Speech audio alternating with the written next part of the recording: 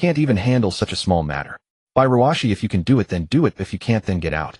Accompanied by the roar of reprimand that echoed throughout the office, everyone's gaze curiously turned toward the direction of the sound.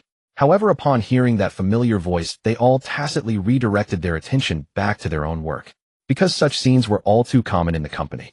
Shortly after, a figure who appeared to be a girl, about 165 meters tall, slender, with delicate features, strikingly beautiful, emerged from the supervisor's office. His slightly messy but unexpectedly attractive short hair fell naturally to his ears. His clothes were not particularly stylish, even a bit cheap. Yet the somewhat disheveled hairstyle and mismatched outfit, which would be a disadvantage on anyone, still did not make him look too unpleasant. No makeup needed to be captivating, and ragged clothes could not hide her beauty. That was exactly the case. Though a bit exaggerated, such a seemingly beautiful girl was actually a young man. His name was by Ruashi, a boy who looked and sounded like a girl.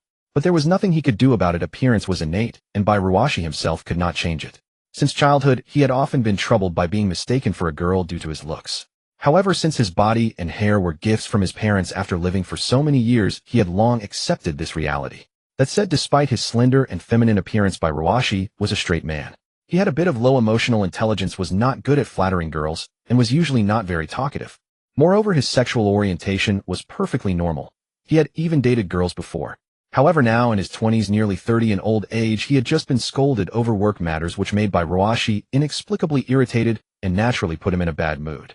But thinking about it, it was normal. Few people would be so carefree as to laugh after being scolded like that. Unfortunately, at that moment when by Ruashi was in a bad mood, a male colleague walked toward him. By Ruashi naturally noticed and looked at the other person. "It's okay, by Ruashi, let's take it slow. Don't take the supervisor's words to heart." As the man approached, by Ruashi grew even more irritated. "It's fine, it's all my fault. I was unlucky. I'd be a fool to help you again," by Ruashi said, then silently sidestepped, dodging the hand the male colleague had reached out to touch him, and walked toward his own desk without looking back.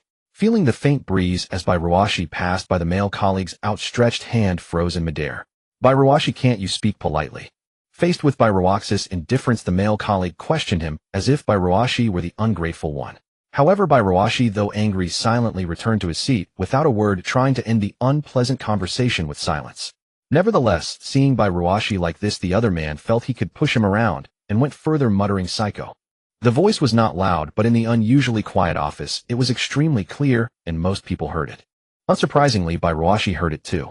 He felt displeased and wanted to step forward. But after a moment's thought, he merely clenched his fist under the desk, bit his lip, and pretended nothing happened. It wasn't that by Ruashi was easy to bully, it was just that this person, by Ruashi, couldn't afford to provoke. The other man's name was Wang Longhao, and his status was no secret. Most people in the department knew. His father was a department manager in the company, considered a high-ranking executive. As the son of a high-level leader, Wang Longhao was brought into the company by his father, naturally becoming a so-called guanxi, who person with connections. Such a person naturally enjoyed privileges. His father, as a high-ranking executive, could easily decide the fate of a low-level employee in this small department. By Ruashi needed this job, so he had to endure. Besides being insulted to his face by Wang Longhao, there was something even more painful. That was the fact that by Ruashi had been scolded because of Wang Longhao. After today's tasks were assigned, Wang Longhao directly approached by Ruashi, who seemed easy to bully and talk to, and asked for help. He euphemistically said that if by Ruashi helped him complete his tasks, he would put in a good word for by Ruashi in front of his father, and maybe by Ruashi would get a promotion or a raise. Everyone wants to climb higher, especially by Ruashi, who was in dire need of money. So by Ruashi helped Wang Longhao finish his work. Just as he was about to start his own tasks, the higher-ups suddenly announced a rush deadline. This resulted in by Ruashi finishing Wang Longhao's work, but not his own. Hence the earlier scene. By Ruashi himself knew that he had been foolish. He should have completed his own tasks first before helping others. This stupidity was by Ruaxi's own fault, and he admitted it. But the problem was that when the supervisor scolded him, Wang Longhao didn't even step forward to explain. He just stood by watching as if it had nothing to do with him. Knowing that if he had stepped in, the supervisor would have let it go because of Wang Longhao's status, yet Wang Longhao only came out to play the good guy after the scolding was over. By Ruashi felt helpless and furious, but there was nothing he could do. Wang Longhao's background was right there. A fall into a pit, a gain in your wit. By Ruashi considered this a lesson learned. Meanwhile, in the eyes of some other employees, they felt sympathy for by Ruashi. After all, by Ruashi was very good-looking, and being bullied and wronged made him look pitiful and charming, which angered many people present. But that was all. Not everyone had connections like Wang Longhao. Most were just struggling workers who could barely take care of themselves. How could they speak up for Bairuashi? And so Bairuashi had to work through the rest of the day with a belly full of anger until quitting time. As soon as it was time to leave, Bairuashi eagerly began packing up, ready to leave this company that made him unhappy. Today had not been a good day. But as luck would have it, the supervisor who had scolded him earlier also walked out of his office just around the same time. Everyone looked at the pot-bellied, balding supervisor and felt a sinking feeling in their hearts. Him showing up at this hour meant trouble. Everyone, there's a new order tonight. The higher-ups need it urgently. It must be finished tonight, and no one leaves until it's done. As he announced loudly, his gaze immediately fell on Bairuashi. Then his eyes turned cold. Some employees can't even finish their own tasks, yet they rush out the door at quitting time faster than anyone. I wonder what the company keeps you lot for. With that, the supervisor threw the documents on the table, made a sour face, and left. Did you think he would stay to work overtime? No. It was time to go home. The supervisor only needed to assign tasks. The poor workers had to worry about the rest. Nevertheless, everyone could only watch the pig-headed supervisor walk toward the elevator for the day, leaving behind a chorus of complaints. Bairuashi, hearing the supervisor's words, knew clearly that the supervisor was targeting him both overtly and covertly. Ugh, that fat pig says we have to work overtime, but he leaves himself. What a jerk. Exactly, he probably dumped his own work on us again. Bairuashi listened to the complaints around him and felt a surge of irritation. He really wanted to leave. But thinking that the supervisor had called him out by name, Bairuashi didn't dare to bear the consequences if he actually left. What a lousy day. He slumped back into his seat only to see Wang Longhao, who had been playing on his phone all day, stand up and follow the supervisor out of the company. So we have to work overtime while he just leaves. Enough, don't say that. His father is a department manager. What if he hears us gossiping and retaliates? Bairuashi listened to the discussions and wished he had such a powerful father so he wouldn't have to live such a miserable life. But the truth was that Bairuashi was an orphan and his only close friend had died in an accident a few years ago. A very unfortunate life. But there was no choice. Thinking of this, Bairuashi could only sigh silently, a trace of weariness appearing between his beautiful brows, but he had to open his work document and start working again. Until the ink-black sky enveloped everything and the office was empty, Bairuashi finally finished his work. He then stretched in his office chair. Bairuashi looked out the window at the deep night sky, a sense of unease rising in her heart. She opened her phone, saw it was nearly 10 in the evening, and several unread messages, and couldn't help feeling nervous. I have to go back quickly, she muttered. Muttering to herself, she stood up, gathered her belongings, and walked to the elevator. She pressed the call button as usual, then took out her phone and waited. The office building had many floors, so even the elevator took a while.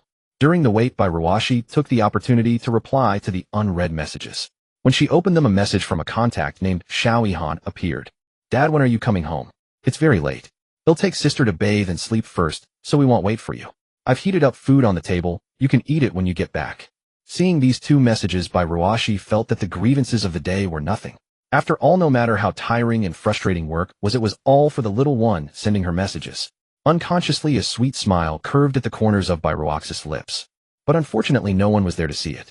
Just as she was smiling and typing a reply, a ding interrupted her.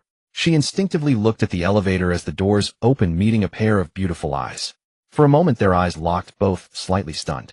At this late hour, there should be hardly anyone left in the building, yet a woman stood in the elevator. She was stunningly beautiful, tall and slender, exuding an air of intellectual maturity. Sensing the other's extraordinary aura, Bairuashi was certain she was likely a senior executive. Ordinary people didn't possess such confident and powerful energy. Does the company have such a beautiful female leader, she wondered. A question arose in Bairuaxi's mind. Meanwhile, the mature woman, looking at the sweet smile on Bairuaxi's face, had the same thought. Does the company have such a beautiful girl? Working late tonight? The mature woman asked, breaking the silence. Bairuashi nodded with a smile, stepped into the elevator, pressed the button for the first floor, and turned her back. The woman's target floor was the basement, level 1, the parking lot. Having a car further confirmed she was likely a high-level executive. Bairuaxi's suspicions grew stronger. Behind her, the woman gazed at the pretty girl who had worked so late, her eyes lingering. Working overtime until this hour must be tough, isn't it? The pleasant voice behind her caught Bairuaxi's attention. She paused for a moment, then turned around to reply, a professional fake smile on her face. No, it's my duty, Bairuashi said repeatedly. Yet even so, the woman still didn't perceive her as man. Bairuaxi's voice was androgynous, could be mistaken for either gender depending on the speaker's appearance. Since Bairuashi looked like a girl, the woman had no doubt and assumed her gender. Just as the woman was about to continue questioning, the elevator arrived at the first floor with a ding. Excuse me, leader, I'll take my leave now. Let's chat another time, Bairuashi said. By Ruashi hurried out of the elevator, as if escaping, leaving the woman watching her retreating figure lost in thought. As the elevator doors slowly closed, the tall, beautiful silhouette disappeared. Outside the company, by Ruaxi's mind still lingered on the woman in the elevator. If she was a leader, by Ruashi should have remembered her after working here for several years, but she seemed unfamiliar. But soon she put it aside. There were more important matters. Replying to her daughter's message. "I'm late from work today. I'll bring you two a small cake on my way back," she typed. She remembered a cake shop on her way home. By Ruashi had two daughters, but they were not her biological children. They were the daughters of her deceased best friend. The story dated back to when she had just graduated from college. At that time, her best friend's entire family died in a car accident. He had also grown up in the same orphanage as by Ruashi, so he had no parents or other relatives. His wife's parents had also died early, and they had no close relatives. So before his death, the best friend made a will entrusting his two daughters to by Ruashi, who had just graduated from college. After completing the will, he breathed his last. The will clearly stated that if by Ruashi was willing, she could adopt them and inherit the house and some savings. But as a fresh graduate, by Ruashi felt incapable of taking on this responsibility. To be harsh, she had no obligation to adopt her friend's daughters. She had no money and her job was unstable. Yet when the court informed her that if she didn't adopt them, the children would be sent to an orphanage, she finally decided to take them in. She couldn't bear the thought of them repeating her own childhood tragedy. It was too tragic. So by Ruashi gritted her teeth and adopted her friend's daughters. At first, life was very hard. She was just a fledgling graduate struggling to raise two children. Over 6 years, by Ruaxi's job and income gradually stabilized. The two little ones grew closer to her, almost like a real father and daughters. The pressure of life slowly eased. Everything was heading in a positive direction. Compared to this, the unpleasantness of today was just a fleeting breeze. On the bus, holding the handrail, by Ruashi gazed out the window at the twinkling city lights and drifted into a daze. The bus announcement snapped her back to reality. She realized it was her stop, but the driver showed no sign of stopping. "Driver, please stop," she called out hurriedly. As the door opened, by Ruashi stepped out and headed straight for the cake shop across the street. "They'll buy a cake for the little ones, then go home," she murmured, humming a tune. Even though she had worked the next day, her mood had been good ever since. After all, live in the moment. As she crossed the street, an expensive-looking luxury car pulled up not far away. Wow, rich people, she thought. Although rich people were common in this city, she still couldn't help but sigh, dreaming of becoming a big boss and driving a luxury car. If she could be a big boss, she'd be willing to drive a luxury car and live in a villa. The thought made her chuckle, but she only glanced at it twice before turning her attention away. Her priority was buying a cake for her daughters. Just as she was about to look away, the figure stepping out of the car seemed oddly familiar. She focused her gaze and realized it was the beautiful executive she had met in the elevator. What a coincidence! The woman seemed to sense her stare and turned to meet her eyes. After all, they had only just parted ways not long ago. Under by Ruaxi's gaze, a flicker of surprise briefly passed through the eyes of the woman before her, but she quickly stepped forward. "Hello, Yin Mingyun." As she spoke, she extended her slender, fair hand with distinct knuckles right in front of by Ruashi. By Ruashi watched as Yin Mingyun extended her hand, and realizing she intended to shake hands, swiftly offered her own. Thus, two pairs of hands, soft as tender shoots, clasped together. Briefly savoring the other's cool smoothness, by Ruashi, after a moment of absent-mindedness, finally spoke. "Hello, by Ruashi." Savoring the sensation of the handshake just now, by Ruashi felt a strange complexity in her heart as she looked at Yin Mingyun. She was never good at dealing with so-called superiors. A short chat was fine, and she could manage a few casual words. But now, meeting again with the other initiating the greeting, by Ruashi found herself at a loss for words. Still, since the other had taken the initiative, she couldn't pretend not to notice. After a brief exchange of introductions, Yin Mingyun, observing the pretty, yet somewhat disheveled by Ruashi, couldn't help but silently commit her name to memory. She was indeed a high-ranking executive at the company. Seeing by Ruashi working so late, she felt a measure of goodwill. After all, who didn't appreciate a diligent employee? Moreover, this was the second time she had encountered her in such a short span. "What are you doing here?" Yin Mingyun asked calmly, but by Ruashi wished she could flee the scene. "I'm here to buy a cake." As she spoke, she grumbled inwardly. What else could one do at a cake shop? Yet her silent complaints were of course unheard by Yin Mingyun. What a coincidence, I'm here for a cake too. A charming warm smile gradually formed at the corners of Yin Mingyun's mouth. "This cake shop is run by a friend of mine. The flavors are excellent." With that, she strode forward on her own. "Come along." "All right." Faced with her superior's invitation, by Ruashi had no choice but to comply, even if she was reluctant. To refuse now would be a clear signal of unwillingness to accompany her. So she followed behind Yin Mingyun, and together they entered the cake shop. "I know the owner here. Take whatever you like, and I'll just inform them." Yin Mingyun said, generously glancing at Bai Ruashi. This offer left Bai Ruashi momentarily stunned. Such a good deal. No need, no need. They'll pay for it myself. Despite feeling this was a chance to get something for free, her words were polite. It's fine.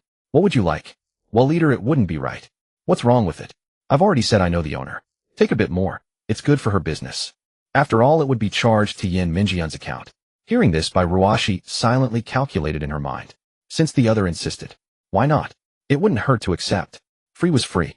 It was the other who insisted on treating her. Bai Ruashi hadn't asked. Then, just a small cake will do. Though her heart wanted more, her timid speech only requested a small one. This was staying true to her original intention. Seeing Bai Ruashi relent, Yin Mingyun couldn't help but smile. Her smile wasn't for any other reason. She herself had wanted a small cake, and it turned out they had chosen the same one. Was this fate? With this thought, Yin Mingyun approached the counter. 2 small cakes, please. I'm sorry, but it's late, and we only have one left. The pastry chef has already gone home. Hearing the shop assistant's words, Yin Mingyun was taken aback, her lovely brows slightly furrowed. How unfortunate. Standing nearby, Bai Ruashi naturally noticed Yin Mingyun's frown. Leader, please keep this one. He'll find something else. It's fine. You take it. Before Bai Ruashi could finish, Yin Mingyun interrupted her and gave a generous smile. She could just buy another one elsewhere. As for the cake in front of them, it didn't matter if she gave it to this young lady. Then that one, please pack it up, thank you. Bai Ruashi watched as Yin Mingyun spoke to the cashier, reflecting on how imposing the other had been since the beginning. Yet she was rather surprised by the other's generosity, giving up the last cake for her. But she supposed the other came from a wealthy family and didn't need this. Even so, Bai Ruashi couldn't help but feel a rise in her favorability toward her superior. There was no comparison without contrast. Yin Mingyun's generous and amiable demeanor stood in stark contrast to Bai Ruaxi's unreasonable supervisor. Not all high-level executives were as detestable as that supervisor. Watching the shop assistant pack the cake, Bai Ruashi considered making another polite refusal. But she remembered she had promised to bring cake home for her daughters. So she swallowed the words that were on the tip of her tongue. Then, thank you very much. Bai Ruashi expressed her sincere gratitude to Yin Mingyun. You're welcome. Watching Yin Mingyun smile slightly and wave her hand, Bai Ruashi wished that her direct supervisor were her. That would be far better than her pig-headed boss. During the packaging, Yin Mingyun's attention once again fell on Bai Ruashi. By the way, you're the last one in your department to leave, right? Yin Mingyun asked seemingly casually, and Bai Ruashi nodded without suspicion. Seeing her response, Yin Mingyun nodded thoughtfully. Her conjecture was confirmed. Oh, could I have 2 forks, please? Not noticing Yin Mingyun's pensive expression, Bai Ruashi noticed only 1 fork in the package and asked for an extra one. After all, it was for 2 little ones. Sure. As the shop assistant agreed, Yin Mingyun gleaned more information from Bai Ruaxi's words. Going home to share it with your partner? Yin Mingyun asked, seizing the opportunity. No. I have 2 kids at home, or it's for them. Bai Ruashi was rather embarrassed by Yin Mingyun's question. How did that lead to a partner? Yin Mingyun, upon hearing this, took another look at Bai Ruashi. Who would have thought that someone so young and beautiful already had 2 children? Would you like to bring something else for your kids? There are breads and desserts here. Children usually love them. No, really no. This time Bai Ruashi firmly refused Yin Mingyun's kindness, waving her hand hastily. Since the other had already bought her a cake, taking anything more would be stepping over the line. Bai Ruashi wasn't so shameless. Leader, it's getting late. They'll head home now. With that, she quickly bid farewell to Yin Mingyun and fled the scene. Watching Bai Ruashi leave and recalling that she had 2 children, Yin Mingyun could understand her haste. It was only natural to rush home to see the kids. Yet seeing Bai Ruaxi's hurried departure, Yin Mingyun grew curious about what her partner looked like. Carrying the cake, Bai Ruashi returned home. Standing before the familiar door, she took out her keys and gently turned the lock. As the door swung open, her eyes immediately fell upon the dishes left for her on the dining table, as well as the small lamp that had been lit just for her by the entrance. Seeing all this, Bai Ruashi felt an overwhelming sense of comfort in her heart. As if sensing her return, the sound of bare feet padding across the floor soon came from the bedroom. Then the bedroom door opened. A girl of about 10 with shoulder-length hair and an adorable face dashed out of the bedroom and threw herself straight into Bai Ruaxi's arms. Daddy's back. With her excited and endearing voice, Bai Ruashi caught the little girl who had leaped into her embrace. Bai Ruashi stumbled slightly from the enthusiastic tackle. Xiaoling, aren't you asleep yet? She looked at the sweet and obedient Bai Yiling in her arms, and for the first time that day her weary and gloomy expression softened into a genuine smile. Daddy said you'd bring us cake, so of course I'm not going to bed early, Bai Yiling declared, then pulled away from Bai Ruaxi's embrace, placing her hands on her hips with a hint of sass. Seeing her adorable proud pose, Bai Ruaxi's smile widened. After all, she was truly adorable. Then, as if struck by a thought by Ruashi, asked by Yiling, "Where's your sister?" Just as she finished speaking, another door opened, and a girl slightly older than Bai Yiling stepped out. She was also young, sharing 60 to 70% of Bai Yiling's features, and was equally a beauty in the making, though a few years older. If Bai Yiling was a cute little lowly, then this one was a blossoming young lady, graceful and refined. Her aura was also entirely different from Bai Yiling's lively and adorable nature, exuding an aloofness that discouraged approach. "Xiaohan, come have some cake." Though she appeared cold, Bai Ruashi knew she was a very obedient and sensible child. In fact, when Bai Ruashi was at work, many household chores were handled by Bai Yihan. Whether it was laundry or cooking, most of the domestic tasks fell on Bai Yihan's shoulders. However, Bai Yihan had just started middle school this year, and Bai Ruashi felt she had entered a rebellious phase, as their conversations often ended awkwardly after just a few words. In the past, their chats had never been so strained. Seeing that she still silently devoted herself to the family, Bai Ruashi noticed and naturally wanted to guide her to have a proper talk. But there was no helping it. Bai Ruaxi's work was too busy, and she came home late every day, so she never found the right opportunity. At Bai Ruaxi's call, Bai Yihan slowly walked over and sat down at the table without a word. "Don't fight over it, you two. Share it equally." Bai Ruashi placed the small cake on the table, reminded them, then headed to the kitchen. She picked up her bowl and chopsticks, giving them a quick rinse. She hadn't eaten a bite all day and was truly starving.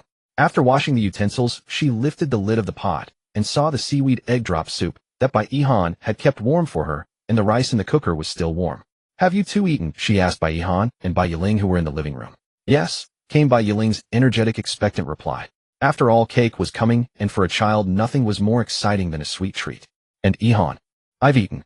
Hearing that both had eaten, Bai Ruashi brought out the soup and a bowl of rice. Removing the cover from the table, she saw a plate of scrambled eggs with tomatoes and a dish of stir-fried pork with peppers, both made by Bai Yihan. These were her favorites. After a few bites, her hungry stomach finally felt soothed. "Yihan's cooking keeps getting better." Bai Ruashi smiled at the two sisters eating cake nearby, her gaze finally settling on Bai Yihan. Seeing Bai Yihan nod with a somewhat indifferent expression, Bai Ruashi wasn't upset. After all these years, she had grown accustomed to the girl's temperament. Lately she might be a bit rebellious, but overall she was still good. Watching the two little ones now grown up and healthy, Bai Ruashi couldn't help but recall the time when they were just newborns. Speaking of which, she had to think back to many things from the past. The story between Bai Ruashi and her sworn brother.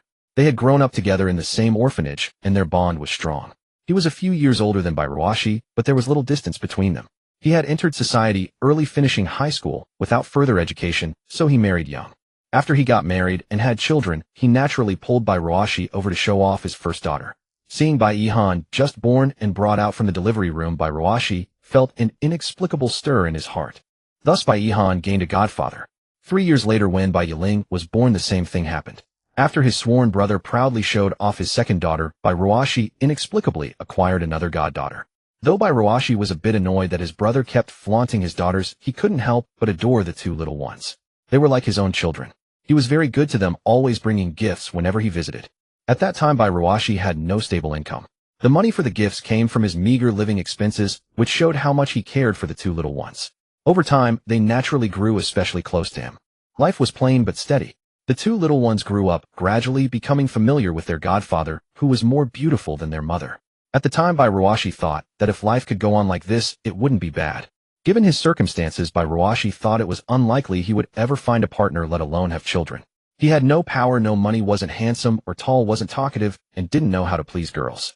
So why not treat his two goddaughters as his own daughters? Just live plainly and treat them as his own.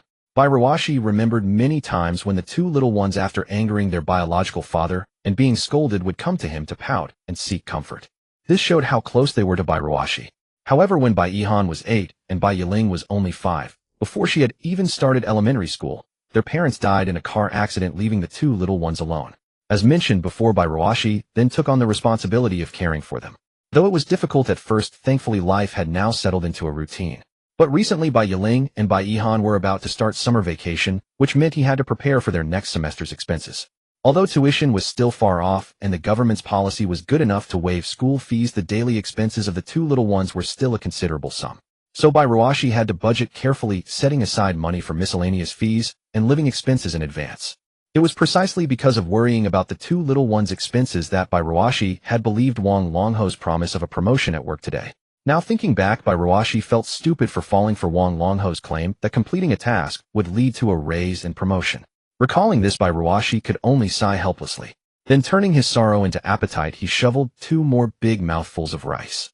But as a result, he choked on the large clumps of rice. Water. His voice sounded strained, quickly catching Jahan's attention. Jahan quickly poured a glass of water and handed it to him. He took it and gulped it down, the relief bringing him a sense of comfort. That aunt came again today. Just as Ruashi was about to thank Jahan, she interrupted him. After a moment's thought, he realized who she was referring to. This made his expression darken. If she comes again, just call the police and have her thrown out. Ruashi said to Jahan with a serious tone. Jahan nodded indifferently. Looking at her, Ruaxi's mind churned with thoughts, and he felt a headache coming on. Because the aunt Jahan mentioned was actually Ruaxi's ex-girlfriend from college, Feng Xiaoman. The reason she had come looking for him today was that she had somehow heard that his sworn brother had left all his inheritance to him, so she thought he was rich and kept pestering him. Ruashi thought she was utterly insane. Ruashi, still a university student at the time, had gone to a supermarket off campus to purchase daily necessities. As fate would have it, she coincidentally encountered Feng Xiaoman strolling hand in hand with another young man on the campus path, their demeanor intimate. Even then, Ruashi clung to a sliver of hope, thinking that the man might be a relative of Feng Xiaoman. Yet that faint hope evaporated in an instant when the two kissed right before Ruaxi's eyes. Witnessing this, the impassioned and spirited Ruashi, still in her university years, could not stomach such humiliation. She stepped forward and confronted Feng Xiaoman directly. To her surprise, Feng Xiaoman faced Ruaxi's accusations without a blush or a racing heart, showing not a trace of shame. Instead, she turned the tables and berated Ruashi, calling her lacking in masculinity, impoverished, and incapable of sweet talk, utterly unable to provide the life she desired. She even claimed that being with Ruashi was utterly dull. And so the two parted ways. In the days that followed, Ruashi was dejected for a day or two. But only for a day or two after all. Reflecting on the time she spent with Feng Xiaoman, Ruashi realized there were few memorable moments between them, not even overly affectionate gestures. Their relationship was as bland as plain water. Moreover, Ruashi felt she shouldn't sink into despair over a woman. Life had to go on. Yet Feng Xiaoman's remark about her lacking masculinity dealt a significant blow, leaving Ruashi with a lingering grievance. After all, Ruashi had always been troubled by her appearance since childhood. From that moment on, she resolved to start training herself. Though this so-called training fizzled out after just a few weeks. Ruashi still had to work part-time. Without a job, there would be no money for living expenses. Exhausted from daily work, she naturally had no energy left for exercise. However, regarding Feng Xiaoman, Ruashi heard from many former classmates that after their breakup, Feng Xiaoman had dated numerous boyfriends, none of whom stayed long. The longest relationship lasted only a year. Ruashi roughly understood the reason. Having spent time together, she had some insight into Feng Xiaoman's character. Their values had never really aligned, as Feng Xiaoman always talked about money and constantly expected Ruashi to buy her things. So even if Ruashi hadn't discovered Feng Xiaoman's infidelity back, then their separation would have only been a matter of time. In short, Feng Xiaoman was a materialistic girl. Now that she had come looking for Ruashi again, it was likely because she had broken up yet again and was out of money. Ruashi ate while staring into the air, lost in thought. "Dad, do you want some?" Yiling's voice pulled her back from her reverie. Turning her head, she saw Yiling holding a small piece of cake on a fork, offering it to her with an adorable and sensible expression. The earlier annoyance faded considerably. "You go ahead, I don't want any," Ruashi said with a gentle smile, pushing away the cake Yiling offered. "Then I'll eat it if Dad want." With that, Yiling unceremoniously stuffed the small cake into her mouth, her chubby baby-faced cheeks looking exceptionally cute. Ruashi felt an urge to reach out and pinch those little cheeks. Seeing Yiling so adorable and unpretentious brought her joy. The fact that the two little ones didn't stand on ceremony with her was in Ruaxi's eyes a good thing. After all, true family members don't stand on ceremony. Yet when her gaze fell on Jahan, who kept glancing over but remained silent, Ruashi felt a pang of worry. Despite the time they had spent together, she sensed a lingering rift between them. This rift, though invisible like air in daily life, could not be ignored. Ruashi felt utterly at a loss on how to bridge this unseen gap. "Dad, there's a parent-teacher meeting at school in a few days. Will you come?" Just as Ruashi was lost in thought, Jahan took the initiative to speak, catching her attention. Jahan's words were hesitant and unsure, but her eyes remained fixed on Ruashi, awaiting a reply. Their eyes met, and a flicker of anticipation glimmered in Jahan's gaze, but Ruashi failed to notice it. Under the mutual gaze, she slowly averted her eyes. "Ill. See." Ruashi had intended to refuse outright, given her hectic work schedule. Her department had two vampires who constantly offloaded tasks onto others, leaving her with barely any free time except during holidays, and even then overtime was common. Yet when Bairuashi looked at Baihan and briefly met those clear eyes, the refusal stuck in her throat. Thinking back, she realized that since their parents passed away and they came to live with her, she had never attended a single parent-teacher meeting for either Baihan or Yiling. This realization filled Bairuashi with guilt. But there was truly no other way. Work was too demanding, and she simply couldn't find the time. Maybe she could take the two little ones out on Sunday to make up for it. As for the parent-teacher meeting, Bairuashi really had no solution. Baihan nodded silently, saying nothing more when she saw Bairuashi hadn't agreed outright. But this time Bairuashi clearly sensed the despondency in Baihan. Seeing her like that, Bairuaxi's heart ached momentarily. However, a wage earner's time wasn't their own, it was a commodity already priced and sold. On the day of the parent-teacher meeting, unless something unexpected happened, she would likely be working overtime until now, not even having time for a meal. Thus the topic faded away. After a simple meal, and washing the dishes, Bairuashi noticed the cake was still unfinished. Baihan had eaten less than a third, leaving the rest for Yiling, so she didn't touch it again. Seeing this, Bairuashi felt a warmth in her heart. "Sister, you eat too. I can't finish all this." As Bairuashi tidied the table, she listened to the sisters' interaction, feeling a sense of comfort. The two sisters' mutual consideration was heartwarming, wasn't it? But Bairuashi didn't interfere. Seeing the sisters getting along so harmoniously was enough. To her surprise, Yiling suddenly pushed the remaining cake toward her. "Dad, you eat. You two finish it. I don't like sweets at night. If Dad doesn't eat, it'll go to waste. My sister and I can't eat anymore." Yiling's words made Bairuashi pause, looking at the earnest expression on her face. "All right, then I'll help you two clean up the mess." With no other choice, Bairuashi relented. Hearing that her dad was willing to eat, Yiling broke into a smile. "Then my sister and I are going to bed. Wash up and go to bed early." "Got it." Though she knew the little ones wouldn't stay up late, Bairuashi couldn't help but remind them. Time passed, and in a blink Bairuashi had finished her shower and stood at the bathroom door, drying her wet hair. Seeing the living room lights off and the little ones' doors shut tight, Bairuashi realized they were already asleep. She tiptoed back to her room. There's truly nothing more comfortable than lying in bed, she murmured, flopping onto the mattress and picking up her phone for her usual pre-sleep scrolling. Only at this moment did time truly belong to her. But just as she was watching a video, a message popped up in the work group at an inopportune moment. She instinctively clicked on it and saw the supervisor praising Wang Longhao for a job well done today. Seeing this, Bairuashi couldn't help but curl her lip, a wave of vexation washing over her once again. His fists clenched in frustration. The more Bairuashi thought about it, the angrier she became.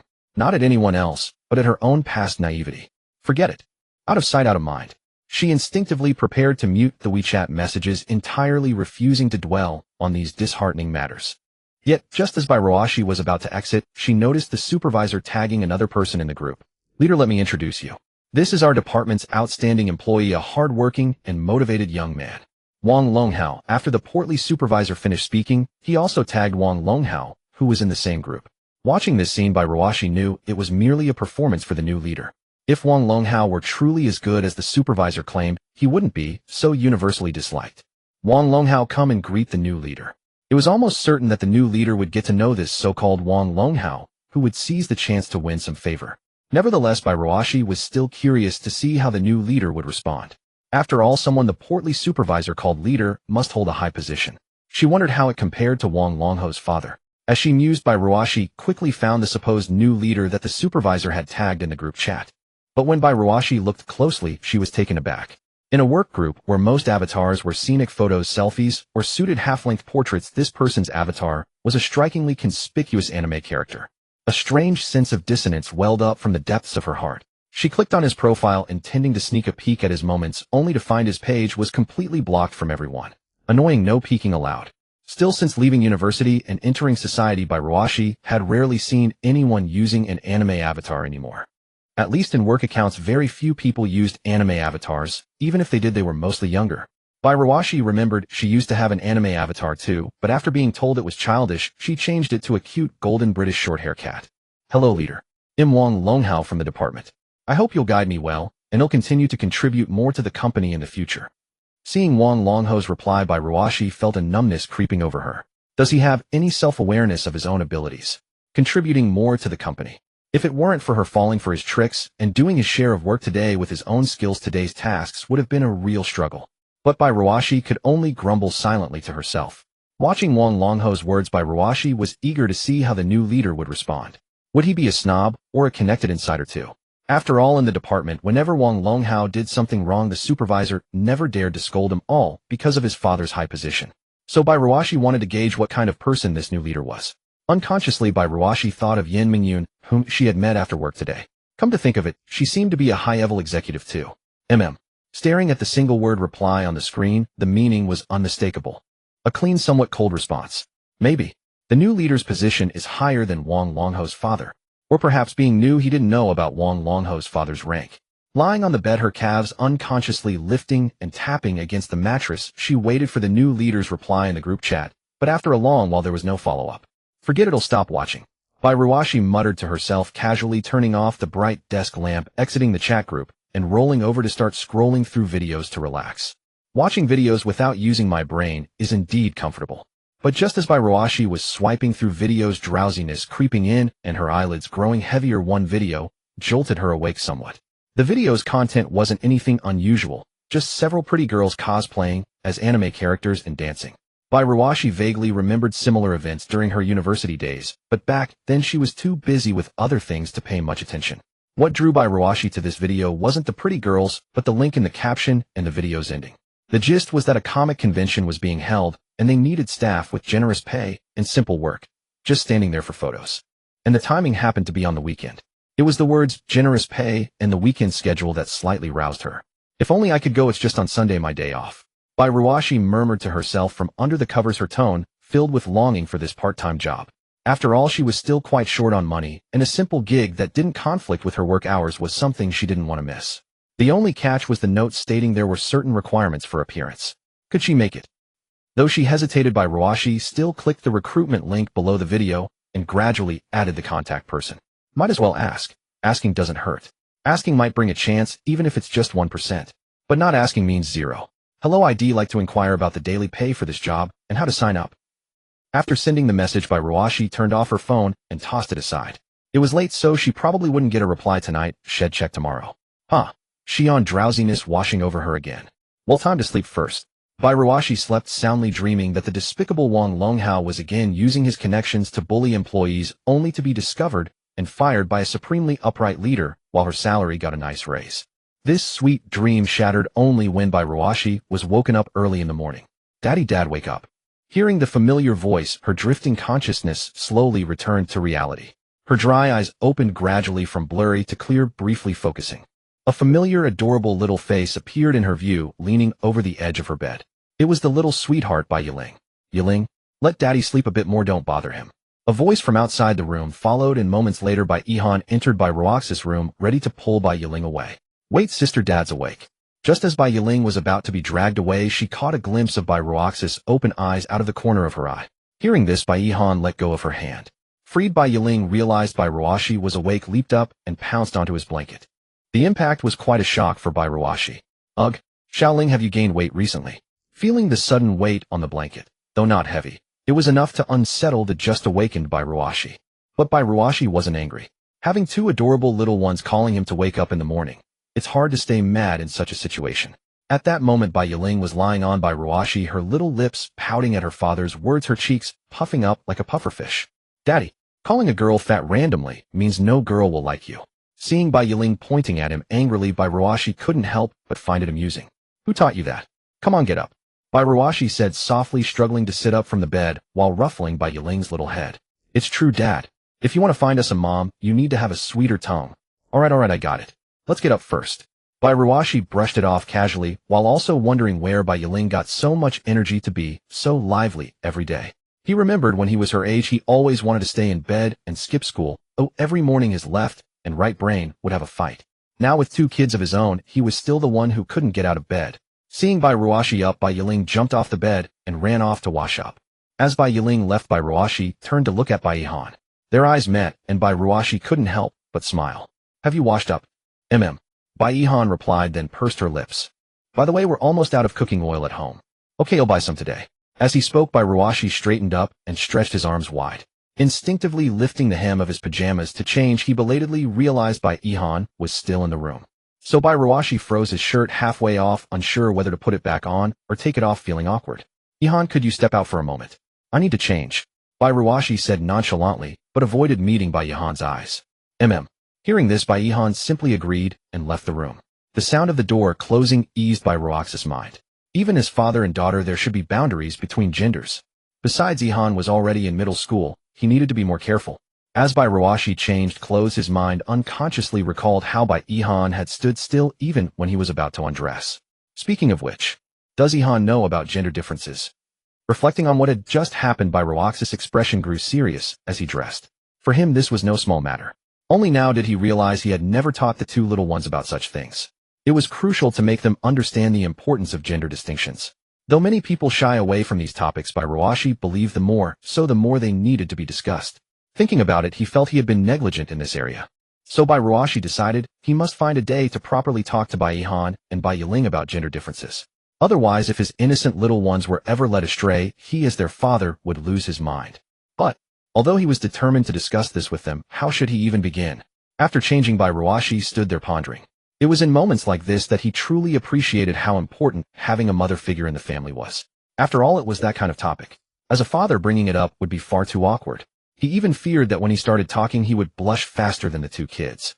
At this thought, Roxas's head began to ache. But he clearly overlooked one thing. In today's age of highly accessible information, children can learn about such topics much more easily than before. And Ihan had her own phone, so she could certainly learn about it online. So Ihan actually understood. The reason she didn't leave when she saw Roashi changing was simply out of curiosity. From Ihan's perspective, though Roashi was technically her father, he looked more like a girl, even more beautiful than many women she had seen, and treated her and her sister as gently as a real mother. When Ihan saw Roxas's slender waist exposed after he took off his shirt, she was sure it was more delicate than most girls she had seen online. Yet this person who seemed more feminine than any girl was a man, and her father. As Ihan gradually understood more, she naturally developed the curiosity typical of a child her age. But that didn't mean she disliked or rejected Roashi. Since their parents left, she had seen how hard Roashi worked for her and her sister's education, she just wasn't good at expressing it. She was actually grateful that her guardian was Roashi. He seemed to be both father and mother, embodying a mother's tenderness and a father's reliability and strength. Roashi had never scolded or hit her or her sister. In fact, many times Ihan could see how exhausted he was when he came home from work, but he always acted as if nothing was wrong in front of them. Such dedication left Ihan and Yiling with no reason to dislike Roashi. But as she grew older and learned more, she realized a serious issue. Their father was approaching 30 and still didn't have a partner. Though young, Ihan worried about this for her old dad. For her and her sister Sake, finding a partner seemed nearly impossible, for him effectively sacrificing his own future happiness. After all, few women would like a man who looked like a girl and had 2 children. But Roashi had no idea about all this. In his mind, Ihan was still the innocent yet sensible little girl she used to be. "Dad, will you be home for dinner tonight?" Ihan asked as she watched Roashi change shoes at the door ready for work. "Not sure, but if I don't come back, you two eat first." As expected, it was Roxas's usual reply. Roashi then handed each of Ihan and Yiling 50 yuan, their meal money for the morning and noon. She figured 50 yuan would be plenty for 2 young children, perhaps even enough to spare some. In the past, Roxas's own daily expenditure for 3 meals at this time was only about 20 yuan. Although prices had risen and circumstances differed, it likely wasn't too far off. Eat well, don't go hungry, okay? Roashi was often frugal with herself, reluctant to spend, but she was generous with the 2 little ones. "Thank you, Daddy." Yiling, upon receiving the allowance, spoke in a sweet voice and obediently took the money with both hands. Roashi never tired of hearing her call him Daddy. Every time it brought him genuine joy. "Thanks, Dad." Ihan, in contrast to Yiling's vivacity, replied with a flat tone, yet still drew a faint smile from Roashi. "You two study hard at school. If anyone bullies you, tell the teacher or me, understood?" Roashi, as if it were their first day at school, couldn't help but reiterate this advice, though he had repeated it countless times. If they were a bit older, they might even find him too nagging. Don't worry, we won't get bullied." With their responses, Roashi felt reassured and left for work. Compared to the children's school time, he had to leave earlier. After all, his home was some distance from the company, a roughly 20-minute bus ride. The 2 little ones had a school bus, so they could leave a bit later. As usual, he boarded the familiar bus and arrived at the company after a dusty journey. But just as Roashi finally reached the main entrance, before he could catch his breath, he saw the elevator doors closing upstairs. "Please wait." He rushed over, hoping to catch this elevator. Fortunately, to his relief, the elevator doors that were about to close reopened as he approached. Thank you." Seeing someone had held the elevator for him, Roashi expressed his gratitude without a second thought. However, when he saw who among the crowd in the elevator had pressed the button for him, he was momentarily stunned. It was none other than Yin Mingyun, whom he had encountered last night. Good morning. Yin Mingyun, also recognizing Bai Ruashi rushing to work, smiled and waved at him. Good morning, ma'am. Bai Ruashi replied awkwardly, then turned around sheepishly. I should never have gotten in. He thought to himself. If he had known Yin Mingyun was in the elevator, he would never have squeezed in. Their relationship was neither familiar nor entirely strangers. And that kind of relationship was the most troublesome. Greeting her was awkward, but not greeting her, since she was his superior, would be impolite and leave a bad impression. Bai Ruashi was indeed grateful that Yin Mingyun had let him have the small cake last night, and she had even paid for it. Yet the awkwardness remained undiminished. Thus, after a period that felt agonizingly long for Bai Ruashi, a ding announced their arrival, and he felt an immense sense of relief. Ma'am, will be going now. Out of politeness, Bai Ruashi turned back to greet Yin Mingyun. But unexpectedly, just as he was about to leave, Yin Mingyun's voice came from behind him. You work on this floor? I happen to have some business here too. Let's go together. Yin Mingyun's expression was as serene as chrysanthemums, a gentle smile, softening her otherwise sharp aura, yet it left Bai Ruashi frozen in place. This offer left Bai Ruashi puzzled. But then suddenly he recalled what had happened in the group chat last night, and the cold attitude of the leader toward Wang Longhao. That leader had made Wang Longhao's eager efforts go unnoticed, leaving a deep impression on Bai Ruashi. Could she be that new leader? Bai Ruashi couldn't help but think. While he was still stunned, Yin Mingyun had already walked past him and stepped out of the elevator. Seeing this, Bai Ruashi had no choice but to quickly follow, staying close behind her. As Yin Mingyun and Bai Ruashi entered the office one after the other, the early arriving employees all looked up simultaneously, their gazes fixed on Yin Mingyun. Her commanding presence and meticulous attire were hard to ignore. As for Bai Ruashi following behind her, he naturally fell under the scrutiny of the crowd. Just as everyone was wondering who Yin Mingyun was and why Bai Ruashi was following her, Bai Ruashi bypassed Yin Mingyun in full view and returned to his workstation. Also, they must have coincidentally caught the same elevator. Where is Supervisor Liu? Yin Mingyun's question piqued everyone's curiosity. She looked like a noble lady, and demanding to see Supervisor Liu right away made it clear to anyone with sense that her status was not ordinary. Supervisor Liu hasn't arrived yet. If you have time, you can wait in the lounge. He'll be here shortly. A team leader stepped forward and engaged Yin Mingyun in conversation. Yin Mingyun merely glanced at her indifferently, then nodded. She walked toward the lounge, her long legs and high heels clicking on the floor, leaving the employees whispering among themselves, speculating about her identity. Who do you think that is, eh? Just as Bai Ruashi had set down his things and turned on his computer, a female colleague leaned in. I don't know, but she's definitely a leader. She drives a luxury car. Bai Ruashi subconsciously told his colleague. He hadn't forgotten that last night Yin Mingyun had parked an expensive-looking car in front of the cake shop and came from the company's upper management. It was practically certain she was a leader. He just didn't know how high up she was. Oh, how do you know she drives a luxury car? Could it be? The female colleague covered her mouth, feigning shock, and stared at Bai Ruashi. Bai Ruashi felt a wave of exasperation. What a strange train of thought. Stop imagining things and get to work, or that fat pig Liu will start barking again. The colleague who loved gossip couldn't help but let her imagination run wild at Bai Ruaxi's attempt to change the subject. This female colleague was named Li Xiaoyuan. She was about 1.6 meters tall, with an ordinary appearance and not particularly tall. Her speech and mannerisms were childlike, so everyone in the office called her Yuan Yuan or Xiao Yuan. She was practically the office social butterfly, vivacious and able to get along with everyone. Not long after joining the company, she had added everyone on WeChat and built good relationships with many. This was the complete opposite of Bai Ruashi. Having worked at the company for years, he barely knew anyone, a stark contrast to Li Xiaoyuan. The only person he was somewhat familiar with was Li Xiaoyuan. That's why Wang Longhao had initially targeted Bai Ruashi, who seemed weak and a bit shy and found excuses to offload his own work onto him. And Bai Ruashi, being naive at the time, had gone along with it. Are you really not going to tell me about that new woman? I think you definitely know her.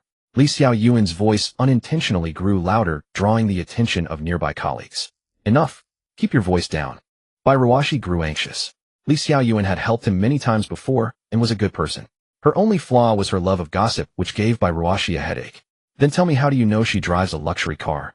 Seeing Li Xiaoyuan's smiling face, Bai Ruashi thought it over and finally recounted how he had encountered Yin Mingyun twice last night. Oh, I see. I thought little Ruashi had been taken in by her. Hearing Li Xiaoyuan's nickname for him, Bai Ruashi felt his fists clench involuntarily. Though Li Xiaoyuan looked like a college student, she was actually 28 or 29. So when she learned she was older than Bai Ruashi, she began calling him Little Ruashi all the time. After all, it was the first time she had seen a man who was even more good-looking than herself. Plus Bai Ruashi was only 165 meters tall, just 5 centimeters taller than her, which led to the nickname. Though Bai Ruashi was annoyed, he was also helpless. He couldn't do anything about her. Li Xiaoyuan was one of the few people in the office who got along with Bai Ruashi. And because she had more work experience, she had helped him a lot when he first joined the company, both in work and in life. So Bai Ruashi figured this was just the friendly banter between close friends. Probably. So what did you do yesterday? Why did you take a day off? Bai Ruashi asked Li Xiaoyuan. He was actually quite glad she hadn't been there yesterday.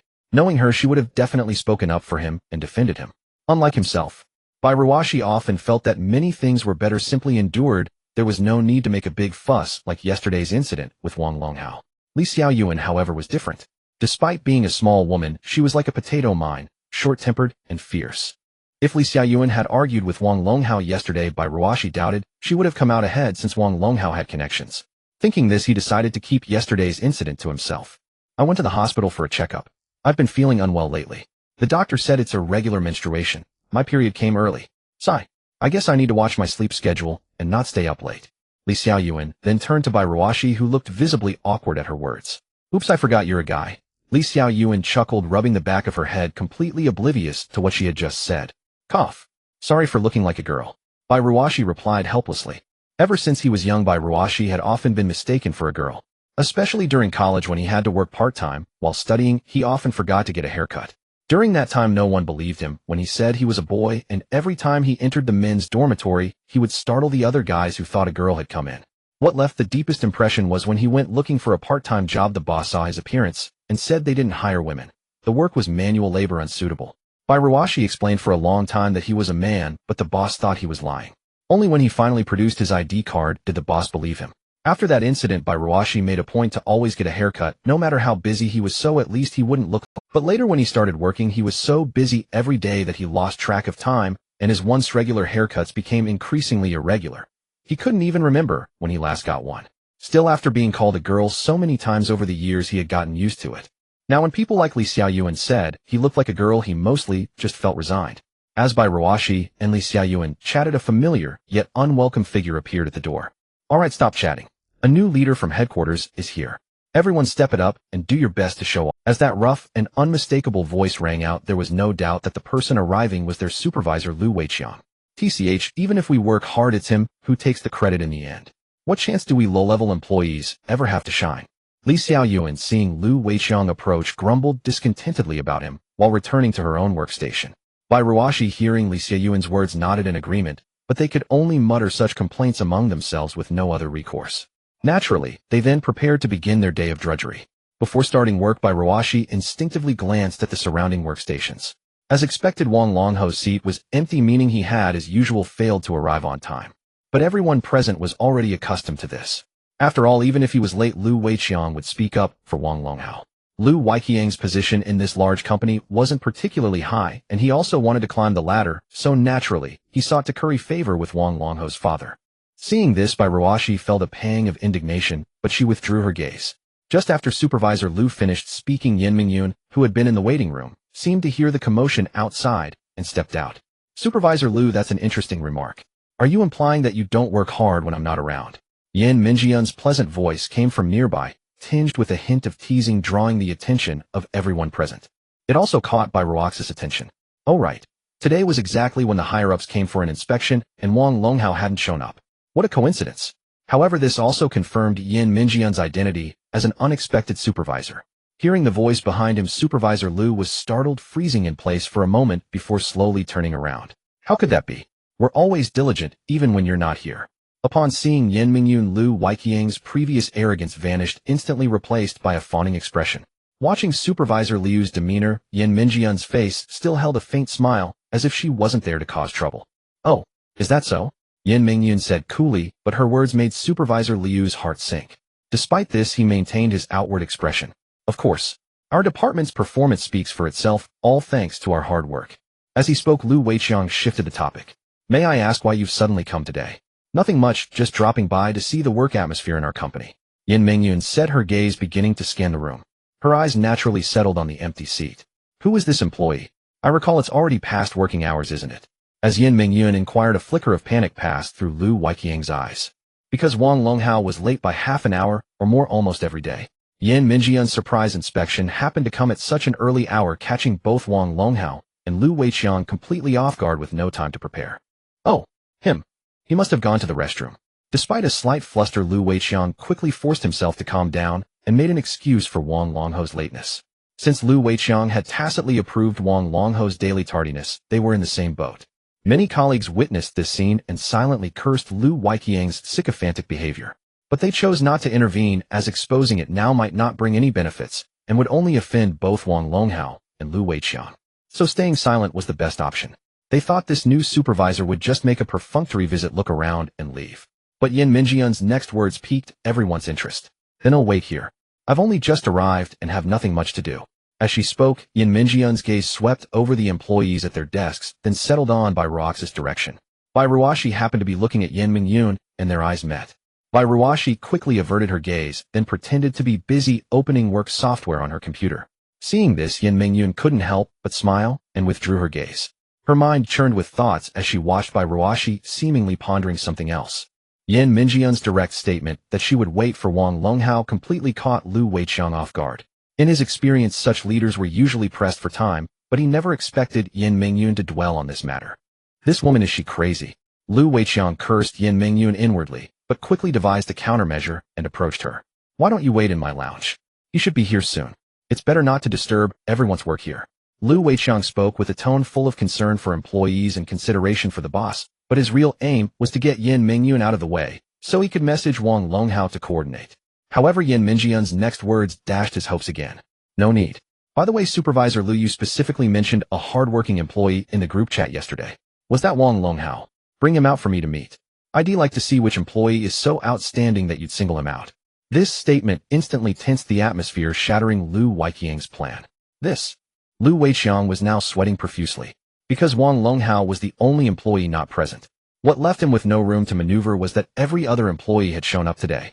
Who could have predicted Yin Mingyun would press so relentlessly? Lu Weiqiang's mind raced, his eyes darting across the workstations. He was even tempted to pick a random employee and claim it was Wang Longhao. Supervisor Liu's mind was working overtime. Despite his inner panic, he managed his facial expressions well enough that others couldn't see how flustered he was. If it had been anyone else, they might have been fooled by this seasoned operator. But for Yin Mingyun, who had come with answers in search of problems, she could only inwardly admire his composure under pressure. Don't tell me the Wang Longhao you mentioned in the group chat is the employee who went to the restroom. Seeing Lu Weiqiang fall into a brief silence after her words, Yin Mingyun gave him no time to react, cutting off any chance for excuses. Her gaze and tone gradually turned icy. Yin Mingyun knew full well that Wang Longhao wasn't in the restroom, but simply late. She asked this only to see if Lu Weiqiang would be honest. To her surprise, he tried to lure her away and play mind games. This made Yin Mingyun lose patience. Lu Weiqiang, cornered by her, frantically searched for a way out, but his mind was now a chaotic mess, leaving him with no solution. How could that? Enough, you don't need to say more. Seeing Lu Weiqiang about to fabricate more lies, Yin Mingyun dropped all pretense and cut him off. Everyone in the office watched this scene with immense satisfaction. They were witnessing a spectacle involving the two parasites in their department who seemed to be facing their comeuppance, yet still refused to admit defeat. If Wang Longhao and Lu Weiqiang had just done their own share of work, they wouldn't have had to work overtime so often. The so-called good performance was merely the result of everyone's overtime efforts. Seeing this turn of events, they could only think good riddance. Pop the champagne. At that moment, after silencing Lu Weiqiang's attempts to argue, Yin Mingyun turned her gaze to the other employees. As Yin Minjian's eyes swept over them, the employees who had been enjoying the drama quickly looked away, afraid to meet her gaze, pretending to be busy to avoid any involvement. Until her eyes locked onto Bai Ruoxi. Bai Ruoxi, slow to react, stared blankly as Yin Minjian's gaze fell on her, then shifted to Li Xieyuan, who was already pretending to be busy, but was actually playing Minesweeper. Realizing the situation, Bai Ruoxi panicked and started fumbling with her computer, trying to look busy, but her efforts were full of flaws. Yin Mingyun found Bai Ruoxi's clumsy, untalented acting increasingly amusing. Bai Ruoxi. Hearing Yin Minjian's voice, Bai Ruoxi's heart sank with a sense of dread, and she instinctively wanted to pretend she hadn't heard. But remembering that Yin Mingyun was her superior, and someone who had even made Lu Weiqiang sweat, Bai Ruoxi couldn't ignore her. Unless she wanted to lose her job. Ma'am. Is there something? As Bai Ruoxi responded, everyone's attention focused on her. They unconsciously glanced between the new supervisor and Bai Ruoxi. They quickly noticed a key point. How could this new supervisor address Bai Ruoxi by name directly? Combined with the fact that Bairuashi had followed Yin Mingyun into the office, it was hard not to suspect they already knew each other. Tell me, did Wang Longhao go to the restroom? Was he late? Or is he really the good employee our supervisor Lu claims, and today was just an accident? Yin Mingyun emphasized the words good employee. Faced with Yin Mingyun's question, Bairuashi swallowed hard. This situation, it was like being put on the spot. Someone save me. If she didn't tell the truth, she'd offend Yin Mingyun. If she did, she'd offend Lu Weiqiang and Wang Longhao. What on earth was she supposed to say? At that moment, Bairuashi felt like the sky was falling. But Yin Mingyun seemed oblivious to her distress and continued speaking matter-of-factly. I believe when a patient is sick, they need to see a doctor to find the root cause and cure it. Yin Mingyun said this softly, but her gaze slowly fixed on Bairuashi. A doctor doesn't treat a patient without reason. Oh, it's only when the patient is sick that the doctor intervenes. Bairuashi, no fool, understood that Yin Mingyun's words carried a deeper meaning. These words turned the already pale face of Supervisor Lu even whiter. In other words, Yin Mingyun's visit today was not without purpose. So, she had known all along. Then why didn't she expose it herself instead of laying all that groundwork and forcing her to answer now? What if Yin Mingyun lacked solid evidence and was just bluffing? But now Yin Mingyun was forcing Bairuashi to take sides. Despite her uncertainty, Bairuashi, caught in the crossfire, had no choice but to decide. Who would have thought that when titans clashed it would be Bairuashi, an ordinary person, who suffered? But since it had come to this, Bairuashi, however reluctant, had to steel herself. Ma'am, Wang Longhao is indeed late by half an hour every day. Bairuashi decided to trust her judgment that Yin Mingyun knew everything. Just as Bairuashi finished speaking, Lu Weiqiang interjected. Bairuashi, don't talk nonsense. Speaking carelessly has consequences. Though panicked inside, Supervisor Lu maintained a facade of calm, shooting meaningful glances at Bairuashi. Bairuashi, seeing Lu Weiqiang's reaction, naturally felt a surge of unease. But just as she wavered, Yin Mingyun spoke again, her tone icy. Supervisor Lu, is this how you usually intimidate employees? If I hadn't come today, would you have set yourself up as a little king in this department? Yin Mingyun's cold gaze fixed on Supervisor Lu. No, ma'am, how could that be? I was just asking him to tell the truth. Even the usually composed Supervisor Lu finally cracked under Yin Mingyun's relentless pressure. So you're saying what he said just now was false? Yin Mingyun stared intently into Lu Weiqiang's eyes, which were squeezed into slits by his fat. The atmosphere in the room dropped to freezing point. The sound of keyboards and mice ceased. Even a pin drop could be heard. Under Yin Mingyun's sharp, unyielding interrogation, Lu Weiqiang's mind was completely blank, unable to conjure new excuses. After all, a lie often requires more lies to cover it up, especially in his current predicament. Alright, the person next to Bairuashi, could you please tell me if Wang Longhao arrives on time every day? Li Xiaoyuan, suddenly called upon, was momentarily stunned, but quickly grasped Yin Mingyun's intent. After glancing at Bairuashi, she caught on. Might as well risk losing the job together. Ma'am, it's like this, Wang Longhao is basically half an hour late every morning. Hearing Li Xiaoyuan confirm Bairuaxi's account, the other colleagues quickly joined in. The broken window effect and the tendency to pile on when someone is down came into play. Yes, Wang Longhao is always half an hour late. And he always dumps his work on us. Once the two had spoken, others seized the opportunity to recount Wang Longhao's misdeeds in Yin Mingyun's presence. As for Lu Weiqiang, his face grew increasingly pale. Though they were talking about Wang Longhao as his accomplice, his fate would be no better. Watching her colleagues expose Wang Longhao's misdeeds one after another, Yin Mingyun nodded slightly. This was exactly the outcome she had hoped to see. Alright, everyone, please calm down for a moment. I've heard your feedback, and I will take this matter seriously. After she finished speaking, Yin Mingyun made a quieting gesture, and the crowd gradually fell silent, ceasing their accusations against Wang Longhao. Then she turned to Lu Weiqiang, who was standing beside her. At this moment, Lu Weiqiang's face was visibly turning pale. Well, Supervisor Lu, I will thoroughly investigate this matter. As for Wang Longhao, Yin Mingyun's tone turned cold as she picked up her bag. As for you, Supervisor Lu, you'd better think about how to explain yourself to me. With that, she strode out the door in her high heels without looking back, leaving behind a striking silhouette. But halfway out, Yin Mingyun seemed to remember something. She stopped and turned to look at Lu Weiqiang, as if she had forgotten to say something. Oh, and about you. I will also look into your affairs, Supervisor Lu. Then she shifted her gaze to Bairuashi, who was sitting quietly at her desk. Bairuashi, please compile all the commute and duty records from your department over the past month into a spreadsheet and send it to me. I'll add you on WeChat in the group. Please accept. Having said that, Yin Mingyun left the room, leaving behind a pale-faced Supervisor Lu and a group of stunned employees. It took a while for everyone to process what had just happened. At that moment, curiosity about the new leader filled the air. She was not only extraordinarily beautiful, but also acted with such sharp decisiveness, like a rose with thorns. She had truly embodied the saying that a new broom sweeps clean. After this, the company would likely undergo a major reshuffle. For instance, Lu Weiqiang, who now looked utterly dejected, would probably be the first to go. Seeing this, the others cast glances at Lu Weiqiang tinged with a hint of schadenfreude. Lu Weiqiang's face was ashen as he stared blankly at the employees. As his gaze swept over them, each person avoided eye contact. Finally, Lu Weiqiang withdrew his gaze, his expression unreadable, and silently left the area. He knew that he would soon receive news of his dismissal. No matter the reason, he definitely couldn't stay here any longer.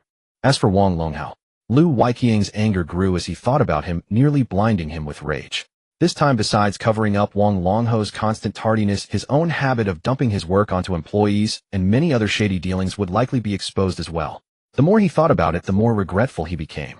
He had fawned over Wang Longhao for so long, yet his position remained stuck, and now he was losing his job. Rather than waiting for his misdeeds to be revealed and getting fired, it would be better for Lu Weiqiang to resign voluntarily. With that thought, he retreated to his office as if all strength had left him. With Lu Weiqiang's inglorious exit, everyone's attention naturally turned to Bai Ruoshi. Watching her back, their imaginations ran wild. After all, the last words Yan Mingyun had said before leaving were quite intriguing. Why ask Bai Ruoshi to do it, and not someone else? Add to that the fact that they had arrived at the company together this morning, that Yan Mingyun had called Bai Ruoxi's name during the first roll call, and that she knew Bai Ruoxi's name even though they had never met before. Could it be that Bai Ruoshi had also become a person with connections? But while everyone was speculating about the relationship between Bai Ruoshi and Yan Mingyun, Bai Ruoshi herself was still confused and a bit dizzy. In her mind, could it be that last night's dream had come true? Bai Ruoshi wondered what outcome Wang Longhao would face after Yan Mingyun's morning maneuvers. Would he be fired, or would his mysterious father protect him? Bai Ruoshi didn't know, but she hoped that Wang Longhao would simply be dismissed. After all, why did Wang Longhao do nothing at work every day, never complete his own tasks, and never work overtime? Well, that's not quite right. If he were just a slacker, he wouldn't have ended up being despised by everyone today. Not only was he a slacker, but he also dragged others down. Especially when he couldn't finish his own work, he would find a scapegoat to do it for him, threatening them with his father's status if they refused. Everyone had been oppressed for a long time. If it weren't for the fact that this company was a large enterprise with excellent salary and benefits, many people would have left long ago because of this. Bai Ruoshi in particular had been the most exploited. But only Bai Ruoshi knew that no matter what, she couldn't quit, as she had 2 little ones at home to support.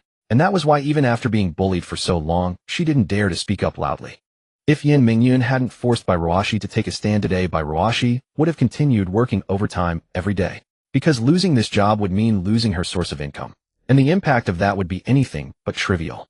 But speaking of which, Wang Longhao and Lu Weiqiang were no good. They did nothing at work, and on top of that they acted recklessly in the company, relying on their backers, even harassing female employees. They were the scum of the scum. Bai Ruoshi had been harassed by Wang Longhao and Lu Weiqiang before. After all, Bai Ruoshi was truly beautiful, though she herself wasn't fully aware of her own attractiveness, since beauty is subjective and everyone has different standards. Of course, at least that's what Bai Ruoshi believed. And so she suffered workplace harassment because of her appearance. When she told them she was male, their faces turned extremely ugly, and for a long time afterward they showed obvious disgust toward her. However, as Bai Ruoxi's work ability grew stronger to the point where she became one of the pillars of the department, they had no choice but to interact with her daily. Eventually they buried their disgust deep in their hearts. Bai Ruoshi was aware of this, but she didn't care. How they saw her had nothing to do with her. She wished they would never bother her again. The disgusting and cheesy pickup lines they had used when harassing her still made her feel nauseous even now. And given that Bai Ruoxi's sexual orientation was normal, it sounded even more repulsive. But now, thinking that those two would at least suffer severe consequences, Bai Ruoshi felt quite pleased. With that thought, she quickened her pace. Hey little Ruoshi, what's your relationship with that leader? It feels like she's deliberately approaching you. Li Xiaoyuan, unable to suppress her gossipy curiosity, asked while Bai Ruoshi was about to start working. I told you we have no relationship. And if I have to say she happened to see me last night, does that count? Bai Ruoshi replied, while typing on the keyboard. Li Xiaoyuan felt a little disappointed at such a plain answer. Then why did she call you, and not anyone else? Because I was working overtime last night and happened to run into her, so she only knows my name. Bai Ruoshi stopped working and looked at Li Xiaoyuan with a puzzled expression. Bai Ruoshi really thought Li Xiaoyuan was sometimes not very smart. Wasn't this simple and easy to understand? Why did Li Xiaoyuan have to ask her? Alright, I guess I was overthinking, Li Xiaoyuan said, then sheepishly returned to her desk and started working. Although Bai Ruoshi found Li Xiaoyuan a bit strange from an outsider's perspective, after carefully thinking about what had just happened, she had to admit, it was indeed easy to misunderstand. For instance, the fact that she had entered the office right after Yin Mingyun, that Yin Mingyun had called her name immediately, and that Yin Mingyun had singled her out to state her stance. Even Bairuashi herself wouldn't believe that there was no relationship between them given how it looked to uninformed observers. With that thought, she glanced around and noticed that her colleagues were occasionally chatting and casting glances in her direction. Seeing this, Bairuashi realized that this misunderstanding was probably unavoidable. She felt a bit helpless about it, but had no intention of actively explaining. Taking the initiative to explain would only make things worse, taking time and effort for little gain. Instead of explaining, she might as well wait for the rumors to die down on their own, just like how many online controversies fade away. With that thought, Bairuashi soon immersed herself in her work again. Not long after everyone had recovered from Yin Mingyun's offensive, Wang Longhao swaggered into the office as usual. Humming a tune, he slouched his way to his desk. But even on that short walk, he noticed something odd. Many people kept glancing at him, which struck him as strange. However, Wang Longhao didn't respond. He just pretended to turn on his computer and then started scrolling through videos on his phone, as he always did. This continued until noon, when it was time for lunch. Wang Longhao finally got up from his chair, stretching as if he had been working hard all morning. If the others hadn't known what kind of person he was, they might have believed he had actually worked. Li Xiaoyuan witnessed this scene and couldn't help but complain internally. Playing on his phone must have tired him out. She rolled her eyes. But for Wang Longhao, the morning was indeed meant for leisure. Time to eat. Wang Longhao got up from his seat and glanced at the others, still working, a faint sneer curling on his lips. After all, status is different. He shook his head, feeling a sense of superiority as he watched others toiling away while he could already go to lunch. Then he fixed his gaze on Li Xiaoyuan, who was beside Bairuashi. Xiaoyuan, want me to bring you some lunch? His loud voice drew the attention of many. No need, dear young master. Please go and eat by yourself, Li Xiaoyuan replied without even glancing at him. The rest of the office was used to this. Everyone knew that since Wang Longhao first arrived, he had done nothing all day and spent his time flirting with female colleagues, relying on his father's position as a senior executive. Initially, he had tried to flirt with Bairuashi, but since Bairuashi was male, he naturally turned his attention to Li Xiaoyuan. Although Li Xiaoyuan wasn't as beautiful as Bairuashi, she was a legitimate woman and not bad-looking, so she became Wang Longhao's new target. But Li Xiaoyuan found Wang Longhao's pursuit both disgusting and annoying. And the way he addressed her only made it worse. Seeing Li Xiaoyuan's attitude, Wang Longhao felt she was ungrateful and had humiliated him in front of so many people. His face darkened, but with so many people around, he couldn't vent his anger. He could only silently leave to eat downstairs. Shortly after Wang Longhao left, the others in the office also got up one by one and headed downstairs to find food. What are we having for lunch? Li Xiaoyuan popped up beside Bairuashi and asked. Order delivery. There's a good ramen place nearby. Bairuashi replied, still typing on the keyboard while looking at the screen. Not going downstairs. I don't want to. It's too much trouble. Bairuashi took her hands off the keyboard, leaned back in her chair, and closed her eyes lazily. After a busy morning, she was genuinely tired. Watching Bairuashi lying back with her long eyelashes fluttering, Li Xiaoyuan couldn't help but click her tongue inwardly. A man who was more attractive than herself. The world was truly unfair. You're so lazy. Go with the others. Despite her dissatisfaction, her relationship with Bairuashi was still solid. Go ahead. We'll take a nap. Li Xiaoyuan left her desk, found a few other female colleagues, and they left together. As for Bairuashi, she picked up her phone and started browsing the food delivery app to choose what to eat for lunch. But as she scrolled, her thoughts drifted to Bai Yihan and Bai Yiling. Were those two little ones eating well at school? Although Bairuashi had been taking care of the two little ones for a long time, Bai Yihan had just started middle school this year. New classmates, new environment. It was impossible not to worry. For example, worries about whether Bai Yihan, who just started junior high, would be bullied by other classmates, or whether she had eaten well with the money given. It was when Bairuashi was unconsciously scrolling through the food delivery app, thinking about the two little ones, that a notification popped up on the screen, catching her attention. Tapping on that message, she saw the nickname she had saved for the contact, and then remembered that she had inquired about a part-time job at a comic convention last night. Instantly, her previously languid mind snapped awake. After all, this part-time job was quite necessary for Bairuashi. Hello, if you meet the requirements and pass the review, the pay is 2,000 yuan per day, paid upon completion, not by the hour. Bairuashi read the reply. The moment she saw it, she straightened her back, sitting up ramrod straight, having been slumped weakly against the chair. How much? Bairuashi stared at the offered compensation, wondering if her eyes were playing tricks on her. What kind of job pays 2,000 a day? It couldn't be that they were going to drag her into a pyramid scheme or send her to Mianbei to have her kidneys harvested, could it? With that thought, she quickly sent another message. May I ask what the job entails and where exactly it is located? Not long after Bairuashi sent this, the other party replied promptly. All you need to do is wear the clothes we provide and stand at the entrance of the comic convention as a signboard. The specific location is at the Shermao building on Lu Road. Seeing the location mentioned by Ruashi dismissed the idea of being kidnapped into a pyramid scheme. After all, who would choose to run a pyramid scheme in the busiest area of the city? What about the daily expenses? Do I have to pay for meals and transportation myself? 2,000 a day, thinking about it, paying for those herself wouldn't be too bad. We will reimburse you, but only if you pass our review. Bai Ruashi read the reply and was surprised they even covered transportation and meals. At this moment, Bai Ruashi was extremely tempted by this job, which seemed like a godsend. So what do I need to do? What are the requirements for getting hired? You need to provide a selfie with no retouching and no makeup. We will conduct a manual review. If you pass, bring your ID card to register on Sunday. Bai Ruashi looked at the requirements and a big question mark popped up in her mind. She had never heard of such a hiring requirement, just taking a photo. And it had to be without makeup, which made it even stranger. But then again, it was a comic convention and the other party had said she would be standing at the entrance as a signboard, so they would naturally pick someone good looking. Thus Bai Ruashi figured it out. Thinking of this, she couldn't help feeling a bit nervous, like when she was in school and had to take an exam. Bai Ruashi knew she wasn't bad looking, at least not ugly. But in this day and age, there were definitely plenty of people better looking than her.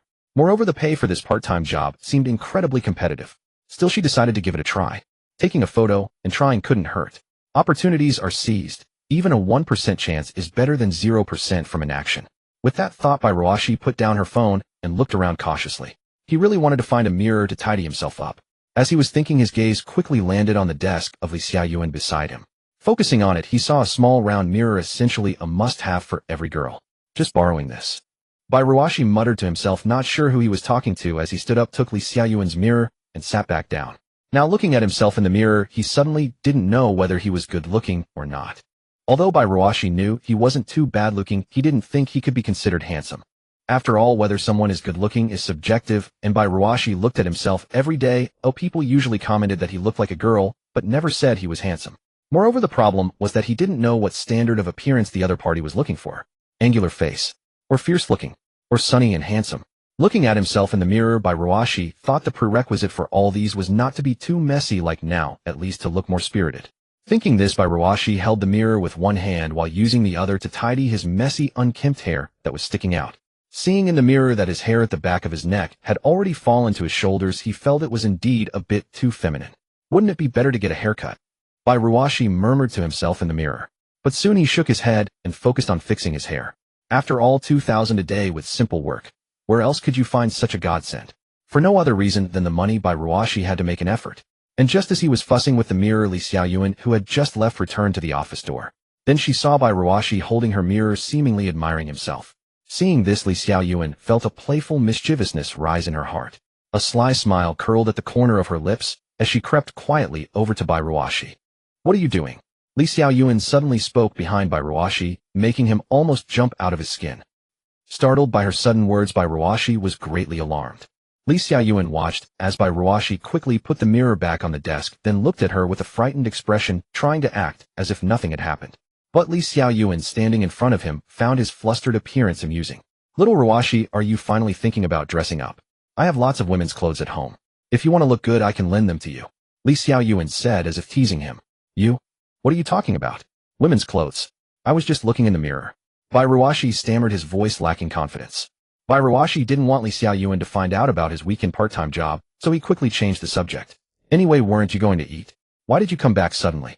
Seeing that the topic was unfavorable to him, he deftly turned the conversation to Li Xiaoyuan. I forgot my phone. With that, Li Xiaoyuan waved the phone she had just retrieved. If you ask me, little Ruashi, you really should try wearing women's clothes. It would definitely be. Go away. I was just looking in the mirror. How did you jump to women's clothes? And is it strange for a guy to look in the mirror? Bai Ruashi cut her off bluntly. Seeing this, Li Xiaoyuan just smiled. Alright, I'll go eat then. Feel free to keep using the mirror. With that, without waiting for Bai Ruashi to explain further, she left, leaving Bai Ruashi standing there a bit bewildered. It's just looking in a mirror. And it's for making money. Is that so strange? Bai Ruashi muttered to himself, then casually tousled his hair, pulling the strands that nearly reached his shoulders in front of his eyes. So troublesome. He had no idea how to fix it to look good and spirited. After fiddling for a while, Bai Ruashi gave up. Whatever, just take the photo as is. If it passes, fine, if not, so be it. With that thought, Bai Ruashi picked up his phone, opened the camera, and switched to the front-facing camera.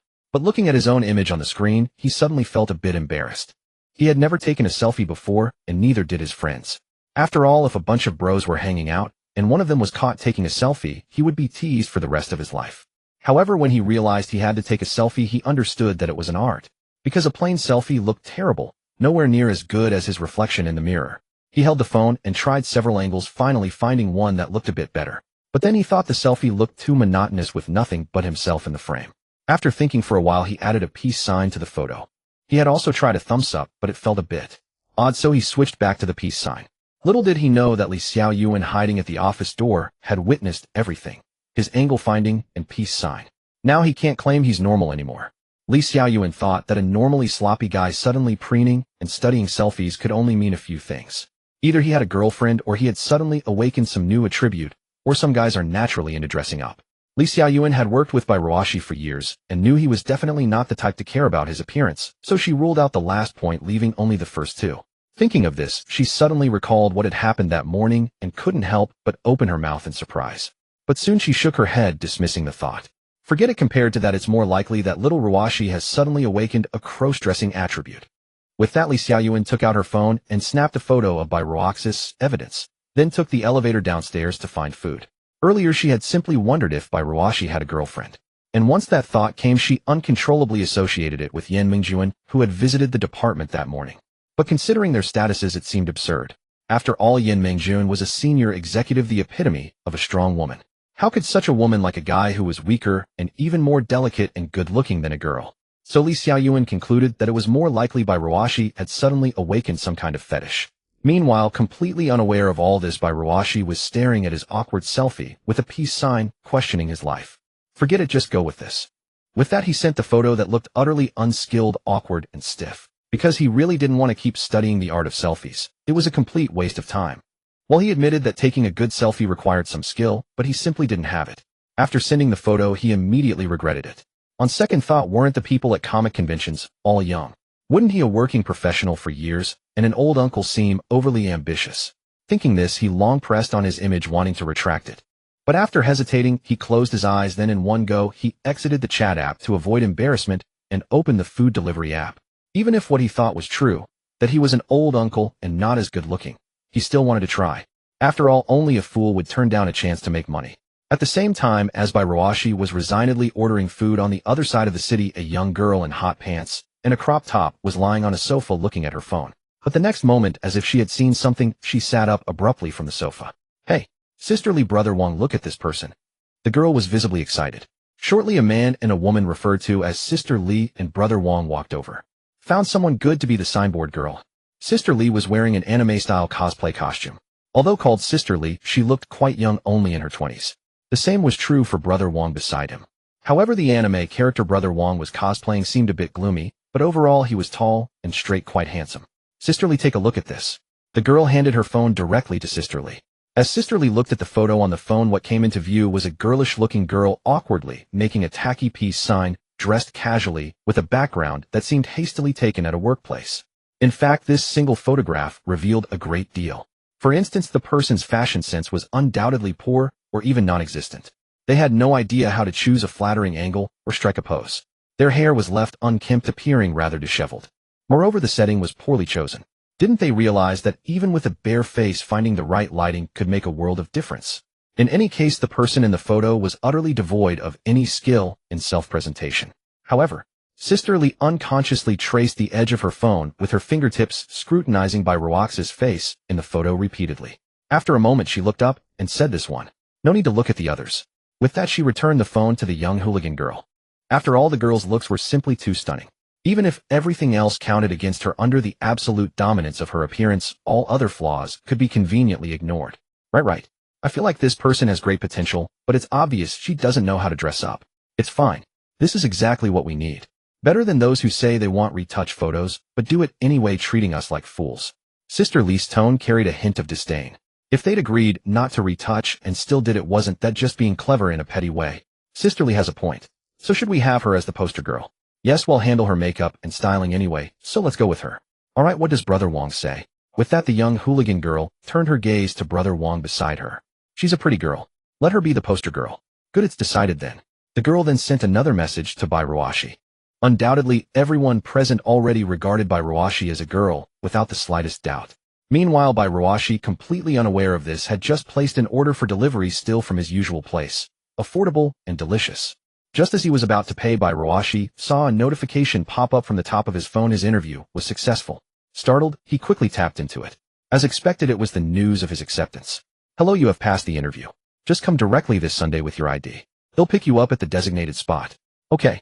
Bairuashi forced himself to stay calm as he replied, then set down his phone. At that moment, Bairuaxi's heart was brimming with excitement. Passing the interview meant that 2,000 yuan was practically already in his pocket, wasn't it? Thinking this, he felt genuine joy, as if the fatigue from a morning of work had vanished. 2,000 yuan. A full 2,000. 2,000 a day. Bairuashi had never even dared to dream of it before.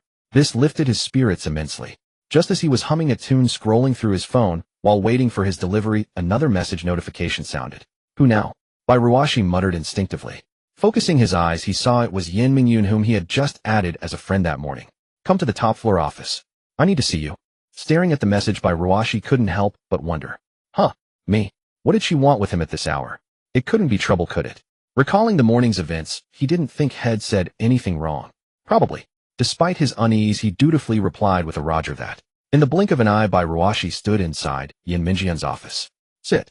Yin Mingyun said calmly, taking a sip of coffee from a cup beside her, before gesturing to the nearby sofa, inviting Bairuashi to sit. Oh, okay. For some reason, Bairuashi felt inexplicably nervous and unsettled. But then again, it was his first time in such a place, so tension was only natural. It was only upon arriving that he realized how extraordinary her status truly was. This was the top floor of the company. Could an ordinary executive really be stationed here? Moreover, the place was less like an office and more like a finely furnished little room, perfectly suitable for living and resting.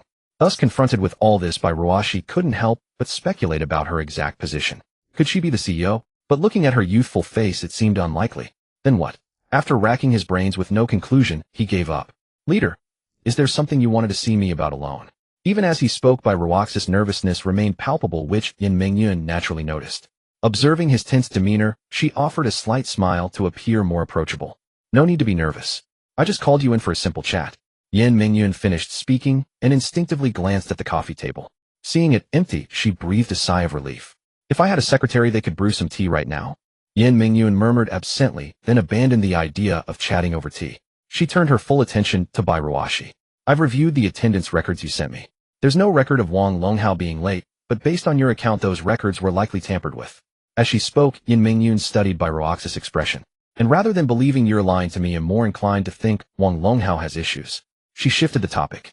Attendance records are usually managed by the department head. Your department head is Lu Weiqiang. It's likely he altered them. Yin Mingyun had actually known about Wang Longhao's tardiness all along, as she possessed ample evidence. The reason she presented this narrative to Bairuashi was simply to test his attitude further. But, leader, without solid evidence, what if they deny it? Bairuashi felt that judging based solely on what Shed said seemed impractical. That's fine. Lu Weiqiang just submitted his resignation letter. With that, Yin Mingyun produced a letter from somewhere and waved it in her hand. His violations go far beyond this. This is just one of them. I never intended to use this attendance issue alone to seal his fate. After a long pause, she continued, and I actually know a lot about Lu Weiqiang's affairs. She spoke as if there were an underlying meaning, leaving Bairuashi puzzled about her true intentions.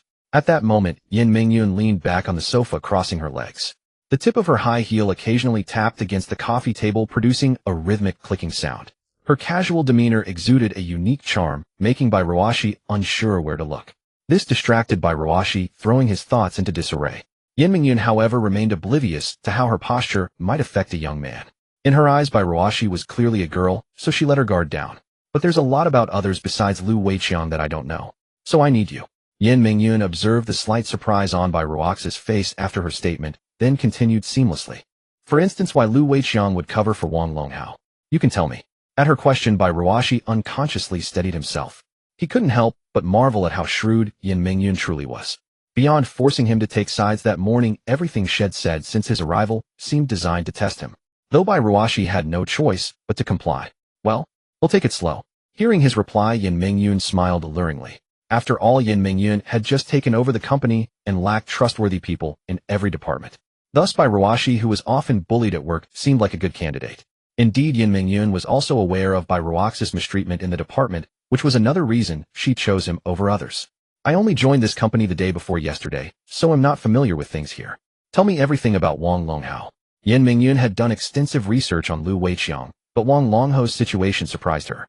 She knew plenty about Lu Weiqiang's misdeeds, but little about Wang Longhao. She merely speculated that an ordinary employee like Wang Longhao, who could get special treatment from the department head, must have something going on. Wang Longhao. Bai Ruoshi weighed the pros and cons in his mind before telling Yin Mingyun the truth. After all, someone so young, yet holding such a high position, must have a formidable background. And since he had chosen a side, there seemed no other option but to help her take down Wang Longhao. So Bai Ruoshi recounted Wang Longhao's usual misdeeds, as well as the fact that he had a high-ranking father and had gotten in through connections. He also added some of his own less than objective opinions. After all, what Wang Longhao had done to him yesterday, and on ordinary days, was truly detestable. Yin Mingyun fell into thought after hearing all this. She hadn't expected such a tangled web of relationships within the company. Initially, she thought Wang Longhao was just a minor pest, but as the roots were exposed, a vast rot lay beneath. A high-ranking father. What a convenient father. But then again, Yin Mingyun thought it made sense. Wang Longhao's altered attendance records likely required cooperation from higher-ups beyond Lu Weiqiang, otherwise it wouldn't have been so easy. Thus, everything that had happened before fell into place. So that's how it is. Having obtained the information she wanted, Yin Mingyun smiled knowingly. That smile was full of charm, leaving Bai Ruoshi momentarily dazed. But soon Bai Ruoshi shook his head. He knew that Yin Mingyun, though beautiful and well-proportioned, was clearly not simple, given her words and her young age in such a position. She was like a veiled rose. That was Bai Ruoxi's assessment of Yin Mingyun. A rose shrouded in thin gauze. The gauze couldn't hide her mature beauty, but perfectly concealed the sharp thorns beneath. Just like the way she was testing him now. All right, thank you. I'm new here and need experienced employees like you to share what's going on inside the company. Not at all, it's my duty. Enough, no need for pleasantries. I didn't just call you here to ask questions. I also want to know if you're interested in another position. Yin Mingyun's gaze fixed intently on Bai Ruoshi. For instance, her crimson lips parted slightly, making Bai Ruoshi nervous. How about becoming my secretary and assistant? Huh. The proposal caught Bai Ruoshi off guard. Such a sudden offer left him bewildered. Just moments ago, she was playing mind games and social maneuvering using him as an intelligence source. And now, but Yin Mingyun had her reasons. Choosing to make Bai Ruoshi take sides publicly that day was not only because he was often bullied, but also due to his outstanding work ability. She believed he was fully capable of serving as her secretary. Yet Bai Ruoshi still couldn't believe his ears. A secretary? Yes, the work isn't too difficult, and the pay is higher than your current position. But you'll need to work longer hours. Are you willing? Yin Mingyun observed his expression as she spoke. Reading micro-expressions was a habit of hers. So we'll have to work overtime often. More or less. You need to be here when I'm working. But as I said, I've just joined, so we'll be working overtime every day for a while. Bai Ruoxi's heart truly wavered at the offer. After all, the pay was higher, and he wouldn't have to share an office with someone like Wang Longhao. Instead, he'd face a beautiful female leader every day. But, thank you for your kindness, leader. I think you'll pass on the secretary position. Why? Any concerns? My family can't handle long overtime hours, so I'm sorry. He couldn't think of a better excuse. Besides, there was his own selfish reason. He felt that a man becoming a secretary, especially for such a beautiful female boss, might be inappropriate. Not that men couldn't be secretaries, but whenever he thought of secretaries, he couldn't help picturing a gorgeous woman in a business suit following the CEO around. The idea of a man in that role felt strange. Besides, the workload was also a mystery. What if it was far more than before? What does your partner want you home early? At Yin Mingyun's guess, Bai Ruoshi quickly waved his hands. No. I have 2 kids at home waiting for me. Hearing this, Yin Mingyun raised an eyebrow. So she had children. No one at home to help with childcare. Well, no one really. I take care of the 2 kids by myself. Bai Ruoshi answered honestly. He wished someone could help him with the little ones. Oh, I'm sorry. Yin Mingyun was momentarily taken aback. She had only asked based on the information Bai Ruoshi had given yesterday, never expecting this answer. No wonder he stayed at the company despite his outstanding abilities and the bullying he endured. She had planned to investigate why he didn't leave, as it seemed suspicious. But now the answer was right in front of her, and it seemed unnecessary. So she's a single mother. Yin Mingyun concluded silently. If she was a single mother, everything made perfect sense. Listening to Bai Ruoxi's words, Yin Mingyun couldn't help but fall silent for a moment. She actually admired Bai Ruoxi's situation. Raising 2 children alone was no easy feat. It's fine. Bai Ruoshi replied instinctively, though she had no idea why Yin Mingyun was apologizing. How about this? I see you have strong personal abilities, and coincidentally the position of department head has opened up. Do you have the confidence? Since Bai Ruoshi was now beneficial to her, and her capabilities were commendable, it was only natural to promote her. But Ruashi was utterly shocked by Yin Mingyun's sudden offer of promotion. You've been with the company for quite some time, and your personal skills are excellent. You might want to consider it. Yin Mingyun spoke as she observed Ruaxi's momentary stupefaction, though inwardly, she was certain Ruashi would agree. Ruashi snapped out of her daze quickly. Though exhilarated inside, she forced herself to remain calm and suppress her excitement. Thank you for your trust, leader. Hearing Ruaxi's reply, Yin Mingyun offered a faint smile, but her expression soon turned serious. However, I hope incidents like Lu Weiqing's won't happen again. Although Yin Mingyun acknowledged Ruaxi's work capabilities, it didn't mean she fully trusted her as a person. They want. Ruaxi's firm response eased Yin Mingyun's stern demeanor. Good, then, that's settled. Go have lunch. As for your position, I'll finalize it in a few days, after some time. Once I'm sure I'll implement it. Unexpectedly, Ruaxi's promotion was decided in such a seemingly casual manner. All right, leader, I'll take my leave then. Close the door behind you. After their conversation, Yin Mingyun watched Ruashi leave her office. Watching Ruashi depart, Yin Mingyun then leaned back languidly. Indeed, managing a company is far too difficult. She spoke, raising a hand to massage her temples, attempting to alleviate some of her stress. The trivialities of the company were far more exhausting than she had imagined. They'll take a nap at noon. Even as she said this, the hunger in her stomach reminded her that it wasn't yet time to rest. So she had no choice but to take out her phone and order takeout from a random restaurant.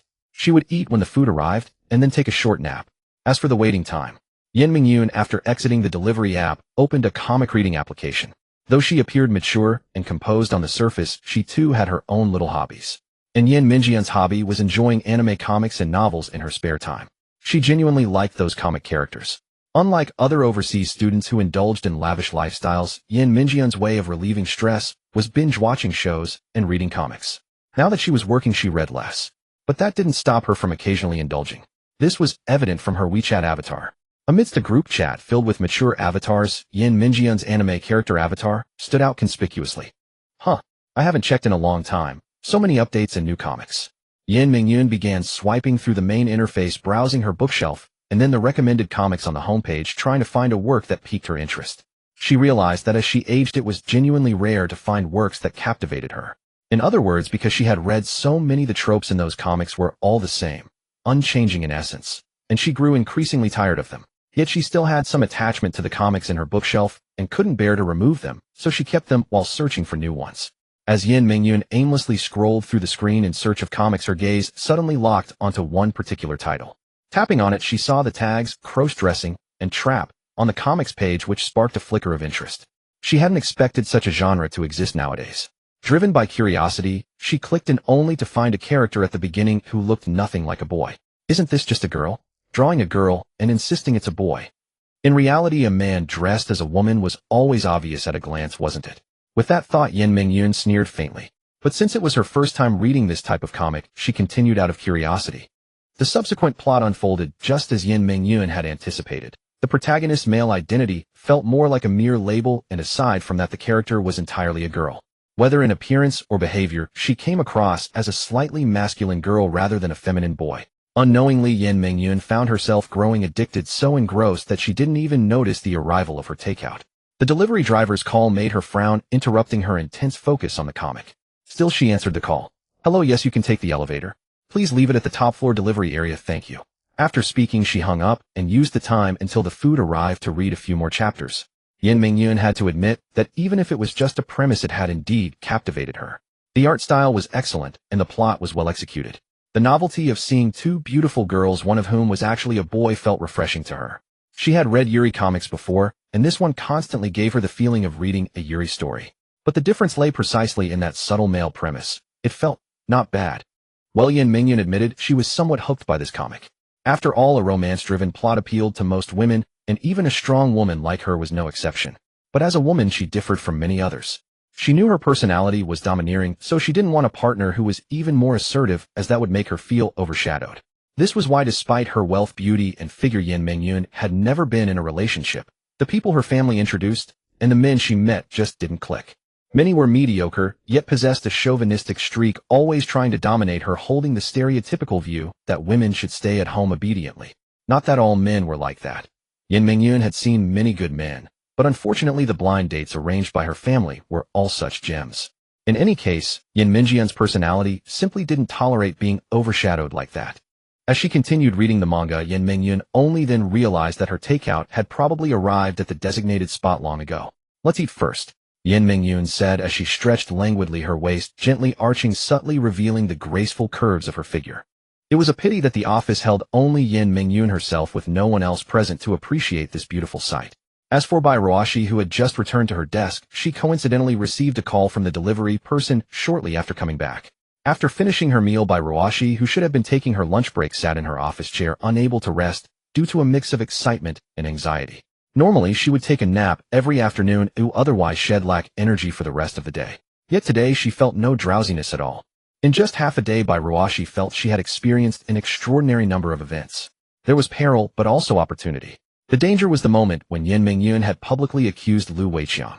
Had she shielded Lu Weiqiang and not sided with Yin Mingyun, Bai Ruashi reckoned she would have missed this chance for promotion.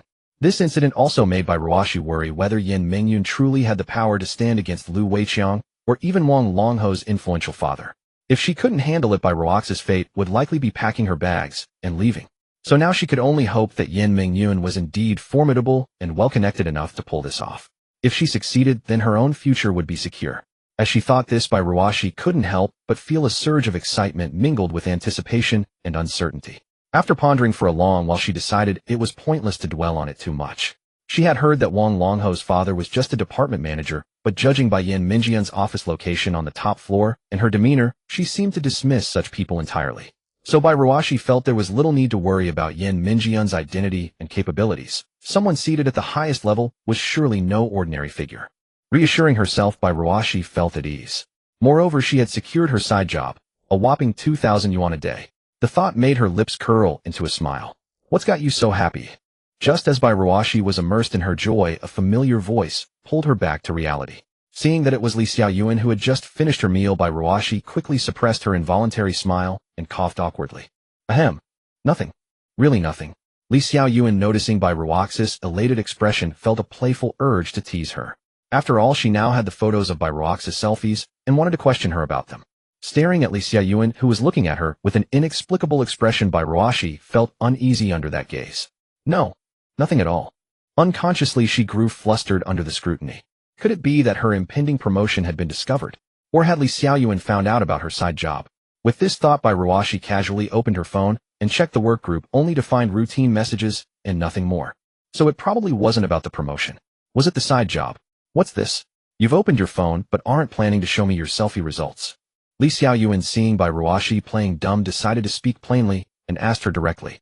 Huh? What selfie? Bai Ruashi was still confused by Li Xiaoyuan's words. Oh, but I just saw someone angling for photos at their desk. Who could that be? Li Xiaoyuan said, feigning puzzlement as she looked at Bai Ruashi. This scene immediately made Bai Ruashi realize what was happening, and she broke into a cold sweat. So her photo taking had been seen by Li Xiaoyuan.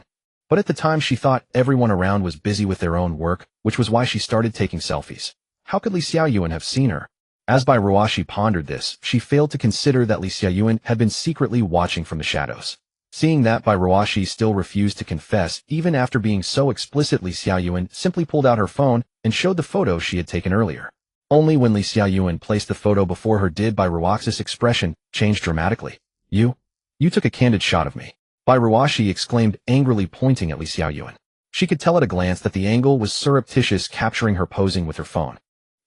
Don't play dumb.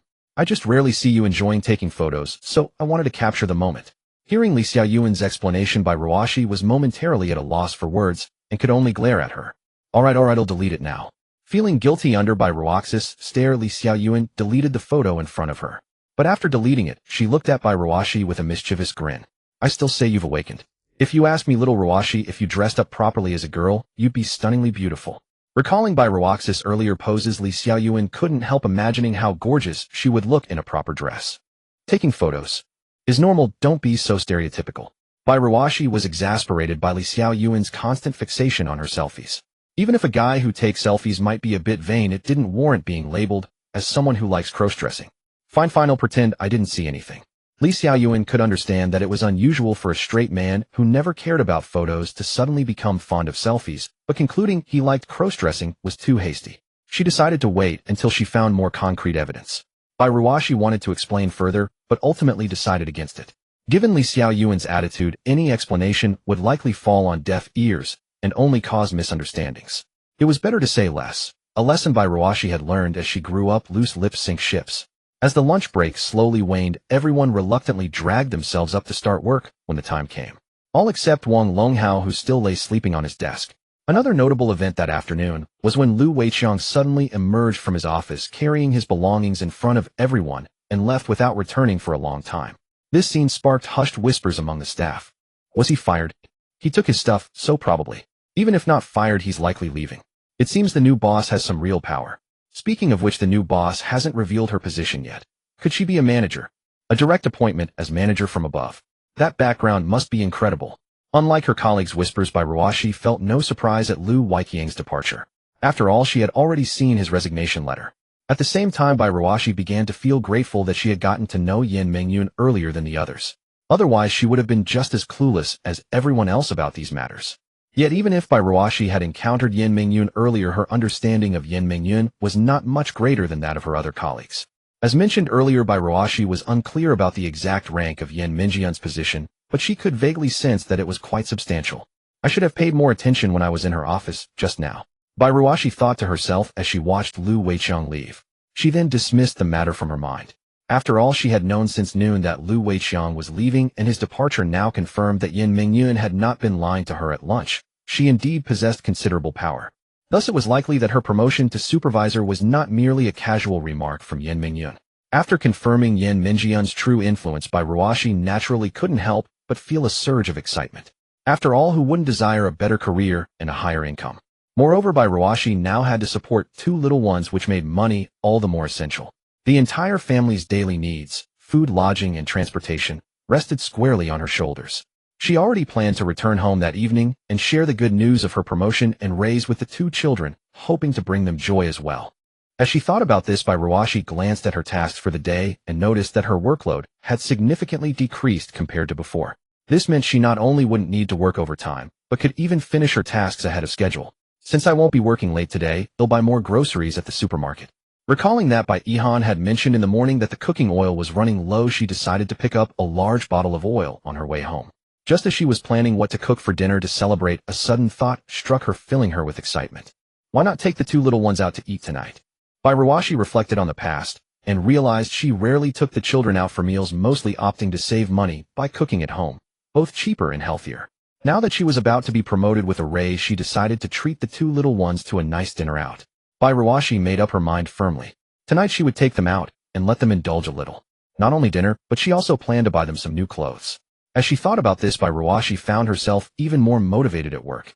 However, not long after she resumed her tasks, Wang Longhao, who had been sleeping at his desk for a long time, finally woke up. But even after waking, his first order of business was to go to the restroom, where he spent at least half an hour before emerging. This routine was repeated almost daily by Wang Longhao, and his colleagues in the office had grown accustomed to his slacking behavior. After Wang Longhao had his nap and finished at the restroom, he glanced at the time. It was already 3:30 p.m., with less than 3 hours left until the official end of the workday. Yet he still showed no urgency. Returning to his workstation, he first pulled out his phone and played on it for another hour before finally starting to look at the tasks assigned for the day. Having slacked off for most of the day, Wang Longhao was completely unaware of the changes happening in the company. He didn't even know that Lu Weiqiang had already left. Looking at the day's workload, he quickly realized there was no way he could finish it all. After all, it was a full day's worth of work, and it would be strange if he could complete it in just half an afternoon. So Wang Longho's eyes darted around as he concocted another plan to offload his tasks onto someone else. He began scanning the office for today's scapegoat. As he looked at his colleagues' scenes from previous times when he had asked for their help flashed through his mind. After much deliberation, he concluded that among all the co-workers, Bai Ruoshi was the easiest to deal with. After all, even when he had scolded her yesterday, she hadn't talked back. Thus, Bai Ruoxi's silence led Wang Longhao to mistakenly believe she was timid and easy to bully, making her the perfect candidate for the scapegoat. But what excuse could he use today to get Bai Ruoshi to help him? As he pondered, he recalled the new leader who had appeared in the group chat last night. His eyes twinkled mischievously, and an idea formed in his mind. With that thought, Wang Longhao swaggered over toward Bai Ruoxi's desk. In the eyes of colleagues who knew Wang Longhao well, this was the moment when he would try to make someone else take the blame for him. But when they saw him heading toward Bai Ruoshi, they immediately prepared to watch the drama unfold. After all, in their private view, Bai Ruoshi was now linked to the new leader. And that new leader, this morning due to Wang Longho's actions, had directly caused Lu Weiqiang's departure and even publicly said in front of everyone that she would add Bai Ruoshi to her contacts. Wasn't that a clear sign of protecting Bai Ruoshi? Although they didn't know the exact relationship between Bai Ruoshi and the new leader, it didn't stop them from eagerly anticipating whether Wang Longhao, without Lu Weiqiang's backing, would still be as arrogant as before. Oh, and by the way, besides Lu Weiqiang, Wang Longhao also had a high-ranking executive father. Through Bai Ruoshi, they would see who was stronger, Lu Weiqiang's high-ranking father or the new leader. With this thought, everyone looked forward to the impending confrontation between Bai Ruoshi and Wang Longhao. As for Bai Ruoshi, the protagonist, she naturally noticed Wang Longhao approaching her, and the scene from yesterday resurfaced in her mind. It immediately made her feel a sense of annoyance. I see from the group chat that your workload today isn't heavy. How about helping me out? Wang Longhao said as he reached Bai Ruoshi, his words unsurprising to her. Sorry, I'm busy. Faced with Wang Longho's request, Bai Ruoshi refused him without even turning around. She wasn't a fool. What happened yesterday would never happen again. Moreover, now that Yin Mingyu knew exactly what kind of person Wang Longhao was, it was uncertain whether he could even stay in the company. Naturally, Bai Ruoshi had no reason to continue helping him. In the past, she might have been concerned about his high-ranking father, but after hearing Yin Mingyun's words at lunch, it seemed she was determined to take action against Wang Longhao. So what did Bai Ruoshi have to worry about? Thus, since Yin Mingyun was investigating this matter, Wang Longho's father would inevitably be implicated. When the time came, he would be too preoccupied with his own troubles to care about the fate of his worthless son. With this conclusion, Bai Ruoshi immediately realized that the Wang Longhao before her now posed no threat whatsoever. At least that was the case for Bai Ruoshi at the moment. However, fearing unexpected complications, she chose not to escalate tensions and merely offered a tepid refusal. If matters truly came to a head, Bai Ruoshi would not mince words. After all, Wang Longhao had called her a lunatic just yesterday. The fact that Bai Ruoshi had refrained from retaliating verbally was already a result of much deliberation. Upon receiving Bai Ruoxi's refusal, Wang Longhao was not particularly angered, as he was well aware of what had transpired the previous day. Oh, that was just an accident yesterday.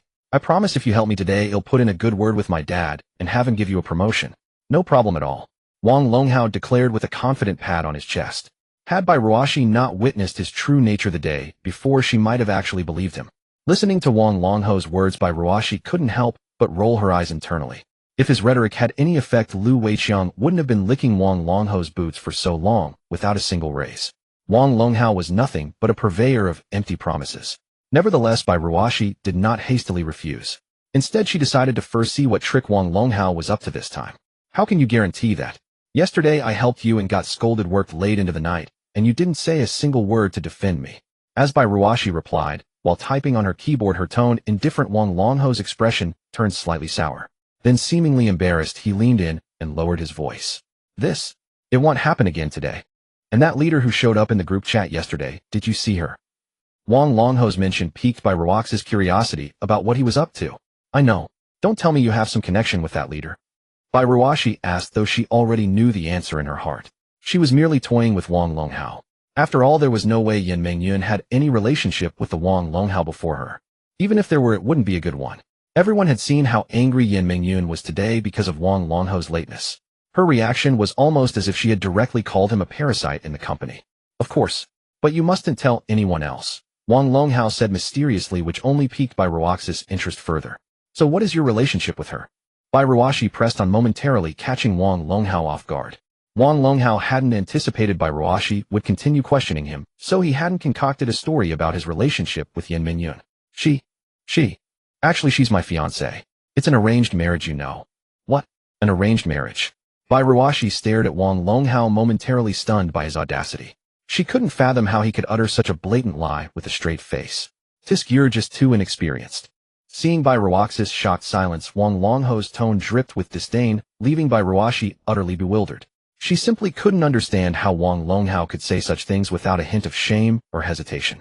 Watching Wang Longho's increasingly convincing act, which almost fooled even himself, Bai Ruoshi decided it was best to send him away. Alright, even if you really are engaged to Yin, the new leader, I won't help you. Go away. I have plans tonight, and don't want to work overtime.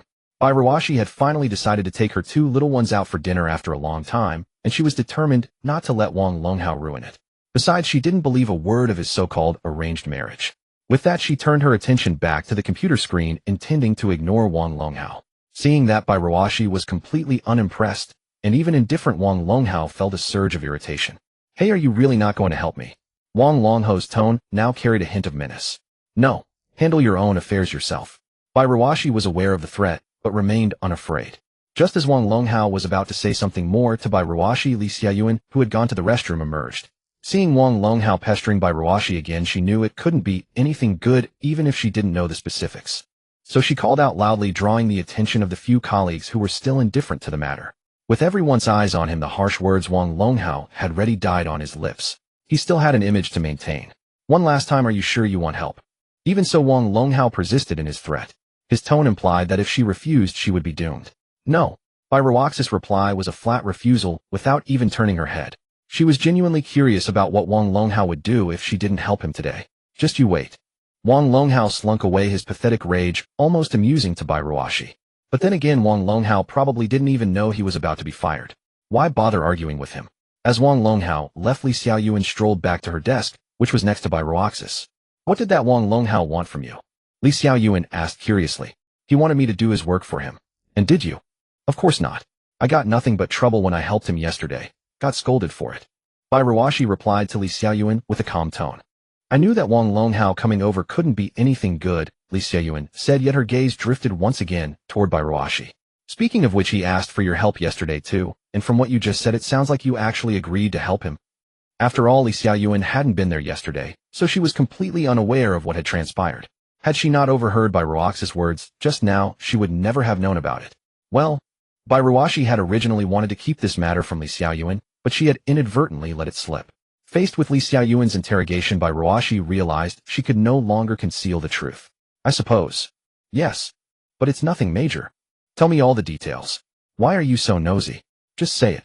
Seeing Li Xiaoyuan's determined expression, Bai Ruashi had no choice but to confess everything. Upon hearing the full story, Li Xiaoyuan's first reaction was outrage and a sense of injustice on Bai Ruaxi's behalf. That Wang Longhao was nothing but a deadbeat. Bai Ruashi had helped him, yet when she was reprimanded for failing to complete her own work, he hadn't uttered a single word in her defense. He was utterly despicable. However, this wasn't the first time Wang Longhao had pulled such a stunt. He had a history of offloading his tasks onto colleagues, and it happened frequently. But none of his other colleagues were as foolish as Bai Ruashi, who prioritized his work over her own only to end up with her own tasks unfinished. I have to say, you're really foolish for doing his work before your own, Li Xiaoyuan said with a hint of exasperation, leaving Bai Ruashi feeling somewhat embarrassed. She couldn't very well say, I'm just too eager to get ahead, as that would make her seem shallow, as if she'd do anything for money. But in truth, Bai Ruashi simply wanted money.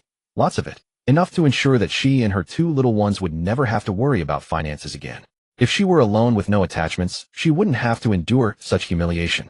For Bai Ruashi, as long as she earned enough to get by, enough to avoid hunger and homelessness, to have food and clothes, that was sufficient.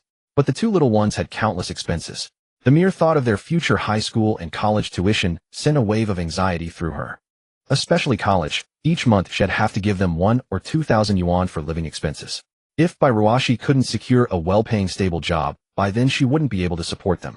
Fortunately, if all went well, she would soon become a supervisor, which would bring a significant pay raise and more job security than her current position as an ordinary employee. Although Bai Ruashi had worked here for several years, there was always the risk that the company might hire a flood of talented newcomers and replace her.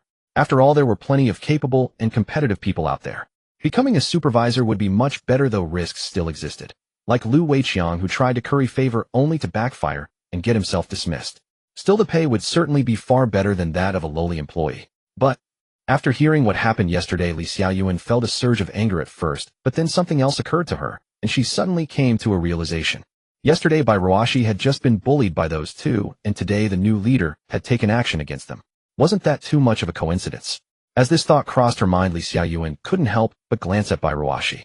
Li Xiaoyuan stared at Bai Ruaxi's strikingly beautiful face, now focused intently on the screen before her. She couldn't help but wonder if Bai Ruashi might indeed have some secret relationship with that leader. This train of thought led Li Xiaoyuan to recall Bai Ruashi taking selfies at noon. She had mentioned earlier that if a man who never took selfies suddenly developed a fondness for them, there could only be two explanations. One was that he had started dating someone, and the other was that he had developed some peculiar hobby. Initially, Li Xiaoyuan thought Bai Ruashi had awakened some strange interest, but after hearing about yesterday's events, she reconsidered. Could it be that the new leader was captivated by Xiao Ruox's looks the moment he saw her secretly started supporting her, and today's actions were all about getting back at those two for her? A suspicion arose in Li Xiaoyuan's mind, for everything was far too coincidental. Almost absurdly so. In Li Xiaoyuan's experience, leaders were always too busy to be seen, yet today this one had lingered for so long over something as trivial as Wang Longhao's absence. It just didn't add up. Just as she was speculating about the relationship between Bai Ruoshi and the new leader, Bai Ruoshi suddenly rose from her seat. Li Xiaoyuan wondered what she was doing, only to realize she had merely been sitting too long and needed a moment to stretch. And so, as expected, Bai Ruoshi unconsciously stretched her arms in front of Li Xiaoyuan. It was a sweltering summer day, and everyone was wearing thin short-sleeved shirts.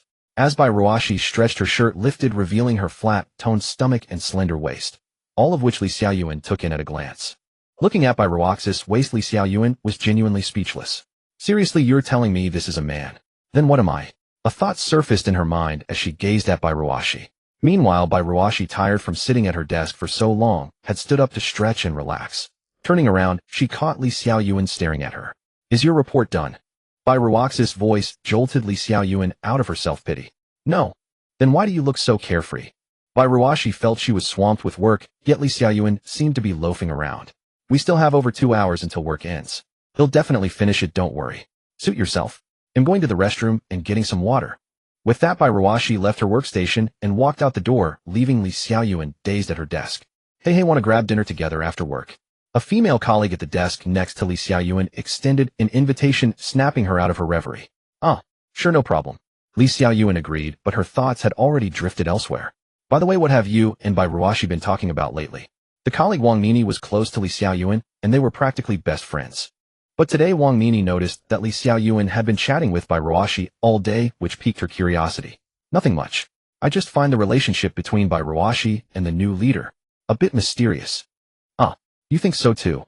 Faced with Wang Nini's slightly astonished expression, Li Xiaoyuan nodded thoughtfully. I feel like you can tell if you pay a little attention. That's true. As she spoke, Wang Nini couldn't help but recall everything that had happened today. And it's not just us, many colleagues in the office feel the same way. I thought you didn't know. Wang Nini replied with a slightly awkward tone. Come on, I'm not stupid. But just as they were about to continue their conversation, Bai Ruoshi appeared in their line of sight. The two had no choice but to change the subject. Oh, by the way, I saw a cosmetic shop inside. Wang Nini began sharing many things with Li Xiaoyuan, but Li Xiaoyuan was completely distracted, her mind entirely focused on Bai Ruoshi and the new leader.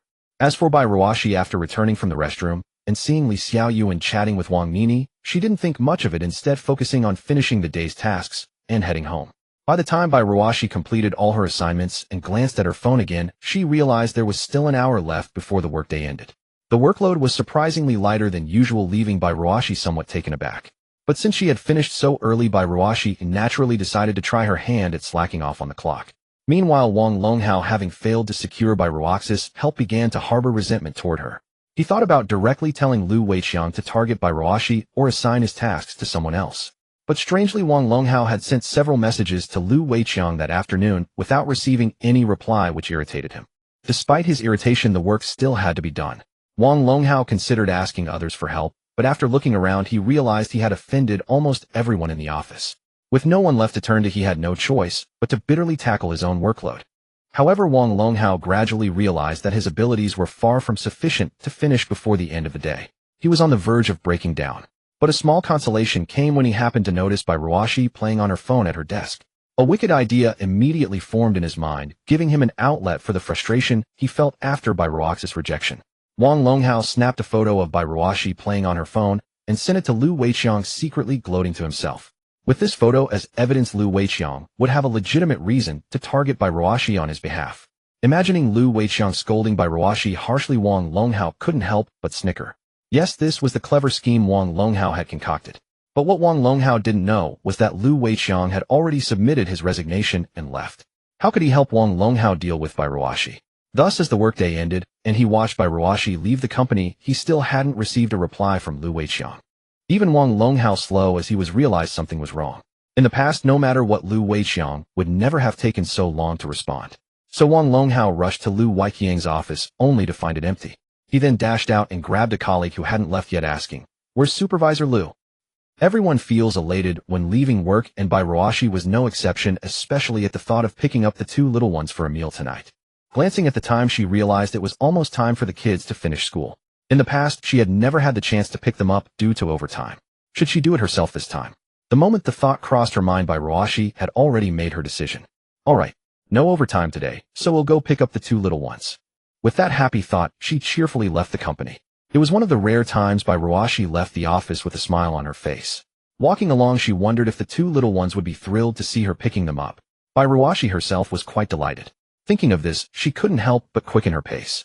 After about a 10-minute walk, Bai Ruashi arrived at Bai Yiling's school. Since Bai Yiling attended elementary school, which usually ended earlier than middle school, Bai Ruashi went there first to ensure she could pick her up on time. While waiting at the school gate, she didn't forget to message the teacher asking her not to put Bai Yiling on the school bus today, as she would pick her up herself. She sent a similar message to Bai Yihan's teacher. Alright, our last class will end soon. They'll bring Yiling down then. Seeing the teacher's reply and knowing she'd have to wait a while, Bai Ruashi decided to stroll around the school gate.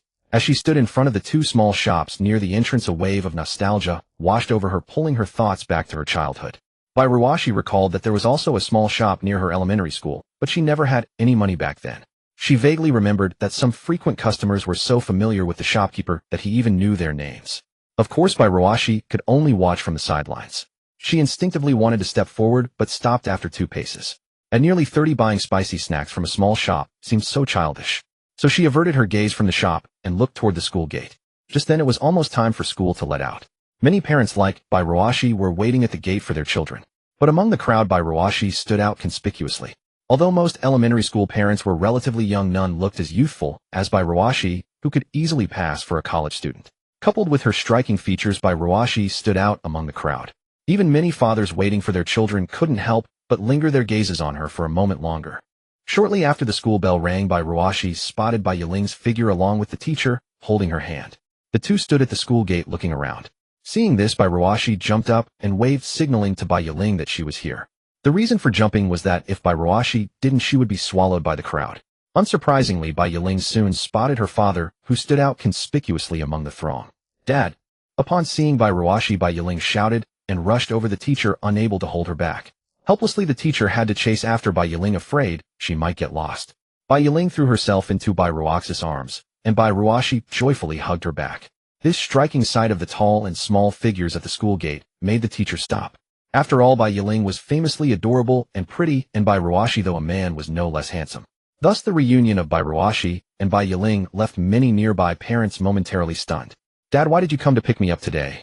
Bai Ruashi, seeing Bai Yiling's delight, felt his mood lift and instinctively patted her head. "I didn't work overtime today, so I came to get you." "What, not happy to see me?" "No, it's just that Dad hasn't come for so long." Bai Yiling's tone carried a hint of grievance, which made Bai Ruashi sigh helplessly. Their conversation was overheard by a nearby man who froze in place. "Daddy." He looked at the petite and adorable Bai Yiling, then at Bai Ruashi, who hardly seemed like a man. He had initially planned to ask for Bai Ruaxi's WeChat, captivated by her beauty, but upon hearing the address, his mind raced to process the overwhelming information it conveyed. "Excuse me. Are you?" The teacher, after pausing to think, began to scrutinize Bai Ruashi. "Ah, I'm Yiling's father." "Oh, so you're Yiling's father?" The teacher's tone was filled with disbelief as she looked at Bai Ruashi. Sensing her confusion, Bai Ruashi pulled out his phone to show her their chat history, dispelling her doubts. This convinced the teacher that Bai Ruashi was indeed Bai Yiling's father. "So, you're Bai Yiling's father. Nice to meet you." Inwardly, she was astounded that this stunningly beautiful person was a man and a father, though she didn't show it. As a teacher, she knew Bai Yiling came from a single-parent family with modest means, raised only by her father. Yet now, seeing him, she couldn't help but think this so-called father had a certain lingering charm. Shaking off such thoughts, she refocused on Bai Ruashi. Honestly, if not for Bai Yiling calling him Dad in the chat record, she as the homeroom teacher wouldn't have been able to tell. "Likewise, thank you for taking care of my Bai Yiling." Bai Ruashi smiled in response.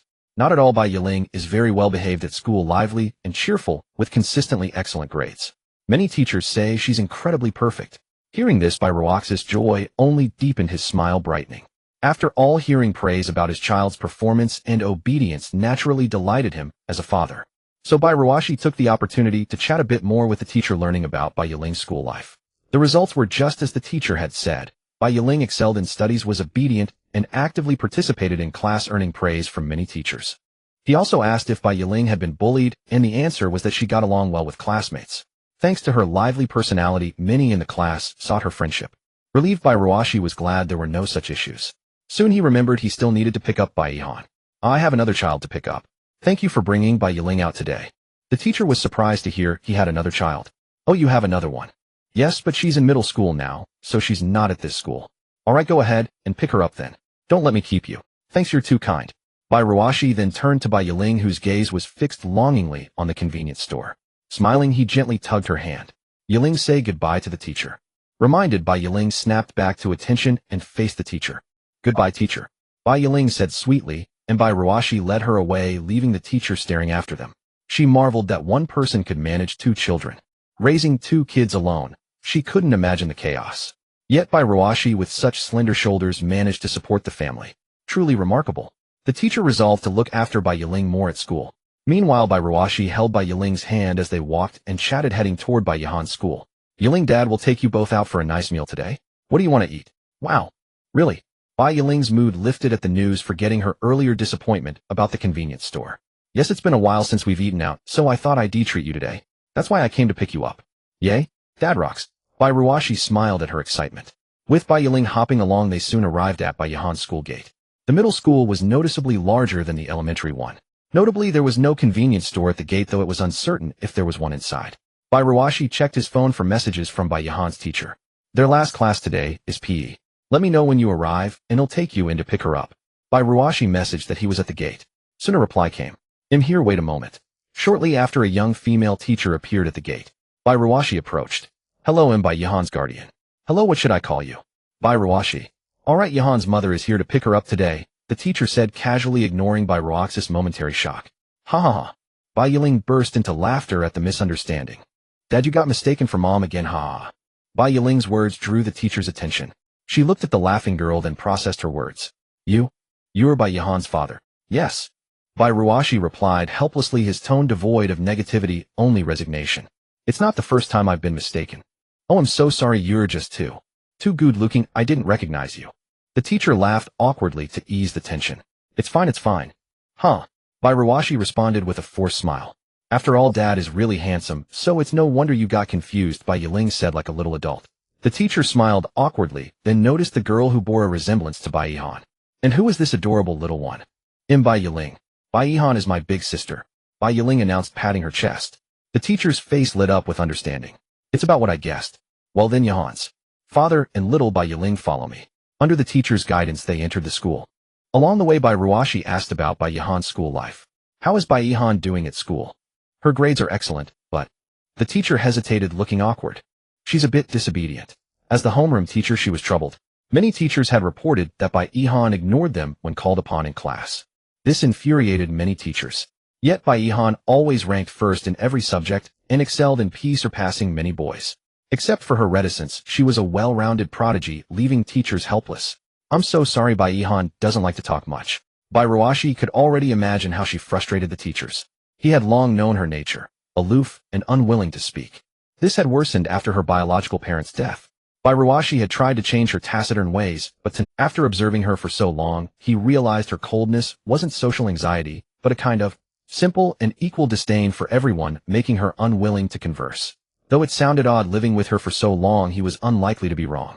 Once he knew it wasn't a social phobia, he stopped trying to change her. It wasn't a character flaw, and she wasn't cold toward him, being sensible at home. So there was no need. As he walked holding Bai Yiling's hand, they reached the large playground where students were playing basketball on the court and football on the grass. They're still in class. If you're in a hurry, I can tell the PE teacher. The teacher offered. No thank you. He'll wait until they finish. Alright then. The teacher pulled a release slip from her pocket and handed it to Bai Ruashi. When class ends, you can take Bai Yihan out with this slip. I have a meeting to attend, so. She looked apologetic. It's fine, go ahead. Thank you for understanding. With that, the teacher left under their gaze. Bai Ruashi then led Bai Yiling to a seat at the edge of the playground, scanning the crowd for Bai Yihan. Looking at the children, Bai Ruashi marveled at how tall they were, as if on steroids. Some first and second-year middle schoolers were already a head taller than him. At 165 meters, being outdone by these kids was a bit embarrassing. Thinking this, he turned his thoughts to Bai Yiling. Bai Ruashi thought to herself as she placed her hand on Bai Yiling's head. At least I have little Yiling to keep me company. Looking at Bai Yiling, who only reached her chest, she felt a measure of comfort. After all, given Bai Yiling's current height, it would be a long time before she grew taller than Bai Ruashi, and until then her dignity was safe. As for Bai Yiling, she stared at her father with a puzzled expression, watching him alternate between sadness and joy. Her little brows furrowed as she wondered if something had gone wrong with her dad. Dad, I don't think I see sister anywhere. It was Bai Yiling's words that brought Bai Ruox's attention back to the playground before her. Her gaze swept across the field, lingering on each student's form, yet she failed to spot Bai Yihan. This left Bai Ruoxi puzzled as to where she could have gone. At least one thing was certain: Bai Yihan was definitely not on this playground. After all, Bai Yihan stood out in a crowd, and if she wasn't here, she simply wasn't. Yihan really isn't here. Bai Ruoxi looked at the children on the field, momentarily confused. There were less than 10 minutes until the end of class, and the PE teacher would soon call everyone to gather. If she wasn't back now, where could she be? Bai Ruoxi decided to search around the playground for Bai Yihan. Since she had nothing better to do, she might as well look around and take the opportunity to explore the school. Yiling, I'm going to find your sister. You stay here and behave. Okay. Bai Ruoxi thought for a moment and decided not to take Bai Yiling with her. After all, class was almost over, and what if Bai Yihan showed up the moment she left? Besides, the area was full of students, so Bai Yiling would be safe here. Call out if you see your sister, alright? Alright. With Bai Yiling's response, Bai Ruoxi stood up from the spectator seats and walked straight toward the teaching building.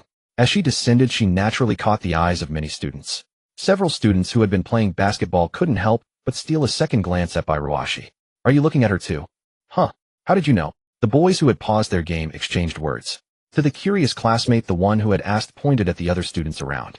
Many of them were also staring at Bai Ruox's retreating figure, somewhat dazed. Is she a senior student or a teacher? She looks more like a teacher, just young looking. If only our school had such a beautiful teacher. If she taught us, I'd definitely study hard. But her hair would look better a bit longer. I think I'm falling for her. What are you thinking? Let's get the next game going. You're such a noob, I've been schooling you. With Bai Ruox's departure, the basketball court grew lively again. Bai Ruoxi had no idea that her brief presence had stirred the hearts of many young, impulsive students. Completely oblivious, Bai Ruoxi had just climbed the stairs and reached the floor where Bai Yihan's classroom was. After climbing 5 flights in one go, she was panting heavily, leaning against the wall to recover. Not good. Sitting in the office for too long has left me in terrible shape. It was no surprise that a sedentary office job had reduced her fitness to this. Muttering to herself, she rested against the wall for a while before continuing. She passed by several classrooms and finally stopped at the one she remembered. Inside, a few girls were chatting instead of attending PE class downstairs. Bai Ruoxi wasn't surprised. Many girls disliked PE and would sneak back to the classroom, a common occurrence from her own school days. After glancing at the girls in the classroom and seeing no sign of Bai Yihan, Bai Ruoxi was about to leave. But as she turned, the girls noticed her gaze and looked back at her in unison. Thinking it over, Bai Ruoxi realized these girls were Bai Yihan's classmates and might know where she was. With a smile, she waved at them. The girls in the classroom were momentarily stunned, then awkwardly waved back. Hello, do you know where Bai Yihan is? Hearing that she was looking for Bai Yihan, the students exchanged glances. If you're looking for Bai Yihan, you could try the alley behind the teaching building. Bai Ruoxi was puzzled by the response. Why the alley? Alright, thank you. Though confused, Bai Ruoxi noted the location. After a brief farewell, she left. Who was that? I don't know. She looks so young, like a college student.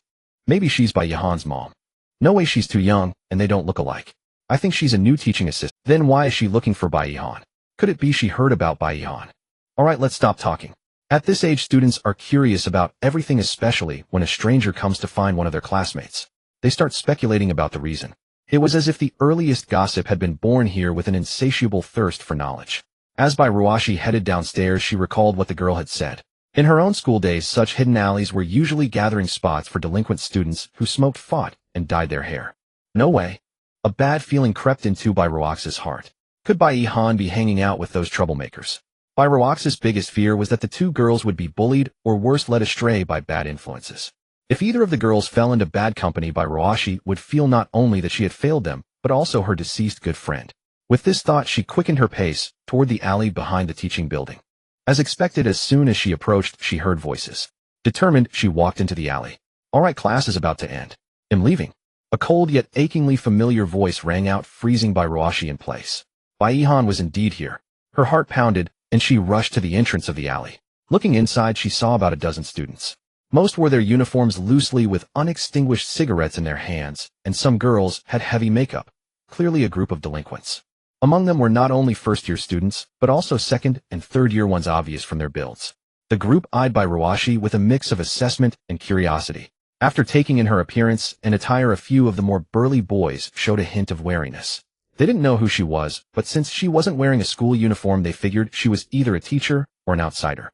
With that, some of the delinquents sneered dismissively, thinking it would be easier to scare her off than to run. After all, a new young teacher would be easy to handle. Where did this little lady come from? Do you know whose turf this is, huh? A tall, burly boy stepped forward, his tone brimming with condescension.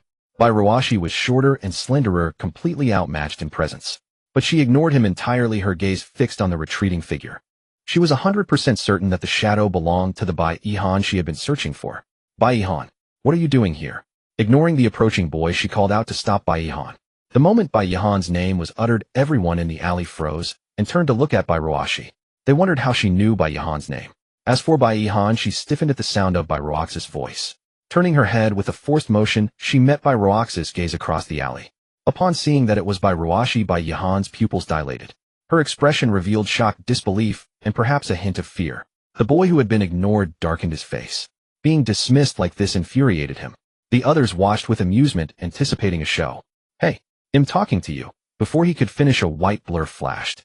A slender yet powerful hand grabbed his neck, and with a sudden jerk she threw him. The boy hadn't even seen who it was before he was flung to the ground, with a loud thud, pain shooting through his body. Dazed and enraged, he scrambled to see who had dared to do this. When he saw it was Bai-ihan, his fury instantly deflated. He cowered, his anger replaced by submission. Everything happened too fast for the others to react. Bairuaxi's eyes were icy as she looked at the fallen boy, then swept across the rest. No one dared to meet Bai-ihan's gaze. "B-boss. What does this mean?" The boy scrambled up, his voice trembling as he addressed Bai-ihan. Though humiliated and aching, he dared not show anger toward her. Bairuashi stood frozen, her shock no less than that of the other students. She had never seen Bai-ihan fight, let alone imagined that her usually silent daughter could overpower a boy half a head taller. The strength and speed were unlike any middle schooler's. She could even see the fear in the boy's eyes when he hit the ground. It took Bairuashi a moment to realize that the boy had called Bai-ihan boss. Could Bai-ihan actually be the leader of these delinquents? But Bairuashi knew this wasn't the time to ask. Without a word, she grabbed Bai-ihan's hand and led her away, leaving the stunned group behind. "Who is she?" "I don't know, but she seems really close to the boss." And she stormed in like that, and the boss changed completely. Didn't even lose her temper. The alley buzzed with chatter after Bairuaxi's departure. Bairuashi led Bai-ihan to a secluded spot. Releasing her hand, she turned to face her. An awkward silence hung between them, thick and unspoken. Bairuashi looked at Bai-ihan with a complex expression, finally breaking the silence. "Aren't you going to What were you doing hanging around with that group of delinquents? Being with them will lead you astray. Haven't you seen what they're like? Smoking, not wearing their uniforms properly." As she spoke, Bairuaxi's hands were also tidying the collar of Bai-ihan's uniform. Hearing the accusatory tone in Bairuaxi's words, Bai-ihan felt a flicker of resentment in her heart. After all, Bairuashi had no idea what she had been through. Yet at the same time, she was more at a loss as to how she could explain it all to Bairuashi. The reason Bai-ihan stayed with those delinquents was of course not because she had turned bad. There was a reason for everything. This inevitably led back to the very beginning, when Bai-ihan first arrived at this school. Back then she had just transferred here, and because of her cold and eccentric personality, few were willing to befriend her. Still, that wasn't a significant problem. Bai-ihan's nature wasn't fond of socializing, being alone was perfectly fine for her. However, as time passed, more and more people gradually came to seek her out. As for the reason, it was simply that Bai-ihan always exuded a unique charm. Coupled with her striking features and outstanding performance in both academics and sports, it naturally made it easy for other students to take a liking to her. Initially, people approached her because of her excellent grades, asking for help with homework. But upon interacting with her, they discovered that despite her cold demeanor, Bai-ihan wasn't bad-tempered. She explained questions clearly and never lost her temper easily. Gradually, more and more people came to her, some for academic help, others just wanting to hang out. If things had continued like this, it would have been fine. However, the world is diverse. Since some people liked Bai-ihan and played with her naturally, others disliked her. This wasn't only because of her beautiful face, but also because she consistently ranked first in exams and had a wide social circle. Thus, those students who were dissatisfied with Bai-ihan buried the seeds of jealousy in their hearts, not daring to show it, but waiting for an opportunity. Until one day a teacher left some documents about tuition fees in the classroom, and those students saw that Bai-ihan came from a single-parent family. Seizing this, they began to make a big deal out of it. They started spreading rumors that Bai-ihan was a child without parents, using this to incite other students to ostracize her. This was still bearable as some students didn't care about such matters and remained close to Bai-ihan. But those jealous of her weren't done yet. After noticing that Bai-ihan received a considerable amount of pocket money from Bairuashi every day, they found another pretext. They claimed that since she was from a single-parent family, she must be poor. They said she had so much pocket money because she was selling her body. Initially, Bai-ihan was indifferent to these rumors, but that only emboldened the bullies. The rumors escalated, and because Bai-Han was too lazy to come forward and clarify, eventually almost every student looked at her with a strange piercing gaze. This gaze made Bai-Han uncomfortable, and only then did she realize she had been completely isolated. In the days that followed, people came daily to her desk to provoke her, even putting insects in her desk or scrawling obscene words on its surface. In reality, the perpetrators were the same group who had been jealous of her from the start. The other students simply stayed away for fear of being isolated themselves. So for a time, Bai-Han was truly miserable and unhappy. This continued until one day a female classmate went too far and tried to take the pocket money Bai-Han had given Bai-Han, marking a turning point. Facing those bad students who wanted to steal her money, Bai-Han naturally wouldn't back down. Having endured silently at school, without ever fighting back against the bullies this time, seeing her resistance, the bullies were momentarily enraged and gathered several people to attack her. The result, of course, was that with Bai-Han's extraordinary martial prowess, the few of them were sent flying, completely unable to fight back. Someone reported it to the teacher, but since the bullies had started it and struck first, they readily admitted their mistake and apologized. As Bai-Han wasn't injured, the matter was dropped. But those girls held a grudge. One day, as she was leaving the school gate, they had some thugs ambush her. Bai-Han looked calmly at the hooligans approaching her, her heart utterly serene. She knew that if she didn't fight back, the trouble would be endless. Strike once to avoid 100 blows. After that incident, Bai-Han became famous overnight. Among the delinquents at school, she was regarded as an unfathomable master. After all, who else could take on so many people single-handedly and emerge without a scratch? If that wasn't a monster, what was? Consequently, many delinquents from both inside and outside the school came to seek her out, wanting her to be their leader. Bai-Han didn't want to be associated with them, but after she beat them, they insisted on recognizing her as their boss. Too lazy to bother, she let them do as they pleased, simply refusing to acknowledge the title herself. However, on many subsequent occasions when others taunted Bai-Han or wrote nasty things on her desk, those delinquents would step up to speak for their so-called leader. Eventually, under their intimidation and search, they found the original rumor-mongers and gave them a severe beating. After that, the rumors about Bai-Han vanished completely. Though she didn't want any ties with those delinquents, Bai-Han understood the principle of distinguishing between love and hate, and she was naturally grateful. Thus, she reluctantly accepted the role of their leader. Of course, they usually didn't call her to do anything particularly bad, it was just to have her presence to assert authority. After all, that one battle had a huge impact on the delinquent groups in the area, and everyone knew about the monster, who could take on 10 without injury, and even make them beg for mercy. But that was all. Bai-Han never touched bad habits like smoking or drinking, because she always remembered Bai-Ruoxi's earlier words telling her not to go astray. Yet despite this, Bai-Ruoxi now confronted her without understanding what she had been through or the grievances she had suffered. Bai-Han felt wronged and a little petulant. Thus emotion began to slowly overpower reason. Why do you have to meddle so much? This was the first time Bai-Han had spoken to Bai-Ruoxi like this. Though her voice was soft and uncertain, it still left Bai-Ruoxi somewhat stunned. Bai-Ruoxi's fingers paused in midair, the motion of tidying the collar freezing. He was stunned for a few seconds, not feeling any anger, but rather as if something had gently pricked his heart, causing a moment of daze. This was the first time Bai-Han had spoken to him like this. No matter how cold she had been before, she always listened obediently and never talked back like this. What did you say? Bai-Ruoxi wished desperately that he had misheard. I said, why do you have to meddle so much? Faced with the repeated question, Bai-Han's reason this time completely surrendered. People often speak more hurtfully to those they are closest to. Such was the attitude of Bai-Han toward Bai-Ruoxi at this moment. Bai-Ruoxi gazed at Bai-Han before him, noticing how after speaking, she averted her eyes, unable to meet his gaze. For a moment, he felt a wave of dizziness. Recalling the words Bai-Han had just spoken, Bai-Ruoxi felt a tightness in his chest. Upon coming to his senses, he only felt an inexplicable pang in his heart. Bai-Ruoxi believed he had never treated the two little ones poorly. He had given them much without expecting anything in return, for he thought this was his duty as their father now. However, upon hearing such words from Bai-Han, Bai-Ruoxi's heart was filled with indescribable emotions. Perhaps it was both pain and sorrow. Why can't I discipline you? Even so, this did not mean Bai-Ruoxi would allow Bai-Han to say such things. Looking at Bai-Han, countless emotions surged through Bai-Ruoxi's mind, clashing and fighting against each other. Finally, the thread of reason in his mind snapped. Why can't I discipline you? I watched over you in elementary school, I watch over you in middle school, and now you want to shake me off like this? I won't allow it. Bai-Ruoxi's emotions began to boil over. He'll watch over you in high school and college, and even after you marry and have children, he'll still. He trailed off, unable to continue. As if realizing his words were too emotional and irrational, or perhaps something else crossed his mind. Bai-Ruoxi felt a lump in his throat, and his lips inexplicably went numb. He remembered what the two little ones' father had said to him before he passed. If something happens to me one day, you must look after the two little ones. Little girls mature earlier, and their rebellious phase comes sooner than boys. Bairuashi had never forgotten this, and all his efforts over the years had been for the two little ones. Yet Bairuashi had always worked silently for them, never complaining in their presence, always showing them his best side. In the beginning, when Bairuashi could barely support himself facing two utterly clueless little ones, he couldn't help but regret his impulsive decision to take on the responsibility of raising them. But despite his regrets during low points, Bairuashi worked tirelessly every day, laboring as if his life depended on it. Whether being scolded by his boss, deceived and oppressed by colleagues with connections, or enduring financial hardship, he silently endured it all. A gentleman is judged by his deeds, not his heart. If judged by the heart, there would be no gentleman in the world.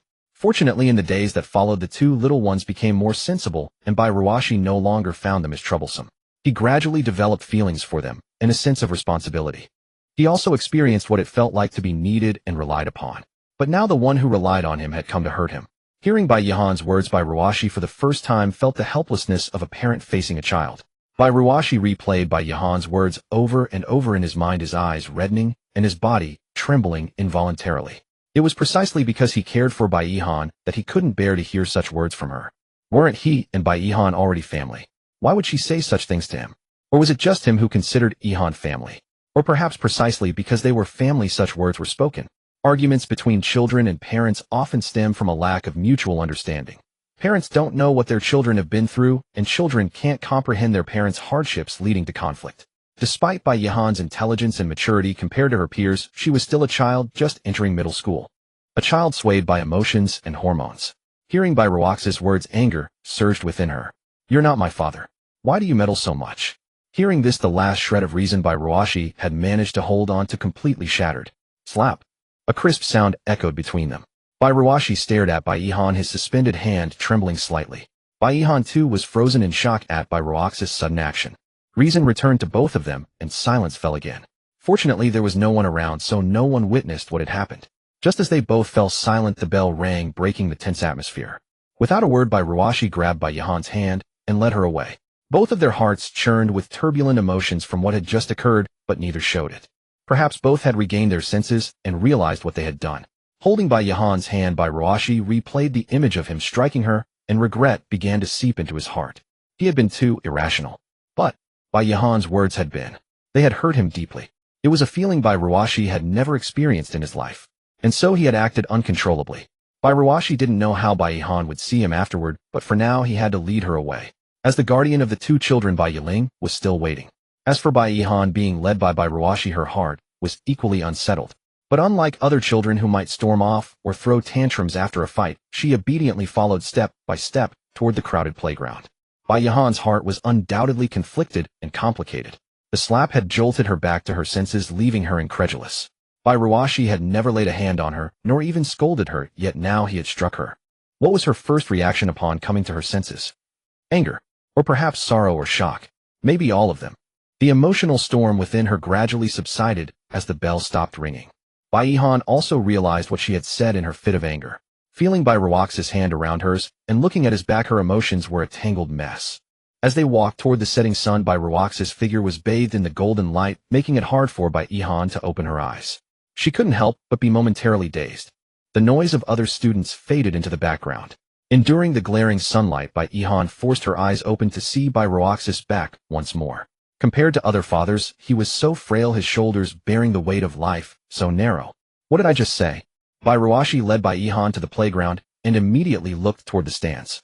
As expected, Bairuling was sitting obediently, her eyes scanning the now crowded playground intently.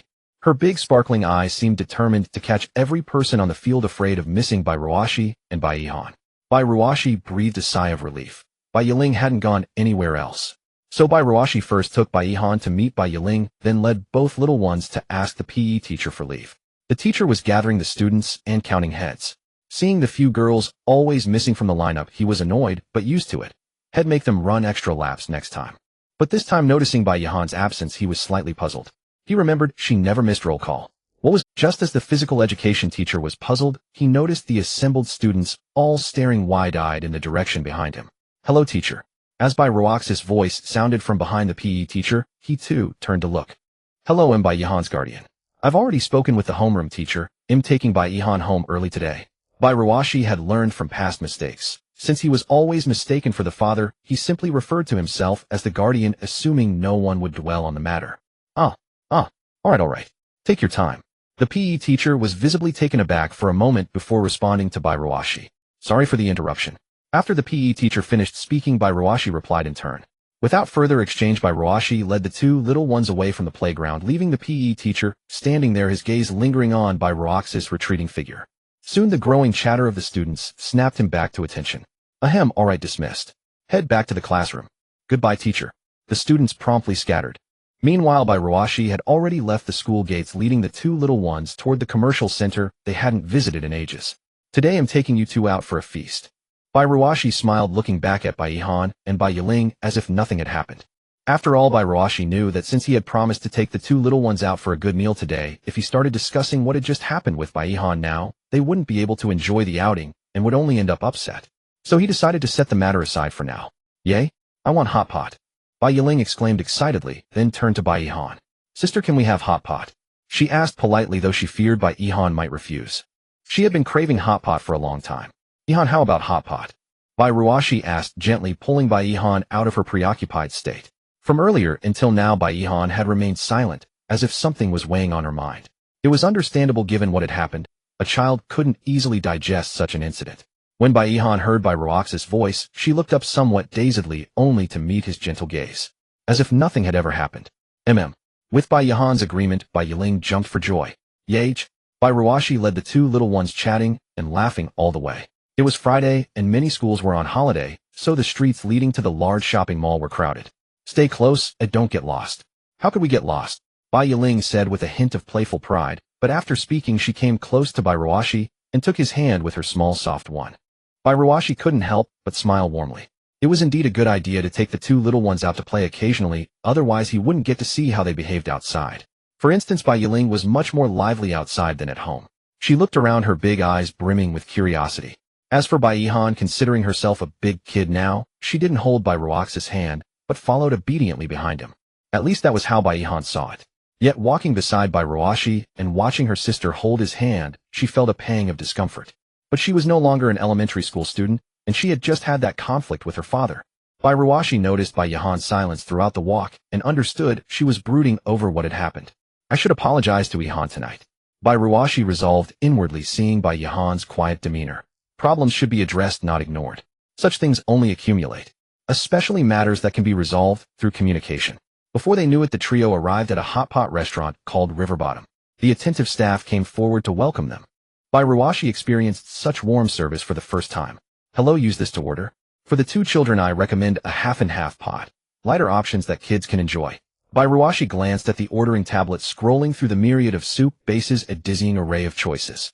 Let's go with a half-and-half pot, one half mushroom broth, the other tomato. Alright, well, bring the pot first. Select any other dishes on here. Bai Ruashi, hearing the server's enthusiastic service, understood why the prices were so high. The little ones can't handle spice, so well, skip the spicy options. Bai Ruashi himself loved spicy food, or at least he used to. But after living with the two little ones for so long, he had gradually adapted to their milder tastes. After all, lighter food was healthier. So Bai Ruashi ordered a variety of dishes, tripe, fatty beef, seasonal vegetables, all to ensure the two little ones had a feast, since such outings were rare. Dad, don't order too much, or we might not finish it. Bai Yiling, sitting across from Bai Ruashi, blinked her big eyes at him and reminded him considerately. It's fine, you two enjoy yourselves today, because I have some good news. Bai Ruashi smiled, teasing them before revealing the news, pausing mid-sentence to look at Bai Yiling and Bai Ihan sitting opposite. What good news?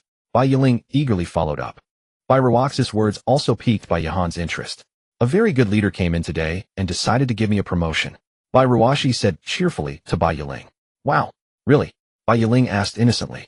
Barring any surprises, it should be fine. So, does that mean Dad won't be short on money anymore? It'll definitely be better than before, yay. Then I want to buy a new doll. Seeing Bai Yiling's joy, Bai Ruashi couldn't help but smile. If you want a doll, well, get you one later. There are plenty in this mall. Waiter, a large bottle of cola, please. Watching the two little ones eating contentedly, Bai Ruashi didn't forget to order them a drink. How could a hot pot meal be complete without cola? She tirelessly served the children, adding ingredients to the pot, picking up food for them, and pouring their drinks, ensuring they were well taken care of. Having not dined out for a while, the two children ate heartily. Bai Ruashi even ordered 3 servings of tripe before they were satisfied. Only after all 3 were completely full did the meal finally come to an end. Perhaps the only thing that bothered Bai Ruashi was Bai Yihan's initial restraint and unease. The turning point, however, came when a birthday celebration at another table prompted the staff to sing the birthday song. The 3 of them were immediately drawn to the sound of the birthday song. Looking over, they saw a family of 3, a young couple, and a little girl who had just started elementary school. The little girl was the center of attention, showered with birthday wishes and basking in her parents' affection. Her parents each gave her a birthday gift. Bai Ruashi couldn't help but glance at the 2 children. Yiling was clutching the edge of the tablecloth, her eyes fixed on the birthday cake on the other table. Yihan, on the other hand, stole a quick glance before hurriedly lowering her head, poking at the greens in her bowl, as if she sensed Bai Ruashi watching her. But the envy in Bai Yihan's eyes did not escape Bai Ruaxi's notice.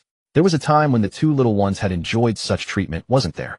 Now alone, Bai Ruashi couldn't do the same, but she still tried her best to make up for it. Remembering that Bai Yihan's birthday was approaching, she turned her gaze toward her. Yihan, your birthday is coming up soon, isn't it? Do you want to celebrate it here when the day comes? As Bai Ruashi spoke, Bai Yihan shook her head repeatedly, an inexplicable faint blush spreading across her cheeks. No, it's fine. She refused in a fluster, quickly lowering her head again, no longer looking in that direction. Though she felt a twinge of envy, the thought of being the center of attention made her dread the awkwardness of such a scene. Bai Ruashi naturally saw through Bai Yihan's thoughts. Since she was unwilling, she decided to celebrate Bai Yihan's birthday at home instead.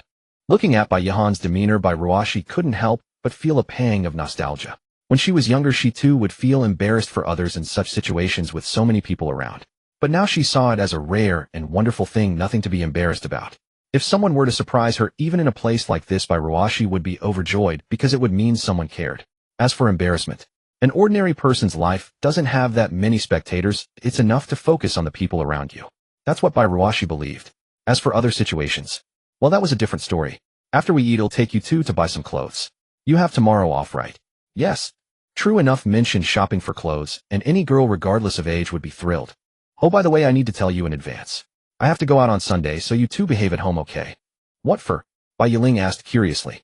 It's nothing much, just a part-time job at a comic convention. After a moment's thought, Bai Ruashi saw no reason to hide it from her family, so she came clean with the 2 children. Oh. Bai Yiling, still young and not quite understanding what a comic convention was, nodded dazedly, looking a bit adorably confused. Unlike Bai Yiling, Bai Yihan knew exactly what a comic convention was. Coincidentally, some classmates had recently been discussing a particularly large-scale convention, which was said to feature a popular celebrity. The convention was renowned for both its scale and the skill of its cosplayers. Even those not interested in anime characters would go for the celebrity. This piqued Bai Yihan's curiosity. Eat up, the tripe is ready, Bai Ruashi said as she continued to serve the children. Only after the 2 little ones were thoroughly fed did Bai Ruashi start eating what she wanted. They finished their meal quickly, and Bai Ruashi began taking the children through the mall. Passing by one clothing store after another, she slowed her pace, carefully examining each shop. Bai Ruashi usually hated shopping. She only bought new clothes when her old ones were unwearable, and even then she ordered them online. Physical stores never got a cent from her. It wasn't that she was unwilling to spend money, as she simply felt that clothes were just clothes as long as they were wearable. After a long day's work, she was already exhausted. Taking care of the 2 children left her with little energy or desire to spend time on clothes.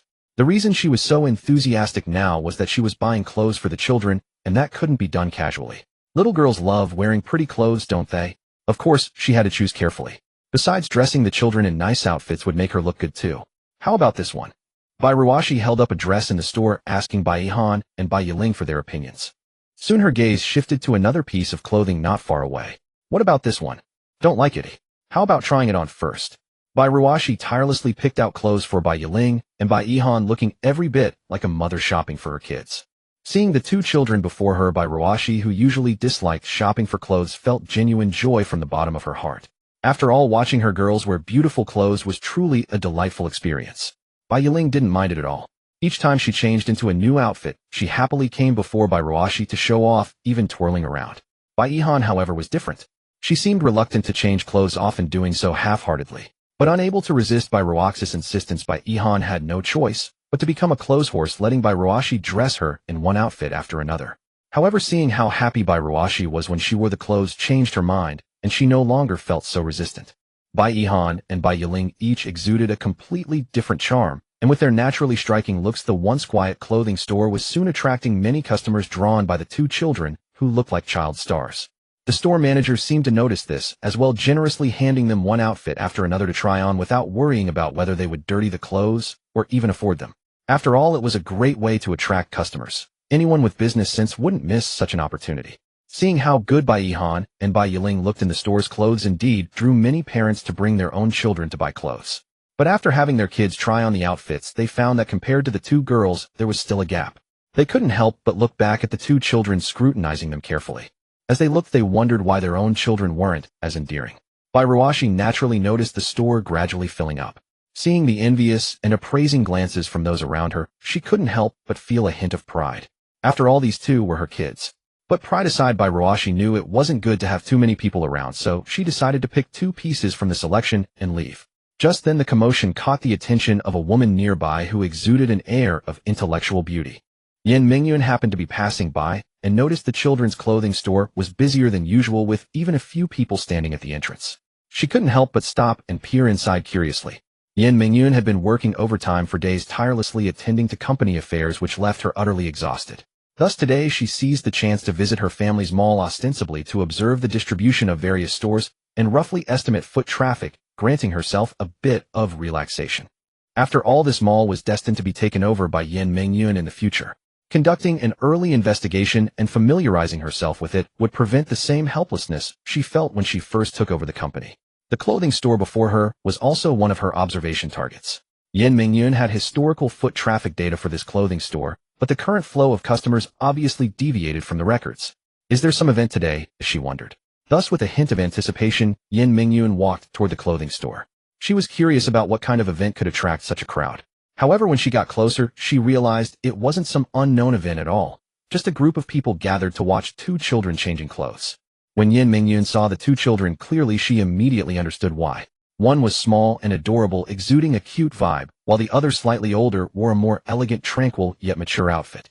The two children, so different in style, yet equally captivating, even made Yin Mingyun, who had seen countless handsome men and beautiful women, take a second look and silently praise them. Their charm was even more pronounced against the backdrop of other children present. Whose kids are these? So beautiful. Yet having experienced many grand occasions, Yin Mingyun eventually averted her gaze after a few more glances and turned her attention to the store's customers. Most were parents with children, with a few young people simply there for fun. Seeing so many people, Yin Mingyun knew this scene was a fluke and held no value for recording or reference, unless the store could have such child stars visiting every day. But that was clearly impossible. Just as she was about to leave, her eyes inadvertently caught a familiar figure, causing her to abruptly halt. Standing there, she narrowed her eyes slightly, and a smile unconsciously curved at the corners of her lips. It seems fate truly ties us together. For an ordinary person, Yin Mingyun might not have noticed. But who could forget someone who had already left a deep impression on her heart? With that thought, she abandoned the idea of leaving and strode directly toward Bai Ruashi, who was still picking out clothes for the two little ones. Meanwhile, Bai Ruashi was completely unaware of Yin Mingyun's arrival, as he was in the final stage of selecting two outfits from a few finalists to purchase. Yiling-han, what do you two think of these? Bai Ruashi said, turning to look at the two sisters.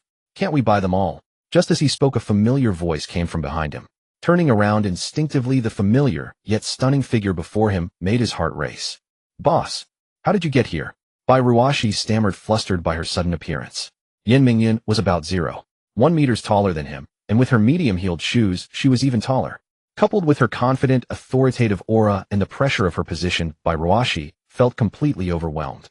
Yet looking at her height, though he wondered why Yin Mingyun was so tall, he knew the reason for his own shortness. He remembered that during middle and high school, in order to save money, he basically ate nothing but plain rice with pickled vegetables, meal after meal. An occasional meal like that would be fine for an ordinary person, but sustained over time, especially during his growth years, led to long-term malnutrition and ultimately stunted his height. So Bai Ruashi firmly believed that if he had eaten nutritiously during his growth spurt, he would definitely be taller than Yin Mingyun now. But thoughts aside, at his age he had long given up on growing taller. I happened to see two adorable kids attracting so many people. I almost thought the store had hired them as advertisement. With a smile, Yin Mingyun pointed to the parents around who, drawn by the two little ones, were preparing to buy clothes for their own children. By the way, are these little ones yours? She studied Bai Yihan and Bai Yiling, two cute kids, and felt a small surprise inside. She hadn't expected these two adorable children to be Bai Ruaxis. Yet thinking about it, it made sense. How could such beautiful kids not belong to a mother who was equally stunning? Wait, no. The father was also quite handsome. Hearing Yin Minjian's question by Ruashi felt a bit awkward. He had never mentioned having 2 children to anyone except the HR department when he first joined the company, which had noted it in his file. After the HR department underwent a series of job transfers and new hires, no one in the company knew about by Ruaxi's 2 children anymore, unless someone specifically dug up his file.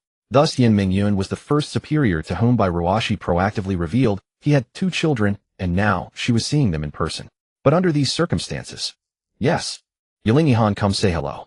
Reluctant as he was to let people in the company know, what else could he do when they had run into each other like this?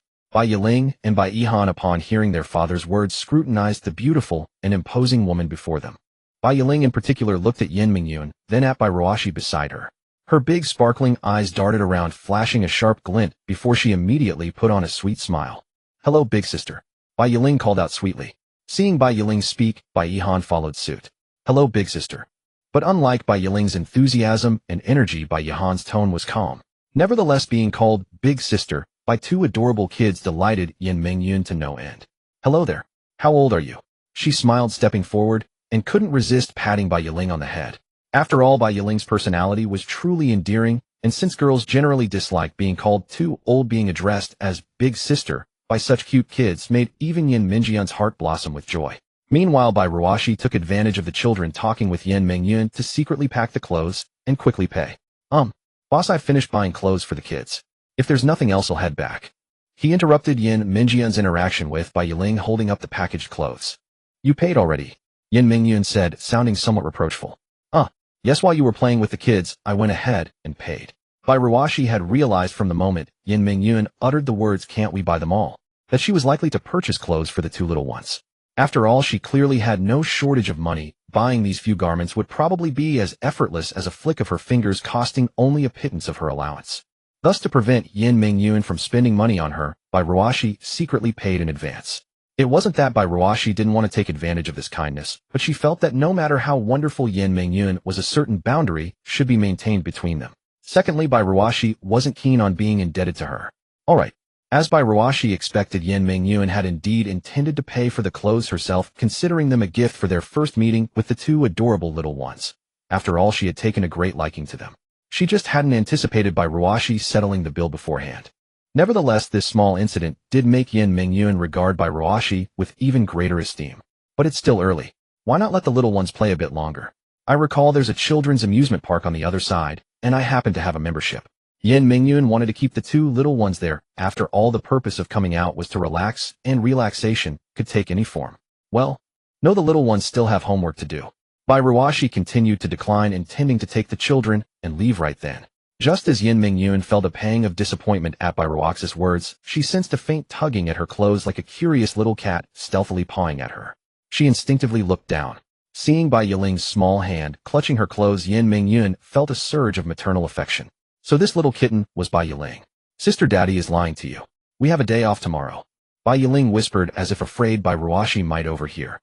Alright, Bai Yiling, it's time for us to go home. Bai Ruashi, noticing that Bai Yiling had somehow run over to talk to Yin Mingyun, hurriedly interrupted her words and promptly pulled her away from Yin Mingyun's side. Afterward, Bai Ruashi offered Yin Mingyun an apologetic smile. We'll be off now. Sorry for the intrusion. Sister, come visit us next time. Just as Bai Ruashi was about to leave with Bai Yiling in tow, Bai Yiling called out to Yin Mingyun once more. Though she didn't quite understand Bai Ruaxi's haste to leave, Yin Mingyun still responded to Bai Yiling with a smile. Alright, little sweetie, wait for me to come play with you. Watching Bai Yiling walk away, Yin Mingyun's fondness for the 2 little girls was unmistakable. If only I had 2 such obedient daughters. Yin Mingyun had always instinctively disliked children she met, but if every child were as well-behaved and endearing as Bai Yiling, who could possibly dislike them? So it wasn't that Yin Mingyun disliked children, as she simply disliked brats. Maybe you'll find an excuse to visit her home. Recalling Bai Yiling's invitation, Yin Mingyun couldn't help but consider finding an opportunity to visit Bai Ruaxi's house. Yet as she pondered, she suddenly remembered what Bai Yiling had whispered in her ear. Why did that little one call her father? Yin Mingyun was momentarily puzzled and slow to react. Did I mishear? After much thought, she concluded that she must have misheard, or Bai Yiling had misspoken. Beyond that, Yin Mingyun could think of no other possibility. And so, without any consideration, she dismissed the possibility that Bai Ruashi was actually male. Yin Yun, Just as Yin Mingyun was staring blankly in the direction Bairuashi had left a lively voice as melodious as a lark interrupted her thoughts.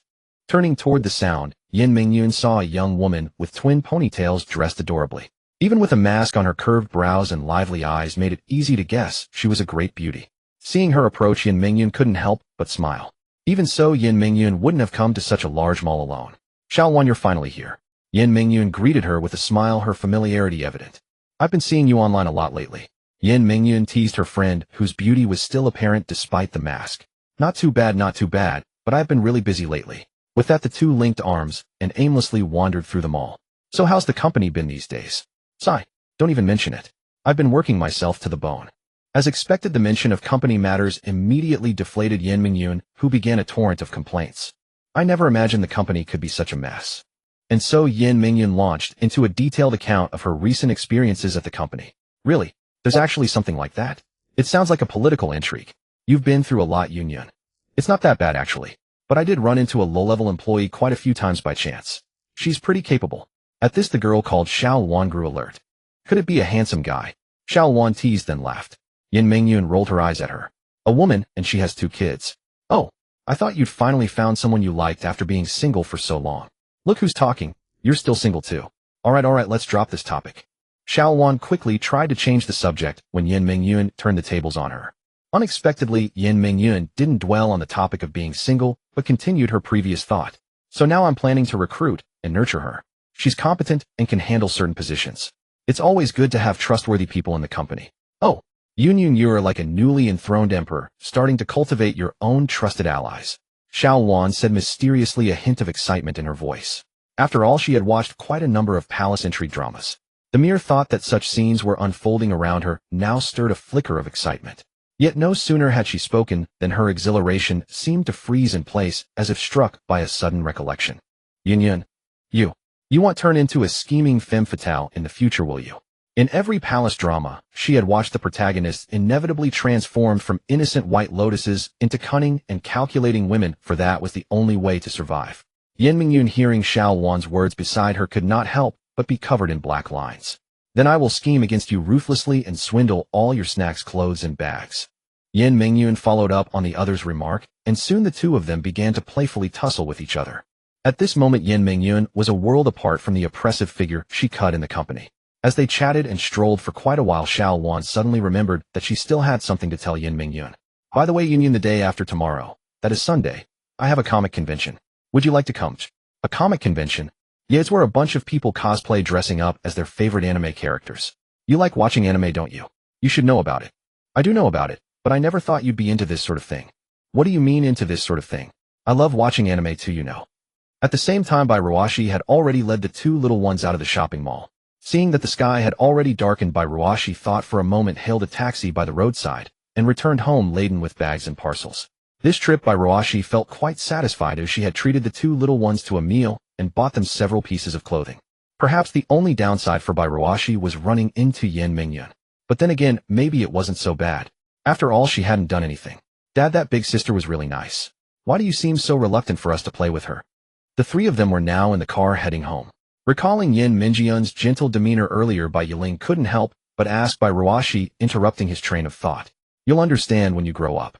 Bairuashi, seeing Bai Yiling's curious expression, brushed her off with a very generic answer. Hearing this, Bai Yiling was naturally displeased and immediately pouted her little mouth high. If you don't want to say it, then don't. Watching Bai Yiling's adorable pout of anger, Bairuashi found her cuteness irresistible and instinctively reached out to stroke her head. But having just angered her, trying to pat her head was futile. Unsurprisingly, after 2 strokes, Bai Yiling quickly shook her head to shake his hand off. Seeing this, Bairuashi could only give up, let out a faint smile, and turned his gaze to the scenery flashing past the window, a trace of melancholy washing over him. If the people at the company found out about the 2 little ones, it would likely cause a lot of trouble. Letting Yin Mingyun know about this was already a last resort. Bairuashi had never intended for anyone in the company to see Bai Yiling and Bai Yihan, let alone Yin Mingyun. It was just that today was too much of a coincidence running into her. Over the past 2 days, Bairuashi had also found it somewhat strange.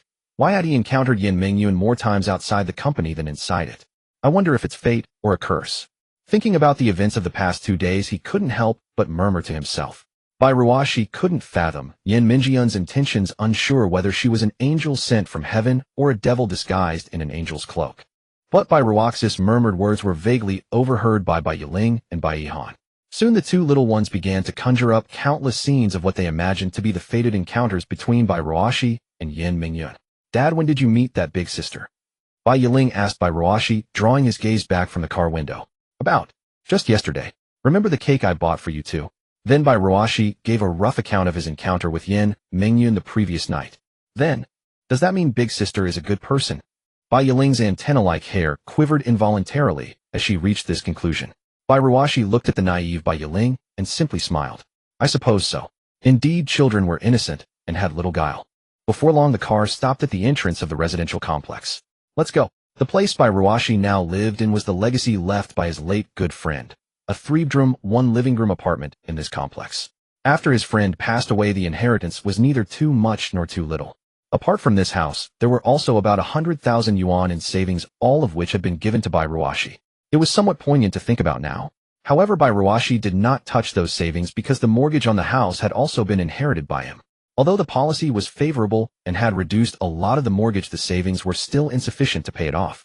But it didn't matter. Bai Ruashi had saved up some money from years of work, so the mortgage was nothing to worry about for now.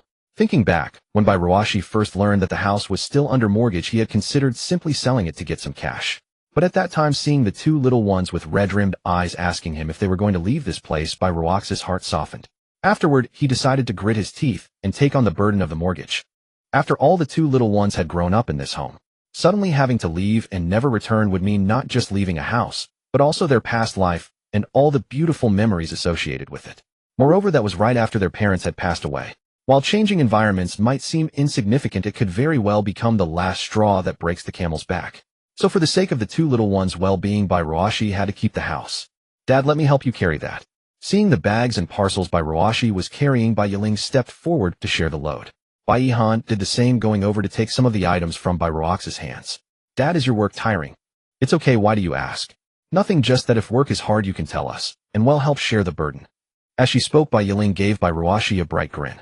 "And how will Yiling share the burden with me?" Bai Ruashi followed up on her words.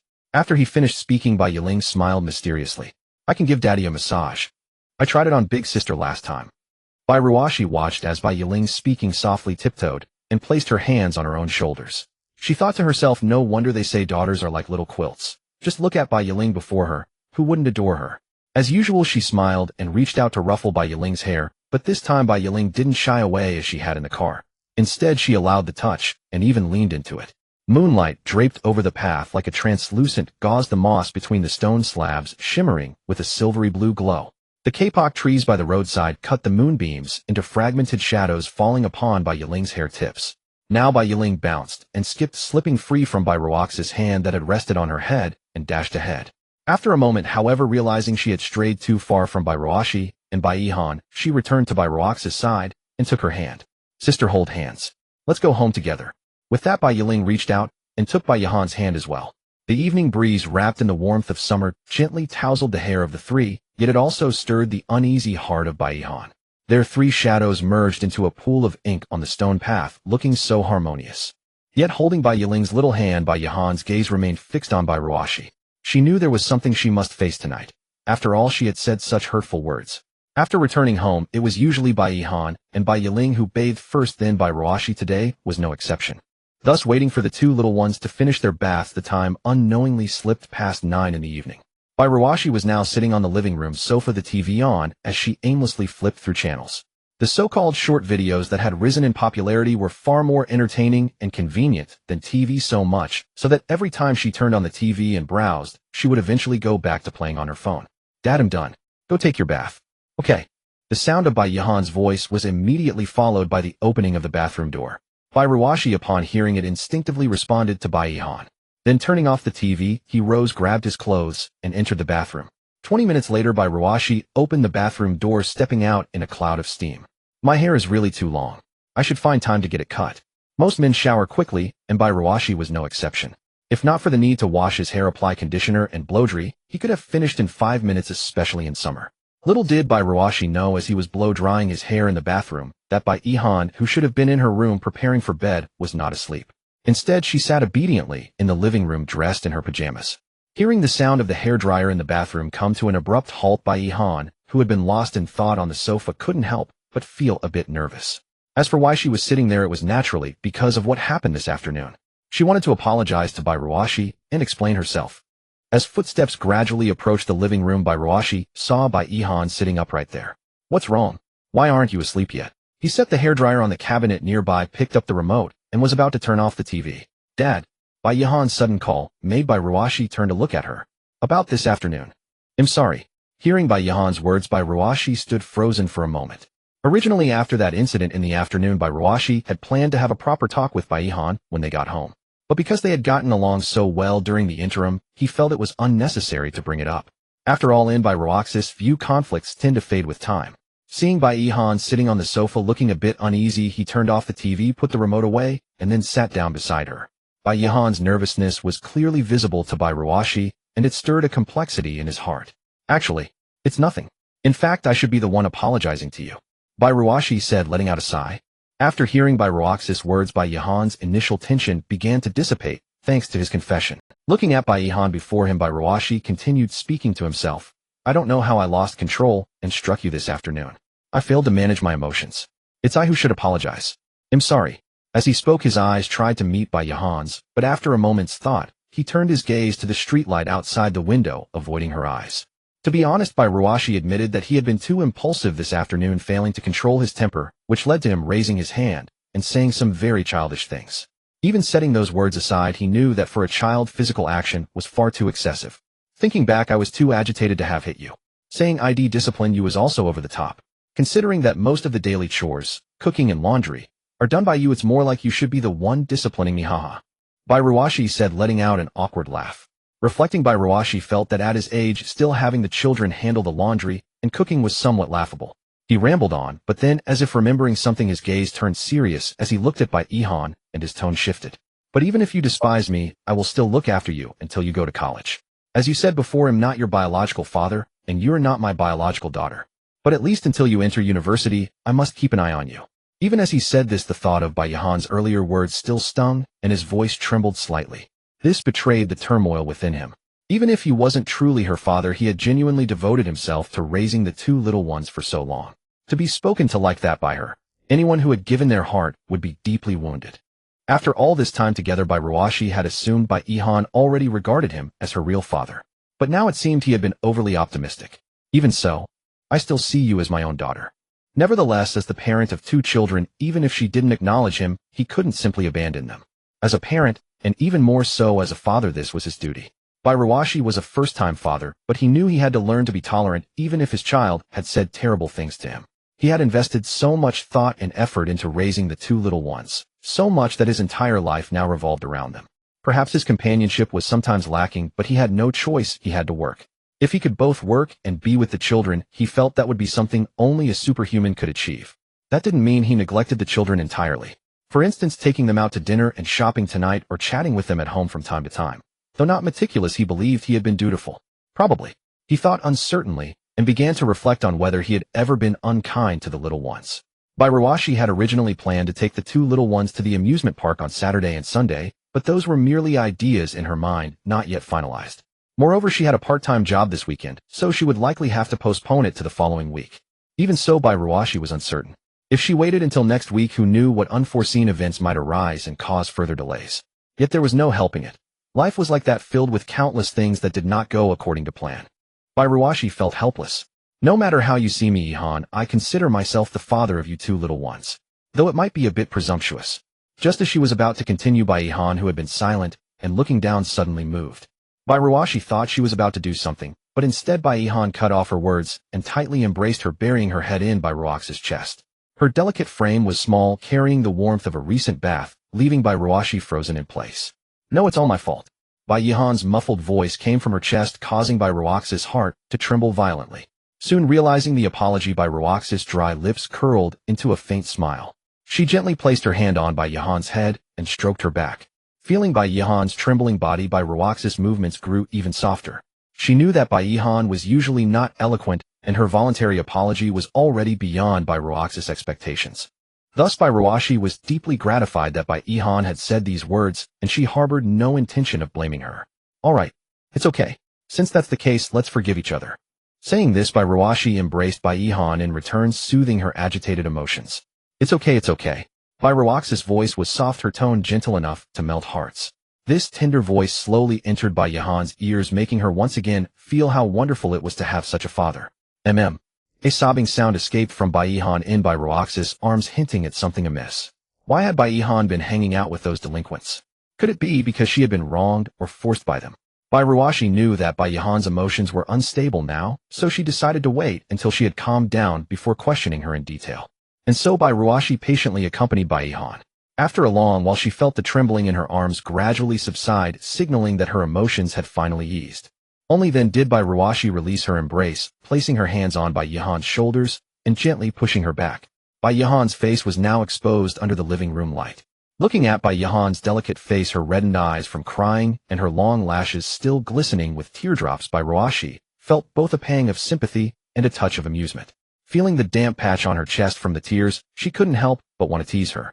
Bai Ihan, sensing Bairuaxi's unwavering gaze, averted her eyes, unable to meet hers directly.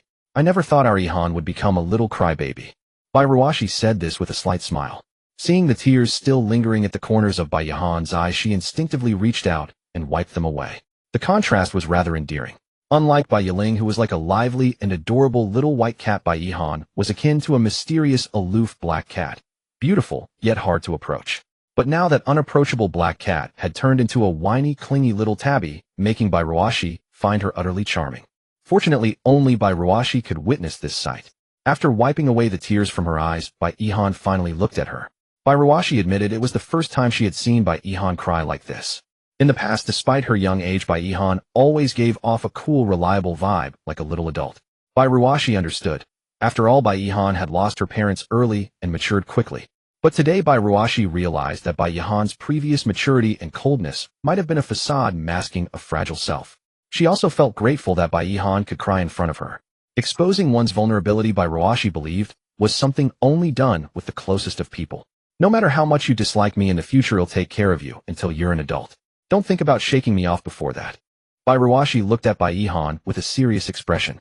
This time, after she finished speaking, Bai Ihan added, And what you said, after I go to college, even after I find someone, you still have to watch over me. Bai Ihan's voice grew softer and softer, her head lowering, as if saying these words was incredibly embarrassing. Hearing this, Bairuashi found her even more adorable. Alright, I'll take care of you. You'll always be my daughter. She hugged Bai Ihan again, gently stroking her back to soothe her. After a while, seeing that Bai Ihan had calmed down, Bairuashi released her hold. Ihan, be honest with me. Have you been wronged at school? She knew Bai Ihan was always a good child and wouldn't say overly harsh things. But the words she had spoken this afternoon struck Bairuashi as suspicious. Even adolescents shouldn't turn the obedient Bai Ihan so rebellious. No. Though she denied it, the truth was otherwise. Bairuaxi's pinpoint accuracy made Bai Ihan flustered. She hadn't expected her father to be so perceptive. As she spoke, meeting Bairuaxi's piercing gaze that seemed to see through everything, she felt a pang of guilt. Seeing Bai Ihan like this, Bairuashi grew more certain of her guess. Otherwise, she wouldn't have been so evasive. Has a classmate been bullying you? There was before, but not anymore so. Dad, you don't have to worry about this. Hearing Bai Ihan's evasive reply, Bairuashi naturally wouldn't let it go. He wished Bai Ihan would speak more openly instead of keeping things bottled up inside. After all, Bai Ihan was only in middle school. If she wouldn't share her thoughts with her father, even now the rift would only deepen by high school, leaving them with nothing to talk about. So Bairuashi was determined to seize this moment to encourage Bai Ihan to be more candid, at least not to conceal her worries. Seeing Bairuaxi's unwavering gaze, Bai Ihan felt uneasy. Knowing such vague answers wouldn't satisfy him, she reluctantly recounted why she had been hanging out with those delinquents since starting middle school, though she omitted the part about getting into brawls. She dared not imagine how explosive his reaction would be if he knew. After listening, Bairuaxi's emotions turned complex. He never imagined that Bai Ihan had suffered such grievances when she first arrived at this school. Fortunately, her own strength had been enough to resolve the crisis on her own. Otherwise, he shuddered to think what she might have become. You should have told me back then. Bairuashi said, gently ruffling Bai Ihan's hair with a pang of sympathy. This incident made him realize how much he had neglected his two daughters as they grew up. Thinking back, there was indeed a period when Bai Ihan had been unusually subdued after starting school. At the time, she hadn't said anything and her behavior at home seemed normal, just a bit gloomy. So Bairuashi hadn't thought much of it. Now it was clearly his oversight. Bairuashi thought, feeling a twinge of guilt. But at least nothing too terrible had happened. With that he hugged Baihan again, his embrace tinged with remorse. A moment later, as if struck by a thought, Bairuashi met Baihan's eyes once more. In his gaze she caught a flicker of doubt. But Ihan, your strength. What's going on? Indeed, Baihan's strength still troubled Bairuashi. Recalling how she had effortlessly thrown down a boy taller than herself, he found it utterly baffling. His close friend had served in the military and taught her some combat moves, but the physical gap between men and women was undeniable. Yet in Baihan's case that gap seemed completely irrelevant. My strength? I'm not really sure either, but I've had it since I was little. Bairuashi looked at her, and her explanation seemed genuine, though it struck him as oddly peculiar. Innate then? Bairuashi mused, his gaze drifting to her arm, which looked no different from any ordinary girl's. A sudden urge to test her strength arose. Ihan, try squeezing my hand. He extended his hand, pale, slender, and almost too elegant for a man's. Not that Bairuaxi's hand didn't look masculine. Due to skeletal differences, men's hands tend to be more knobby and elongated, and his was no exception. Yet these very masculine traits made his hand appear even more shapely and attractive. Ihan stared at his gesture, initially puzzled, but then realized he wanted to gauge her strength. Understanding his intent, Ihan glanced at her father's slender arm, and couldn't help comparing it to the skinniest boy among her underlings. Soon she reached a conclusion. She doubted her father could even defeat that scrawny kid. Are you sure about this? She asked hesitantly. What's there to be unsure about? I'm afraid you'll. Ihan trailed off, reluctant to wound his male pride. That was her intention. But hearing her words, Bairuaxi's pride flared. How could a grown man possibly lose an arm wrestle to a middle school girl? Without another word, he decisively gripped her hand. Ihan watched him take the initiative, a complex glimmer in her eyes. Since he insisted, come on, squeeze. I'm a grown man, there's no way I'd. Ow, ow, ow, ow, ow. Before he could finish, he was cut off by a jolt of pain. A swift and humbling rebuttal. Wincing, Bairuashi yanked his hand back, staring at Ihan in shock, then at her hand. Even before he could finish his sentence, he had felt an absurdly immense force from her seemingly small, delicate grip. It was as if his hand were clamped in a steel vise. At first he could bear it, but within a quarter of a second her strength escalated beyond his endurance. Impossible. He gazed at her slender arm, unable to fathom how such a fragile limb could harbor such power. Moreover, he could tell she hadn't even used her full force. If she had, he dared not imagine how terrifying it would be. With a talent like this in the age of cold weapons, Ihan could have been a general on the battlefield, one man holding the pass against 10,000 foes. An image of Lu Bu charging at him with a 100-pound blade atop red hair flashed through Bairuaxi's mind. Getting hit by that would probably be no different from being struck by a truck. Ihan, have you always been this strong? Bairuashi stared at her. Even if her strength seemed surreal, the reality before him forced him to believe. Still, the world was vast and full of wonders. Perhaps it was just his lack of experience. But since I was very young, Mom and Dad told me not to tell anyone. By Mom and Dad, she meant her biological parents, not Bairuashi. But now Ihan had fully accepted Bairuashi as her father, no different from her biological one. So it was only natural for her to share this secret with him. To be honest, Ihan had always wanted to tell Bairuashi about this matter, but she never found the right opportunity until today. Bairuashi listened and couldn't help but sigh. Yes, your parents are right. Try not to reveal it in normal times, but when it comes to protecting yourself, use it without hesitation, understand. Bairuaxi's tone carried a hint of seriousness. Just as the two were conversing, Yiling's figure appeared beside them, seemingly out of nowhere. Oh, father and sister are secretly chatting without me. Bairuashi and Ihan turned toward the voice, only to find Yiling standing at the end of the hallway, clutching a small rabbit plushie. Her cheeks puffed in anger as she glared at the two in the living room. Yiling had come out to use the restroom and noticed that both her sister's and father's doors were open. Then upon reaching the living room, she saw Bairuashi and Ihan chatting. At this sight, Yiling's little mouth immediately pursed into a pout and her short legs moved swiftly. Without a second thought, she threw herself into Bairuaxi's arms. Yiling's arrival shattered the somewhat solemn atmosphere between Bairuashi and Ihan. Sister, you're so mean. Chatting with father without calling me. Yiling began to throw a tantrum, rolling around, and her antics left Bairuashi both amused and exasperated. All right. Your sister and I weren't just chatting. She did something wrong at school, so I'm scolding her. Does Yiling want to be scolded for doing something wrong at school too?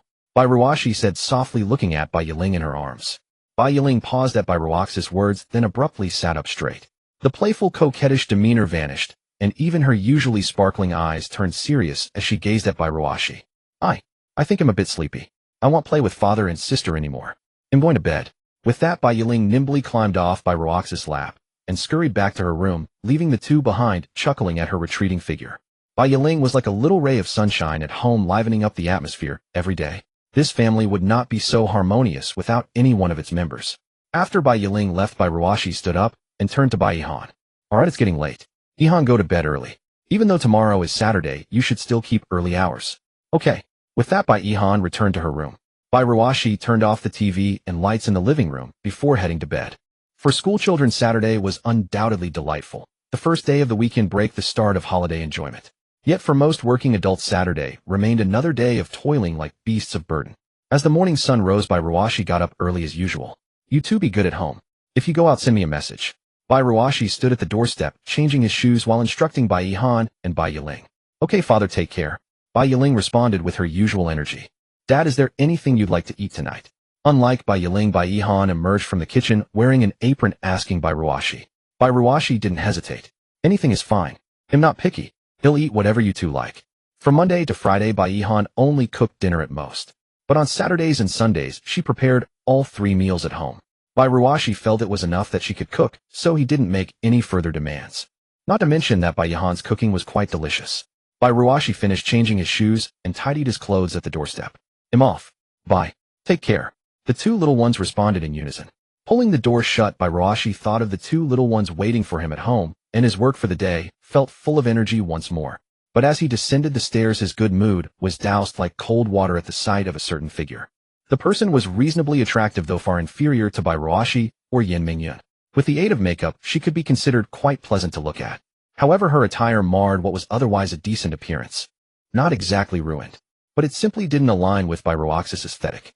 With dyed yellow hair, clothes featuring large cutouts, and an ultra-short skirt that revealed her thighs, large swaths of skin were exposed, clashing entirely with the residential community's everyday vibe. This person was Feng Xiaoman, Bai Ruaxi's girlfriend from his college days.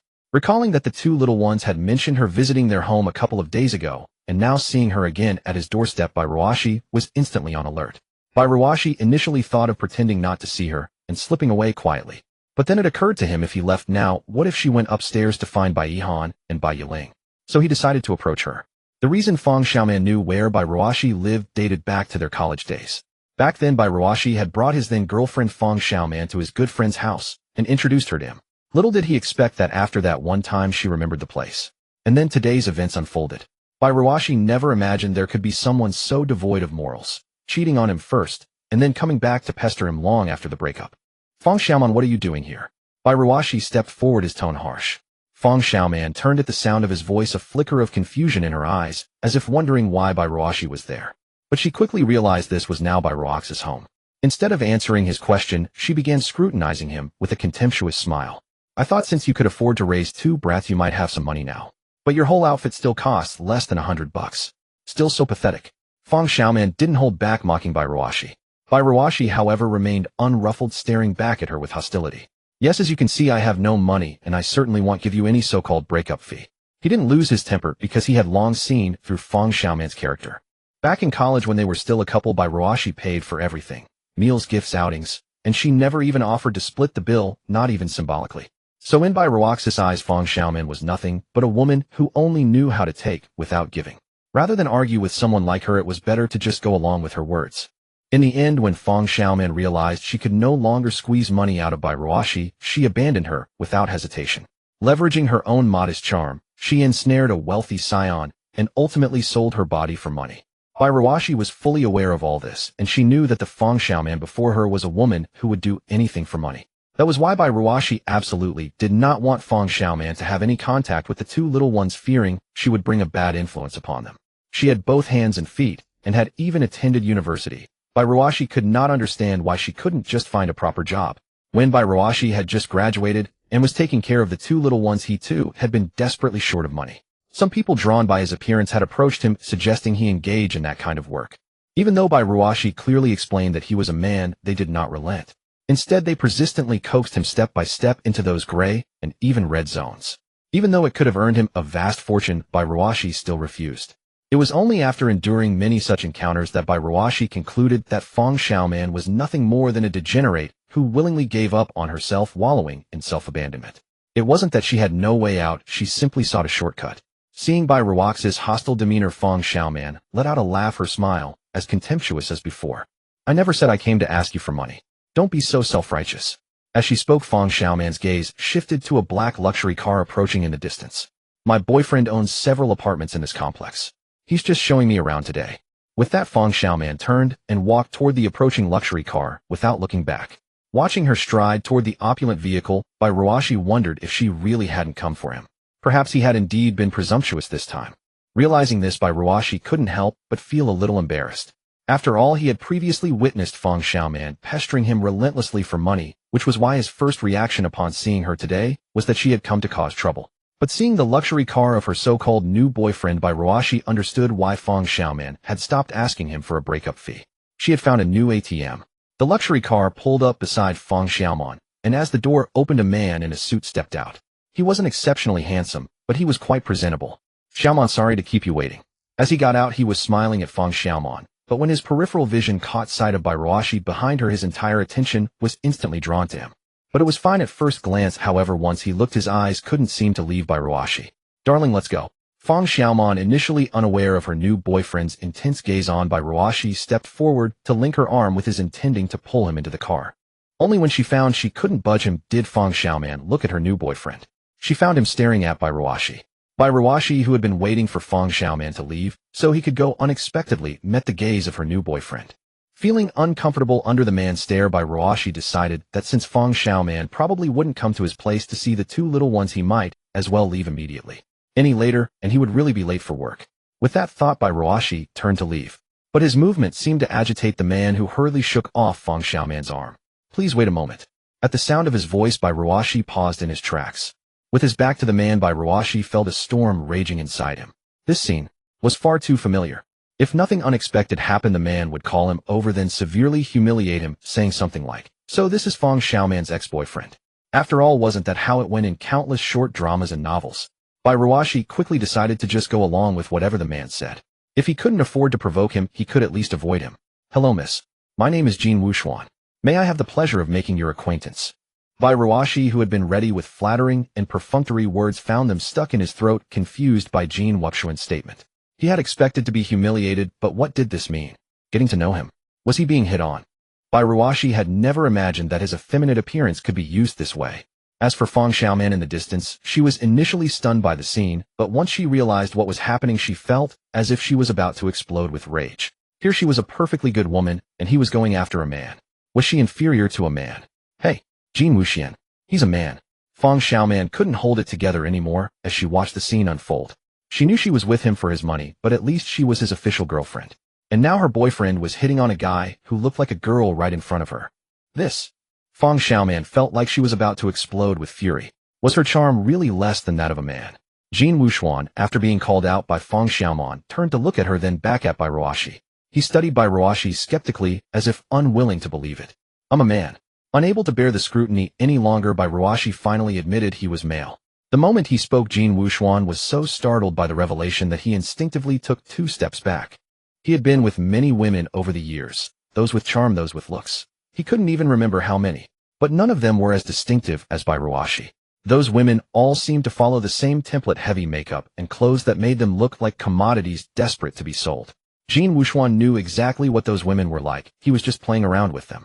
But now, seeing Bai Ruoxi, who was so beautiful even without makeup or elaborate styling, he found himself smitten with an unprecedented intensity. However, upon learning that Bai Ruoxi was a man, Jin Wuxuan began to doubt himself.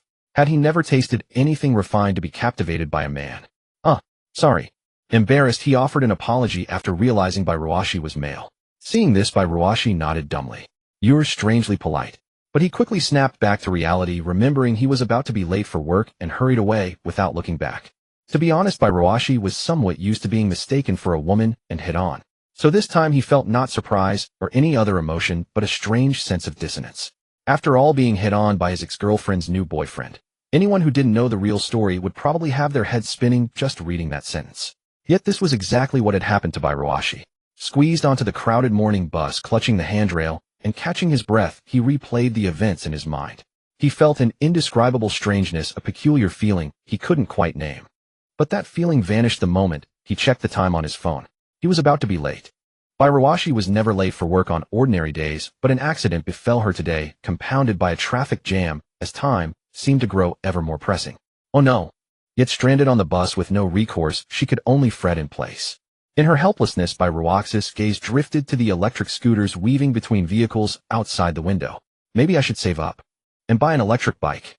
Watching the bus stop at every station, its pace was far slower than a scooter's. While Bairuwashi fretted over her impending lateness, Feng Xiaoman and Jin Wuxuan, having departed after her, leisurely drove their luxury car away from the neighborhood. The wealthy had no comprehension of the daily grind of work. Yet not all was calm, for Feng Xiaoman was seething that her boyfriend had been captivated by her ex. Here she was his legitimate girlfriend, yet Jin Wuxuan had sought someone else's contact information. And to make matters worse, that someone was a man, her ex-boyfriend no less. What kind of nonsense was this? Say, do you know him? Jin Wuxuan drove his mind elsewhere, utterly oblivious to Feng Xiaoman's simmering anger since she got in the car. When he finally spoke, it was to inquire about Bairuwashi pouring fuel on the fire of Feng Xiaoman's wrath. Know him? Of course I do. You never mentioned him. What do I have to report every ex-boyfriend to you? Feng Xiaoman snapped at Jin Wuxuan beside her. He's your ex-boyfriend? Startled by her words, Jin Wuxuan finally showed surprise, turning to look at her. Yes, so what? Feng Xiaoman, seeing his astonishment, couldn't help but feel a smug pride.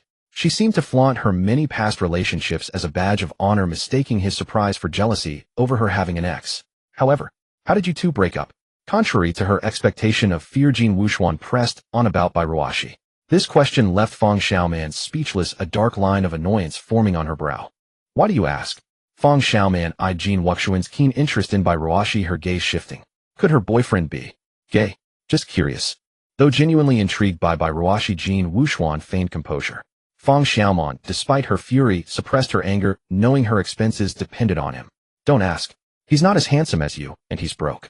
Worse, he's raising a daughter for his buddy. Why would I stick with someone like that? Jin Wuxuan had planned to drop the subject, but her words reignited his curiosity. Raising a daughter for his buddy? Yeah. How so? Pressed by Jin Wuxuan, Feng Xiaoman recounted how Bairuwashi was supporting his friend's child. So now he's strapped for cash, raising 2 kids. Yeah, how could someone like that ever amount to anything? Feng Xiaoman's tone dripped with scorn and bewilderment at Bairuwaxi's choices. Yet her words plunged Jin Wuxuan into deep thought, leaving him silent. Feng Xiaoman, sensing his calm, pulled out her phone. Baby, look at this bag I saw the other day. She held up her phone, showing him a bag she had picked out. The price tag of $299.99 was dizzying. For an ordinary person, even glancing at such a price felt extravagant, let alone buying it. Yet Feng Xiaoman flaunted it without a second thought. As Jin Wuxuan drove, Feng Xiaoman's phone blocked his view, irritating him. Though a spoiled rich kid, hearing how Bairuwashi supported a friend and 2 daughters stirred complex emotions. Jin Wuxuan had lost his mother young and was raised by his father alone. He knew he was a brat, but he saw his father's struggles and always thought him remarkable. Recalling his father's hardship raising just him, he imagined Bairuwaxi's burden with 2 children, and not even his own. He couldn't fathom why such a capable man was deemed worthless by Feng Xiaoman. Despite himself, Jin Wuxuan felt a grudging respect for Bairuwashi. Feng Xiaoman, on the other hand, seemed a soulless gold digger. Even now, shed blocked his view while driving, showing no tact. How could anyone be so stupid? Don't bother me, I'm thinking. He pushed her hand away. But that moment of distraction, as he changed lanes with one hand, he missed a car coming straight in the lane. He slammed the brakes, but couldn't avoid scraping a luxury car passing by. Annoyed, he glanced at Feng Xiaoman's feigned innocence in the passenger seat, then got out. It was clearly his fault for changing lanes into oncoming traffic. The other car was also a pricey luxury vehicle, giving him a headache. This was going to cost him dearly. Yet when he got out, the other driver didn't emerge, only rolling down the window. Jin Wuxuan saw a strikingly beautiful face with an unmatched aura. He was again mesmerized by the beauty inside. The car model seemed more suited to a man, but there sat the more he looked, the more familiar she seemed. I'm in a hurry today. You're lucky I'm letting this slide. Drive more carefully next time. Her voice was cool as she spoke, then drove off without further fuss, leaving Jin Wuxuan standing there trying to recall where had seen such an indescribably lovely woman. Were people all this attractive now? A honk from the car behind snapped him back. He checked the scratch, minor, and returned to his car. Who was that woman acting so high and mighty? Feng Xiaoman, having witnessed everything from the car, ranted about the woman, oblivious that her own actions caused the accident. Jin Wuxuan couldn't stomach her arrogance. She was gracious not to make us pay. Do you know how much that car costs? One payout could buy you several times over. He didn't mince words, reducing her to a commodity. His remark stunned Feng Xiaoman, but she quickly flared up, ready to lash out at him. Yet he was right. Both cars were luxury, but his was nothing compared to hers. It was his fault, and without insurance repairs would cost nearly 100,000. Jin Wuxuan was a rich playboy, not a fool. This car was borrowed from his father, who any trouble would mean severe consequences. How dare you speak to me like that? Fang Xiaoman's voice trembled with anger. How dare I? If you hadn't blocked my view, none of this would have happened.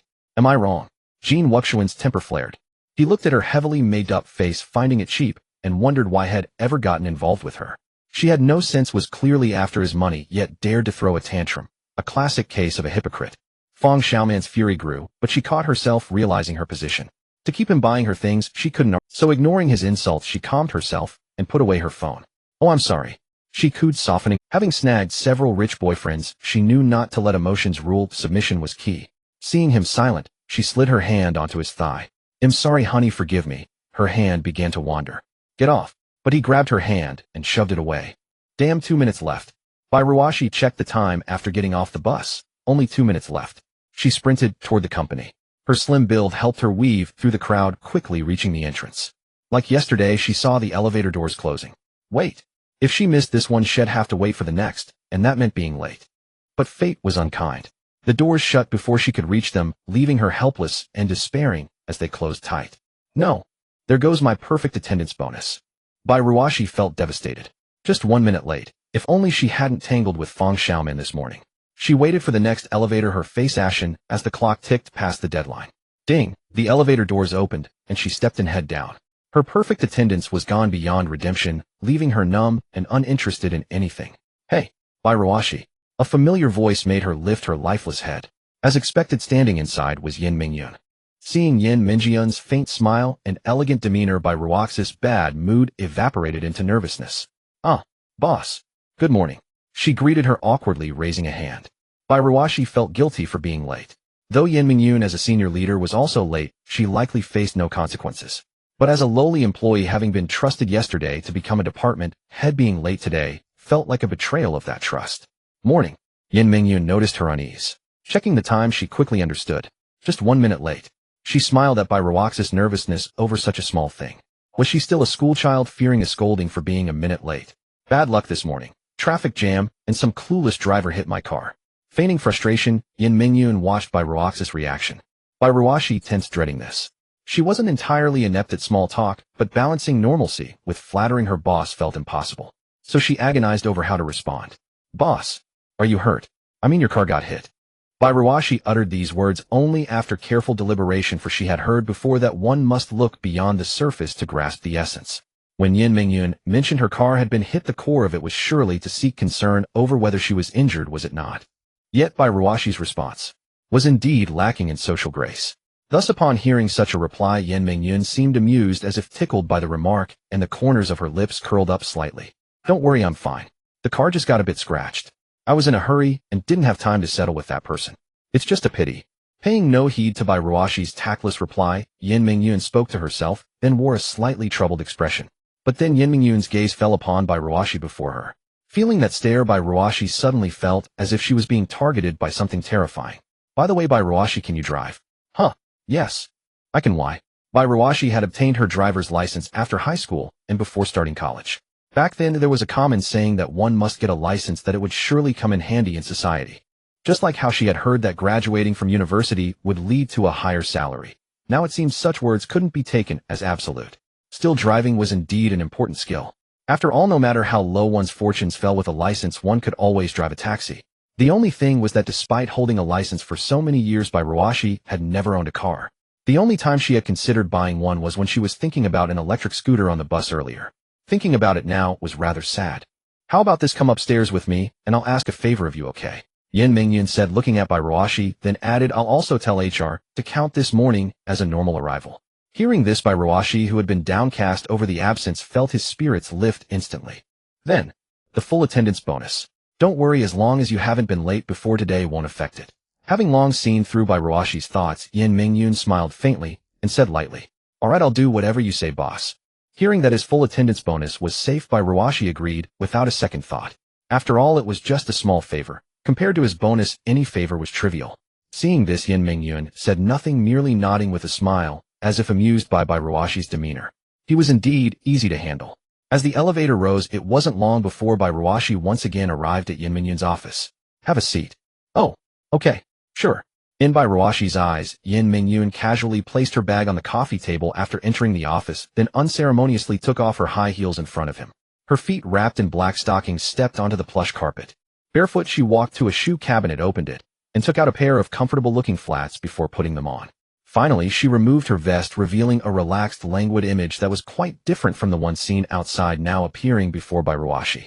After doing all this, Yin Mingyun went to her bag and pulled out a set of car keys. Since you can drive, take my car to the nearby auto shop to get it repaired and serviced. I've been too busy lately, and it's been a while since the last maintenance. Yin Mingyun said, then looked at Ruashi, who stood there stunned. Is this okay? Ruashi asked hesitantly.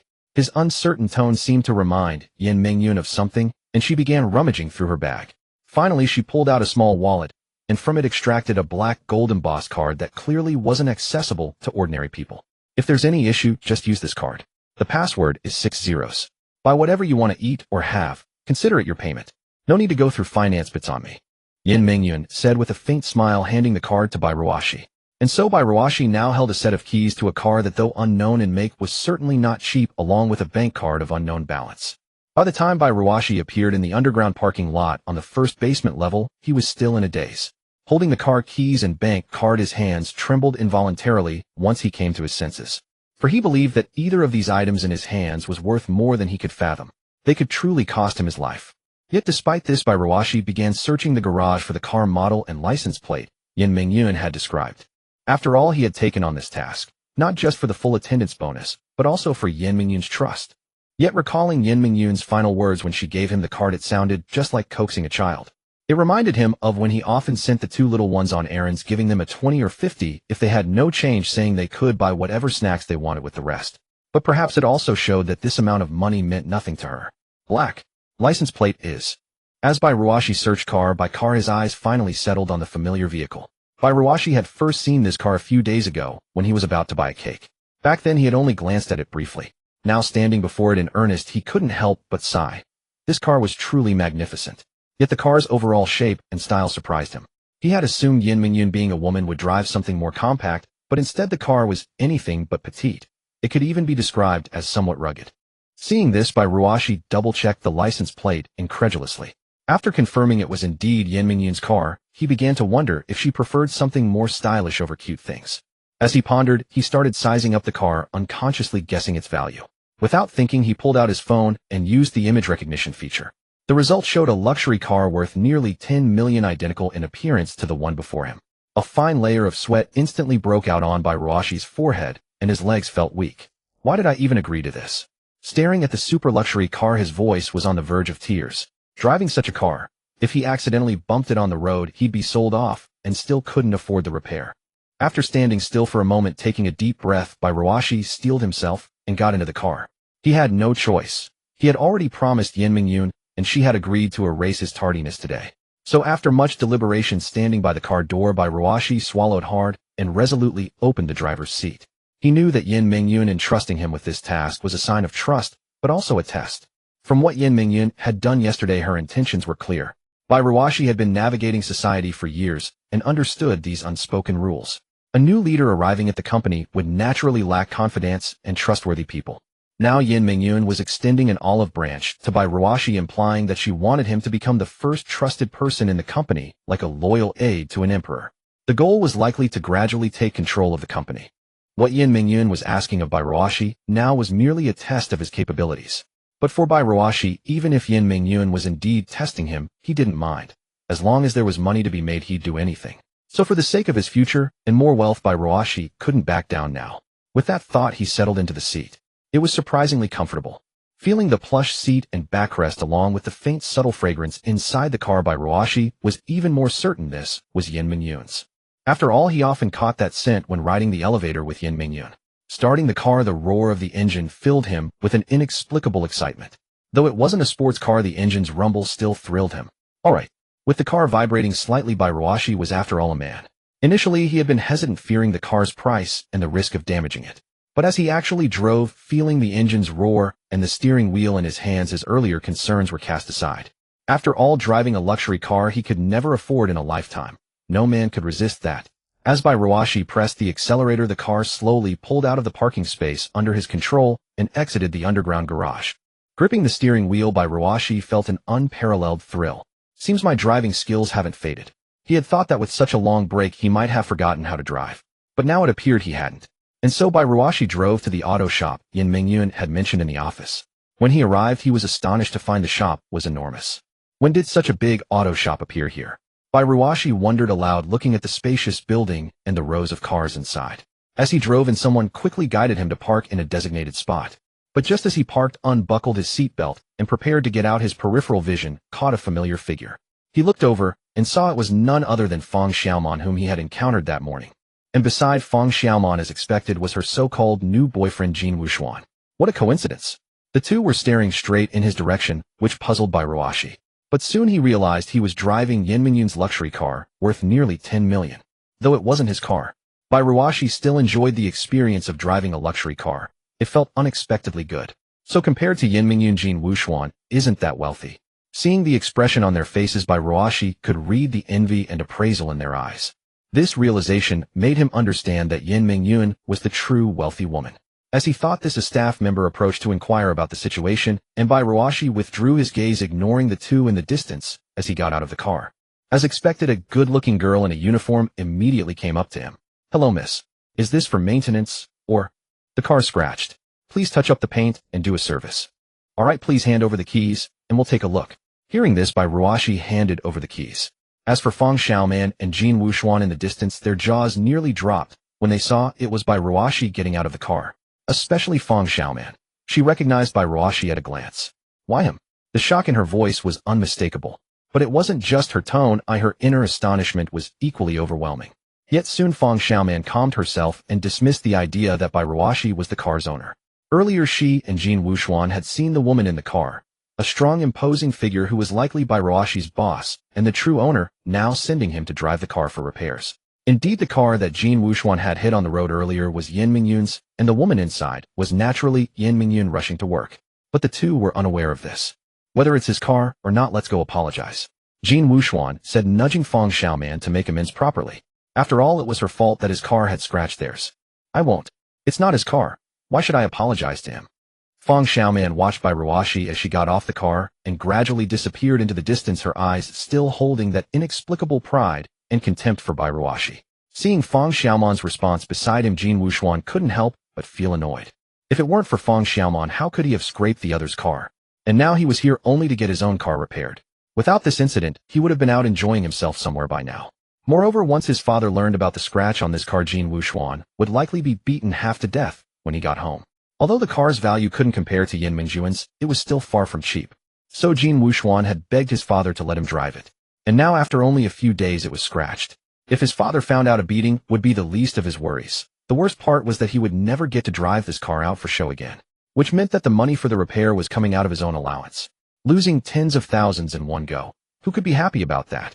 And under such circumstances, Fang Xiaoman was still putting on airs. Jin Wuxuan truly felt he was growing more and more disgusted with her. "If you don't apologize, we're breaking up. And I'll tally up all the money I've spent on you today for the paint job and everything else so far," Jin Wuxuan said, not giving Fang Xiaoman a pleasant look. Hearing this, Fang Xiaoman's temper flared. "Jin Wuxuan, what do you mean? You want me to apologize to him over something this trivial? And he's my ex-boyfriend. As my current boyfriend, is this how you handle things?" Fang Xiaoman retorted without hesitation. From her perspective, she felt her words were justified. "I'm not asking you to apologize to him, but to the person behind him, the real owner of the car. Don't you understand? It's just a matter of attitude. But, enough. Even secondhand, I couldn't afford that car. Go apologize now immediately. Otherwise we're done. And return every cent I've spent on you."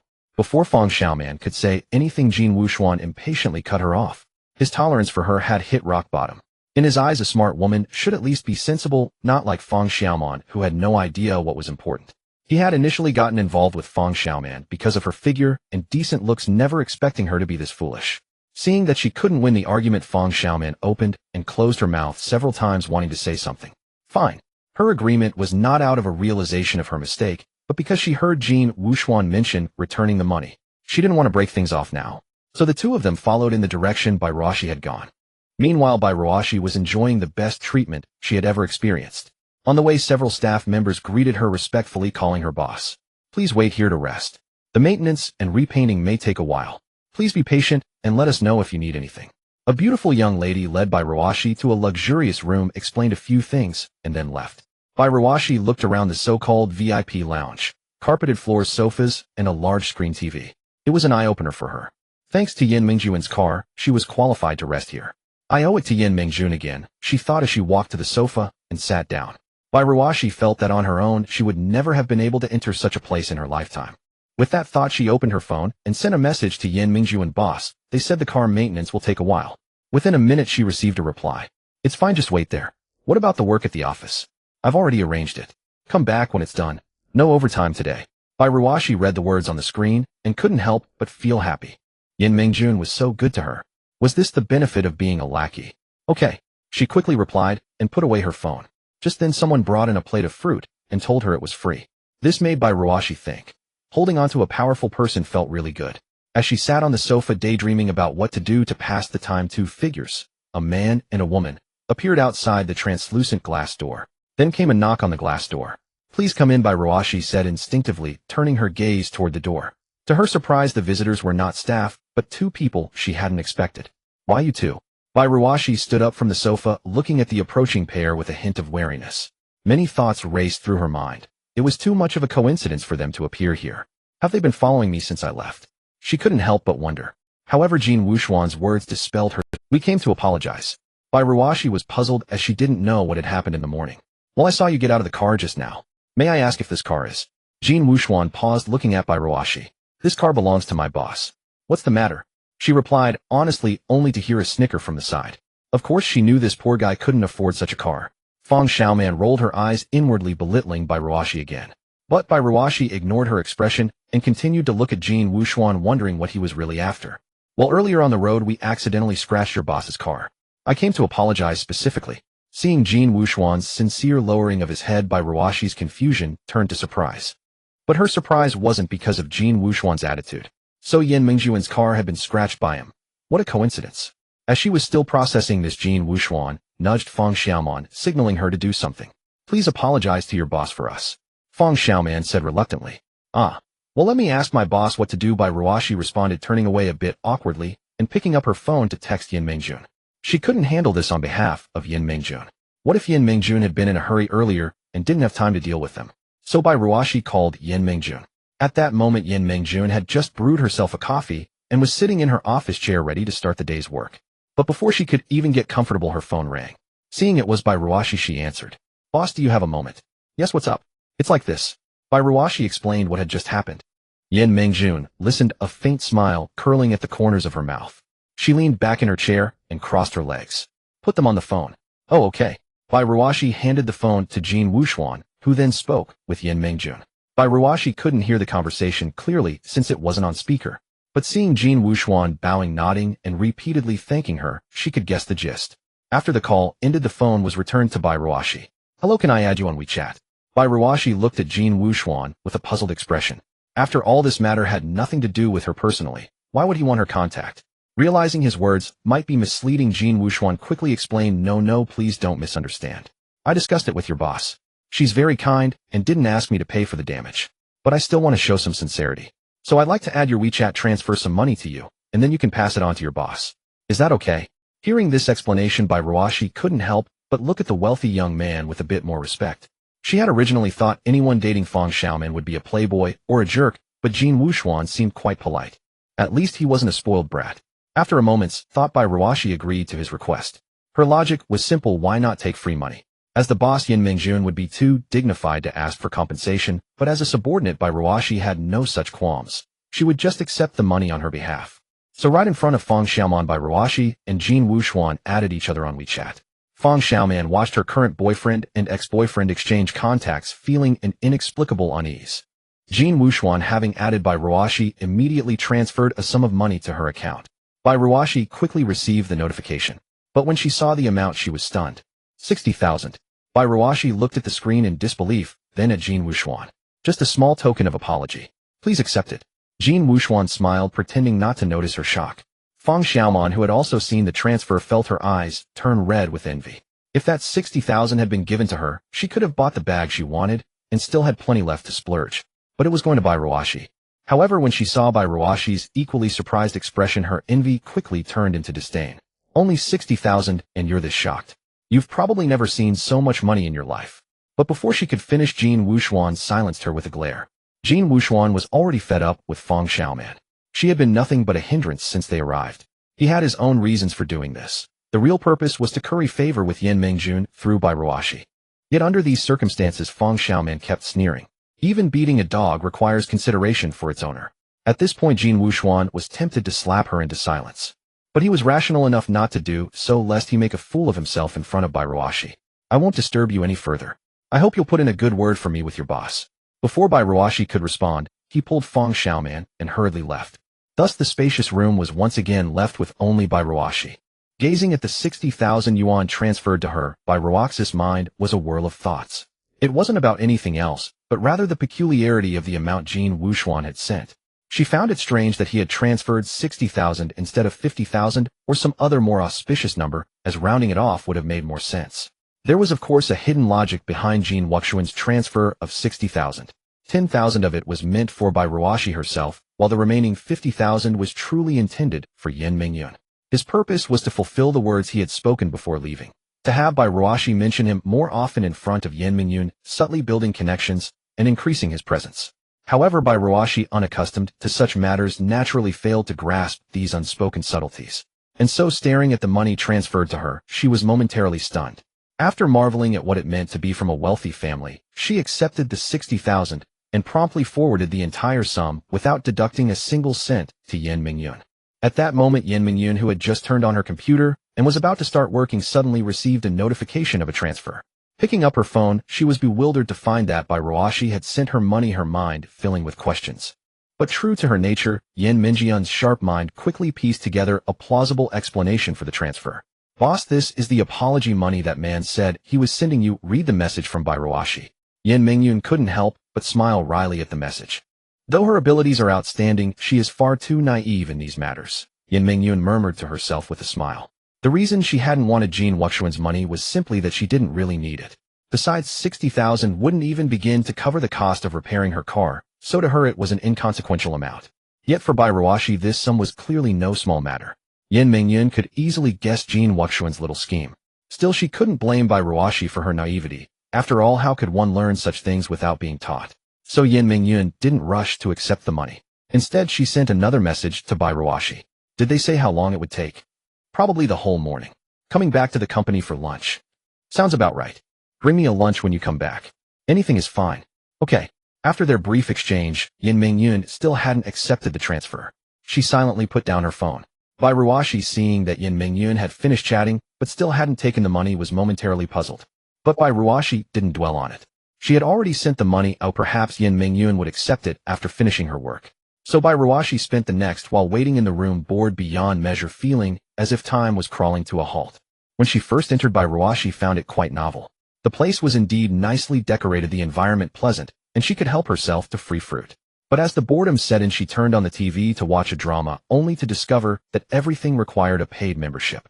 The membership would have to come out of her own pocket, rendering the TV nothing more than a decorative ornament. Thankfully, there was Wi-Fi. Bai Ruashi ended up huddling on the sofa, passing the morning by watching videos and reading novels on her phone. It was worth noting that during this time she stepped out to use the restroom and inadvertently caught a glimpse of Jin Wuxuan and Feng Xiaoman outside. They seemed to be in the midst of a serious conflict. Feng Xiaoman was tugging at Jin Wuxuan's hand, while he, appearing intent on leaving, callously shook her off. Bai Ruashi didn't stare, it was none of her business. But recalling how Feng Xiaoman had sneered at her earlier, she felt a twinge of annoyance, though she had said nothing at the time. Now, witnessing Feng Xiaoman on the verge of being dumped, Bai Ruashi felt a secret sense of satisfaction.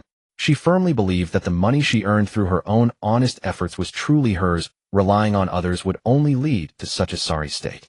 Bai Ruashi felt no sympathy for Feng Xiaoman. Even if they broke up, it didn't matter. From what she knew of Feng Xiaoman, even without Jin Wuxuan, she would likely have other backups to play the fool, so it wasn't something Bai Ruashi needed to worry about. And so the dull morning finally passed. Just as lunchtime approached, a staff member opened the door to tell Bai Ruashi that everything was taken care of. Relieved, she got into her car and drove away from the place. But Bai Ruashi hadn't forgotten Yan Mingyun's request. She packed a bowl of beef noodles, her own favorite, and headed back to the company. Riding the elevator up carrying Yin Mingyun's lunch, she made her way to Yin Mingyun's office from memory. A soft knock. Come in. Bai Ruashi pushed the door open and saw Yin Mingyun, her expression serious as she stared at the screen, her fingers occasionally tapping the keyboard. Boss, I brought your lunch. I didn't know what you like, so I got what I like. Here are the car keys, and this is the bank card. Bai Ruashi said, walking up to Yin Mingyun's desk and handing over the items one by one. Yin Mingyun closed her laptop as Bai Ruashi approached and fixed her gaze on her, a faint, enigmatic smile playing on her lips.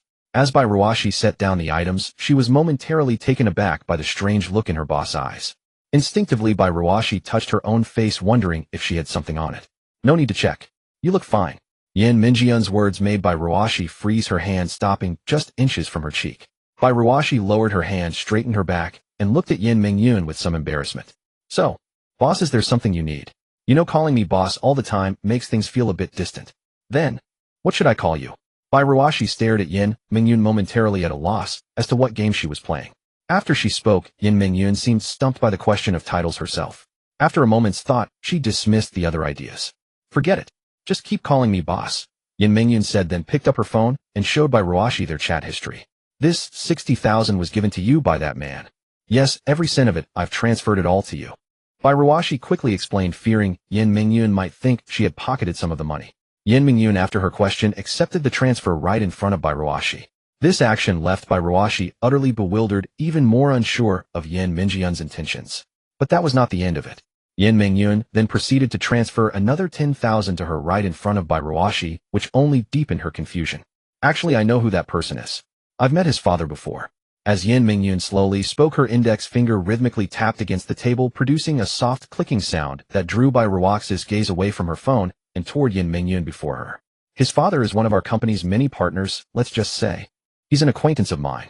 Yin Mingyun paused mid-sentence, looking at Bai Ruashi, who was still processing the information. He told you to bring me up in front of him, didn't he? As Yin Mingyun spoke, Bai Ruashi couldn't help but feel a surge of surprise, unable to fathom how Yin Mingyun had guessed this. That's right. Exactly. While this money is indeed what he owed me, that doesn't change the fact that he's subtly won you over. Hearing Yin Mingyun's words, Bai Ruashi, no fool herself, quickly realized she had done something less than appropriate. Then, what should I do? What can you do? That extra 10,000 is his gift to you, just accept it as your due. Coincidentally, I have a business meeting with his father next week, and he'll likely be there too. You can come with me.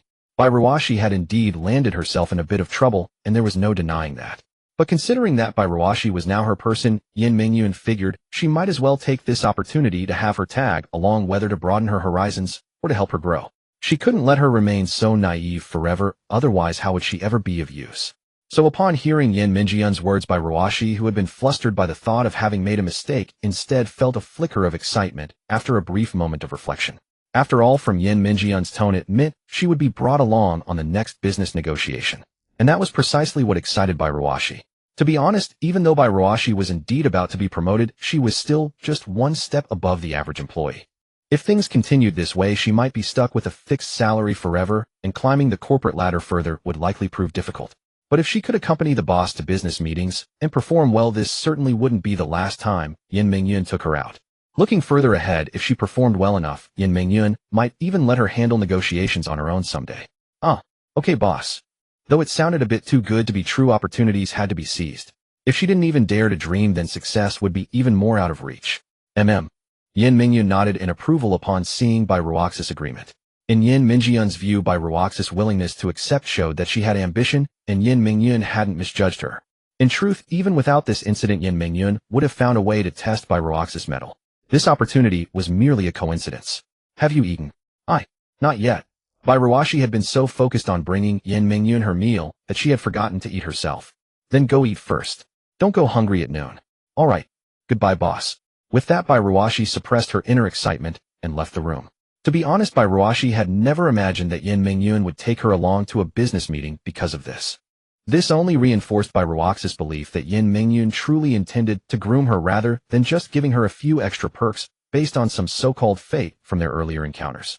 Since that's the case, I need to prepare thoroughly. Bai Ruashi thought that if she was going to a business meeting, she had to be fully prepared. And since it was a business meeting, drinking was almost certainly unavoidable. If Yin Mingyun brought her along, she could do her part and help the boss with the drinking. That was probably standard procedure. Thinking this, Bai Ruashi found nothing amiss. While Yin Mingyun undoubtedly had more experience in business negotiations, she was still a woman and likely not as adept at drinking as a man. As a man himself, Bai Ruashi figured he could definitely help Yin Mingyun with the drinking. Standing in the elevator, Bai Ruaxi's mind was entirely occupied with the recent events so much so that she stood there for ages without even pressing the button. Damn, I'm losing it. After standing for a while, and noticing the elevator wasn't moving, she glanced at the floor indicator and realized she had forgotten to press the button. Somewhat embarrassed, Bai Ruashi finally pressed the button for the first floor. But, should I prepare anything for tomorrow's part-time job at the comic convention? As she thought about this, her attention shifted to the comic convention, which was closer in time. The business meeting could happen anytime a shed prepare in advance, once Yin Mingyun gave her the heads up. But tomorrow's comic convention was also a decent source of income, and since it was sooner, it deserved more attention. Just as Bai Ruashi was lost and thought the elevator suddenly came to a stop, she looked up and realized she had arrived at her work floor. As the doors slid open, the person approaching left Bai Ruashi momentarily stunned. Hey, Bai Ruashi, there you are. Li Xiaoyuan, also on her way down for lunch, happened to run into Bai Ruashi. Li Xiaoyuan, are you off work? As Bai Ruashi spoke, Li Xiaoyuan naturally stepped into the elevator and stood beside her. Of course, it's noon now. By the way, I didn't see you this morning. Where did you go? Li Xiaoyuan glanced at Bai Ruashi as she spoke, then noticed that the elevator had come from the top floor where the senior executives' offices were. Li Xiaoyuan's gaze toward Bai Ruashi instantly turned sly. It wasn't that she was overthinking the evidence before her was just too glaring. The boss asked me to help with the car maintenance. Don't read too much into it. Seeing Li Xiaoyuan staring at her in silence, the corners of her mouth curling upward, Bai Ruashi quickly spoke up to interrupt her wild imagination. Oh, all right, I won't overthink it. Li Xiaoyuan said with a mischievous grin, still eyeing Bai Ruashi. But Bai Ruaxi's explanation only made Li Xiaoyuan think even more. Besides, the rumors about Bai Ruashi and the new boss had been spreading through the office since yesterday, known to almost everyone except Wang Longhao. And now the boss had asked Bai Ruashi to help with car maintenance. There must be something going on between them. As she pondered, Li Xiaoyuan's gaze involuntarily drifted toward Bai Ruaxi's clothes, attempting to glean some different clue from the fabric. Bai Ruashi, observing Li Xiaoyuan's demeanor, knew without a second thought that the other's mind was already spinning with wild conjectures. Otherwise, the tone would not be so suggestive. Nevertheless, Li Xiaoyuan had indeed been thinking a great deal. After all, why would the new leader choose Bai Ruashi of all people for car maintenance? Coupled with everything that had happened before, Li Xiaoyuan was absolutely certain that there was some connection between the two, though the exact nature of that connection remained unknown to everyone. And it was precisely this that further shrouded Bai Ruashi and the new leader in mystery. Now that Lu Weiqiang, the supervisor, had voluntarily resigned, if Bai Ruashi truly had a good relationship with the new leader, then it would not be surprising if the next supervisor position fell to her. If that were indeed the case, then the relationship between Bai Ruashi and Yin Mingyun would be essentially confirmed. This matter of the new supervisor was also the hot topic of discussion among the office staff today. Some proposed that Bai Ruaxi's mysterious connection with the new leader made her a likely candidate for the next supervisor. However, the majority dismissed this notion, finding it too far-fetched. How could such a coincidence be plausible? Initially, Li Xiaoyuan herself had been skeptical upon hearing this, but now seeing Bai Ruashi and learning that the new leader had asked her to handle car maintenance, she suddenly felt it was not impossible. Such tasks were typically entrusted only to secretaries or those whom the boss trusted implicitly. Bai Ruashi, noticing the peculiar gaze Li Xiaoyuan was casting her way, felt nothing but resignation. Forget it. Bai Ruashi decided not to bother explaining further. Rumors would persist, but she could simply ignore them. Too many words lead to mistakes. The more she explained, the more convoluted it would become. And so, as usual, Bai Ruashi went downstairs at noon to a small eatery for a simple meal. Naturally, she did not forget to send a message to Bai Yihan asking how the two little ones were eating at home. After her inquiry, Bai Yihan sent her a photo of two simple dishes: stir-fried dried tofu with meat and stir-fried water spinach. Both looked quite appetizing. Bai Ruashi was not particularly worried about the two children's meals. As it was now, although Bai Yihan's culinary skills were not that of a master chef, whipping up one or two homestyle dishes was a breeze. Seeing that the two little ones had cooked for themselves, Bai Ruashi couldn't help but smile. They'll leave work early today and cook you both a nice dinner tonight. After replying, Bai Ruashi turned off her phone and finished her meal in peace. Reflecting, she realized it had been quite a while since she last cooked for the two at home. Finishing her lunch slowly, she returned to the company, took a short nap at her desk, and then resumed her afternoon work as usual. However, it was worth noting that Wang Longhao did not come to work today, and no one knew the reason for his absence. Bai Ruashi was somewhat concerned about this. She should have asked Yin Mingyun in the morning. But it had to be said that without Wang Longhao's interruptions, her afternoon work was incredibly smooth. She finished a day's work an hour early again. This meant Ruashi would not have to work overtime today. To be honest, ever since Lu Weiqiang left yesterday, her workload had inexplicably decreased to about half of what it used to be. Thus, Ruashi had been finishing her work ahead of schedule and leaving on time for the past 2 days. What Ruashi did not know was that her original workload had actually been twice that of other employees. It was precisely because Yin Mingyun had noticed this during her investigation that she concluded Ruashi was exceptionally capable. Fortunately, Ruashi was unaware that her workload was double that of others. Otherwise, who knows what she might have thought. But even if she had known, it likely would not have mattered. With children at home and a mortgage to pay, she was essentially a workhorse, a nuclear-powered donkey, who would not complain no matter how much work was piled on. It was fortunate that Yin Mingyun had discovered this and valued Ruashi.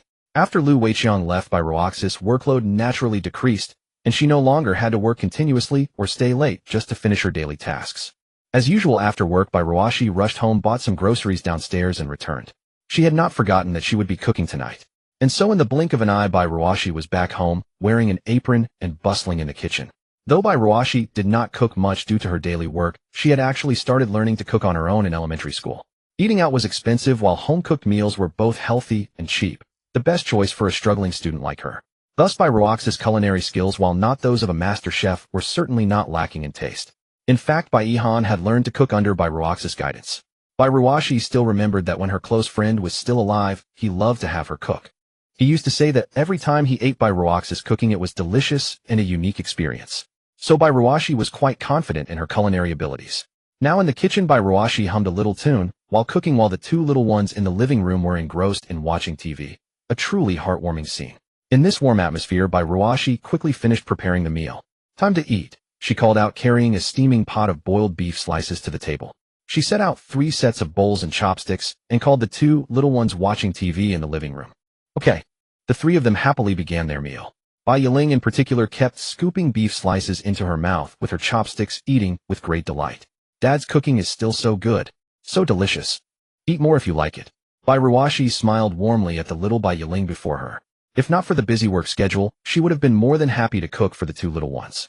After all, having her cooking appreciated by them brought her genuine joy. Just as Ruashi was watching the 2 little ones feast with a smile, her phone buzzed with a message. She instinctively picked it up and checked. It was from the part-time job contact. Reminder: please remember to bring your ID card tomorrow. Attached to the message was a location pin. Ruashi promptly replied. Okay, is there anything else I need to bring besides my ID card? No, everything else is ready here. You just need to bring your ID card for registration. Okay. Seeing the immediate reply, Ruashi couldn't help but feel curious about tomorrow's part-time job. But more than curiosity, she was more concerned about the money she would earn from the job, as she was lost and thought the other party sent another message. Oh, I almost forgot. We need to prepare a costume for you. Could you provide your height, weight, and measurements? Ruashi looked at the message with confusion, wondering what kind of clothing required her 3 measurements. In her memory, only formal attire like suits needed such details for tailoring. But after a moment's thought, she understood. It was for a comic convention after all. Cosplay costumes needed to fit perfectly, especially since she would be wearing them all day. Without overthinking, Ruashi sent her weight and height. As for her measurements, she recalled the data from her last hospital checkup and forwarded it. Dad, no playing with your phone during dinner. Yiling's voice came from the side, prompting Ruashi to put down her phone. Yiling is right, no more phone, Ruashi said with a smile, joining the 2 little ones in a cheerful meal. Thus the day passed and night descended like a soft veil, quietly slipping away in the gentle flow of time. The deep blue that had filled the heavens and earth was gently lifted by an invisible hand, leaving only faint traces like wisps of smoke. Ruashi and the 2 little ones bathed and fell into a deep sleep just like any other night. As the sky gradually brightened, the alarm clock reminded Ruashi of the morning's arrival. Sunday was supposed to be a rare day of rest, but for Ruashi it was different. She had a part-time job to earn big money. 2,000 yuan a day was an offer she couldn't refuse. I'm leaving. Stay home and behave. They'll bring you something delicious tonight, she said. Dressed casually for the job, she knew the organizers had provided costumes since they'd asked for her measurements. Not that Ruashi ever dressed up much anyway. She hailed a taxi at the community gate and headed to her destination. After getting off, she followed the location to the entrance of a large commercial center and sent a message. Hello, I'm here. Where are you? Wait a moment, it'll be right there. Ruashi turned her phone's volume to maximum and waited at the entrance, ensuring she wouldn't miss any replies. As she stood there, a stream of beautifully dressed young women passed by, along with handsome men and muscular guys cosplaying anime characters. Their outfits were stunning, as if they had stepped out of an anime, making Ruashi feel like she was in a cartoon world. She had watched anime long ago but stopped due to time constraints, so she didn't recognize many of the characters being cosplayed. While observing the cosplayers, Ruaxi's gaze suddenly fell on one who outshone all the others. Her entrance was equally striking. She stepped out of an expensive black car not far away. What made her stand out was her top-tier costume makeup and inherent beauty. Unlike Yin Mingyun's strong woman aura, this one resembled a perfect young lady. With twin golden ponytails reaching her waist, curls at the tips, a red bow adorning her collar, and delicate lace socks, she was the epitome of a Lolita style. Even her exit from the car was accompanied by 4 or 5 bodyguards, enhancing her aristocratic image. She really looks like she walked out of an anime. So cute. Ruashi thought, gazing at the exquisitely dressed little lady. The other cosplayers had clearly tried their best to emulate their characters, but none could compare to this one. Such an outfit must have taken a lot of effort. Ruashi sighed, watching the golden-haired girl. "Hello, are you here for the part-time job?" A female voice suddenly snapped Ruashi out of her daze. Turning around, she saw someone who looked like a delinquent. The woman's top and shorts were cut short, revealing a toned waist and abs that added a fiery charm. What struck Ruashi most was the colorful bun-like hair on her head, whether wig or real, partially obscuring her pretty face, yet adding a unique allure. "Yes, that's me," Ruashi replied with a friendly smile, assuming this was her contact. The woman looked her up and down, then nodded. "Not bad, you look even better than in the photo. Follow me." Without waiting for a reply, she turned and entered the venue. Ruashi hurried after her, holding back many questions. The woman, though attractive, seemed hard to deal with. Ruashi decided to keep quiet and just follow instructions. "Did you bring your ID?" Just as Ruashi was trying to stay unnoticed, the woman spoke again. "Yes, do you need it now?" "Not yet. When you see Sisterly later, show it to her for registration." "Okay." That was their last exchange. Ruashi followed, silently observing the convention being set up. Stalls were just being erected, and only a few cosplayers were around. After winding through several twists and turns, they arrived at the office room, where unsurprisingly Sisterly, clad in staff attire, was already present. "Sisterly, I've brought the person. You can discuss things with her. I have another client inside waiting for makeup." "All right." With that, the young woman who had escorted Ruashi departed to another room, leaving Ruashi alone. "Have a seat. I need to register you."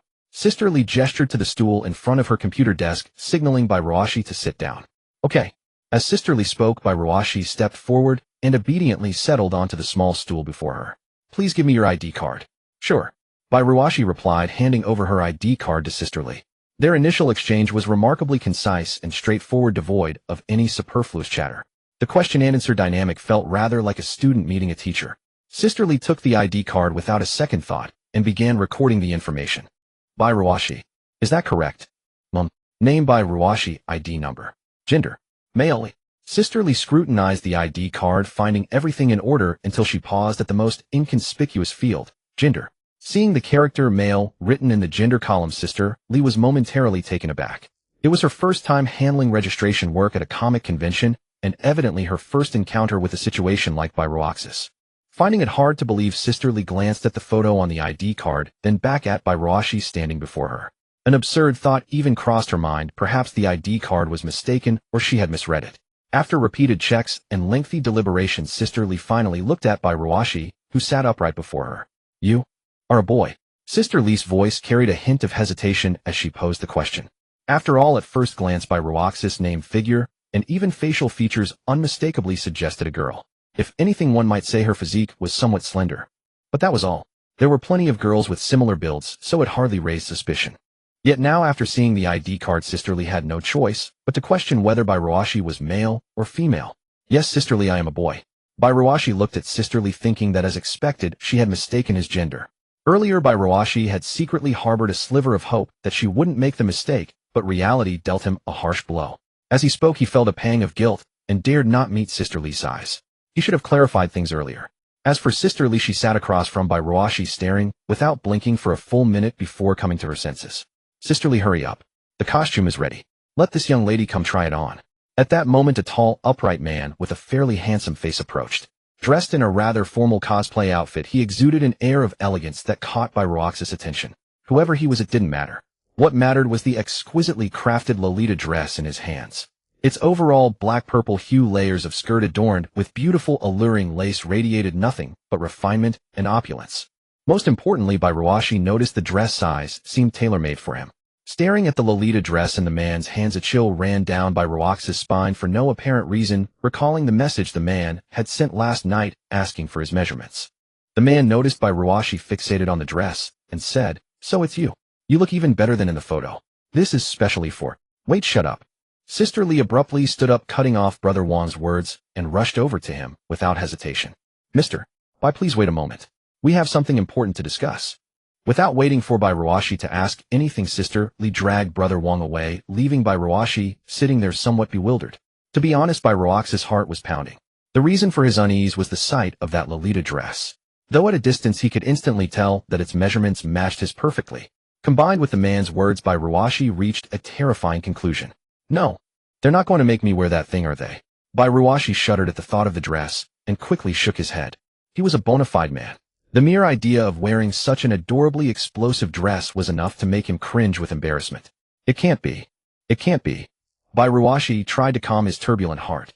Meanwhile, Sister Lee dragged Brother Wang into a small side room, and under his puzzled gaze slammed the door shut with a bang. Brother Wang looked at Sister Lee, waiting for an explanation. "Do we have any other female candidates?" Sister Lee asked Brother Wang, her tone hurried. "Isn't that your responsibility?" "How would I know?" Brother Wang grew even more confused. Indeed, selection was entirely Sister Lee's domain. After seeing Bai Ruashi, she had turned away all other applicants. She believed Bai Ruashi was the unquestionably best choice among them. So there was no one else besides Bai Ruashi. "What's wrong? That young lady looks great, even prettier than her photo. She can definitely pull off this dress. I think she'd look quite good in it," Brother Wang said, waving the Lolita dress in front of Sister Lee. He's a man. Unable to bear Brother Wang's comments any longer, Sister Lee interrupted him. "Huh." After Sister Lee revealed that Bai Ruashi was actually a boy, Brother Wang let out an incredulous exclamation. Like Sister Lee, he was stunned for a long moment before recovering. Meeting Sister Lee's gaze, Brother Wang opened the door a crack and peered through the gap at Bai Ruashi, still sitting on the chair in disbelief. He stared for a while before withdrawing and closing the door again. "You're kidding me. It's written on his ID card. I'm not blind, and the ID card can't be wrong." As Li Jie spoke, she saw Brother Wang doubting her as expected, and she rubbed her forehead with a headache. Then, "Should we recruit a new girl now?" Hearing Li Jie's words, Brother Wang was momentarily stunned. Faced with her question, he sank into deep thought. "How about you ask him? See if he's opposed to wearing women's clothing." Brother Wang figured that since Bai Ruashi was so beautiful, he probably wouldn't be too resistant to wearing skirts. After all, with such delicate features, even if he didn't wear them himself, people around him would surely say things like, "Oh, you'd look amazing in a dress." So under the persuasion of others, Bai Ruashi must have tried it at least once. Brother Wang, having long mingled in these circles, had seen many male cosplayers cross-dressing, and most of them were easy to spot at a glance. Seeing Bai Ruashi, who was indistinguishable from a woman even without makeup, for the first time, his surprise was understandable. "He'll go ask him." Though Li Jie felt Brother Wang's idea wasn't great, there seemed no better option at the moment. With that, they reluctantly opened the door, and under Brother Wang's gaze, Li Jie approached Bai Ruashi again. Bai Ruashi, seeing Li Jie return after their discussion, instinctively sat up straighter. "Ahem, can I ask you something?" "What is it?" "Go ahead." Bai Ruashi looked at Li Jie, puzzled by the sudden question. "Have you ever worn women's clothing before?" Li Jie's tone was awkward and uncertain as she posed the question. "Huh, no, never." Bai Ruashi quickly denied it, realizing she must have been misunderstood, and hastily explained she had never worn women's clothing. Hearing this, Bai Ruaxi's inner alarm bells rang. Earlier she had worried they might make her wear that Lolita dress, and now this question only confirmed her fears. "So, would you be interested in wearing women's clothing?" Li Jie asked tentatively. Since today's plan was to find a girl as a promotional model, they had dismissed all other candidates after spotting Bai Ruashi. But ironically, they had found the perfect candidate, while completely overlooking the issue of gender. Still, it wasn't entirely their fault. Bai Ruaxi's appearance made it impossible to associate him with a male, so they never thought to ask. Last night, when they received Bai Ruaxi's measurements, Li Jie and Brother Wang were curious. They had remarked that while the girl was pretty and had a nice waist, her bust and hips were rather lacking. Now it turned out she wasn't a girl at all. No wonder those measurements were flat. Listening to Li Jie, Bai Ruashi became even more convinced that she had been mistaken for a girl, leading to this job offer. "Sorry, he'll have to pass." With that, Bai Ruashi stood up and prepared to leave. If he had known this job involved wearing women's clothing, he would never have applied. Though the 2,000 a day was tempting, Bai Ruashi chose to refuse when it came to cross-dressing. In the past, he might have done anything for 2,000 a day, let alone wear women's clothing. But now Bai Ruashi had 2 daughters. As a father, he knew the importance of leading by example and the boundaries of his role. Thus faced with this situation, his answer was a firm refusal. Wait, think it over. Just as Li Jie tried to persuade him, a loud commotion erupted from the doorway, followed by the sound of the door opening and a cute female voice. Huh, finally here. Bai Ruashi turned to look at the source of the voice. And wouldn't you know it, it was that little aristocratic girl he had seen at the entrance earlier. Looking toward the door, he saw the bodyguards who had been following her standing in a neat row, highly disciplined. For a moment, Bai Ruashi couldn't tell if they were real bodyguards or just extras. Under his gaze, the adorable little girl also noticed him, her eyes lighting up with curiosity. Is this the promotional model you found? Such a cute sister. The little girl said to Li Jie, who was standing beside Bai Ruashi, making her flustered. Well, she was our pick, but now there's a problem. Li Jie explained, awkwardly glancing at Bai Ruashi. Their eyes met. Looking at the little girl with golden twin tails, Bai Ruashi recalled seeing her from a distance earlier, thinking she was simply cute. But up close he realized that while her face was adorable, her figure was far from it. In fact, it was mature, even voluptuous. What problem? The girl stepped closer, standing on the other side of Li Jie and Bai Ruashi. I think she's beautiful, prettier than many celebrities I know. What's the issue? No. It's not about looks. We were looking for a promotional model, right? Yes, so what? Hearing this, the little girl's face showed confusion. He's a man. As Li Jie's words fell, the little girl's puzzled expression froze in shock. Li Jie quickly picked up Bai Ruaxi's ID card from her desk and held it out to the girl. It says male on the ID card too, miss. You have to believe me, she explained hastily, afraid the girl might doubt her. But Bai Ruashi was displeased with this. After all, they were holding his ID card.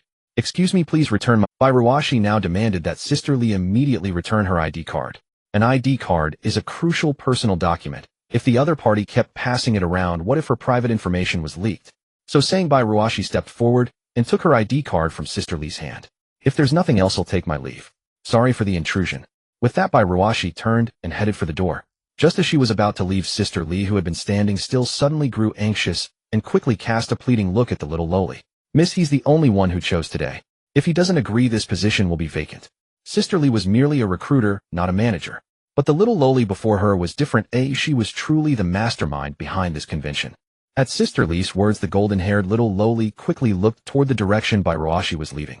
Sir, please wait a moment. Hearing the voice behind her, Bai Ruashi instinctively turned around. Don't rush off. Let's get acquainted. I'm Su Yulwan. You must know me, right? As she spoke, Su Yulwan smiled and extended her hand to Bai Ruashi. Seeing Su Yulwan take the initiative to reach out, Bai Ruashi thought it would be impolite to refuse such a gesture of acquaintance, so she followed along and shook it. I'm Bai Ruashi, but I don't know you. Sorry. After a brief handshake, they released each other. Is there something you need? Bai Ruashi asked, though she could already guess that the other party was likely trying to persuade her to agree. Want you reconsider? This onedi part-time job. Miss Su Yulwan, you know I am a man. Cross-dressing is something I really can't accept right now. What if I offer you 3,000 a day? Su Yulwan's words left Bai Ruashi stunned. After all, even when Bai Ruashi had refused before, the offer of 2,500 had already begun to shake her resolve. 3,000 a day was a price many wouldn't dare dream of, a windfall from the heavens. Yet now it was laid right before Bai Ruashi. Sorry, this. In truth, the 2,000 a day had already been tempting enough, but after seeing that extravagantly flamboyant Lolita dress, she had lost all interest. The reason was largely due to her two little ones.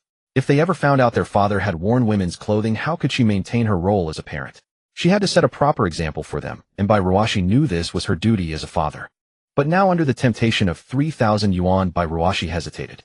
Su Yulwan, noticing that Bai Ruashi had truly paused after she raised the price, couldn't help but chuckle inwardly. After all, if the other party hesitated when the price increased, it meant the issue wasn't insurmountable. 4,000 a day, how about that? Since hesitation came from a higher offer, it was merely a matter of price negotiation. Problems that money could solve were never problems for Su Yulwan. She just needed to raise the price. And that's not all. If you attract enough people, it'll add more based on your performance. Su Yulwan spoke mysteriously, gazing at Bai Ruashi. At the very least, it'll add another 4,000. What do you say? Her words fell like the final straw, causing Bai Ruashi to suddenly lift her head. Deal. Bai Ruashi ultimately couldn't resist the monetary assault and succumbed to the allure of wealth. With her agreement, Su Yulwan nodded with a smile, feeling a sense of relief. Good, then go register and change clothes. Afterward, we'll see how you look. And so Bai Ruashi was ushered into the changing room. In truth, she had agreed on impulse because Su Yulwan's offer was simply too generous. Thus, even as she was pushed into the changing room, Bai Ruashi still felt a sense of unreality. It wasn't until the handsome man she had seen earlier appeared before her again that she was jolted back to her senses. Hello, just call me Brother Wong. He said casually, then produced the black-purple Lolita dress by Roashi had seen earlier. Wear this and hey, race a wig. He then brought out a full head of silver-white hair. Put both of these on, then come out for makeup. Brother Wong said, shoving the Lolita dress and silver wig into by Roaxi's hands. She stood there holding the dress and wig, still completely dazed. Seeing by Roashi like this, Brother Wong assumed she was facing some awkward issue. Don't know how to wear it. Want me to help you? Clearly a man of action, he moved to assist her. Wait, no. I'll do it myself. By Roashi quickly refused and stepped back, preventing Brother Wong from succeeding. Alright, change in here. Call me if you need anything, I'll be right outside. Brother Wong didn't seem embarrassed. He left without lingering, leaving by Roashi staring blankly at the clothes and wig. Honestly, she had never worn a skirt, let alone such a layered Lolita dress. But by Roashi knew it was better to change on her own. Having that Brother Wong help her felt unsettling. So she gazed at the Lolita dress, took a deep breath, and steeled her resolve. It's all for the money. All for the money. By Roashi murmured to herself as she began to undress. With this thought in mind, by Roashi gritted her teeth, shed her clothes, and picked up the Lolita dress that Brother Wong had given her, scrutinizing it. As it turned out, the dress was not the type she had imagined. Lolita dresses come in many varieties, as by Roashi had seen in anime. The type she had in mind was relatively conservative, covering the body tightly. But the dress before her now was entirely different from that conservative notion. Though not overly revealing, it artfully exposed the collarbone and the skin on the shoulders. Gazing at such a dress, by Roashi hesitated once more. Yet this time her hesitation lasted but a mere moment. What was dignity anyway? In the face of 3,000 a day, what was dignity worth? A man's knees hold gold, and now was the time to cash in. Do you need any help? At that very moment, Su Yuliuan's voice came from outside the door. No need. By Roashi replied, somewhat flustered, to Su Yuliuan outside, then resolutely slipped the Lolita dress over herself. Meanwhile, Su Yuliuan's sister Li and Brother Wong outside were discussing by Roashi, who was changing in the dressing room. Miss 3,000 a day and hiring a man. Isn't that a bit off? Sister Li had wanted to ask Su Yuliuan earlier when she heard the 3,000 a day offer, but had held back because by Roashi was present. Now that by Roashi had gone to change, Sister Li voiced her thoughts to Su Yuliuan. What's wrong with it? Besides, what does gender have to do with it? As long as the effect is satisfactory. Su Yuliuan returned from the door, found a seat, and sat down as she spoke. And if not him, do you have a better candidate? Su Yuliuan looked at Sister Li as she spoke, causing Sister Li to lower her head. After this incident, Sister Li had learned a lesson. In the future, whenever encountering such a job, she must ask about the person's gender before making a decision. Exactly as Miss as well judge by the final effect. Brother Wong chimed in, agreeing with Su Yuliuan. But what if it doesn't look good on him? After all, this dress was custom made for girls. How about we make a bet? Brother Wong then looked at Sister Li, who was still worried about the matter. What bet? I bet that by Roaxi's effect in that dress will be better than all the cosplayers who have worn it before. Hearing Brother Wong's words, Sister Li felt he was overestimating by Roashi. This dress was originally designed for women. No matter how feminine by Roashi seemed in her view, there were inherent differences in physique between men and women. Even the slightest manifestation of that difference would make the wearer look highly unnatural and awkward. Moreover, many girls had tried this cosplay dress before and found it hard to pull off, let alone by Roashi now. I'm on Brother Wong's side this time. To Sister Li's surprise, Su Yuliuan also believed by Roashi would look good in the dress, leaving Sister Li somewhat baffled. Just as Sister Li was about to say something more, the dressing room door coincidentally moved, drawing the attention of the three. All three fixed their gazes intently on the dressing room door. If nothing went wrong, by Roashi had likely finished changing and was about to come out. As they watched a young girl emerge from the dressing room, one who could rival Su Yuliuan in beauty, and even the surrounding lights seemed to soften under her presence. The Lolita dress was impeccably fitted, her smooth, fair shoulders exposed on both sides, adding a touch of playfulness. The dress built-in straps contributed a clever hint of sexiness. Paired with her exquisite collarbone, which could hold a small puddle and captivate the eyes at first glance, the overall effect was a blend of allure and pure innocence. As if that weren't enough, the girl's shy expression, the faint blush on her cheeks, and her slightly trembling pale fingertips clutching the hem of her skirt added an extra layer of bashfulness and youthful timidity, a bonus upon bonuses. This sight left everyone present stunned. Who could believe that this figure, seemingly a love-struck young girl, was actually a middle-aged man nearing 30 with 2 children? I didn't put it on wrong, did I?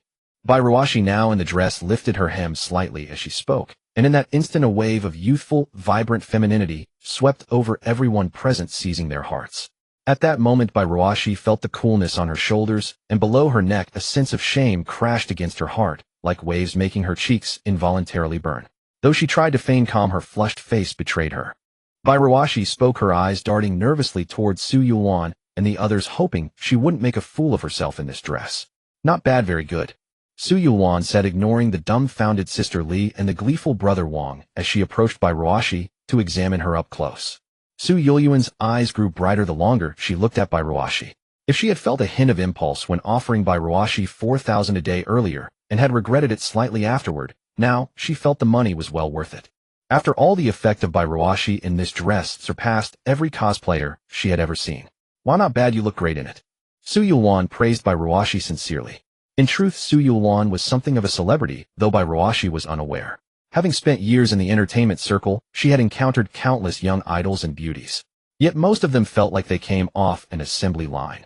Their expressions, movements, and even temperaments were nearly identical, lacking any spark. But Bairuashi before her was a breath of fresh air, unlike any of the handsome men or beautiful women she had met before. She even felt that if Bairuashi were to debut, she could become an instant sensation. By the way, didn't I give you a wig? Where is it? Su Yuan looked at Bairuashi, who still had her original hair, and asked. Though her current hairstyle was also lovely and seemed more realistic, like a high school girl's, since it was a cosplay of an anime character, accuracy to the original was key. Well, after fiddling with it for a while, I found I don't really know how to put it on. Even if she couldn't manage her clothes, Bairuashi would never let someone else dress her. That was a matter of principle. But a wig was different. If she couldn't figure it out, she'd let someone help her put it on. It's fine, I'll help you. With that, Su Yuan returned to the dressing room, where Bairuashi had changed clothes and finally found the silver-white wig on a stool. Beside the silver-white wig lay the clothes Bairuashi had taken off. A quick glance revealed no sign of undergarments, so Su Yuan abandoned her curiosity about whether Bairuashi was male or female. After all, seeing Bairuashi in that dress, even if you told anyone she was a boy, no one would believe you. Setting aside those thoughts, Su Yuan left the room and came up behind Bairuashi. Let me put the wig on you.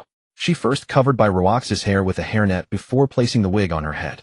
The process was surprisingly quick. Looking at the silver-haired beauty in a Lolita dress, Su Yuan felt that if she weren't a girl herself, she'd be utterly captivated by Bairuashi. Wait, Bairuashi is a boy and I'm a girl.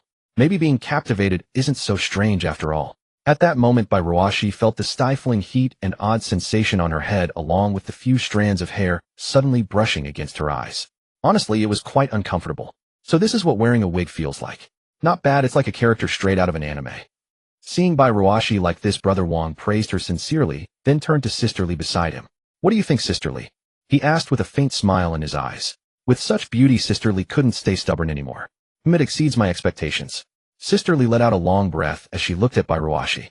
She more than anyone hoped Bairuashi could handle the job, since she was the one who found her. Hearing their words, Bairuaxi's nervousness eased a little. But only a little. The sense of shame from earlier hadn't diminished at all. I think she doesn't even need makeup as she's already beautiful enough, Brother Wang said while appraising Bairuashi, then looked at Su Yuan for her opinion. It's better to do some makeup.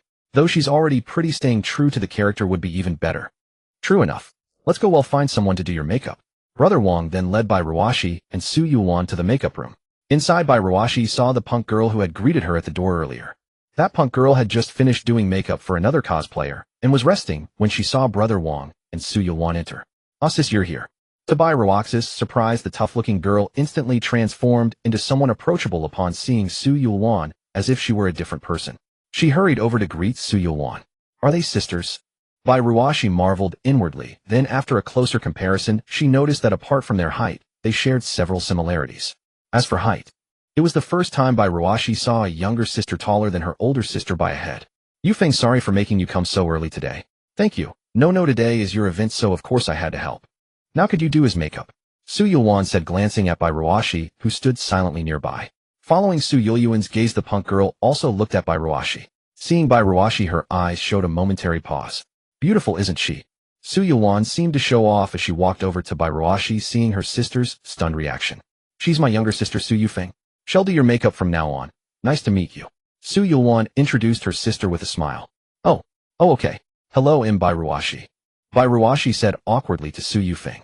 "By the way, Yufeng, let me tell you something you won't believe." Su Yuan's words drew Su Yufeng's attention away from Bairuashi. Earlier, when Su Yufeng had greeted Bairuashi at the door, she thought Bairuashi was pretty, but had terrible taste in attire and grooming. At that time, Su Yufeng thought Bairuashi had come without any effort to dress up, not even bothering to fix her messy hair. It hardly seemed like a girl's behavior.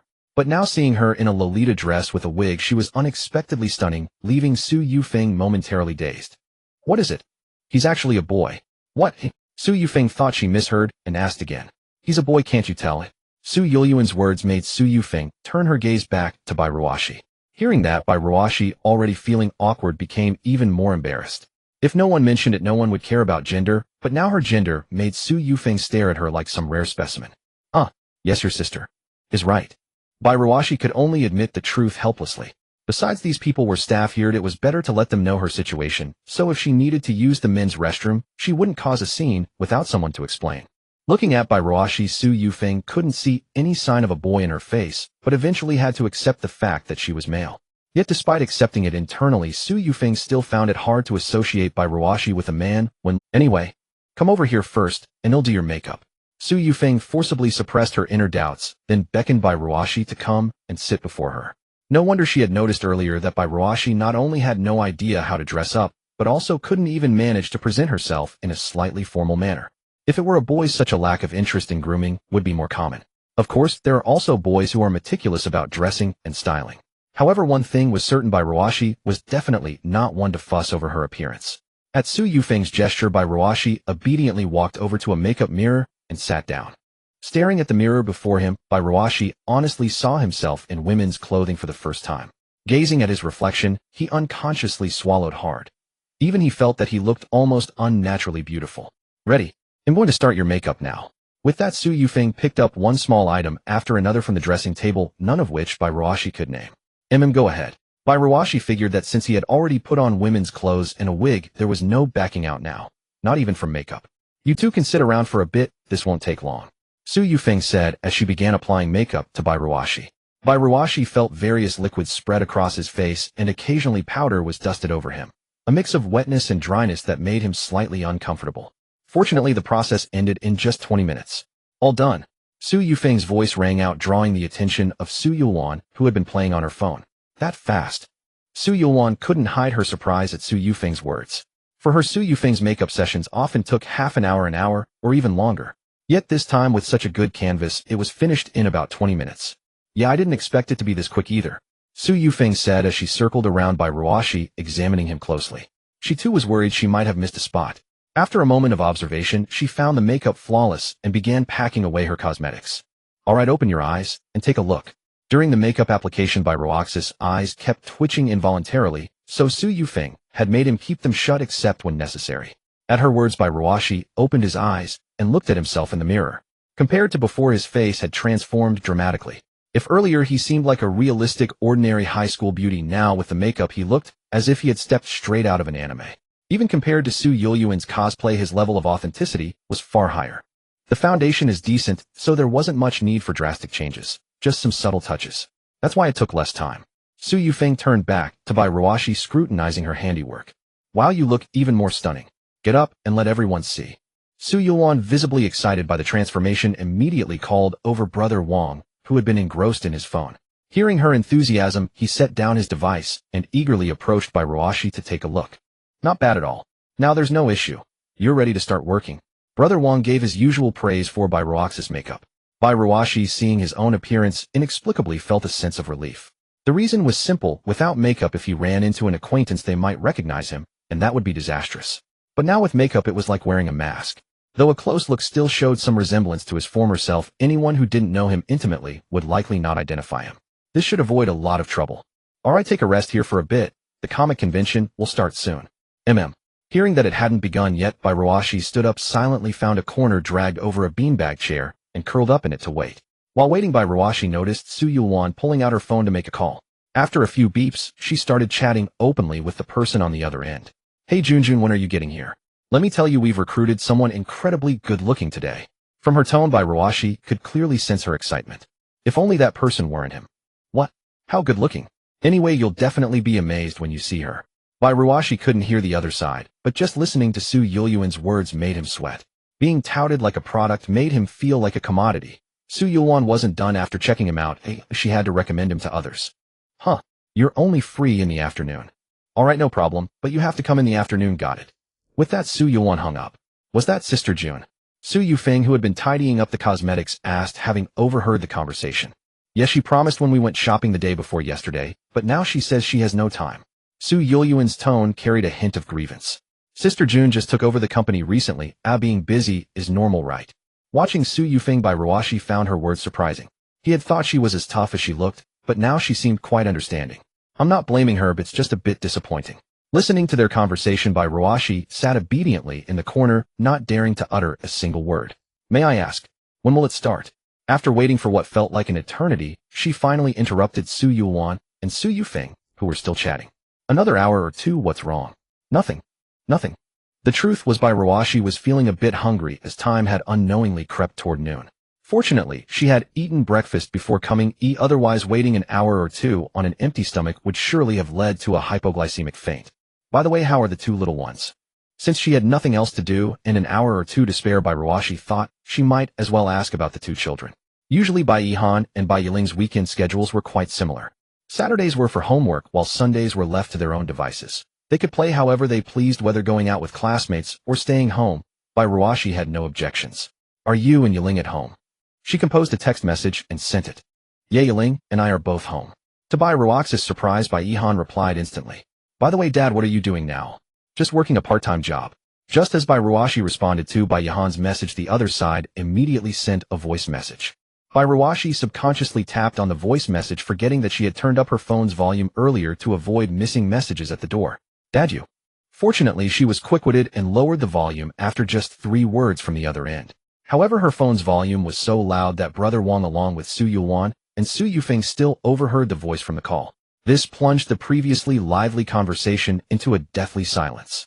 Seeing the three of them staring at him, Bai Ruashi felt their complex gazes bearing down on him, sending a cold sweat down his back.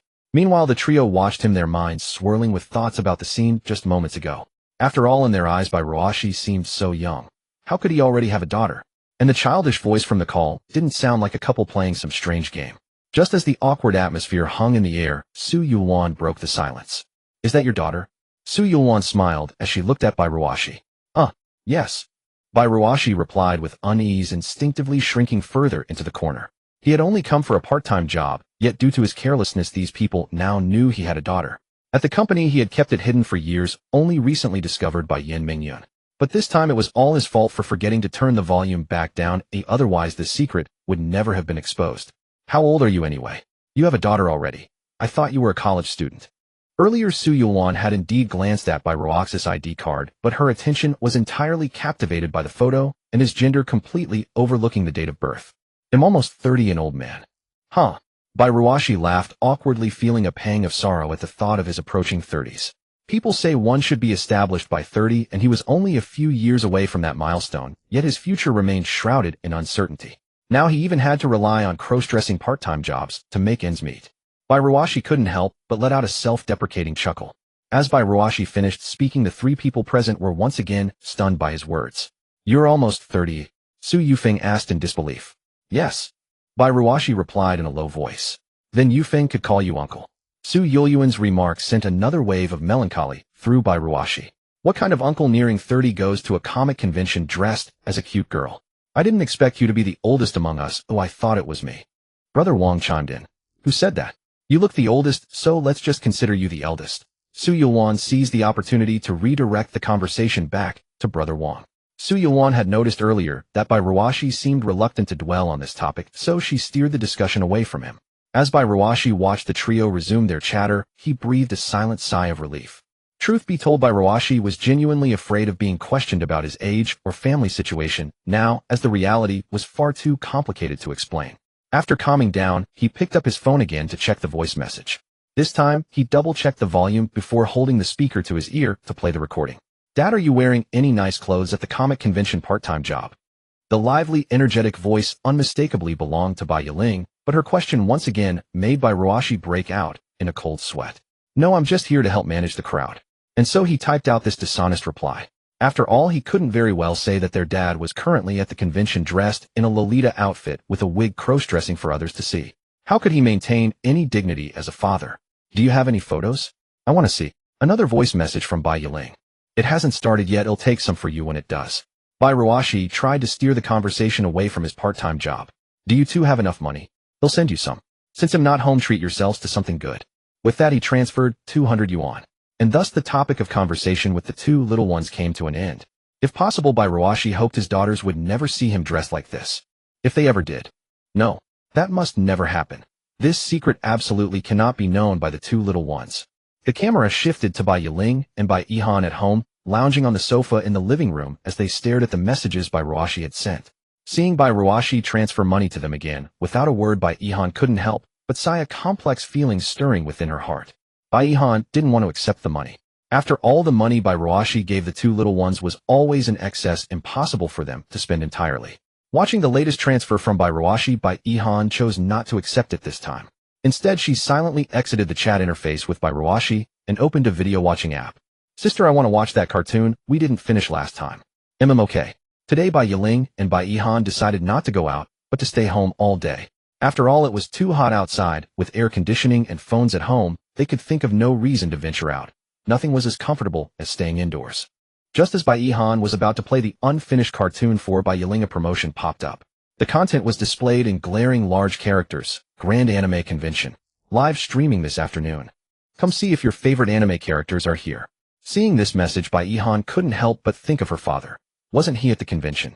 So she instinctively clicked on it and began scrolling down. She discovered that the convention was held in the same city as them and relatively close by. A taxi ride would take less than half an hour. Speaking of which, Dad is working at the convention, right? Could it be this one? Bai Yiling, who had also seen the promotion, was drawn away from her desire to watch the cartoon. It's not just possible. Dad is definitely there. Looking at the address, was there any other place within hundreds of miles with such a name? Then, will we see Dad in the live stream? Hearing Bai Yihan's words, Bai Yiling grew excited. Though she didn't understand much, she knew that good-looking people might appear on TV since the screens were always filled with handsome men and beautiful women. She thought her father was handsome enough, so maybe he would be on TV. I don't know, we'll see. Bai Ihan was not as naive as Bai Yiling. The live stream was centered around the convention, and Bairuashi had just said she wasn't wearing anything nice, just helping with crowd control. Without a cosplay outfit, even if the camera caught her, it probably wouldn't linger. And so, amid a flurry of thoughts and patient waiting, the convention finally reached its official start time. Bairuashi was still quietly staying in the dressing room from earlier. Fortunately, during the wait, Su Yulwan, worried everyone might be hungry, ordered takeout for each person, and Bairuashi got her share as well. This was a pleasant surprise for Bairuashi, who had thought there would be no lunch. Alright, time is almost up. Bairuashi, get ready, you'll be off now. Su Yulwan stood up, touched up her makeup in front of the mirror, then stood at the door and prepared to leave. Bairuashi nodded. Yufeng, when the time comes, take him to the designated spot. Seeing Bairuaxi's nod, Su Yulwan entrusted the task of handling Bairuashi to Su Yufeng. Okay. Watching Su Yulwan leave, Brother Wang also checked the time and stood up. I'm off too, you two go over later. With that, he followed closely behind Su Yulwan and left the room. Thus only Bairuashi and Su Yufeng remained. Realizing they were alone, Su Yufeng instinctively glanced at the time. Still a while, she murmured to herself, then turned her gaze to Bairuashi before her. With her sister gone and Brother Wang and sisterly absent, Su Yufeng felt inclined to chat with Bairuashi. She had been intrigued by Bairuashi all along, but was hindered by the presence of others. Hey, do you really have kids? As Su Yufeng spoke, Bairuashi put down her phone and looked at her. Me? Bairuashi pointed at herself. Who else? There's only you and me here. Su Yufeng found Bairuaxi's demeanor a bit silly. Yet looking at him in his current outfit and the feminine attire, if she hadn't seen his ID and known he was male, she would have thought him a somewhat airhead beauty. Sort of, I guess. Bairuashi answered hesitantly. It was true he had 2 children, but they weren't biologically related to him. That was also a fact. How do you take care of your skin? You're almost 30 and a guy, yet your skin is better than most girls I've seen.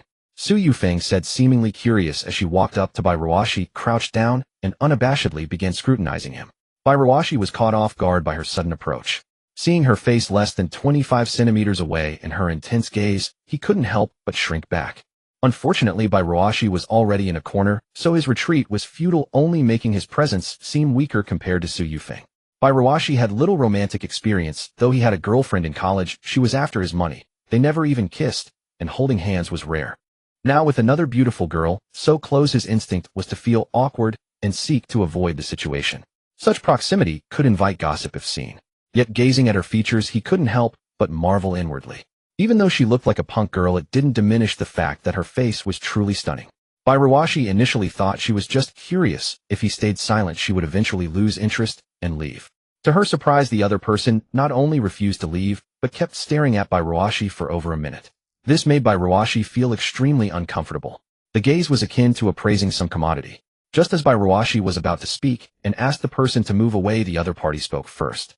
"Don't move," Su Yufeng said calmly, then right in front of Bairuashi she reached out and pinched Bairuaxi's chin, thus controlling her face. Forced by this, Bairuaxi's gaze met Su Yufeng's directly. Feeling the touch of the other's fingers brushing inadvertently against her face, Bairuashi was utterly stunned. Su Yufeng's actions were entirely beyond her expectations. She had no preparation whatsoever for such a sudden and peculiar gesture. "What are you doing?" Just as Bairuashi stood frozen from Su Yufeng's actions, Su Yulyuan's voice came from the side, snapping Bairuashi back to reality. A strong sense of dissonance surged within her. What was she doing? Being controlled by a young girl. Meanwhile, Su Yufeng, upon hearing the voice behind her, released her hold on Bairuaxi's face and turned to look at Su Yulyuan, who had inexplicably reappeared. "I was checking her makeup to see if it had smudged after all this time." Unlike Bairuaxi's embarrassed and shameful reaction, Su Yufeng acted as if nothing had happened, explaining calmly to Su Yulyuan. "But sis, why did you suddenly come back?" "I forgot to grab a prop." With that, Su Yulyuan walked over to a pile of props and began searching through them. Seeing no incident, Su Yufeng silently stepped away from Bairuashi, leaving her with the scene replaying in her mind. This feeling was novel for Bairuashi, a first-time experience. But it was quickly followed by dissonance and shame. However, when she heard that Su Yufeng was merely checking her makeup, her slightly accelerated heartbeat gradually slowed. So it was just a makeup check. Bairuashi felt a wave of relief upon hearing this. She had thought it was something else. And so after this brief interlude, it was soon time for Bairuashi to leave. "Let's go," Su Yufeng called out to Bairuashi, who finally emerged from the corner where she had been hiding for so long. Strangely knowing that she would soon be exposed to the public in her current attire, Bairuashi felt an inexplicable nervousness. But even with the anxiety at this point, Bairuashi had no choice but to move forward. Thus, under Su Yufeng's lead, she stepped out of the so-called staff room and officially appeared in public. Glancing around, Bairuashi noticed that many stalls that had not been set up in the morning were now fully erected, adorned with various exquisite figurines and beautifully packaged manga books. As she passed by, she occasionally saw elaborately dressed cosplayers, each surrounded by a crowd taking photos. Witnessing these scenes of beautiful girls in lovely outfits being photographed by groups of people, Bairuashi grew even more nervous. Will I be surrounded by a crowd too? The thought crossed her mind, and she nervously swallowed. But then, recalling the price of 3,000 a day, her anxiety quickly dissipated. 3,000 a day. 3,000 a day. She repeated silently, treating everyone around her as if they didn't exist. As long as she didn't focus on them, they wouldn't look at her. Yet despite her avoidance, they were drawn to her instead. Hey, look at that Lolita girl. The first guy to notice Bairuashi was captivated by her outfit and nudged his companion, who was busy photographing another cosplayer. "Oh, stop it. No, seriously, look at her." Pressured by his friend's insistence, he finally tore himself away from his intense photography. "Which one? Let me see who's got you so worked up." With that, he turned his gaze to Bairuashi, who was heading toward the exit. But this glance was disastrous. Bairuaxi's figure acted like a magnet, locking his eyes in place, impossible to look away. "Pretty good, huh?" his companion remarked, seeing the spark in his eyes. "Damn, why didn't you tell me about such an amazing cosplayer earlier?" He then grabbed his camera and dashed after Bairuashi without looking back. Hey. His companion, left behind, called out in surprise. He glanced at the departing friend, then at the cosplayer he had been photographing, and after a moment of comparison, gritted his teeth and followed suit. Bairuaxi's appearance naturally attracted not just these two. Many others in the vicinity were also captivated by a casual glance and abandoned their current cosplayers to chase after her. Thus, even before officially starting her role, Bairuashi had unknowingly drawn a crowd, an effect that couldn't have. "Finally, thank you all for your support. Just stand here. He'll come find you when it's time." Su Yufeng led Bairuashi to the entrance of the convention hall, the designated workplace for the day. Glancing at the crowd, now several times denser than in the morning, Bairuashi, who had never considered herself socially anxious, felt her nerves tighten under the sheer number of people. After all, she wasn't wearing ordinary attire. If anyone present discovered that beneath this feminine dress lay a man nearing 30 with 2 children, she would face social death. Not maybe, but absolutely certain. At this thought, Bairuaxi's gaze involuntarily drifted towards Su Yufeng. But when she turned her head, she noticed that Su Yufeng was now holding a plastic sign roughly half a person's height, which had appeared in her hand from nowhere. "Hold this properly.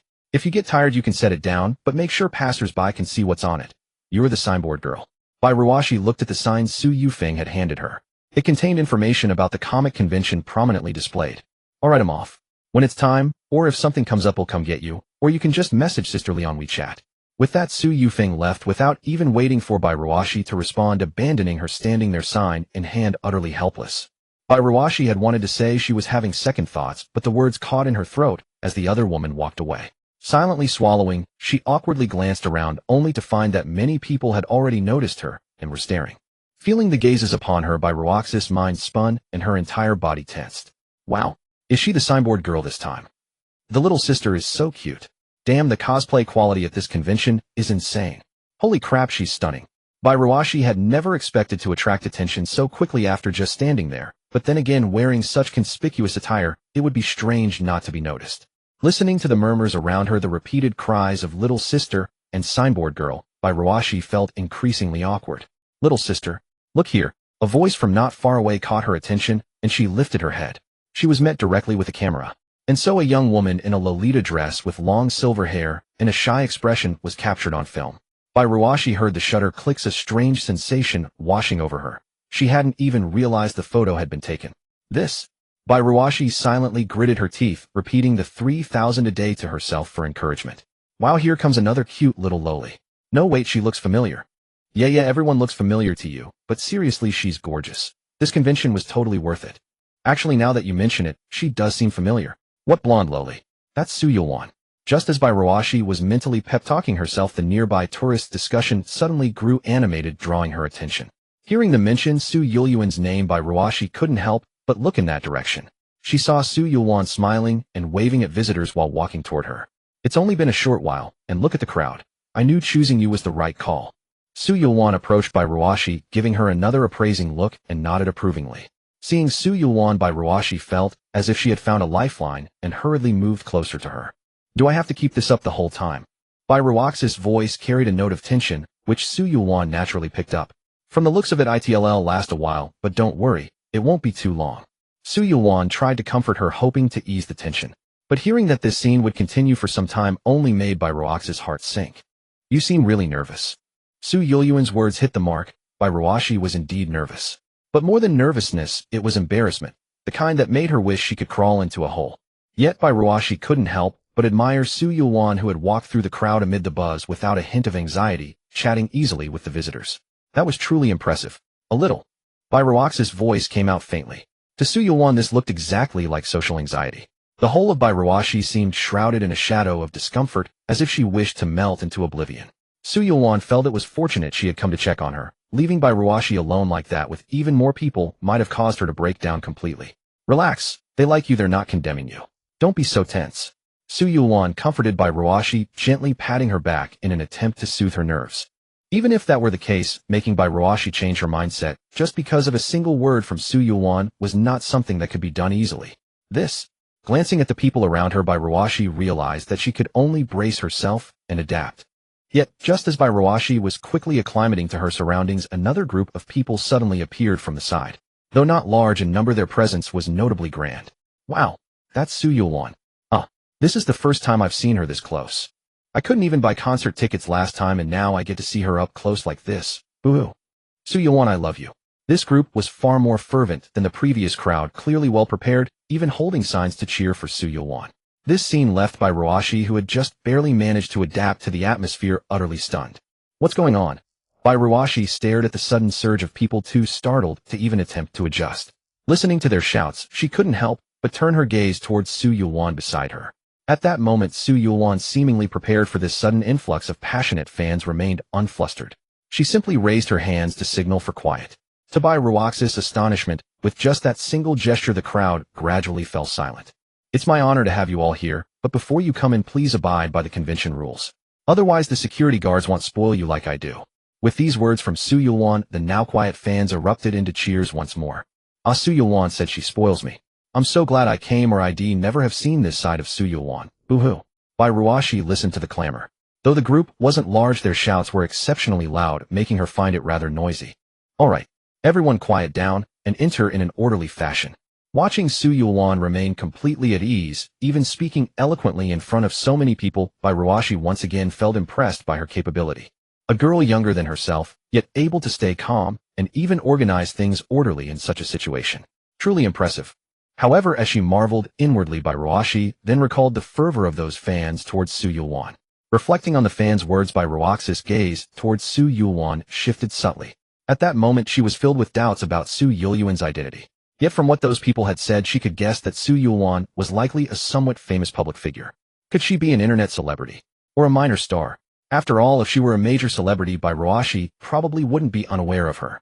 However, Roashi failed to realize that she was no longer the youth who could surf the internet every day, and the online world changed with dizzying speed. It was only natural for her to be ignorant of many things. This included Su Yulwan, a rising star of the new era that Roashi, as a remnant of the internet's old days, had never heard of. Alright everyone, don't crowd the entrance. Enter the convention first. They'll be joining you inside. Roashi watched Su Yulwan until she gradually dispersed the so-called passionate fans. Phew. Everyone really is enthusiastic. Once the fervent fans dispersed, the surrounding crowd thinned noticeably and the noise subsided.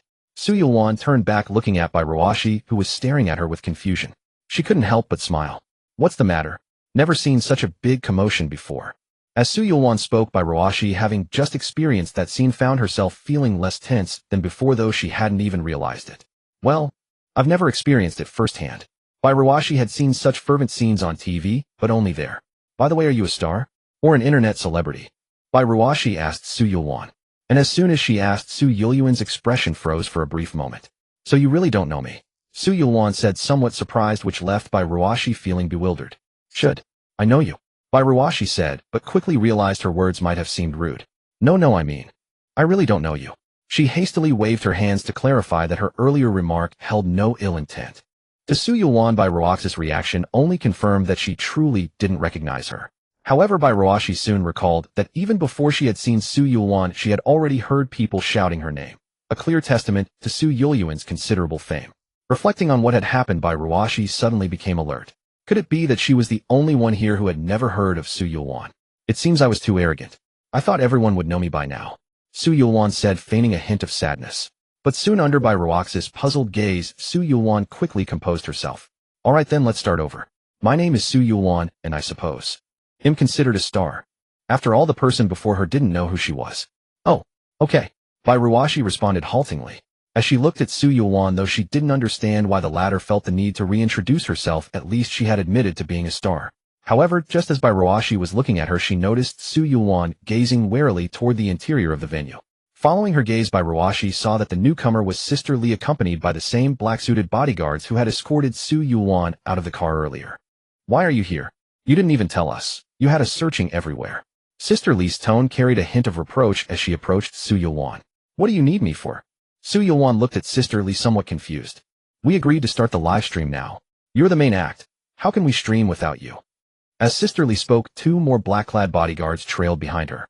Yet these two were different from the previous ones. One carried a camera, and the other held a massive light diffuser clearly intended for the upcoming live stream. Let's go, it's time. We need to start the broadcast now. With that, Sister Lee grabbed Su Yulwan's hand, ready to leave. But seeing Sister Lee about to drag her away, Su Yulwan grew uneasy. Wait. Can't we just do the live stream here? Su Yulwan quickly interjected, successfully halting Sister Lee, who turned back to look at her. Sensing her plan had potential, Su Yulwan elaborated. You see, our live stream is meant to showcase this convention, so starting from the entrance and filming our way in would be best. It gives the audience a better sense of immersion. Su Yulwan then winked at Roashi, who stood nearby. Roashi, already bewildered by Su Yulwan's glance, grew even more confused. Though his mind lagged, his mouth spoke involuntarily. I think so too. No? What am I saying? Roashi realized his mistake too late. Glancing at Su Yulwan, and then at Roashi, who had chimed in, Sister Lee pondered the feasibility of Su Yulwan's suggestion. Deeming it viable, she looked up at the increasingly crowded entrance and nodded. Alright, prepare and start now. At Sister Lee's command, the bodyguards swiftly set up on the spot. Soon a dark camera was mounted, its lens aimed directly at Su Yulwan. As the live stream began, the screen displayed Su Yulwan and the crowd of visitors behind her. Watching this, Roashi felt an inexplicable sense of foreboding. Hello everyone. Su Yulwan stood still, calmly observing the camera and monitoring the viewer count. Curious, Roashi stepped closer to take a look. The sight left him utterly stunned. Though the stream had just started, the viewer count was skyrocketing wildly. From a single digit, it surged to 4 figures in an instant, then rapidly climbed to 10,000, finally reaching over 100,000. All within less than 2 minutes. Welcome everyone, thank you for joining my stream. Su Yulwan continued, greeting the audience. Roashi had lost count of the viewers, the upward trend showed no sign of stopping. Comments flooded the screen and gifs rained down endlessly, dazzling by Ruashi. Meanwhile at home, the two little ones by Ihan and by Yiling were also captivated by this top-tier livestream. Sister, isn't she that famous star? Bai Yiling held her phone, showing the screen to Bai Ihan. As she spoke, she handed the phone over. Bai Ihan was peeling and cutting a cantaloupe, glancing up at the phone Bai Yiling offered. Bai Ruashi usually gave them plenty of allowance, more than they could spend each day. Bai Yiling would give her leftover money to Bai Ihan, who gradually amassed her own little treasury. The cantaloupe before them was bought with that money just moments ago. Is this the live stream from that convention? Bai Ihan noticed Su Yuan on the screen. Yeah, do you know her, sis? I do. She's that popular star lately, Su Yuan, right? Bai Ihan handled the fruit while casually watching the stream. Her outfit is really pretty, but why is she dressed like that? Bai Yiling noticed Su Yuan's cosplay attire. She's cosplaying an anime character since it's a convention, Bai Ihan explained patiently. Will Dad appear in this? Bai Yiling took back the phone, intently scanning the crowd behind Su Yuan for their father. To Bai Yiling and Bai Ihan, no matter how famous or beautiful Su Yuan was, she could never surpass their father in their hearts. Let's see, Bai Ihan said calmly, cutting the cantaloupe into bit-sized pieces. After arranging them neatly, she wiped her hands and joined Bai Yiling, both watching the live stream on the phone. Have some cantaloupe. I just cut it. Bai Ihan brought the sliced fruit and placed it before Bai Yiling. Okay, Bai Yiling said sweetly, picking up a piece and popping it into her mouth. The pieces were perfectly sized for one bite. How is it? Sweet. And so they munched on cantaloupe while watching the stream together. With nothing else to do, maybe they'd catch a glimpse of their father. Under the watchful eyes of Bai Ihan and Bai Yiling, Su Yuan finally made a move. So many people already. Let's begin our journey through this convention, she said playfully as the camera started moving, revealing a broader view. Everyone, this is the venue for our convention. Many thanks to the organizers for providing such a wonderful setting. As she spoke, the camera panned around the entrance, showcasing it before returning to Su Yuan. Over here. In the frame, Su Yuan pointed to a side entrance, signaling the cameraman to focus there. Under the watchful eyes of Bai Yiling and Bai Ihan, as the camera panned, a figure that felt vaguely familiar to the two appeared on the phone screen. And this is our booth girl for this convention. As she spoke, the camera lens zoomed in rapidly, and Bai Ruaxi's lovely face quickly filled the screen. Come on, say hello to everyone. Su Yuan energetically approached Bai Ruashi, appearing in the same frame. Caught off guard by the sudden request, Bai Ruashi seemed flustered, unsure of where to place her hands in front of the camera. Ahem. Bai Ruashi cleared her throat, nervously lowering her voice slightly. Well, hello everyone. She awkwardly waved at the screen. Bai Ruashi lowered her voice out of fear that someone she knew might recognize her. After all, with the countless viewers in the live stream, there was no guarantee that no familiar faces were among them. Speaking of live streaming, Bai Ruashi had previously considered starting a stream herself. During the internet boom, she had often heard that live streaming was lucrative and quick money. However, it had remained merely a thought, never put into practice. There were too many worries to consider. Building a fan base from scratch was a long, luck-dependent process, and even if she gained popularity, facing so many viewers would make her nervous. Now, standing earnestly before the camera, knowing that no fewer than 100,000 people were watching, Bai Ruashi felt grateful she had never pursued this path. Just facing the lens made her entire body tense up. Meanwhile, as the camera focused on Bai Ruashi, the two little ones at home saw her on the live stream as well. This sister feels so familiar. Bai Yiling stared at the screen, sensing a familiar aura about her, but unable to recall her name. This feeling, as if on the tip of her tongue, made Bai Yiling's small mind feel like it was about to overheat and stall. After all, Bai Ruaxi's current attire, wig, and makeup only bore a 30 to 40% resemblance to her former self. Moreover, Bai Ruashi had cautiously altered her voice, so Bai Yiling at a glance did not recognize her. I think so too, Bai Ihan said, looking at the screen. Initially indifferent to the live stream, she had only intended to watch casually. However, upon seeing Bai Ruashi on the screen, Bai Yihan's gaze was instantly captivated. At first, she thought the familiarity was her own imagination, but when Bai Yiling echoed the sentiment, she found it intriguing. If both felt familiar, it meant the person was known to them, both not a mere coincidence. Bai Ihan pondered this while staring intently at the familiar figure on the live stream, occasionally glancing at the rapidly scrolling comments. Such a pretty lady. She looks so nervous and shy. I'm dead. Gotta say, the cosplay is really accurate. But her voice sounds a bit off. Anyone have her video ID? I want to check her out. Meanwhile, Bai Ruashi at the convention saw these comments too. Scanning them, she noticed no one seemed to detect anything amiss, which allowed her to breathe a sigh of relief. Bai Ruashi feared seeing some strange remarks in the comments. Alright everyone, follow me deeper into. After a few shots of Bai Ruashi, Su Yuan led the camera back into the venue, easing the tension that had gripped Bai Ruashi. Frankly, the live stream had boasted over 100,000 viewers, making the crowd around her now seem insignificant. Thus, facing the surrounding people by Ruwaxi's nervousness vanished entirely. It's a kind of experience for me. Only now did Ruwashi realize she still had much to learn and experience. This episode, for instance, had helped her grow considerably. Next time she faced such a large crowd, she probably wouldn't be so nervous. Let's finish this up, get the money, and go home. Ruwashi thought, raising the plastic signboard.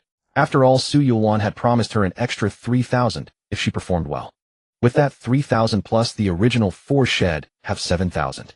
And yesterday, while washing Yin Minjian's car, Shed unexpectedly received 10,000 from Jin Wuxuan. That made a total of 17,000.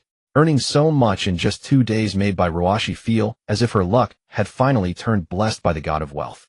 However, Ruwashi was unaware that during her time as the booth girl, the livestream had caused photos of her standing at the venue entrance to go viral on the internet. The first to spread her photos were viewers from the livestream. Captivated by her appearance, they had screenshotted and shared the images on social media platforms. This lady is so beautiful, does anyone know who she is? Image. At the same time, a few similar posts appeared on various social platforms. Soon many people began commenting under these posts. No idea, but she's really pretty. Given the accuracy of her cosplay, insiders should know her. Please share her social media handle. I'm at the scene. I go to conventions often, but have never seen her before. Maybe she's a newcomer. And so, without anyone realizing it, the posts were shared more and more. Even Li Xiaoyuan, who was idly browsing videos at home, came across one. Who's this? She murmured, clicking on the attached photo. Looking at the beautiful yet somewhat shy and restrained lady in the photo, Li Xiaoyuan felt an inexplicable sense of familiarity with her features. But in the end, just like the two little ones by Yihan and by Yiling, they didn't recognize that the person in the photo was Ruwashi, who they interacted with daily. Seen in Su Yulwan's live stream. Su Yulwan is broadcasting. Let's go check. Li Xiaoyuan said, then opened Su Yulwan's live stream and started watching.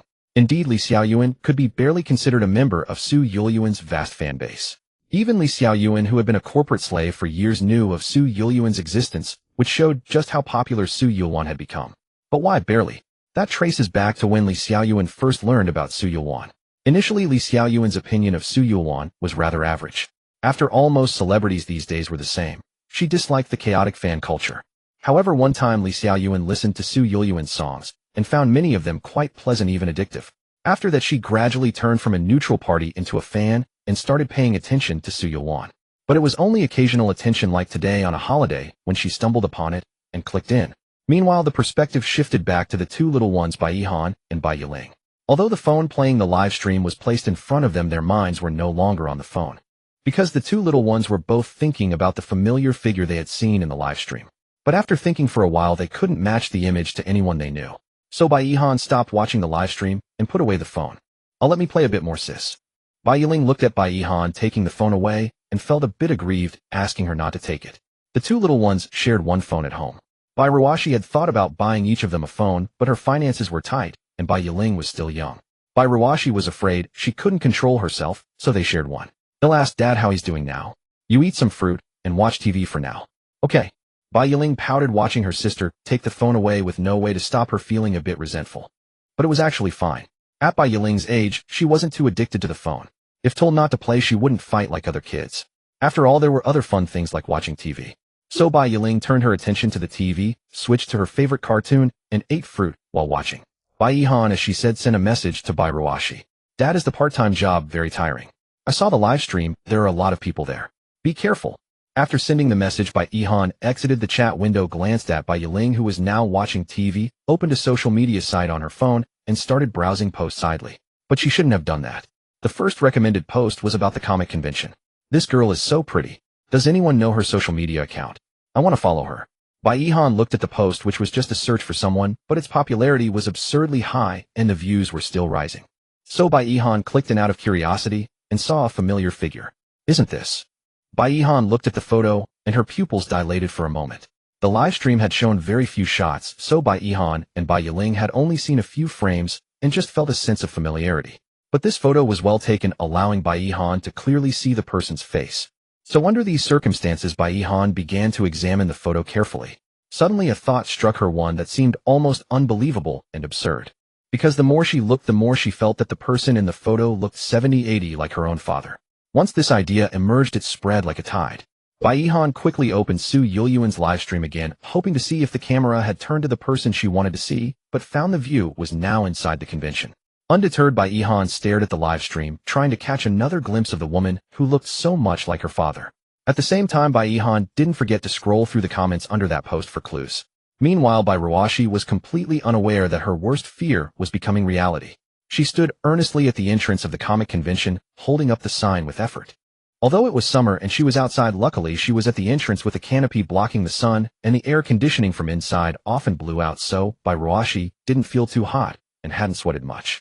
After standing at the entrance for nearly 2 hours, Bai Ruashi finally put down the sign. So tired.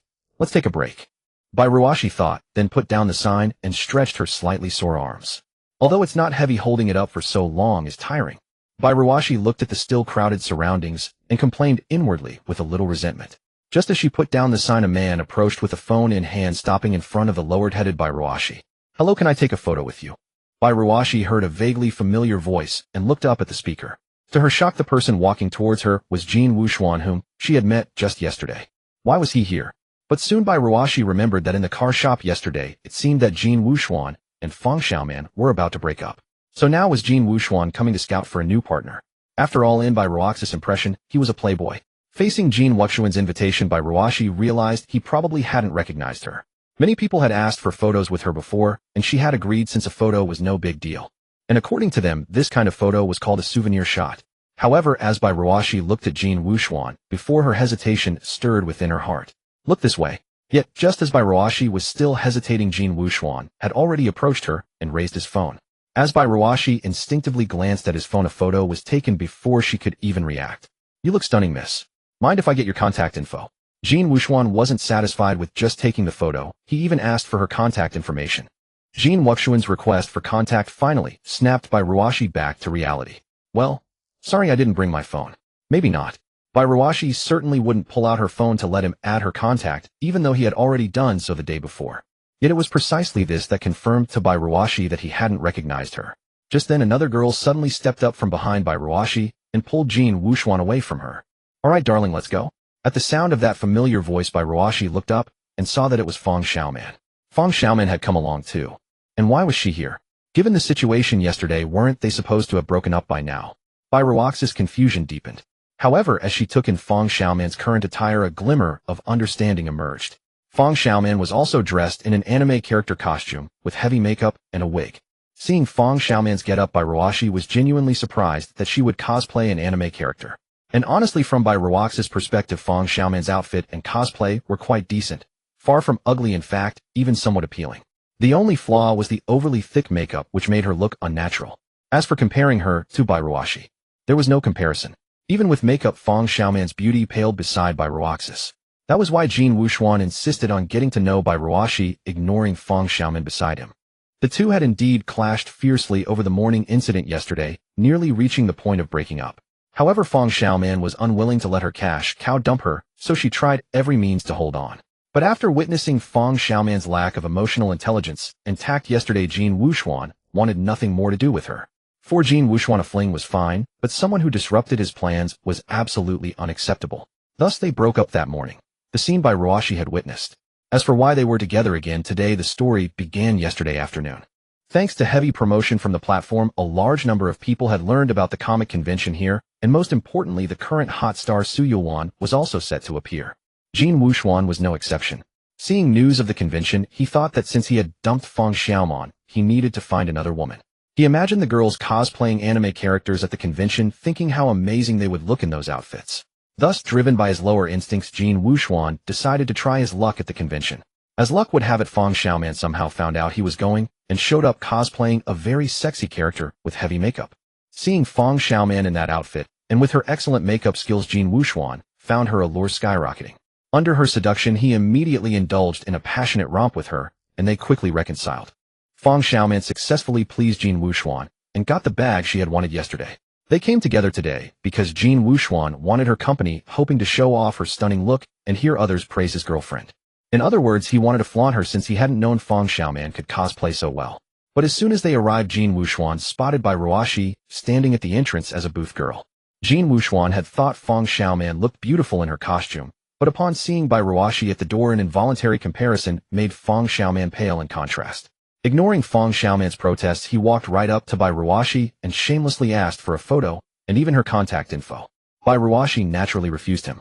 Feng Xiaoman had spent her college years mastering makeup and styling to find a better sugar daddy, which naturally led her to anime cosplay. Back then, Feng Xiaoman's makeup and styling made her strikingly beautiful, earning widespread acclaim. Her natural looks weren't bad, either, which was why she had managed to find so many wealthy boyfriends willing to pay for her. Feng Xiaoman had once been confident in her appearance, but ever since meeting Ruashi yesterday, she felt her pride in her looks being eroded time and again. First, her boyfriend was drawn to Ruashi, then she encountered the stunning woman in the luxury car, whose name she didn't know, and now, this inexplicably beautiful cosplayer, who chose to be a booth girl despite her incredible looks. With such beauty, why settle for being a booth girl? If Feng Xiaoman knew the cosplayer was actually Ruashi, and that the woman in the luxury car from yesterday was connected to her, who knows what she would think. Let's go. He's just a gatekeeper. There's more to see inside. Sensing the tension, Feng Xiaoman pulled Jin Wuxuan away without further ado. Given the unfavorable situation, Feng Xiaoman was not foolish enough to let Jin Wuxuan continue interacting with Ruashi. As Feng Xiaoman dragged him away, Jin Wuxuan's gaze remained fixed on Ruashi, his eyes filled with reluctance. However, Ruashi breathed a sigh of relief at his departure. Taking on this part-time job, Ruaxi's greatest fear was encountering someone she knew. Fortunately, in her current disguise, no one recognized her. With this thought, she inwardly relaxed, and her subsequent movements became less restrained. After all, no one knew her. It was like how many people online are very open, but in reality some are socially anxious, afraid to even speak to strangers. However, just a few minutes after she rested, as she lowered her head to lift her sign again, a voice that made her ears tingle came from beside her. "Hello, little cutie, can I take a photo with you?" The voice seemed to carry an innate allure, making Ruaxi's entire body feel weak. A sense of foreboding immediately struck her heart. Following that feeling, she saw a tall, beautiful older sister in a cosplay costume. This mature and tall woman instinctively reminded Ruashi of Yin Mingyun. Yet her aura was different from Yin Mingyun's. Yin Mingyun exuded the commanding presence of a sharp business elite, a strong woman with a piercing demeanor in every gesture. The woman before Ruashi, however, felt like a fox spirit incarnate. Every move seemed deliberately seductive. With her alluring figure and enchanting fox-like eyes, Ruashi couldn't help but wonder if she truly was a fox spirit. As Ruashi looked at her, the woman approached her, half a head height advantage, allowing her to gaze down slightly. With her approach, a dizzying fragrance wafted into Ruaxi's nostrils. Too much perfume. May I? The woman's crimson lips moved as she looked at Ruashi, waving her phone. Yais. Ruashi agreed without much thought. During her time at the entrance, many people had asked to take photos with her, and she rarely refused. Excluding Jin Wuxuan, dozens of people, both men and women, had already taken pictures with her. To her surprise, more women than men had asked for photos, which she found puzzling. Yet this older sister was the most unique among all the women who had approached her. Seeing the woman in a redan black gothic dress, holding an open lace parasol on her shoulder, radiating mature feminine charm, Ruashi inexplicably felt nervous. She couldn't help it. She felt she couldn't handle the woman's aura. Ah, that big sister's character. Am dead. When did she arrive? How did I not notice such a stunning cosplayer? Don't you think this big sister's character and the signboard girl have great chemistry? Shipping everything will only ruin you. The crowd around them erupted once again upon seeing the woman. Besides her beauty, the woman's cosplay costume was exquisite. She clearly knew her strengths, choosing mature attire that perfectly complemented her figure and features, creating a harmonious and striking impression. She was truly a sight to behold. Unlike the murmuring crowd, Ruaxi's attention was entirely on the woman. "They'll take the photo with my phone, okay?" Taking Ruaxi's silence as consent, the woman moved closer and raised her phone. As the screen lit up, it showed a close-up composition of the woman and the girl. Seemingly dissatisfied with the image, the woman pressed even closer to Ruashi, slightly bending down. Their distance became intimate, almost touching. The moment they touched, Ruashi felt a soft sensation against her arm. The softness didn't stop there, it pressed more boldly against her until she felt half her arm sinking into it. This assault on her pure heart left Ruashi flustered, her cheeks gradually flushing. The older sister noticed her blush. "Look at the camera." The seductive voice whispered in Ruaxi's ear, yet didn't expose her embarrassment. At such close proximity, the woman's breath was palpable, turning Ruaxi's faint blush into a deep crimson. A subtle smirk curled at the corner of the woman's lips. "Okay." Unaware of the smirk, Ruashi tensely stared at the phone's camera. With a click of the shutter, a photo was successfully taken and saved in the woman's album. After completing all this, the other person finally released their arm from Roxas, then turned to her with a smile. Hello little cutie, may I get to know you? My name is Li Fian. As she spoke, Li Fian extended her slender jade-like hand adorned in black lace gloves toward Bairuashi. Ah, hello. My name is Bairuashi. Bairuashi murmured absently, instinctively taking the offered hand.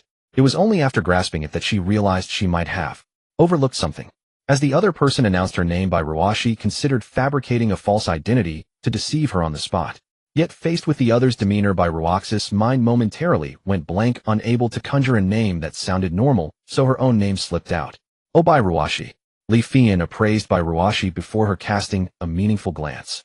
Releasing the clasped hand, Bairuashi wondered if it was her imagination, but she felt a deliberate squeeze from the other as they parted. Can we exchange contact info? I'm also a cosplay enthusiast. Maybe we can do a cos together sometime. Li Fian said, displaying her friend QR code to Bairuashi. Sorry. I'm only here for today, and am not really into cos. Sorry. Bairuashi quickly refused when she heard the request to add a friend. Previously, many people had asked to take her photo and then add her contact info, but Bairuashi had always refused, feeling no need to add strangers. She treated everyone equally in this regard. Then just consider it a simple acquaintance, okay? I didn't bring my phone. Bairuashi continued to decline. Then give me your number, I'll add you. Seeing that the other persisted even after 2 polite refusals, Bairuashi felt a bit embarrassed. Bairuashi had turned down many before, but each had stopped after her second polite refusal. None had been as persistent as Li Fian. Come on, I've already humbled myself so much. Don't make me feel awkward, okay? Li Fian spoke softly, putting on a slightly aggrieved expression. Yet one had to admit that her look combined with this sudden vulnerability indeed created a sort of endearing contrast. All right. Reluctantly, Bairuashi gave Li Fian her contact information. Since the other had been so direct, Bairuashi felt it would be improper to continue refusing this seemingly pitiful older sister. Even if she didn't want to add her, she could simply reject the friend request later. Bairuashi figured she'd never cross paths with this older sister again anyway, so refusing later wouldn't matter. Okay, friend request sent. Remember to accept it, little cutie. Li Fian, having obtained the contact, reverted to her smiling demeanor. Then Li Fian, holding her small parasol, entered the venue with elegant strides. Watching her retreating figure, Bairuashi marveled at the aristocratic poise in her every move, while thinking to herself how peculiar the woman was. Bairuashi had never encountered such a bold and straightforward woman, and the constant little cutie now made her cringe with embarrassment, a strange feeling stirring within her. That woman might not even be as old as this nearly 30-year-old uncle. The more she thought, the more intense her embarrassment grew. But soon Bairuashi shook her head, pushing the incident aside to continue her work as a booth girl. The sky outside gradually turned golden, the sunset casting its final glow. Unbeknownst to Bairuashi, her Oneide part-time job was nearing its end. But rather than a full day, it was just an afternoon. It was actually quite easy. Just as Bairuashi noticed the dwindling pedestrians outside and estimated her shift was almost over, her peripheral vision caught sight of a car on the distant road. The familiar vehicle drew her attention. The car was somewhat far, its outline hazy, yet its model struck Bairuashi as oddly familiar, stirring a foreboding feeling. No way. She tried to see if it was the car she remembered, but it had already vanished. Because it closely resembled the one Yin Mingyuan had asked her to drive for maintenance and repair yesterday. Just then a familiar voice came from behind. You don't have to stand at the door anymore. Come back. Bairuashi turned to see sisterly arms crossed watching her. So, can I leave now? Bairuashi was eager to get home while it was still early, hoping to spend more time with the 2 little ones before they went to school tomorrow. Once school started, their time together would be limited. Not yet. You can rest for a while first. Hearing this, Bairuashi had no choice but to pick up the signboard and follow Sister Li away from the venue entrance. Finally away from the bustling entrance, Bairuashi felt a sense of relief. But upon entering, she found the venue packed with people. No wonder there were so few outside. Most had already come in. Bairuashi followed Sister Li through the area until they reached the dressing room, where Su Yufeng had done her makeup earlier. Sit here and rest for a bit. Bairuashi felt even more puzzled at Sister Li's words. So, do I need to continue later? Yes, we still need your help. It won't end so soon. 4,000 a day isn't that easy. You've worked less than half a day. Sister Li replied, without looking up, busy typing on her phone. Bairuashi had to admit she had a point. She had stood outside for less than 5 hours today. In a regular job, one would work at least 8 hours a day, and the pay wouldn't be nearly as good. Thinking it over, Sister Li was right. Then, what should I do next? Bairuashi asked. Hold on, I'm asking miss to see what work shall assign you later. All right. With that, Sister Li left the room, leaving Bairuashi alone. Seeing that the room was empty, Bairuashi went over to the beanbag chair she had placed earlier and flopped down onto it. Having stood for nearly 5 hours while holding up a plastic sign, by Roashi, unaccustomed to physical labor for a long time, was utterly exhausted. Both her hands and feet were sore and aching, so lying down like this was indescribably comfortable. Roashi lay there, her eyes unconsciously narrowing in relaxation. Just as she prepared to rest in peace, the door unexpectedly opened again, but Roashi remained completely unaware. "Even though you're a guy, I still have to remind you to be careful when wearing a skirt." Following the voice, she saw Su Yufeng, who had previously done her makeup. Su Yufeng was looking at Roashi, who was sprawled on the sofa with her clothes in complete disarray, her expression as unreadable as ever. Only after this reminder did Roashi realize that when she had collapsed onto the sofa, most of her skirt had been inadvertently lifted up. Although she was wearing a pair of pumpkin shorts underneath, preventing any exposure, it didn't mean she had no sense of shame and could allow her skirt to be lifted for others to see. So Roashi quickly sat up from her reclining position, her face reddening as she awkwardly smoothed down her skirt. After doing this, her cheeks were flushed with an unnatural blush, which made Su Yufeng chuckle. Su Yufeng initially wanted to tease Roashi about her earlier state, but considering Roaxi's age, she held back the words. After all, teasing an older uncle was just too strange. "I never expected a big man like you to have such smooth legs." Su Yufeng pretended to mention this casually as she walked over to her makeup table and began rummaging through the piles of cosmetics, seemingly looking for something.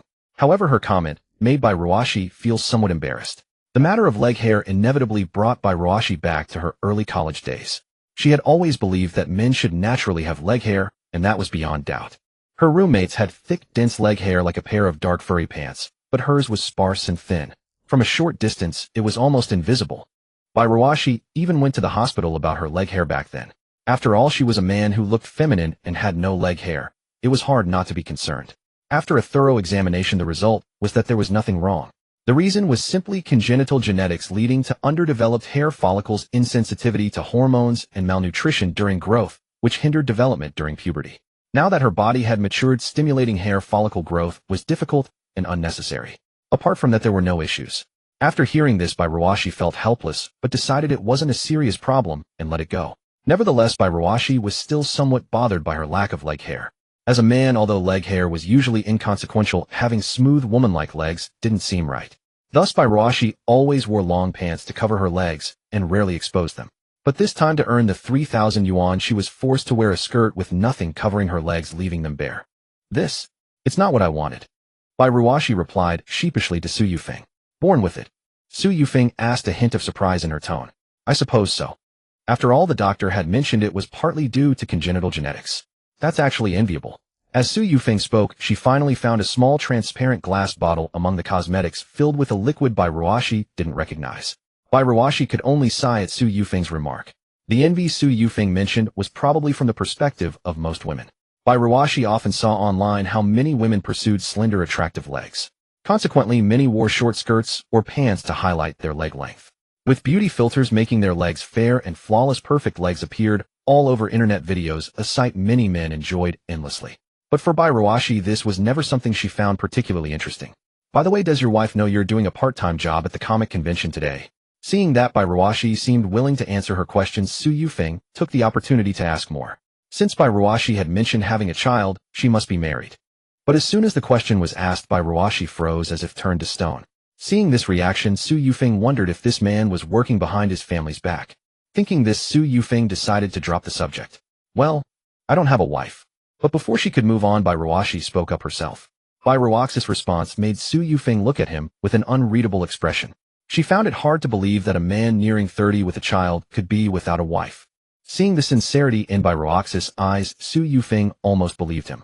"But earlier you mentioned having a daughter," she said as she continued rummaging through the makeup cabinet. But as she spoke, Su Yufeng seemed to recall something, her voice trailing off, until Roashi could no longer make out what she was saying. "What? No, nothing," Su Yufeng said, then found a stool and sat down. She had indeed been busy all afternoon and was quite tired, taking the chance to rest for a while. "Speaking of which, now that you've found the cosmetics, aren't you going to help?" Roashi looked at her, noticing she had found the makeup, yet sat down without any intention of leaving and couldn't help asking. "Let me rest a bit. There's no rush over there, and once I go I'll have to start working again." Su Yufeng replied to Roashi, though in her mind she kept pondering the meaning of Roaxi's earlier words. "By the way, why did you want to work here as a part-timer?" Su Yufeng was curious. A man who was already a father coming to a comic convention to work part-time in women's clothing. No matter how you looked at it, it seemed strange. Moreover, Su Yufeng had heard from Su Yuan that Bai Ruashi had initially been very resistant to cross-dressing and only stayed after proposing his own terms. That meant he definitely hadn't stayed because he liked it. For the money, of course. For 1,000 a day. Bai Ruashi said bluntly, which matched Su Yufeng's speculation. 4,000. Yeah, it was 2,000 at first, but I didn't agree. Hearing this, Su Yufeng immediately realized what condition her sister had mentioned earlier. It was just an extra 2,000. So 4,000 is enough to make you cross-dress. Of course. Actually 3,500 would work too, but ID hesitated a bit. After saying this, Bai Ruashi let out a self-deprecating laugh.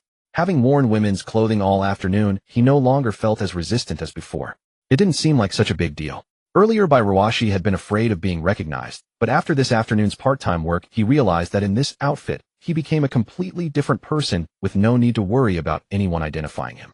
Thus, the anxiety in his heart vanished without a trace. As for his so-called bottom line against wearing women's clothing, it was merely a casualty in the face of money. So Bai Ruashi no longer felt so repulsed. In fact, if someone paid him to cross-dress again in the future, he would do it for 2,500 as long as the people around him didn't find out. After all, standing around all afternoon for such generous pay was an incredibly easy job, one that many would dream of. As Bai Ruashi spoke, he looked at Su Yufeng's youthful and pretty face. By the way, how old are you? Since she had asked him so many questions, it was only fair to ask one back. Under 20. No wonder. From what you just said, it seems you don't have a good grasp of what 4,000 means. Bai Ruashi could detect something different in Su Yufeng's tone. 4,000 is enough to make you cross-dress. Though her tone seemed neutral, the hint of surprise and disdain in Su Yufeng's voice led Bai Ruashi to that conclusion. In fact, Su Yuliuan's earlier words could be simplified into something like 3,000 can challenge your bottom line. But Su Yufeng was more tactful and didn't dwell on the topic. Bai Ruashi didn't know what kind of family Su Yufeng came from, but considering her sister Su Yuan seemed to be a famous celebrity of some sort, and given her remarks, it was clear her family was well off. 4,000. It's really not that much. Su Yufeng said, appearing indifferent to the matter. After all, in her view, any one or two items from the pile of cosmetics before her could cost 4,000, and some even more expensive ones couldn't be bought with several times that amount. So for Su Yufeng, 4,000 was merely the price of a couple of cosmetics, and going without one or two wouldn't make a difference. Hearing this, Bai Ruashi couldn't help but smile, further confirming his belief that Su Yufeng's family was truly wealthy. Bai Ruashi wasn't offended by Su Yufeng's words, as she was still young, and it was normal for her to have little concept of money. Moreover, she wasn't wrong, it was just a matter of different circumstances and perspectives. 4,000 is a lot. I have 2 kids, and including myself, that amount covers our living expenses for a month. Bai Ruashi explained calmly, giving an example as he looked at Su Yufeng. After Bai Ruashi finished speaking, Su Yufeng turned her gaze to him, and their eyes met. Bai Ruashi could see in her eyes that she found his words hard to believe. For an ordinary family, 4,000 a month, covering food, rent, and utilities, was about right with other expenses aside. But Su Yufeng seemed to have no concept of this. Do you know how much rice costs? Bai Ruashi asked Su Yufeng, and unsurprisingly she shook her head. Tens. Hundreds. Su Yufeng really didn't know the price of rice, her family never lacked it, so she never worried about such things, speaking with a nonchalant air. Hearing her response, Bai Ruashi chuckled. Normal edible rice costs about 3 yuan per caddy, or even less. So with 4,000 you can buy over 1,000 caddies. Bai Ruashi looked at Su Yufeng, and as expected saw a hint of surprise on her face. With me and my 2 kids, that much rice would last us over a year. And if you can't picture over 1,000 caddies, that's more than an ordinary handcart can hold. As he spoke, Bai Ruashi gestured to show the size of a handcart, giving Su Yufeng a tangible idea. This explanation indeed brought a significant shock to Su Yufeng's worldview. Do you know how much utilities cost? Bai Ruashi asked, though he knew Su Yufeng wouldn't know these things. And sure enough, she shook her head again. Electricity costs about 50 to 80 cents per kilowatt, and water is 2 to 5 yuan per ton. You might not grasp that, but converting it, 3,000 kilowatt-hours can power an average home for over a year, and the equivalent water bill would last more than 5 years. Bai Ruashi patiently explained these everyday facts to Su Yufeng. To be honest, Su Yufeng had received a lot of education and achieved excellent results knowing many things. Yet she was utterly ignorant of the most basic necessities of life. So hearing Bai Ruashi explain how much 4,000 could accomplish was a first for her. And that remark you just made about 4,000 yuan being nothing. Never repeat it outside, especially since your sister is a public figure. If she heard that, you'd be in serious trouble. Bai Ruashi spoke to Su Yufeng with a grave expression. After all, uttering such words when one's sister was a public figure could easily incite public outrage. In many cases, most people lack a precise understanding of money's true value. Yet when money was translated into everyday tangible items, its worth became strikingly apparent. Su Yufeng gazed at by Ruashi, listening to her earnest and patient explanation, and a subtle shift occurred in her eyes. Su Yufeng wasn't sure what she had felt about by Ruashi before, but she knew it was far from a favorable impression. After all, he was a man, yet many aspects of him seemed unmanly, and he had even come to the convention in cross-dress. Initially, upon hearing that he would do such a thing for money, Su Yufeng harbored a quiet disdain for Bai Ruashi, believing him to be someone who would stoop to anything for wealth. But now, listening to his words and his explanation, she couldn't help but begin to reflect. Su Yufeng admitted to herself that she had been judging based on first impressions, a habit that was far from ideal. Now that she understood Bai Ruashi had come here out of necessity, her view of him had completely changed. Although Su Yufeng didn't know why Bai Ruashi was reluctant to mention the mother of his 2 children, she sensed there must be a difficult reason behind it. And from his earlier words, it was clear he was raising the 2 children alone. The financial and psychological pressure on him must be immense. It was no wonder he would resort to such measures for money. Su Yufeng felt a pang of guilt. Bai Ruashi, watching her lost in thought, couldn't help but smile. Bai Ruashi could tell that Su Yufeng was probably just a university student. Still within the ivory tower, it was natural for her to be unaware of many things. She was still a child. And children make mistakes. Their lack of clarity is not their fault, but simply because no one has taught them. Just like her earlier dismissiveness toward 4,000 yuan. Many might resent such an attitude, seeing it as arrogance born of privilege. But Bai Ruashi now understood that she simply lacked a clear perception of these matters. What mattered most to Bai Ruashi was that she was willing to listen after being told. That made her a good kid in his eyes. If she had brushed him off with indifference even after his explanation, then she would have been a bad one. Thus, Su Yufeng's earnest contemplation was the best response to Bai Ruaxi's words.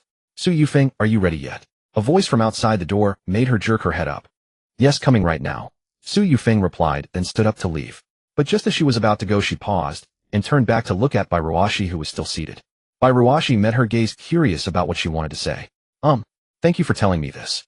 Though it was merely common sense, hardly profound knowledge, Su Yufeng was grateful that Bai Ruashi had taken the time to explain it to her, especially given that she had initially held no favorable opinion of him. I shouldn't have said that 3,000 yuan wasn't much either. That was true. Upon reflection, Su Yufeng realized how problematic that statement was. When she had said it, she hadn't been thinking clearly. It had just slipped out. It's fine, you're just a child after all. Bai Ruashi said, softly waving a hand, as if to let the matter go. But his words left Su Yufeng frozen in place. A tender spot deep within her heart seemed to be struck by what he had said, causing her heartbeat to skip for a moment. Yet it was only for a fleeting second. She quickly composed herself and nodded faintly at Bai Ruashi. You'd better be careful with that dress. It's worth several times 4,000 yuan. With that, she left, leaving a stunned Bai Ruashi behind. Bai Ruaxi's mind echoed with Su Yufeng's words. After a brief daze, he looked down at the Lolita dress he was wearing. This outfit. Several times 4,000. His voice trembled slightly as he spoke. Thus Bai Ruashi muttered the phrase to himself, then carefully adjusted his ungraceful sitting posture. A prim and proper beautiful girl soon appeared on the sofa. Throughout this, he kept checking his dress, fearing he might have damaged it during the afternoon. What if after a whole day's work they found an excuse, like claiming he had ruined the dress and refused to pay? Then all his effort would be for nothing, and he might even have to compensate them. Just then Sister Lee, who had stepped out earlier, re-entered looking at her phone. When Sister Lee looked up and saw Bai Ruashi sitting there with an inexplicably rigid posture, a puzzled expression crossed her face. But she didn't dwell on it. Get ready. You'll need to walk the runway in a bit. I'm here to give you a heads up. Sister Lee spoke, completely oblivious to Bai Ruaxi's stunned expression. Me? Bai Ruashi pointed at himself, then looked at Sister Lee with utter bewilderment. Who else could it be but you? As Sister Lee spoke, she paused her frantic tapping on the screen and turned to look at Bai Ruashi with a serious expression. Bai Ruashi found her words oddly familiar, as if someone had said the same to her before. Will I have to go on stage later? Yes, but it's just a formality. Don't worry, you won't have to perform any talent. Hearing this, the anxious Bai Ruashi finally breathed a sigh of relief. Just a formality, that was fine. She figured it was probably for all the cosplayers to walk through the process and make an appearance as the grand finale of the convention. If that were the case, she would merely be one among many cosplayers, nothing to be concerned about. Is there anything I need to prepare? No, just be mentally prepared. With that, Sister Lee picked up her phone again and resumed typing furiously, as if swamped with work. Follow me. They'll take you to the green room. Oh, okay. Sister Lee led Bai Ruashi away from the room. But as soon as Bai Ruashi stepped out of the staff area, the clamor flooded her ears like a torrent, making it hard for her to adjust. Bairuashi turned toward the source of the noise and saw that everyone at the convention had gathered around a stage that seemed exceptionally large within the venue. The commotion was because Su Yulwan was on stage interacting with the audience, sparking waves of cheers and applause. Listening closely, it seemed she was singing. But when Bairuashi saw the seemingly endless sea of spectators, the thought of merely going through the motions made her break out in a cold sweat. However, she quickly dismissed her concerns. After all, Bairuashi had stood at the entrance all afternoon as a booth girl, so most of the audience had already seen her there. With that in mind, she felt it didn't matter much anymore. Besides, no one could recognize her in her current outfit, and after an afternoon of practice, she had grown accustomed to it. Probably. Just as Bairuashi was pondering what might happen next, Su Yulwan on stage opened her voice as if kissed by an angel. As the accompanying music began, everyone in the venue fell silent, until Su Yulwan's beautiful singing voice resonated through the microphone and massive speakers filling the entire hall. Hearing her melodious song, Bairuashi was momentarily stunned. Wasn't the song Su Yulwan was singing the one that had been incredibly popular, recently used as the soundtrack for almost every short video? Bairuashi couldn't help but focus on Su Yulwan on stage, feeling as if she were the original singer of the song. With solid vocal skills and profound lyrics, Bairuashi had once unconsciously praised the song for its beauty. Just as Bairuashi was listening and growing more familiar with the tune, Sister Lee, walking ahead, noticed her standing transfixed. "Let's go. Don't just stand there." At Sister Lee's voice, Bairuashi snapped out of her thoughts. "Oh, coming." She quickly caught up with Sister Lee. Along the way, though, Bairuashi didn't focus entirely on Su Yulwan's performance. The song lingered in her ears. The more she listened, the more she felt Su Yulwan was the original singer. "By the way, this song is..." Unable to contain her curiosity, Bairuashi asked Sister Lee, who was walking ahead. "It's our young lattice original song. Didn't you know?" Sister Lee replied casually as she continued walking. "Oh." Bairuashi responded with a calm demeanor, but inwardly, she was so shocked she could barely speak. No wonder Su Yulwan hadn't believed her when she said she didn't recognize her. She was genuinely famous now. And it's not just this song. The young lady has sung many others that are also popular. You have a phone, just search for them. Sensing Bairuaxi's ignorance, Sister Lee began to introduce her to Su Yulwan's work. As Bairuashi listened, she pulled out her phone and started searching. Unbeknownst to her sister, Lee had already led her to the backstage area, the green room. The green room wasn't crowded, but those present were all dressed as anime characters, chatting in their cosplay outfits. Seeing them, Bairuashi felt a bit more at ease. Just as she had thought, it was merely a gathering of all cosplayers for a walkthrough, and she was just one of many, nothing special. "Sit here." Sister Lee pointed to an empty seat and gestured for Bairuashi to take it. As Bairuashi arrived, many of the cosplayers turned their gaze toward her and began whispering among themselves. "Wow, she's really beautiful. Where? Indeed, I didn't see her earlier today. I know her. She's the booth girl at the entrance. I heard Su Yulwan personally invited her." No wonder Su Yulwan brought her in herself.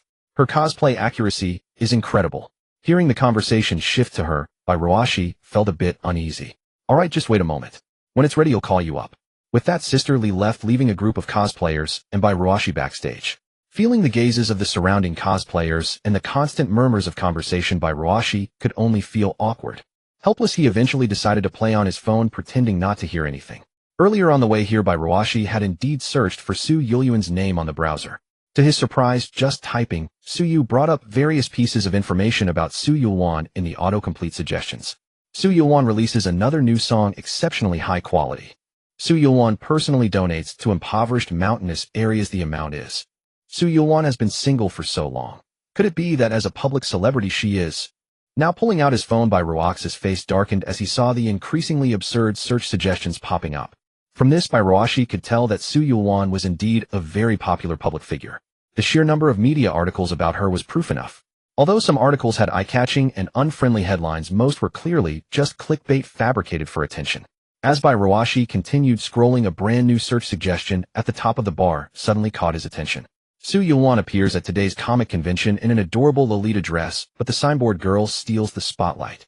Seeing this suggestion, the dark lines on Bairuaxi's forehead only grew denser. Clicking on the corresponding search, a multitude of posts about the convention appeared. Many of the posts mentioned the term signboard girl, and each had a considerable amount of buzz. Scrolling down, Bairuashi opened one post, and sure enough found a photo of himself standing at the entrance holding a sign. Staring at the photo, Bairuashi was momentarily stunned. He quickly navigated back to the home screen, turned off the phone, and assumed the air of someone who had definitely seen wrong. Had he been captured and posted online? Just one more look, Bairuashi thought, then reopened the phone and pulled up the post again. Seeing the 100,000 likes below the post, Bairuashi felt his vision go dark. Judging by the situation, he had undoubtedly been exposed to the internet. When Bairuashi had first put on women's clothing, he feared that more people would see him in this guise. Now ironically, the very thing he wanted to avoid was happening. But, after a brief moment of thought, Bairuashi realized there was nothing to panic about. With the Lolita dress, silver wig, and light makeup, the transformed Bairuashi, now a signboard girl, was vastly different from his original self. Unless he publicly admitted it, ordinary people would hardly recognize him. Thus, although Bairuashi felt somewhat uneasy inside after coming to his senses, the panic was actually manageable. He redirected his focus to searching for information about Su Yulwan. With a quick search, a series of details about Su Yulwan appeared before him. Only 25 years old, he murmured, marveling at her youth. Not that he was much older himself. Still, to be so accomplished at such a young age was truly remarkable. As for himself, never mind. Setting aside the matter of age, Bairuashi turned his attention to her works. Then he was shocked. He realized that many of her songs were ones he had heard before, and even praised. Ordinarily, Bairuashi only remembered songs if their melodies were catchy or their lyrics were impressive. The song titles were often overlooked, and Bairuashi was no exception. As for the artists, unless they were very famous, he rarely remembered them. Now, however, Bairuashi found himself deeply impressed by several of Su Yulwan's song titles, which showed that her music really resonated with him. So all of these were sung by her. He said, looking at the list of songs on the screen. The corresponding melodies and lyrics began to play in his mind. Just as Bairuashi was sitting there browsing, Sister Lee, who had left earlier, suddenly returned. "All right, everyone, get ready. You'll go on stage one by one," she announced, then began arranging the order of the people present. Naturally, this included Bairuashi, who was still sitting on his chair, phone in hand, looking bewildered. After quickly lining up everyone, Sister Lee's gaze fell on Bairuashi, who was at the very end. "Stop looking at your phone. Come here," Sister Lee called, motioning for Bairuashi to come over first. "Oh, okay," Bairuashi replied, seeing himself at the tail end of the queue. For some reason, he had a bad feeling about this. But he had no time to dwell on why he was last. He heard the music from the front stage gradually fade away. "All right, my performance ends here. Now please open your phones and launch the mini-program. All our cosplayers will be walking the runway, so everyone please rate your favorite cosplayers." Hearing Su Yulwan's voice from the front stage, Bairuashi finally realized that this wasn't just a walkthrough. There would be ratings. But he wasn't nervous. After all, there were plenty of attractive girls and guys around, and the votes would surely go to them, not to him. Yet, just as Bairuashi thought this selection had nothing to do with her, she overheard the people ahead discussing it. "Did you hear? The popular coser chosen this time gets an extra bonus. I heard. No wonder it's a convention hosted by Su Yulwan herself. Such deep pockets.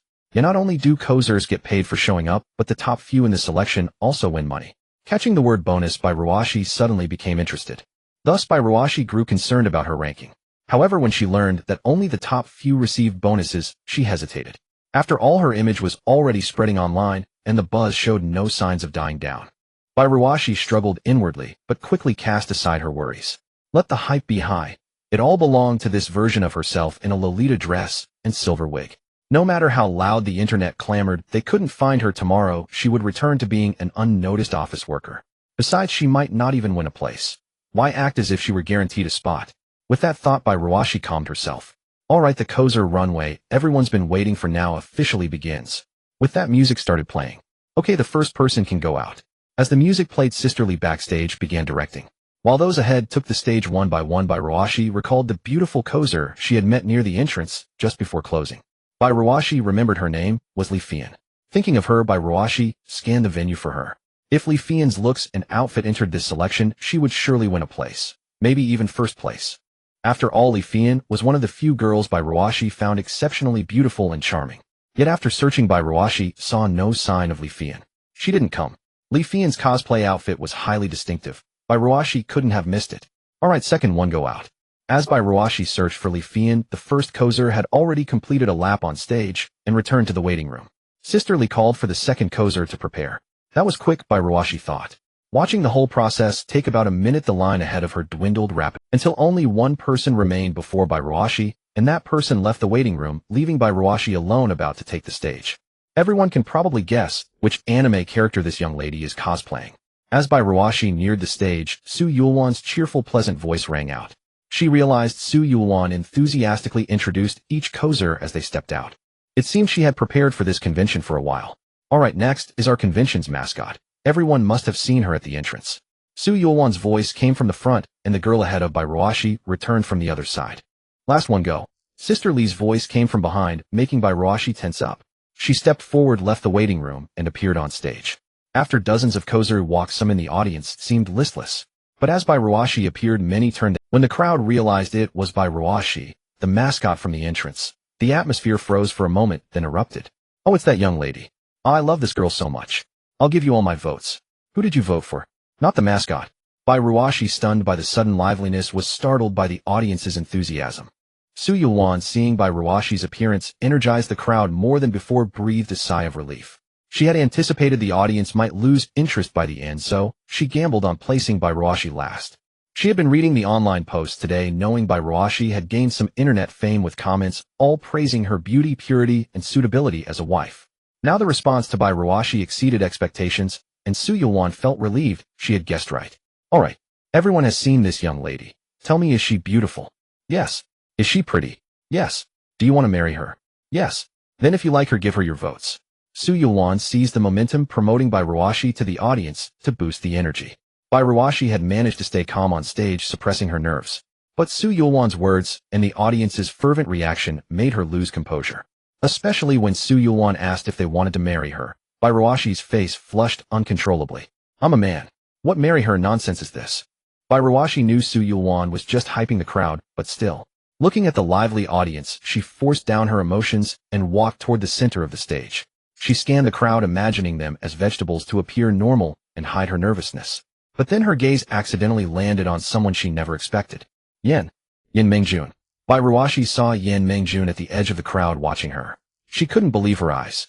Bairuashi watched as Yen Mengjun unexpectedly appeared below the stage, their eyes meeting at that very moment, causing the composure Bairuashi had painstakingly regained to unravel once more into anxiety. Anyone else would not have made Bairuashi so nervous, but it was precisely Yen Mengjun, the person she had been most familiar with and had the most contact with recently. What if she saw through her? Could she still have a decent life in the company afterward? Thus Bairuaxi's emotions instantly tightened again, her steps unconsciously becoming unsteady and weak. With a stiff expression, she dared not utter a single word as she walked around the stage, desperate to return backstage and leave. Initially, she expected nothing to happen after this round, and it would pass without incident. However, as fate would have it, an accident still occurred. Due to Bairuaxi's nervousness, her faltering steps and tense upper body, combined with the wrinkles left on the stage carpet by previous cosplayers, the stage floor had become uneven. As Bairuashi turned back, her right foot caught on an obstacle. Yes, she tripped over the carpet spread on the stage. She quickly reacted, trying to stop, but her body couldn't keep up with her mind, and her left foot had already stepped forward. Then Bairuashi, before the entire crowd, uncontrollably fell onto the stage. Thud. Fortunately, she managed to brace herself with her hands, avoiding a face-first landing. After Bairuashi fell, the previously quiet atmosphere seemed to freeze in silence. Everyone's gaze fixed on her sprawled in the middle of the stage. As for Bairuashi, she remained dazed, her mind blank after the fall. With her hands on the floor, Bairuaxi's mind raced as she regained her senses, trying to figure out how to handle the situation. Should she do a few push-ups? That would only turn embarrassment into greater awkwardness. Fortunately, Su Yulwan, who was nearby, reacted quickly and hurried over to help Bairuashi up. Are you alright? Su Yulwan's voice was filled with concern as she asked Bairuashi. I'm fine, Bairuashi replied, her voice trembling slightly. She was physically fine. Just a simple fall, nothing serious. What truly worried her was the scene unfolding. Her sudden stumble might have ruined the performance. Now she fretted about what to do next, fearing she might not get paid due to this mishap. Unlike Bairuaxi's inner turmoil, Su Yulwan, after hearing her response, still checked her over, confirming that only her knees were slightly scraped and red with no major injuries, and breathed a sigh of relief. Su Yulwan then picked up the microphone again, facing the audience. Alright everyone, rest assured our young lady is fine. She began to manage the atmosphere while also turning to remind Bairuashi discreetly. It's okay, go backstage to tend to your wounds. You can leave now, Su Yulwan whispered to Bairuashi, urging her to depart. Bairuashi, after hearing this, pretended nothing had happened and left the stage. Honestly, Bairuaxi's heart was still uneasy. That fall was surely a performance mishap. Yet her worries would soon be dispelled as the audience erupted into even louder cheers. Ah, that clumsy fall was so cute. I'm dying. The booth girl is not only beautiful, but also a sweet simpleton. Wait, do all you guys like this type? I do too. So adorable. Bring the booth girl out again. Just after Bairuashi left, the crowd burst into cheers again after a brief silence, surprising even Su Yulwan, who was still on stage. She thought it was already good enough, but now even after a performance mishap, it had such an effect. It seems I really chose the right person, Su Yulwan mused inwardly. No one expected the fall to add an unexpected charm to the atmosphere. A pleasant surprise.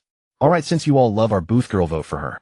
If she ranks, she'll appear again. After Su Yulwan spoke, the audience responded with another resounding cheer. Meanwhile, Yin Mingjuan among the crowd recalled by Roax's fall, her heart tightening with concern. Hearing that she was fine, Yin Mingjun finally relaxed. Yet she couldn't shake the feeling that Bai Ruashi looked somewhat familiar. Though Yin Mingjun felt this way, she couldn't immediately place who it was. After all, it was just a vague familiarity, and many people gave her that impression. Nonetheless, her mind was consumed with thoughts of Bai Ruashi on stage. Watching the crowd's cheers which signaled the convention's success, Yin Mingjun disliked such an atmosphere. Accustomed to quiet, she found the noise disruptive to her thoughts. They'll head to the green room, Yin Mingjun said, glancing at Su Yulwan still interacting with the audience on stage, then turned away from the crowd and walked toward the backstage. Meanwhile, Bai Ruashi, unaware of Yin Mingjun's arrival, was back in the green room, trembling with fear that she had messed up and wouldn't get paid. As Bai Ruashi worried, a familiar figure appeared nearby. "How are you? Any injuries?" Hearing the voice, Bai Ruashi looked up to see Su Yufeng standing before her. Bai Ruashi remembered not seeing her since leaving the dressing room, yet here she was. Su Yufeng, arms crossed, inquired. "Nothing serious, just a scraped knee. Minor, barely noticeable." Faced with Su Yufeng's sudden concern, Bai Ruashi waved her hand, indicating she was fine. It never occurred to Bai Ruashi that Su Yufeng would show such concern for her upon her return. "An old uncle like you, yet you still managed to trip on stage. Are you some kind of naive sweetheart?" Su Yufeng regarded Bai Ruashi, her tone still flat, her words making Bai Ruashi feel utterly mortified. There was no helping it. The stage hadn't been set up properly, so it really wasn't Bai Ruaxi's fault. According to the stage's carpet, it should have been laid flat and smooth, but the floor covering had bunched up, perhaps from too many people walking over it earlier. And at that moment, Bai Ruashi had grown nervous at the sight of Yin Mingyun, which caused her to trip. "Here." Su Yufeng watched Bai Ruashi, who had fallen silent after her words, then pulled out a glass bottle and handed it to her. "What's this?" "Iodine. Use a cotton swab to disinfect it, or it might get infected." Bai Ruashi looked at the iodine and the small plastic bag of cotton swabs Su Yufeng had given her and felt an inexplicable warmth in her heart. "Thank you." Bai Ruashi didn't stand on ceremony and accepted the kindness. "Find a place to sit for a while. I saw your votes are pretty high backstage, so you'll probably have to go on stage again to accept an award," Su Yufeng said, pulling out her phone and starting to scroll through it. "I heard there's a cash prize for ranking. Is that true?" The moment Bai Ruashi heard she might go on stage again to receive an award, she grew excited and started confirming whether there was extra money involved. And just as Bai Ruashi finished speaking, Su Yufeng, who had been looking at her phone, stopped what she was doing and cast a complicated glance at Bai Ruashi. "You really are obsessed with money." Su Yufeng was somewhat speechless at Bai Ruaxi's demeanor. Still, she could understand it now. "Yes, there is. You'll get it after you win later." After teasing Bai Ruaxi's fixation on money, Su Yufeng didn't forget to answer her question. Hearing this, Bai Ruashi felt a surge of excitement. If that was the case, then today's earnings wouldn't be just 3,000 yuan. But that was only if that accident hadn't happened earlier. Still, Bai Ruashi didn't dwell on it too much. She quietly retreated to a corner to tend to her injuries herself. After all, so many people had walked across that stage floor, it was covered in dust, so it was better to disinfect it quickly. Meanwhile, Su Yufeng watched Bai Ruashi, who was now in the corner lifting half her skirt to apply medicine to her knee. Seeing the delighted expression on her face at the mention of prize money along with her delicate profile, Su Yufeng felt a flicker of complex emotion rise in her heart. How could someone like this exist? But soon another unexpected person entered the waiting room. "Yufeng, you're here too." A familiar voice rang out, and Su Yufeng turned to look in its direction. Yet upon seeing who it was, Su Yufeng's expression shifted instantly. "Sister Jun, you're here," Su Yufeng said, stepping forward to greet Yin Mingyun. "Yeah, it was too noisy out front, so I came to check out the waiting room. It's quieter here." Yin Mingyun spoke with a smile on her face. "You should have told me you were coming, I would have picked you up. I didn't want to bother you too if you were busy. But judging by the atmosphere and the crowd, this convention seems to be going well." As Yin Mingyun spoke, she began to survey the other meticulously dressed cosplayers in the waiting room. After glancing around, her gaze finally settled on Bai Ruashi, who was silently applying medicine in the corner. Noticing that Bai Ruashi seemed too absorbed in her task to see her, Yin Mingyun greeted Su Yufeng and then approached Bai Ruashi on her own. "Is the injury serious?" Yin Mingyun's voice rang out, causing Bai Ruashi, who had her head down, to tremble involuntarily. Because that familiar voice, which stirred something in Bai Ruaxi's heart, was unmistakable. Upon hearing it, Bai Ruaxi's heart seemed to skip a beat, and she slowly raised her head in disbelief. Then she met Yin Mingyun's gaze, which was tinged with concern and curiosity. Seeing Bai Ruashi up close like this, Yin Mingyun truly thought the young woman before her was quite beautiful, with a pure aura that was rare to find. No wonder so many people liked her. Yin Mingyun silently appraised the made-up by Ruashi in her mind. I am fine. By Ruaxi's voice lacked confidence, her eyes darting away after a brief moment of eye contact. By Ruashi had never expected Yin Mingyun to show up at this moment, and could only pray inwardly that she wouldn't be noticed. Yin Mingyun naturally sensed by Ruaxi's unusual attitude toward her. Normally people wouldn't act like this young woman, avoiding eye contact and daring not to meet her gaze. It certainly wasn't normal. Unless by Ruashi was an extreme social phobic. But judging from her performance on stage earlier, she didn't seem like one. Honestly, Yin Mingyun had felt a strange familiarity with this young woman from the start, and combined with her inexplicable nervousness upon seeing her, Yin Mingyun grew even more suspicious. Do we know each other? The moment these words left Yin Mingyun's mouth by Ruaxis barely contained, anxiety exploded. Her heart pounded wildly at Yin Mingyun's question, feeling as if it might leap out of her throat. By Ruashi was struck directly by Yin Mingyun's blunt question, and her mind raced frantically, searching for some excuse to brush it off. Sister June, do you two know each other? Seeing the subtle tension between Bai Ruashi and Yin Mingyun, Su Yufeng stepped forward to ask. No, it's just that this young woman reminds me of someone I know. Yin Mingyun said with a smile, then waved her hand and turned her attention to Su Yufeng. As Yin Mingyun finished speaking, Su Yufeng naturally turned her gaze toward Bai Ruashi. She noticed that Bai Ruashi was staring at her frantically, signaling with her eyes, and shaking her head vehemently, as if terrified that her meaning might not be understood. Observing Bai Ruaxi's actions, Su Yufeng could almost conclude that Bai Ruashi and Yin Mingyun knew each other. As for the nature of their relationship, she was naturally unaware. Yet judging by Bai Ruaxi's current demeanor, she seemed deeply afraid of being recognized by Yin Mingyun. Everyone's here. Just as Su Yufeng was pondering how to resolve the situation, a voice that struck Bai Ruashi as familiar came from behind. Accompanied by a purple-clad figure exuding an enchanting aura and a voice that subtly tugged at her heartstrings, Bai Ruashi instantly recalled Li Fian, whom she had encountered that afternoon. After all, in this life, only Li Fian could evoke such a feeling in Bai Ruashi. Sure enough, as Yin Mingyun and Su Yufeng turned to look, Bai Ruashi also saw that familiar face. It really is Li Fian. Why is she here too? Bai Ruashi thought as she watched Li Fian's arrival, swallowing nervously. Li Fian. Sister Fian. Yin Mingyun and Su Yufeng simultaneously called out her name, causing the atmosphere to freeze momentarily. Then both realized that the other also knew Li Fian. Hearing them call her Li Fian approached with her signature smile, stopping before the trio. Sister Fian, why are you here too? Su Yufeng looked at Li Fian, a hint of surprise in her expression. Isn't your sister hosting a cosplay event? I thought I'd join the fun, Li Fian said to Su Yufeng, then began to appraise her from head to toe. It's been a while, Yufeng. You're getting more beautiful by the day. How soon you'll surpass your sister. Not at all, Sister Fian flatters me. Bai Ruashi watched the exchange between Li Fian and Su Yufeng, then glanced at Yin Mingyun standing nearby, the situation causing cold sweat to bead on her forehead. What wind blew you here? Just as Bai Ruashi was wondering about the relationships among them, Yin Mingyun spoke up, her tone laced with a hint of sarcasm. What do you mean by that, Mingyun? If you can come, why can't I? Li Fian seemed unperturbed by Yin Mingyun's words, gazing steadily at her as she spoke softly, that alluring smile still playing on her lips. And some people come to a cosplay event without even dressing up properly, sigh. Li Fian shook her head, feigning a headache. Yin Mingyun, seeing this, wasn't angered, but merely chuckled lightly, saying no more. After all, Yin Mingyun could tell that Li Fian had indeed put effort into her outfit, which likely wasn't cheap. In contrast, she herself had rushed over in the afternoon without even having time to apply makeup. Just as Bai Ruashi was still puzzled about the relationships among the three, Su Yulwan, who had been hosting at the front desk, suddenly appeared in the backstage waiting room. Oh, you're all here. Seeing the trio, Su Yulyuan's voice was filled with excitement. Thank you all for your hard work. There's a 5-minute break, and then the results will be announced. Please wait here. Okay. She then turned to address the other cosplayers still in the room before trotting over to Bai Ruashi and the other three. It's rare to see all of you here. Su Yulyuan's tone clearly conveyed her agitation.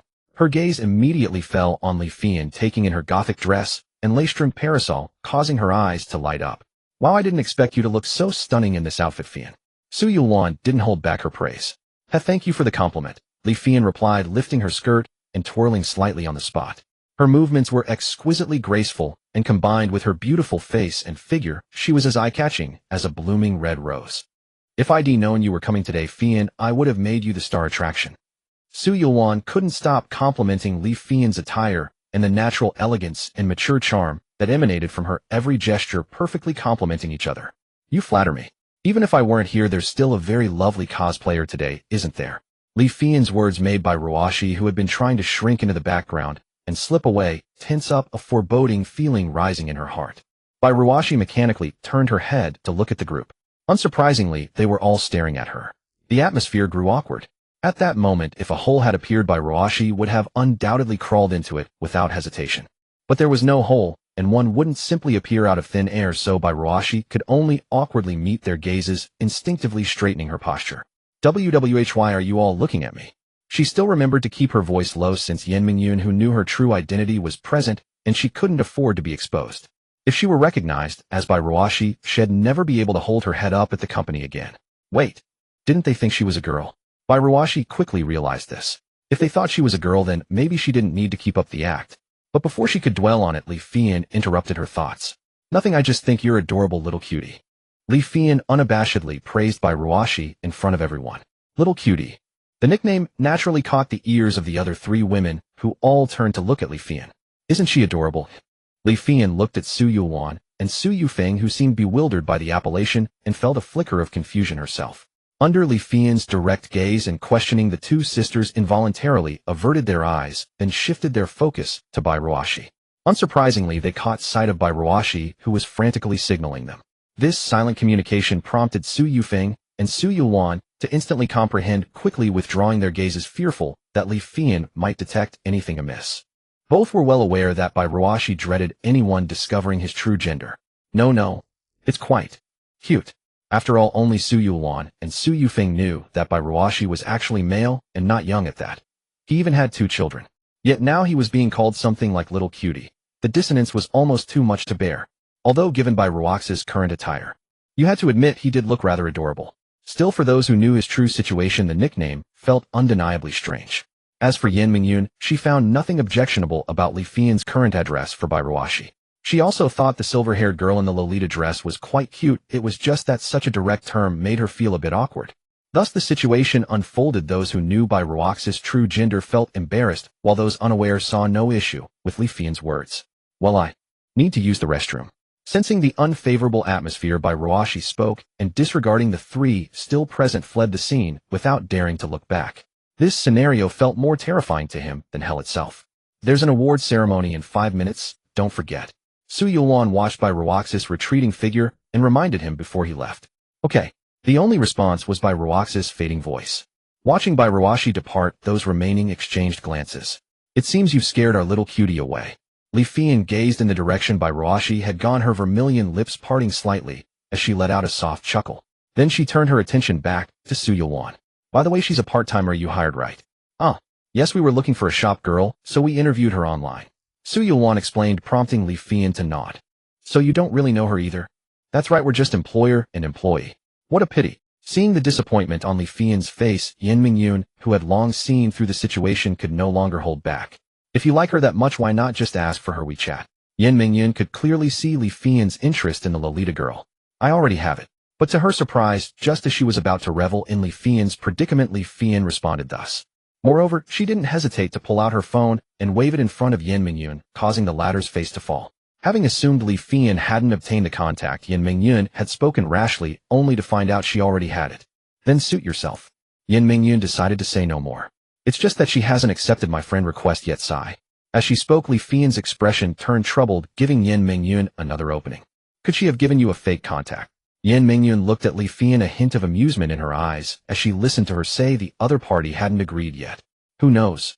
We'll meet again later anyway, you'll ask then. Li Fian seemed unperturbed, showing little concern over whether Bairuashi would add her. At least you know her name, right? She told me her name is Bairuashi, but shouldn't be a lie, should it? What name, Yen Mingyun, who had been calm, suddenly doubted her ears upon hearing what Li Fian said. Bairuashi, what's wrong? Li Fian said, then turned to the Su sisters, ignoring Yen Mingyun's astonishment. That is her name, isn't it? After all, as employer and employee names were surely known to each other. Yet Li Fian, hearing Yen Mingyun's words and seeing her reaction, genuinely began to suspect that Bairuashi might be a fake name fabricated to brush her off. If that were true, Li Fian would be deeply hurt, not even willing to give her real name. How repulsed must the other person be? Was her charm truly so lacking? Yes, that's her name. Su Yuan nodded in response to Li Fian's inquiry, but refrained from revealing any further details about Bairuashi. For instance, the most easily overlooked, yet crucial detail, his gender. While gender was not typically private under the current circumstances of Bairuashi wearing a dress, it was a different matter entirely. If it were revealed that Bairuashi was male and the news spread, not only would most of the visitors be displeased, but Bairuashi himself might become a target of public criticism. Su Yulwan understood that while many online might not mind so-called crossdressers, the reality would be different if it happened to someone they knew. Moreover, at this convention some attendees were not anime fans, but had come solely because of Su Yulwan. Outsiders to this circle would naturally misunderstand or even harbor malice toward crossdressing. Thus, Su Yulwan and Su Yufeng chose not to disclose the truth, thereby protecting Bairuashi. And just as Su Yulwan confirmed the person was indeed Bairuashi, Yin Mingyun, who had been in a daze, suddenly came to her senses. No wonder he seemed so familiar. Yin Mingyun recalled Bairuaxi's flustered expression upon being discovered and the familiar aura about him. It all made sense now. Yin Mingyun had felt a strange familiarity with him, and learning that it was Bairuashi explained everything. What a small world. She murmured, an involuntary smile curving her lips. Once Yin Mingyun realized that the person before her was none other than the familiar Bairuashi, a new doubt arose in her heart. What is she doing here? Unaware of Bairuaxi's circumstances, Yin Mingyun naturally found it difficult to understand why she would come to the convention today dressed in such attire. Is it a hobby? Yin Mingyun speculated, but based on her scant understanding of Bairuashi over the past few days, she felt it unlikely that she would be part of this circle. After all, she had 2 children at home, and was a single mother. She must be overwhelmed with childcare and work, so how could she have the energy for such activities? However, Yin Mingyun's quick mind soon seized upon new information, leading to a conjecture. She then turned her gaze to Su Yulwan, who was conversing with Su Yufeng. Xiaowan, how much did you pay Bairuashi to come here? 4,000 a day. Why? Upon hearing that the fee was 4,000 a day, Yin Mingyun silently thought, just as I suspected.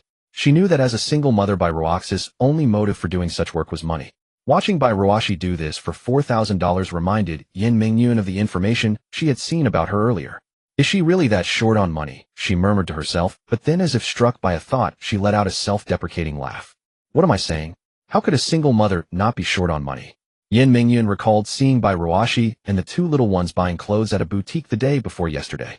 Seeing the visible affection on Bairuaxi's face for the children, she knew that the more money she had, the better to meet their daily expenses. This train of thought led her to remember that yesterday morning Bairuashi had received a full $60,000, but had not taken a single cent for herself, giving it all to Yin Mingyun instead. She couldn't help but think that Bairuashi was simply too naive. But rather than naive, it might be more accurate to say that Bairuashi was the type to strictly follow the rules. Yin Mingyun had no idea how much Jin Wuxuan had given her. If Bairuashi had been shrewder and reported a lower amount, she probably wouldn't have checked. It is precisely people like this who often suffer many losses in life. But it was yesterday's incident combined with today's events that made Yin Mingyun even more curious about Bairuashi. So while the others chatted, she opened her phone and sent a message to the HR department. Do you still have Bairuaxi's file? Please send me a copy. Yin Mingyun had seen Bairuaxi's employee file before, but initially, she had only looked at it to learn about her education, previous work experience, and outstanding skills. As for gender, there was no need to mention it. Anyone who saw Bairuaxi's feminine appearance would never doubt her gender. Moreover, even others would hardly bother to check the gender column, let alone Yin Mingyun, who was always swamped with work and had no time to read employee files word for word. After all, someone like Bairuashi, who is male but more beautiful than a woman, is 1 in a billion, an extremely rare occurrence. And in this day and age, without the so-called political correctness that invents hundreds of genders, no normal person would pay attention to such a detail. But now that she knew Bairuashi was doing part-time work at the convention for money, Yin Mingyun, taking advantage of the free time, wanted to see what else she had missed in the resume Bairuashi had submitted. Soon after sending the message, the other party promptly sent over Bairuaxi's file. Yin Mingyun opened the file right there and began to read it carefully. Bachelor's degree, excellent academic performance during university, within the threshold for graduate school recommendation, but chose not to pursue a master's degree due to personal reasons. Yin Mingyun frowned as she read Bairuaxi's file. This information had actually been mentioned by Bairuashi during her job application. To increase her chances of being hired, though, she had phrased it more subtly then. The current file was clearly condensed, making it more straightforward. So why didn't she go to graduate school? Yin Mingyun wondered, which was also the reason for her frown.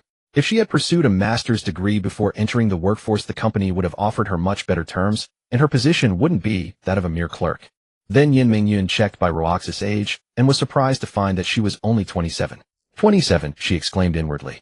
After all, those 2 adorable little ones didn't seem that young, yet their mother was only 27. Could it be because of the children that she didn't continue her studies? Yin Mingyun pondered, but couldn't figure it out. Forget it. He'll ask her when she's willing to talk about it. She knew that the hidden truth couldn't be deduced by mere speculation, she would have to ask the person directly. So Yin Mingyun continued reading. She had previous work experience applied to several companies, but was rejected on the grounds that her gender might cause issues. Seeing this, Yin Mingyun's already furrowed brow tightened even more. What era was this that a company would reject an employee based on gender? Such a company shouldn't exist at all. However, when she looked up the companies listed in the file, she found no recollection of them, which somewhat alleviated her confusion. Probably all private small enterprises or small companies, otherwise a normal slightly larger company, would definitely not reject a job applicant based on gender.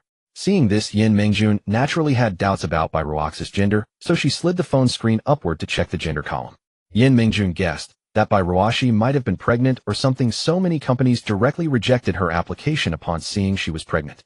After all, if a pregnant employee gave birth, the company would have no way to deal with the maternity leave, the salary couldn't be reduced, and they would be short-staffed. And even without sick leave, the efficiency of a pregnant employee would be somewhat affected, which was also an indisputable fact. But even so, shouldn't it be written so bluntly? However, when Yin Mingjun looked at the gender column, she was completely stunned. It was better not to look, but when she looked, the gender column clearly read male. Yin Mingjun momentarily doubted if she had misread it. But after closing her eyes and rubbing them when she opened them again, the gender column still read male, without any change. Even after repeatedly exiting the document and opening it again, there was still no change. The character male was like the eyes of Medusa. Every time she saw it, she felt petrified. So Yin Mingjun exited the document and sent a message to the person who had given her the information. Is the gender wrong?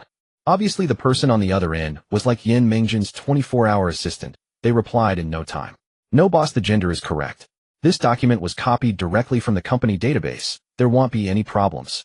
Yin Mingjun looked at the reply, and only confusion remained in her heart. She doubted herself, doubted the document, and doubted the person who sent it, but she never doubted the fact that Bairuoxi was actually a man. At that moment, Yin Mingjun took a deep breath, then opened the document again, focusing on the gender column. Seeing the male there, she still couldn't believe it, as she even suspected that the company had recorded it incorrectly. But just then, Yin Mingjun's memory suddenly went back to the night before last, when she encountered Bairuoxi and the two children and the little cute one's words. What they called. Yin Mingjun immediately recalled that Bai Yiling had whispered in her ear, calling Bairuoxi dad, not mom. For a moment, no matter how unwilling she was, Yin Mingjun had to accept the fact that Bairuoxi was actually a man. Realizing that Bairuoxi was actually a man, Yin Mingjun felt an incredible dizziness in her mind. Because even for someone as experienced as Yin Mingjun, this was the first time she had encountered such a situation, absolutely the first time. Jun, what's wrong? You look uncomfortable. Just then, Su Yulwan beside her noticed Yin Mingjun holding her forehead. No, it's nothing. But Yin Mingjun quickly recovered from the state and waved at Su Yulwan. This result made Yin Mingjun think of the cross-dressing manga she had been following recently. She had been complaining that the protagonist of the manga was clearly drawn as a girl, but was set as a male, completely drawing a girl and insisting it was a boy. But now there was a boy who looked like a girl right in front of her, yet she couldn't detect it at all, and had been fooled for so long, doubting everything around her except the person's gender. Thinking of this, Yin Mingjun couldn't help but smile self-deprecatingly. I was criticizing the author of the manga, but when I encountered this situation myself, I was completely unable to discover it. Then how about taking a rest? Su Yulwan looked at Yin Mingjun's state and thought she might be too tired from being busy recently and having to rush over today. It's fine, I'm not tired. I'm not that fragile. Yin Mingjun waved her hand, indicating she was fine. Instead, she looked at Su Yulwan in front of her. She really hadn't expected that Su Yulwan would hire Bairuoxi as the poster girl. By the way, how did you recruit Bairuoxi? Yin Mingjun deliberately pretended not to know Bairuoxi well. Found online. Why? Nothing, just curious. She's very beautiful and seems professional. Hearing Su Yulyuan's words, Yin Mingjun felt that fate was sometimes incredibly wonderful. If she had encountered Bairuoxi once or twice before, it could still be considered a coincidence. But now, having met Bairuoxi repeatedly, Yin Mingjun had to believe that there was definitely a fate between her and Bairuoxi. Just then, Sister Li also walked over to Su Yulwan. Okay, the voting results are out. Sister Li came to Su Yulwan and placed the data in front of her. With Sister Li giving the data, others besides Su Yulwan also became interested and gathered around. Then they saw that the first place had a landslide margin over the second and third. Unsurprisingly, the first place was Bairuoxi, who had been the last to go on stage and had tripped accidentally. Seeing Bairuoxis ranking the people present, could only say, it was expected. By the way, has Bairuoxi come back? At that moment, Su Yulwan also noticed that Bairuoxi, who had gone to the restroom, hadn't returned. Since the rankings were out, the awards ceremony should be starting soon, but Bai Ruashi was nowhere to be seen. "He'll go find him." Su Yufeng looked around, and seeing Bai Ruashi wasn't there, volunteered to go find him. But just as she was about to leave, Bai Ruashi returned to the waiting room and appeared before everyone. So everyone looked at Bai Ruashi, standing at the door, staring straight at him. Bai Ruashi felt a bit unnerved by the stares. "What is it?" he asked, tentatively, feeling very strange about the way they were looking at him. Especially the look in Yin Mingjun's eyes at that moment. Bai Ruashi could clearly feel that it was different. "Nothing much, everything is ready here. We were just about to look for you. Glad you're here." Oh. In truth, Bai Ruashi had initially thought she would return quickly. After all, she had only gone to the restroom. However, the problem arose when Bai Ruashi stood at the restroom entrance, gazing at the male and female signs, then glancing down at her current attire. She found herself torn over whether to enter the women's or men's room, hesitating there for quite a while. In the end, seeing no one around, she opted for the men's restroom. As Bai Ruashi arrived, Su Yulwan immediately pulled her onto the stage to receive the day's most popular award. Among the various prizes, the most significant was a full 1,000 yuan. Bai Ruashi had never expected to receive an extra 1,000 yuan reward on top of her 3,000 base salary. Naturally, she felt genuine joy holding the money, as it was an unexpected delight. Moreover, she had tripped on stage earlier, and she had feared serious consequences. Yet now it seemed there were none. In the final moments, Su Yulwan led Bai Ruashi in a brief interaction with the audience before concluding the event. Although Bai Ruashi remained silent, throughout, the enthusiastic response from the audience below unexpectedly pleased her. Still, this did not mean she enjoyed being on stage. Her current contentment stemmed solely from Su Yulwan standing beside her. Had the microphone been handed to Bai Ruashi to speak on her own, she would surely have faltered, unable to utter a single coherent word, leaving her awkwardly stranded. And thus the comic convention seemed to draw to a close. Yet to Bai Ruaxi's surprise, after sending her back to the waiting room, the other remained on stage with no intention of following, as if to continue the interaction. Though puzzled, Bai Ruashi reasoned that this meant she could head home earlier. Thus Bai Ruashi obediently made her way to the waiting room, where she found Su Yufeng idly sitting on a chair playing with her phone. "What's up?" Glancing at the approaching Bai Ruashi, Su Yufeng returned her gaze to the screen. "There shouldn't be anything else to do now." "Probably not. Are you leaving now?" Su Yufeng instantly discerned Bai Ruaxi's intent. "Yes, I want to get home early. My child is waiting." Bai Ruashi spoke calmly, and Su Yufeng nodded in response. "Come with me. It'll help you remove your makeup, and then you can leave." Saying this, Su Yufeng rose from the stool, ready to escort Bai Ruashi for makeup removal before departure. Just as Su Yufeng stood up, Li Fian, who had been sitting on a nearby stool, somehow appeared beside them unnoticed. As they were unaware, Bai Ruashi suddenly caught a familiar faint fragrance at the tip of her nose. The movement behind her made Bai Ruashi halt abruptly. Whirling around, she discovered Li Fian standing right behind her, seemingly out of nowhere. Gazing at Li Fian's enigmatic, half-smiling expression, Bai Ruashi felt an inexplicable sense of foreboding. They locked eyes in an odd standoff, yet neither spoke for a long while. "Excuse me. Is there something else?" Bai Ruashi finally broke the silence despite her inner unease. "Nothing much. I just added you as a contact, but you haven't accepted yet." As she spoke under Bai Ruaxi's gaze, Li Fian put on a pitiful expression. Her alluring fox-like eyes now appeared tearful and pleading, blinking repeatedly at Bai Ruashi. Bai Ruashi rarely felt nervous except in situations like this where she had no idea how to respond. As Li Fian and Bai Ruashi conversed, Yin Mingyun naturally observed the scene from the side. Seeing Li Fian brazenly flirting with Bai Ruashi, who looked both embarrassed and troubled, Yin Mingyun stepped forward. "Why embarrass her like this?" Yin Mingyun said, placing a hand on Li Fian's shoulder. Feeling the touch on her shoulder, Li Fian turned to look at Yin Mingyun. "If someone wants to add you, they'll accept your friend request when they have time. Don't you agree?" As she spoke, Yin Mingyun glanced at the dazed Bai Ruashi, her elegant brows lifting slightly. Quickly catching on that Yin Mingyun was helping her out, Bai Ruashi nodded eagerly in understanding. "Yes, I'll accept it when I get back." Bai Ruashi wondered why Yin Mingyun would help her, given that Yin Mingyun and Li Fian seemed to be close friends. Despite her confusion, since an escape route was offered, she seized the opportunity. Su Yufeng, who had been quietly observing the drama, looked at Li Fian's attitude toward Bai Ruashi with growing curiosity. However, noticing Bai Ruaxi's reluctant expression, she quickly grasped the situation. From Su Yufeng's understanding of Li Fian, the woman had taken a liking to Bai Ruashi, hence her persistent pursuit of contact. Yet Bai Ruaxi's demeanor clearly showed reluctance. Su Yufeng stared at Bai Ruashi, her emotions inexplicably complex. Seeing Li Fian momentarily held back by Yin Mingyun, Su Yufeng, harboring her own thoughts, took Bai Ruaxi's hand. "Let's go. He'll help you remove your makeup." As Su Yufeng grasped her hand, Bai Ruashi was visibly startled. After all, being suddenly handheld by a girl she had just met that day was quite unexpected, especially since the other knew she was male. Yet assuming no ulterior motive by Ruashi allowed herself to be led away. Thus under the watchful eyes of Yin Mingyun and Li Fi and Su Yufeng, escorted by Ruashi out of the room. As the two departed, the smile that had been on Li Fian's face instantly vanished, as if it had been a mere facade for by Ruaxi's sake. Gazing at Yin Mingyun, Li Fian's expression was now filled with a profound resentment. What's the matter? I finally found someone I like, and you're stopping me.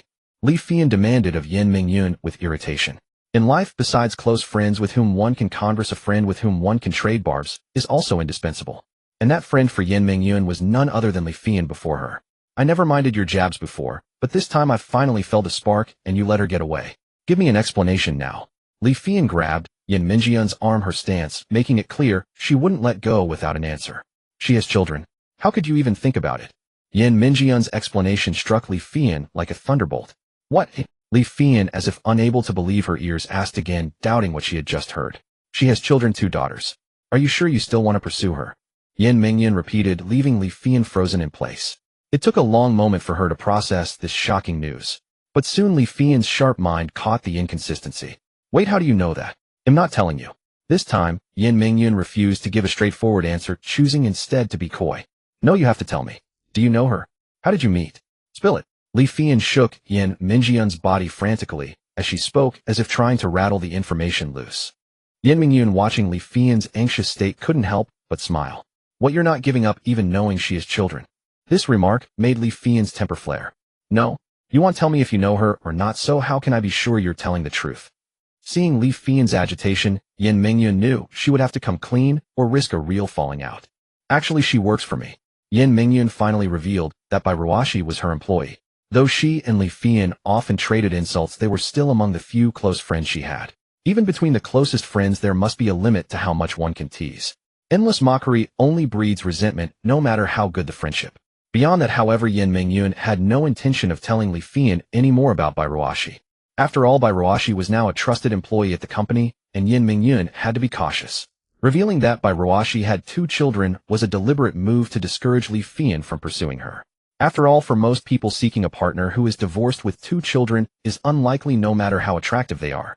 Practical considerations and the opinions of others always come into play. Really, there's no reason for me to lie to you. Li Fian looked at Yin Mingyun, trusting her words implicitly.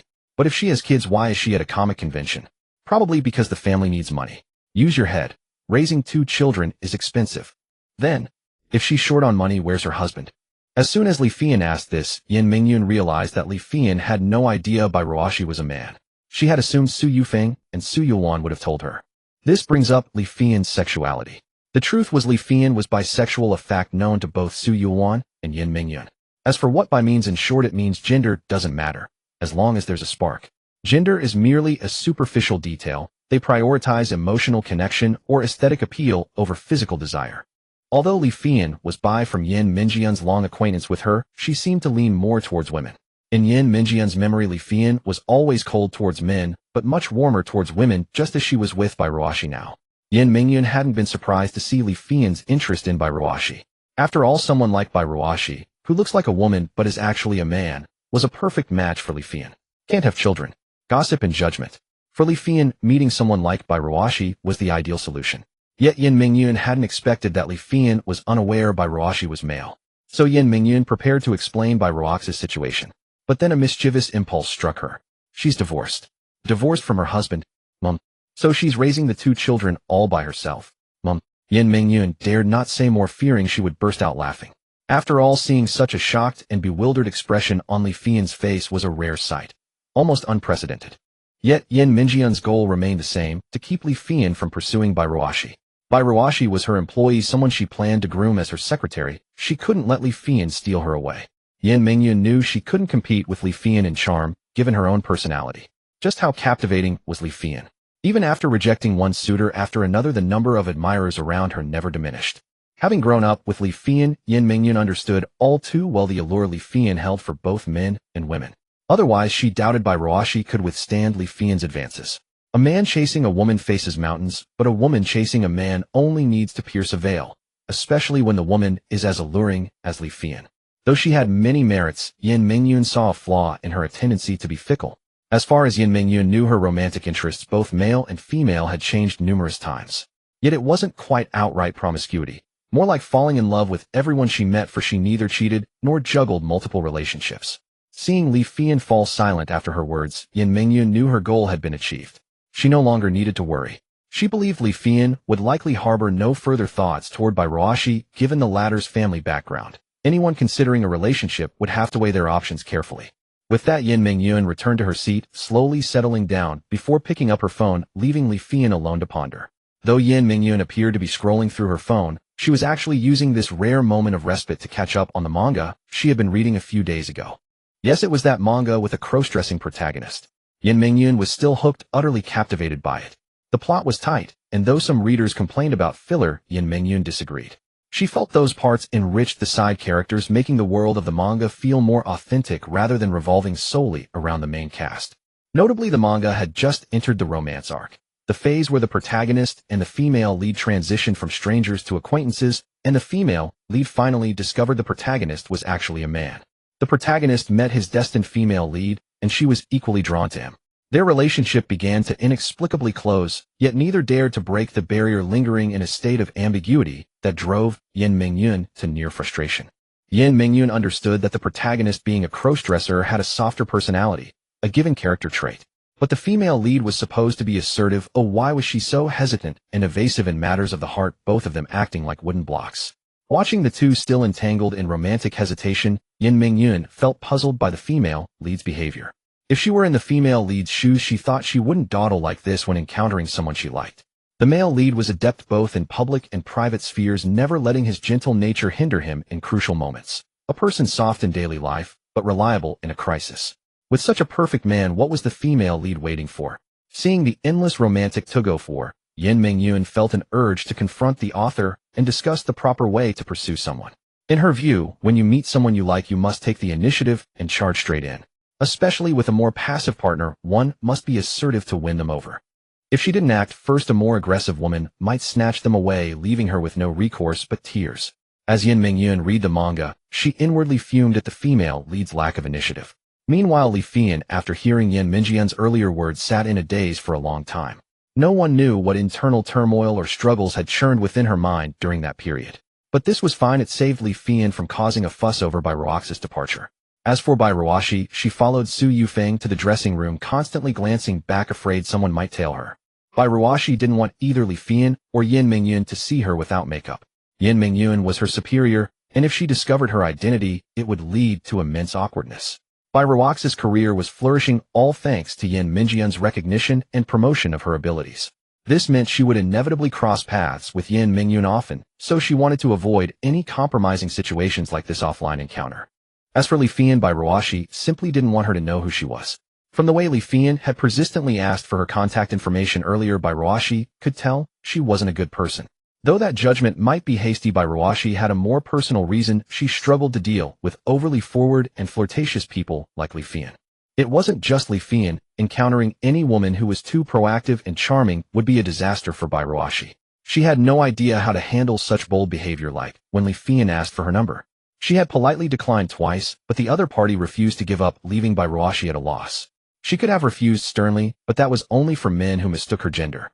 Refusing a woman the same way would embarrass her, and Bairuashi couldn't bear that. Torn by these conflicting emotions, she concluded that if she couldn't confront them, she could at least avoid them. Sit down, I'll get the makeup remover to clean your face. Okay, Bairuashi replied, sitting on the stool and watching Su Yufeng rummage through a pile of cosmetics. How long does makeup removal take? Can I just wipe it off? Seeing Su Yufeng pull out a bottle of clear liquid, she asked curiously. You could wipe it off directly, but even the best cosmetics contain harmful chemicals.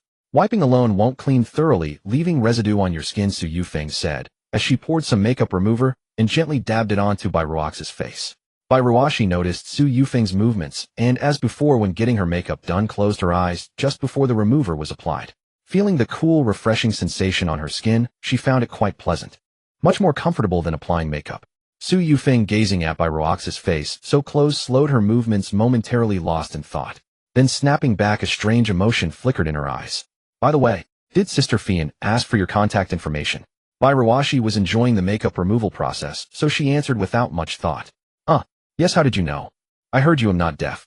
Bairuashi couldn't help but let out an awkward laugh at Su Yufeng's words. Haha, I forgot. As Su Yufeng spread makeup remover across by Roax's entire face, by Roashi sensed her pause at that moment. By the way, you didn't seem too keen on adding Sister Fian's contact info. Su Yufeng held a cotton pad, then pressed it against by Roax's face again, speaking as she gently wiped away the makeup bit by bit, cleansing it all clean. I guess so. By Roashi felt there was no need to lie, so she told the truth. In truth, by Roashi couldn't quite find a reason not to add her contact info, as she couldn't just say it was, because she couldn't handle how beautiful and forward the other woman was. Can you tell me?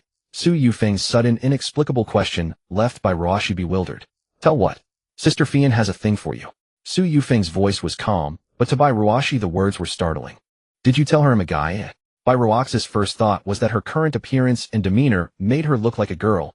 How could another girl be interested in her? No. Then to her, I must seem like a girl, right? Who says girls can't like other girls? As Su Yufeng gently wiped the makeup around Bai Roaxi's eyes was slowly removed. Admittedly, Bai Roaxi's original skin was surprisingly good. Her eyes had no dark circles or bags, and they were quite beautiful. Her tightly shut eyes fluttered with her long lashes, making Su Yufeng sigh again that the person before her was actually a boy. What a pity. And who would have thought that such a boy could stir ripples in her heart? This. Bai Roashi was left utterly speechless by Su Yufeng's remark. Bai Roashi had never heard of such things before. In fact, being girlish in appearance had led to bullying and ridicule in middle and high school. Now with the rise of the internet, these so-called forbidden loves and non-conforming looks were gradually becoming more visible and known to more people. Some opposed it, some supported it, but overall it was much better than before. As for Bai Roaxi's view on such forbidden love, she was somewhere in the middle, not disliking it, but not fully supporting it either. If it happened to someone close, she would surely offer her blessings, as she didn't hate it. But now that it was happening to her, Bai Roashi was at a loss for how to respond. After learning all this, Bai Roashi felt even more grateful that she hadn't added Li Fian's contact info. Then, am a guy? Once she knows, she'll lose interest, right? Bai Roashi thought that if the other woman was that type, knowing she was a guy would surely kill any interest. Not necessarily, because Sister Fian is bi. Bi? What does that mean? Great. Bai Roashi had encountered another term she had never heard before. She had to admit this trip to the convention was well worth it. She had learned so many new things in just one day. It means she likes both men and women. Huh. Bai Roashi finally couldn't hold back an incredulous sound. So, I think once Sister Fian finds out you're a guy, she won't like you less, she'll like you even more. Su Yufeng said this calmly, her brows slightly drooping. But Bai Roashi couldn't see that. Hearing Su Yufeng's words, Bai Roashi couldn't help but swallow hard. To her it all sounded too surreal. Why? Because Sister Fian used to only like girls. She had conflicts with her family over it. They said two girls together wouldn't be accepted by society and couldn't have children. But now that she's set her sights on you, and you're a guy, all those worries are gone. Bai Roashi listened to this story that felt like magical realism. Though shocked, she gradually came to accept it. This. To be honest, Bai Roashi, who had been raising two little ones, had never imagined having to deal with a girl liking her. Now that it had happened, and in such a fantastical way, Bai Roashi found it all too unreal. But upon hearing this, her first reaction was surprise mixed with a hint of delight, though that quickly faded. Bai Roashi had a clear understanding of her own situation and knew that no matter how much the other woman liked her, she probably wouldn't accept her. After all, Bai Roashi was raising two little ones. That alone would make 99. 99 of women not consider her. To many women, two kids were just baggage. Pretty baggage maybe, but still baggage, and most wouldn't accept it. As for Bai Roashi herself, she would never abandon the two little ones to find a partner. That was absolutely out of the question. The two little ones were, by Roax's bottom line, untouchable by anyone, a line she had held for years. Add to that the fact that most women wouldn't like a guy lacking in masculinity, and that Bai Roashi wasn't well off, she dismissed the thought. Bai Roashi knew that finding a partner now was nearly impossible, like scaling the heavens. Since it was impossible, dwelling on it would only bring more trouble. I bet if she knew I had kids, she'd drop the idea. After an inner struggle, Bai Roashi responded to Su Yufeng. With her eyes closed, feeling the gentle wipe across her cheek, Bai Roashi sensed it was almost over. Actually, if you want, I can be your wingman. Su Yufeng dropped another bombshell, nearly making Bai Roashi lose her composure.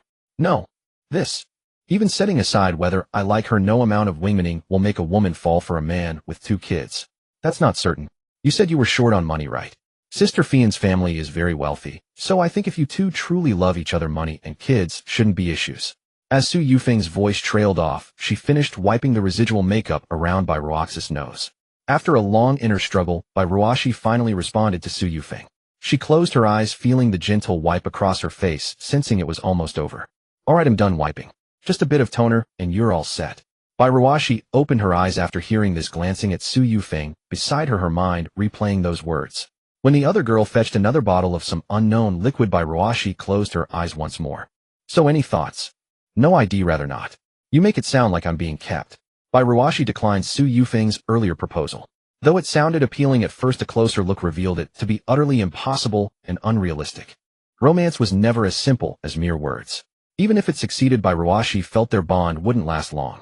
Yet as she pondered, her thoughts involuntarily drifted to Yin Mingyun, who had helped her earlier. Now Bairuashi recalled why Yin Mingyun was here. By the way, do you all know Yin Mingyun? She inquired. But as she spoke, Su Yufeng also remembered the scene of their earlier encounter. What's your relationship with Sister Mingyun? How did you meet? Su Yufeng had noticed Bairuashi frantically signaling her, as if terrified Yin Mingyun would recognize her. That sight now seemed rather comical.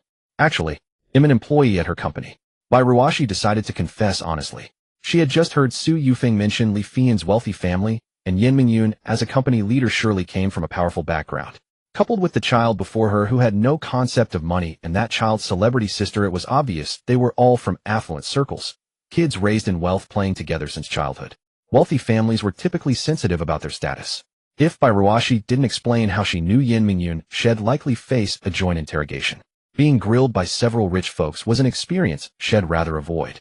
True to her fears, Su Yufeng resumed her actions after Bairuashi spoke. No wonder you were so scared Mingyun would recognize you. Did she recognize me? Probably not. I chatted with her earlier. She said you seemed familiar and pretty. I was puzzled then, but now I know you're her employee. Su Yufeng seemed relieved. Hearing that Yin Mingyun hadn't recognized her, Bairuashi relaxed. Good. What, you don't want her to know you? Of course not. Imagine if a guy cross-dressing at a convention for money spread through the company.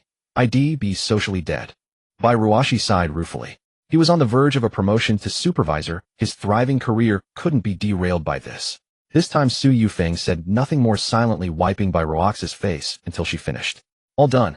Your clothes are in the changing room. Change and I'll see you out. Bairuashi stood and headed to the changing room, carefully removing her cosplay outfit. He hadn't forgotten it cost several thousand yuan. Emerging in his usual attire, he was ready to leave. Come on, I'll walk you out. Su Yufeng spoke flatly before him. No need, I can manage.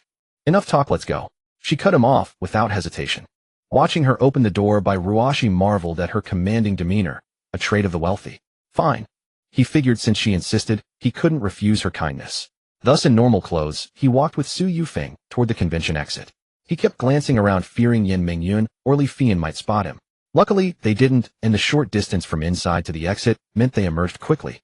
The sky had been drenched in black ink, darkening until the path was barely visible.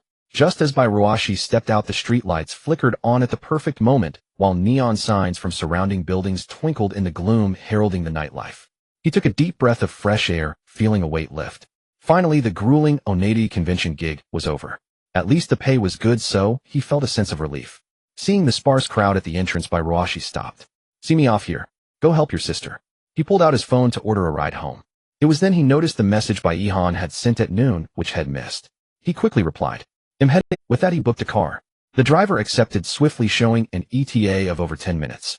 Bairuashi looked up to find a good spot by the road, only to meet Su Yufeng's unwavering gaze. When Bairuashi raised his head, Su Yufeng's eyes darted away awkwardly. Breaking the tense silence, he said, Thanks for today. He managed to smile. Reflecting on the day, how Shed picked him up, done his makeup, tended to his injury, and now helped him remove makeup, and seen him off. Bairuashi admitted his first impression of Su Yufeng hadn't been great. She was aloof, blunt, and not particularly likable. But over time he realized she was just cold on the outside, warm within. Their conversations revealed she wasn't malicious, merely ignorant of many things which made her seem condescending. Like with money. It's nothing. Su Yufeng stepped closer. Did you order a car? Yeah, I'll be here in 10 minutes. Bairuashi gazed at Su Yufeng, who had suddenly drawn close. Though puzzled by her actions, she still responded. Yet under Bairuaxi's gaze, Su Yufeng's eyes involuntarily lowered. Then I'll wait with you. But your sister? My sister is fine. I only came today to do someone's makeup on my part, is already done. Bairuashi was about to continue, but Su Yufeng interrupted her. Well, alright. Hearing this, Bairuashi could only fall silent. After all, since she had insisted, it would be ungracious to reject her goodwill. Yet after speaking, both fell silent, making the atmosphere somewhat awkward. Fortunately, the gentle breeze, stirred by passing cars on the nearby road, and the murmur of scattered pedestrians around them dissipated the faint tension. Bairuashi looked at the silent Su Yufeng, who refused to leave, and could not understand why she acted this way. Not knowing where to rest her gaze, Ruashi casually fixed her eyes on a distant bus stop sign. The sign read, "Love comes in many forms." Ruashi found herself momentarily stunned as she unconsciously thought of the two little ones at home. What kind of love did she have for them? Actually, just as Ruashi began to ponder the slogan, Su Yufeng suddenly spoke again. Moi. Ruashi looked at the hesitant Su Yufeng, unsure of what she intended. Actually, my family is quite wealthy. Ruashi, hearing this sudden remark from Su Yufeng, could only feel a surge of exasperation. Of course she knew Su Yufeng was rich. She had seen how casually she treated 3,000 yuan, but there was no need to state it outright. I know. Despite the turmoil within, Ruashi replied obediently to Su Yufeng. No, you don't. It's extremely wealthy. Su Yufeng said, raising her head to look at Ruashi, who was now bewildered by her declaration. Ruashi remained puzzled. With that, Ruashi truly had no idea just how wealthy Su Yufeng meant. But in truth, she didn't really care to know. Oh, alright. Ruashi, though confused, cooperatively responded to Su Yufeng. Do you think that being wealthy enough means there's nothing left to desire? Su Yufeng asked, lifting her head and staring intently at Ruashi. The longer she looked, the more fervent Su Yufeng's gaze became, as if awaiting a response or trying to discern Ruaxi's thoughts through her eyes. Seeing Su Yufeng like this, Ruashi couldn't help but avert her gaze. Not necessarily. Though I'm not that rich, I know people are quite greedy, always on a path of pursuit or longing. Wealth doesn't guarantee contentment or detachment. Ruashi thought this was common knowledge, but feared the young woman before her might not know it. After all, she was ignorant of even mundane matters like groceries. Yet hearing her sudden question, Ruashi began to grasp the situation. It seemed her words were not merely casual. I don't know what you mean, but you must have something to tell me by saying all this, right? Ruashi said, pulling back her evasive gaze to meet Su Yufeng's eyes, directly locking them in a mutual stare. Watching Su Yufeng's gaze soften after her words, Ruashi inwardly breathed a sigh of relief. Su Yufeng nodded lightly. She had only wanted to see if Ruashi would dismiss her as spoiled or resent her for being wealthy. But now it seemed not. Ruashi was not that kind of person. He didn't care about her wealth or lack thereof. He was willing to listen. However, Su Yufeng's way of introducing the topic struck Ruashi as somewhat naive. Ruashi was sensitive to such matters. He knew Su Yufeng had something to say. Only after confirming that Ruashi wouldn't reject her did Su Yufeng speak. Though my family is wealthy, my mother passed away after giving birth to me. Hearing this, Ruashi was surprised. She had voluntarily shared such a private matter. Then, your father. Father is always busy with work away from home. Su Yufeng said softly, and Ruashi decided to be a good listener. Only then did he learn of her background. So growing up, it was just my sister and father at home. But thanks to our wealth, nothing bad ever happened, and I felt quite normal psychologically. Su Yufeng said, her once intense gaze now faltering, looking away. At least until I met you. A huge question mark formed over Ruaxi's head. Did she become abnormal after meeting him? Then, what's not normal since meeting me? I can't explain. Su Yufeng said, then suddenly locked her beautiful eyes onto Ruashi again. She leaned in until she was very close, her hands gripping his arms. So, I want to know, I really want to know. The closer Su Yufeng spoke, the nearer she drew, until she was almost pressed against Ruashi. Unsurprisingly, Ruashi was bewildered by her inexplicable behavior. But when Ruashi looked into Su Yufeng's utterly clear eyes, his initial tension inexplicably eased. Hearing her words, he finally understood what she wanted. So he smiled softly at her. In Su Yufeng's eyes, Ruaxi's gentle smile filled her with warmth. The void in her heart seemed to be filled at that moment, becoming whole. Ruashi placed her hands on Su Yufeng's shoulders, then gently pushed her half a step away, their eyes meeting. Looking at Su Yufeng, who seemed like a wronged child, warmth involuntarily crept into Ruaxi's eyes. You probably already have the answer in your heart. Ruashi said softly. Yet at that moment, Su Yufeng's pupils sharply contracted, stunned once again by the reply. From Su Yufeng's earlier words, Ruashi could easily discern her meaning. Sometimes, no matter how you feel about someone, once you're sure they won't reject you, you can be more open. You're just a child, and there aren't that many adults in the world, are there? Ruashi decided to see through without exposing it. She knew that Su Yufeng before her was merely a lost soul seeking someone to give her the answers. Though Ruashi found it somewhat absurd that she was the one chosen to provide those answers, she could guess the reason. After all, Su Yufeng was still a child, and Ruashi had 2 children of her own at home. She didn't want her own children to end up like Su Yufeng, so she resolved to follow her own instincts. At the very least, she had to help her untangle the knot in her heart. Hearing Ruaxi's words, Su Yufeng felt that familiar poignant stirring within her once more. Then, are you an adult? Su Yufeng stared at Ruashi, asking in a daze, her voice trembling slightly. I suppose. I am. Bairuashi replied hesitantly, offering an awkward smile. In truth, Bairuashi felt somewhat arrogant saying that. Strictly speaking, he too was merely treading a path of confusion. If you don't think so. But before he could finish, Su Yufeng did something he never expected. Su Yufeng simply hugged him, without any warning, holding him tightly. Their heights were similar, with Su Yufeng even slightly taller. Yet she lowered herself as she embraced him, pressing her forehead against his chest from his perspective. Bairuashi was bewildered by Su Yufeng's action, completely unable to understand why she would do such a thing. I'm a child. I'm not an adult. Su Yufeng held him, and Bairuashi dared not move, listening to her muffled voice, followed by sobs. Bairuashi heard her falter, unsure what she wanted to say. I want you to teach me more in the future, okay? I'll give you money if you need it.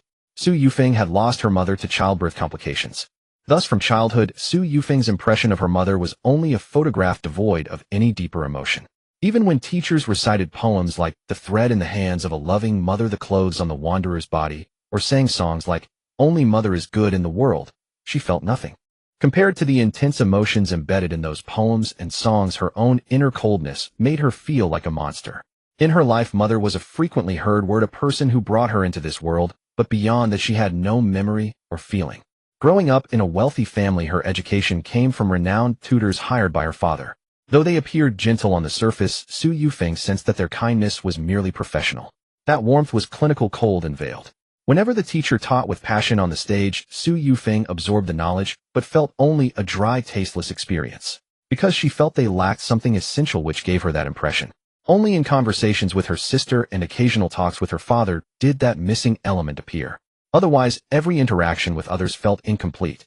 Sometimes she listened to stories of maternal love online, watching affectionate exchanges between mothers and children, and felt a faint longing. Perhaps, until she met Bairuashi today. Initially, Su Yufeng's impression of Bairuashi, as mentioned earlier, was that he was someone who would do anything for money. But when she asked about the purpose of those 3,000 yuan, he started talking to her, even lecturing her. And during that seemingly irrelevant talk, Su Yufeng, who should have felt bored or irritated, did not. Instead, her heart no longer felt that sense of emptiness. Not only was it gone, but the feeling of fullness was so intense that Su Yufeng felt satisfied. Perhaps she had grown accustomed to that emptiness. She had never understood that feeling, so she wanted to know its source, and began to listen intently to everything Bairuashi said. Until the end, when she was about to leave, Bairuaxi's final words answered the question that had troubled her for so long.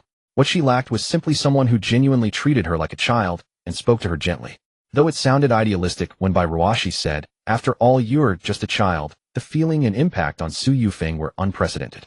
It was something she had never experienced before, and something she had always longed for but never understood.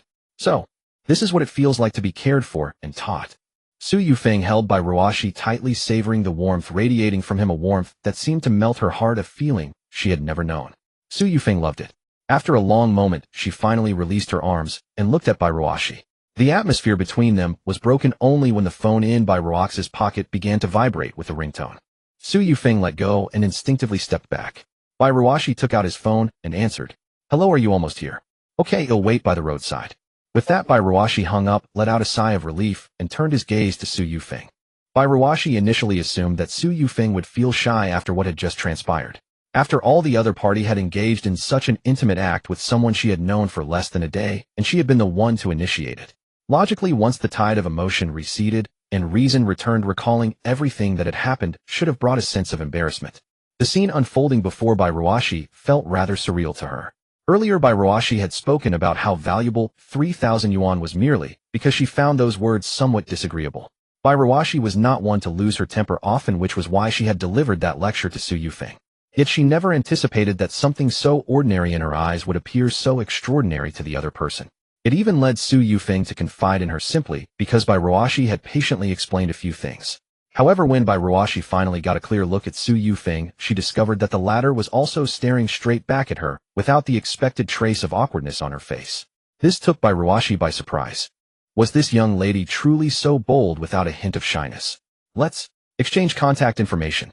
It was only when Su Yufeng spoke these words that Bairuashi finally noticed the faint blush creeping across the other's cheeks. Bairuashi had almost thought the girl would never feel embarrassed.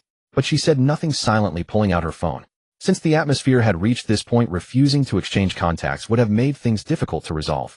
Thus, the two quickly added each other and approved the friend request on the spot. "Don't tell anyone about what just happened. It was only then that Bai Ruashi could detect a hint of shyness in Su Yufeng's voice along with the faint blush on her face. Although the light was dim, it did not prevent Bai Ruashi from seeing it clearly. Bai Ruashi replied calmly. I'm leaving now, my ride is here. With that, she walked under Su Yufeng's gaze toward the roadside, approaching a car that had arrived at some unknown moment. Watching Bai Ruashi about to leave, Su Yufeng couldn't help but moisten her dry lips. Bai Ruashi. Just as Bai Ruashi was about to get into the car, Su Yufeng's voice came from behind.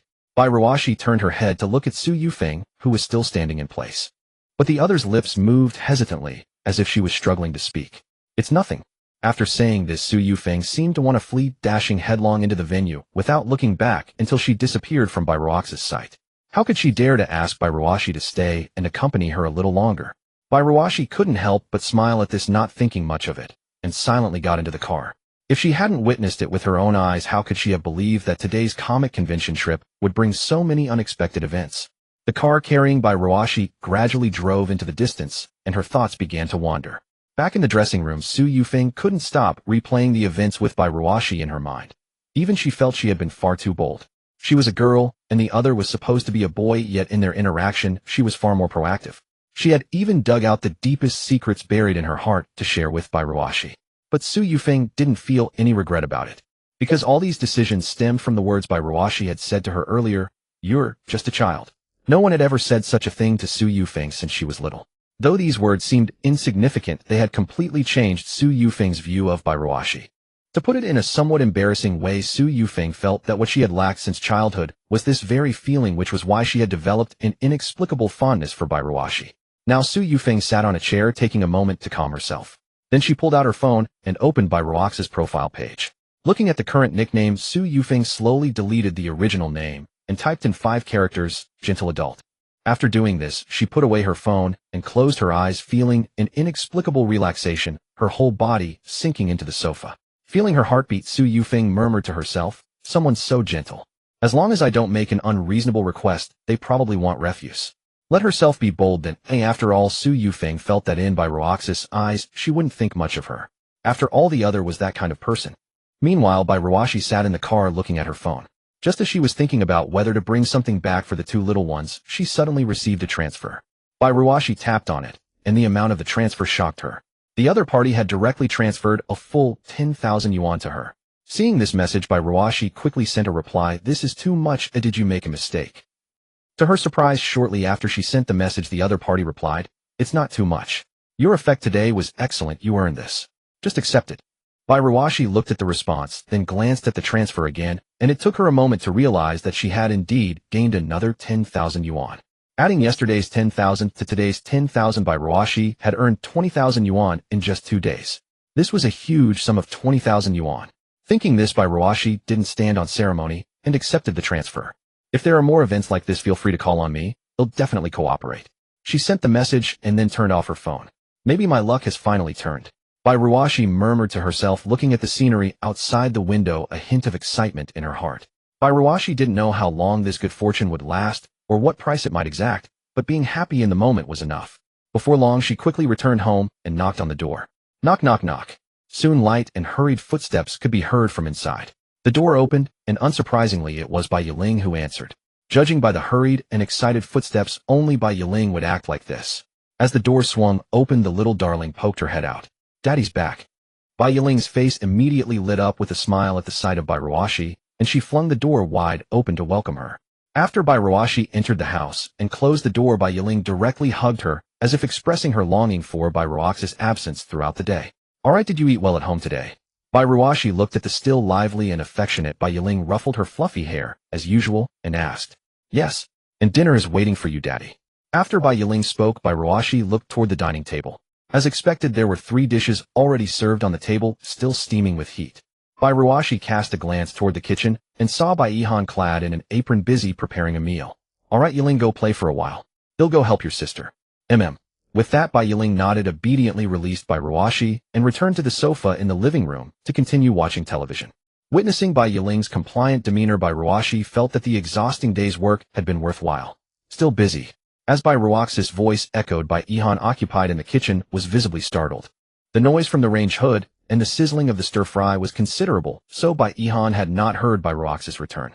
It was only when the voice sounded beside her that she became aware. Dad, you're back. Ihan conversed with by Ruashi without turning her head, manipulating the spatula. Need any help? No, I'm done. With that, Ihan ceased her movements, turned off the valve, and the flame extinguished. Ruashi watched as Ihan effortlessly lifted the entire pan with one hand and skillfully poured the cooked dish into a prepared plate. The entire process was so fluid that Ruashi realized his assistance was indeed unnecessary. Let me take that out so we can eat right away, Ruashi said, carrying the dish away. Yiling, time to eat, he called to Yiling, who was on the sofa. Shortly after, the family was seated neatly around the dining table. Yet the atmosphere during this meal struck Ruashi as peculiar. He noticed that Ihan seemed to be stealing glances at him repeatedly, but whenever he turned to look, she would quickly avert her gaze, as if avoiding something. Just as Ruashi was growing perplexed, Ihan suddenly spoke. Dad, was your part-time job tiring today? As she spoke, Ruashi sensed there was an underlying meaning. It was fine, not too tiring. Why do you ask? After all, it was merely standing for half a day with no significant physical labor, so it wasn't exhausting. Nothing, just asking. I was worried. Hearing Ihan's response, Ruashi didn't dwell on it. Instead, he felt warmed by her concern for him. Don't worry. I earned quite a bit from the gig today. Ruashi said this to alleviate Ihan's concerns. Earned quite a bit. Huh. Ihan dared not meet his eyes, merely staring at the steaming rice in her bowl, muttering to herself. Then, Dad, at the convention today, did those people force you to? No, that's not right. Did they embarrass you or anything? As Ihan uttered these words, Ruashi grew increasingly puzzled. Force me to what? Nothing. I just thought you seemed a bit tired when you got home. Is that so? Haha, I'm fine. I'm not tired. Ruashi genuinely didn't feel exhausted, nor did he think he appeared to be. Having earned so much money that day, he was overjoyed. Thus, Ruashi didn't find anything amiss with Ihan's words. As for Ihan, she knew he didn't look tired. Her questions were merely a means to confirm something.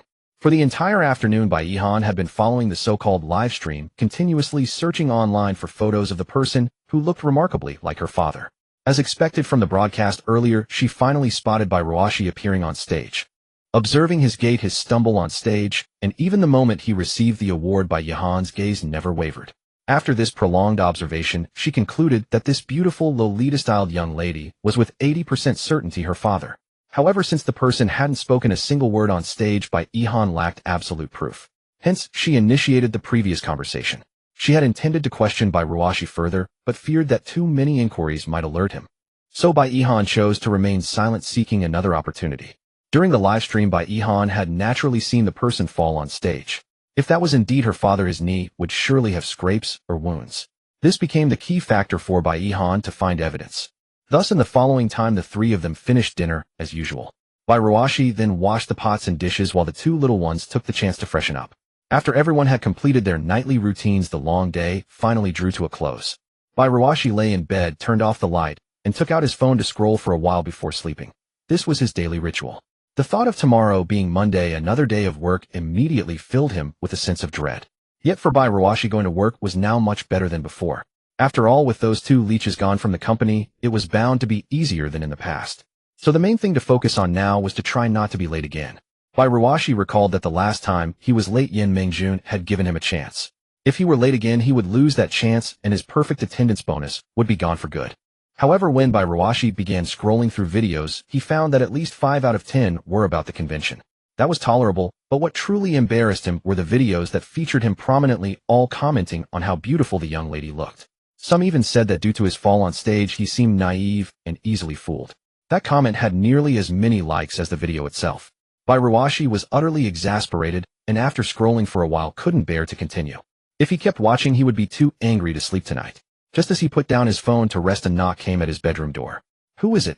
The sound of the knocking caused Ruashi, who had just closed his eyes, to open them wide again. Ruashi sat up, turned on the light, and looked toward the door. Dad, it's me, and Yiling. Daddy, it's us. Hearing the two familiar voices, Ruashi couldn't help but breathe a sigh of relief. Come in. As Ruashi spoke, the door opened. Then two little figures appeared, each carrying a pillow and blanket, dressed in pajamas, standing at the foot of the bed. Their large eyes stared at him, making Ruashi feel rather uneasy. What are you two? Daddy, we want to sleep with you tonight.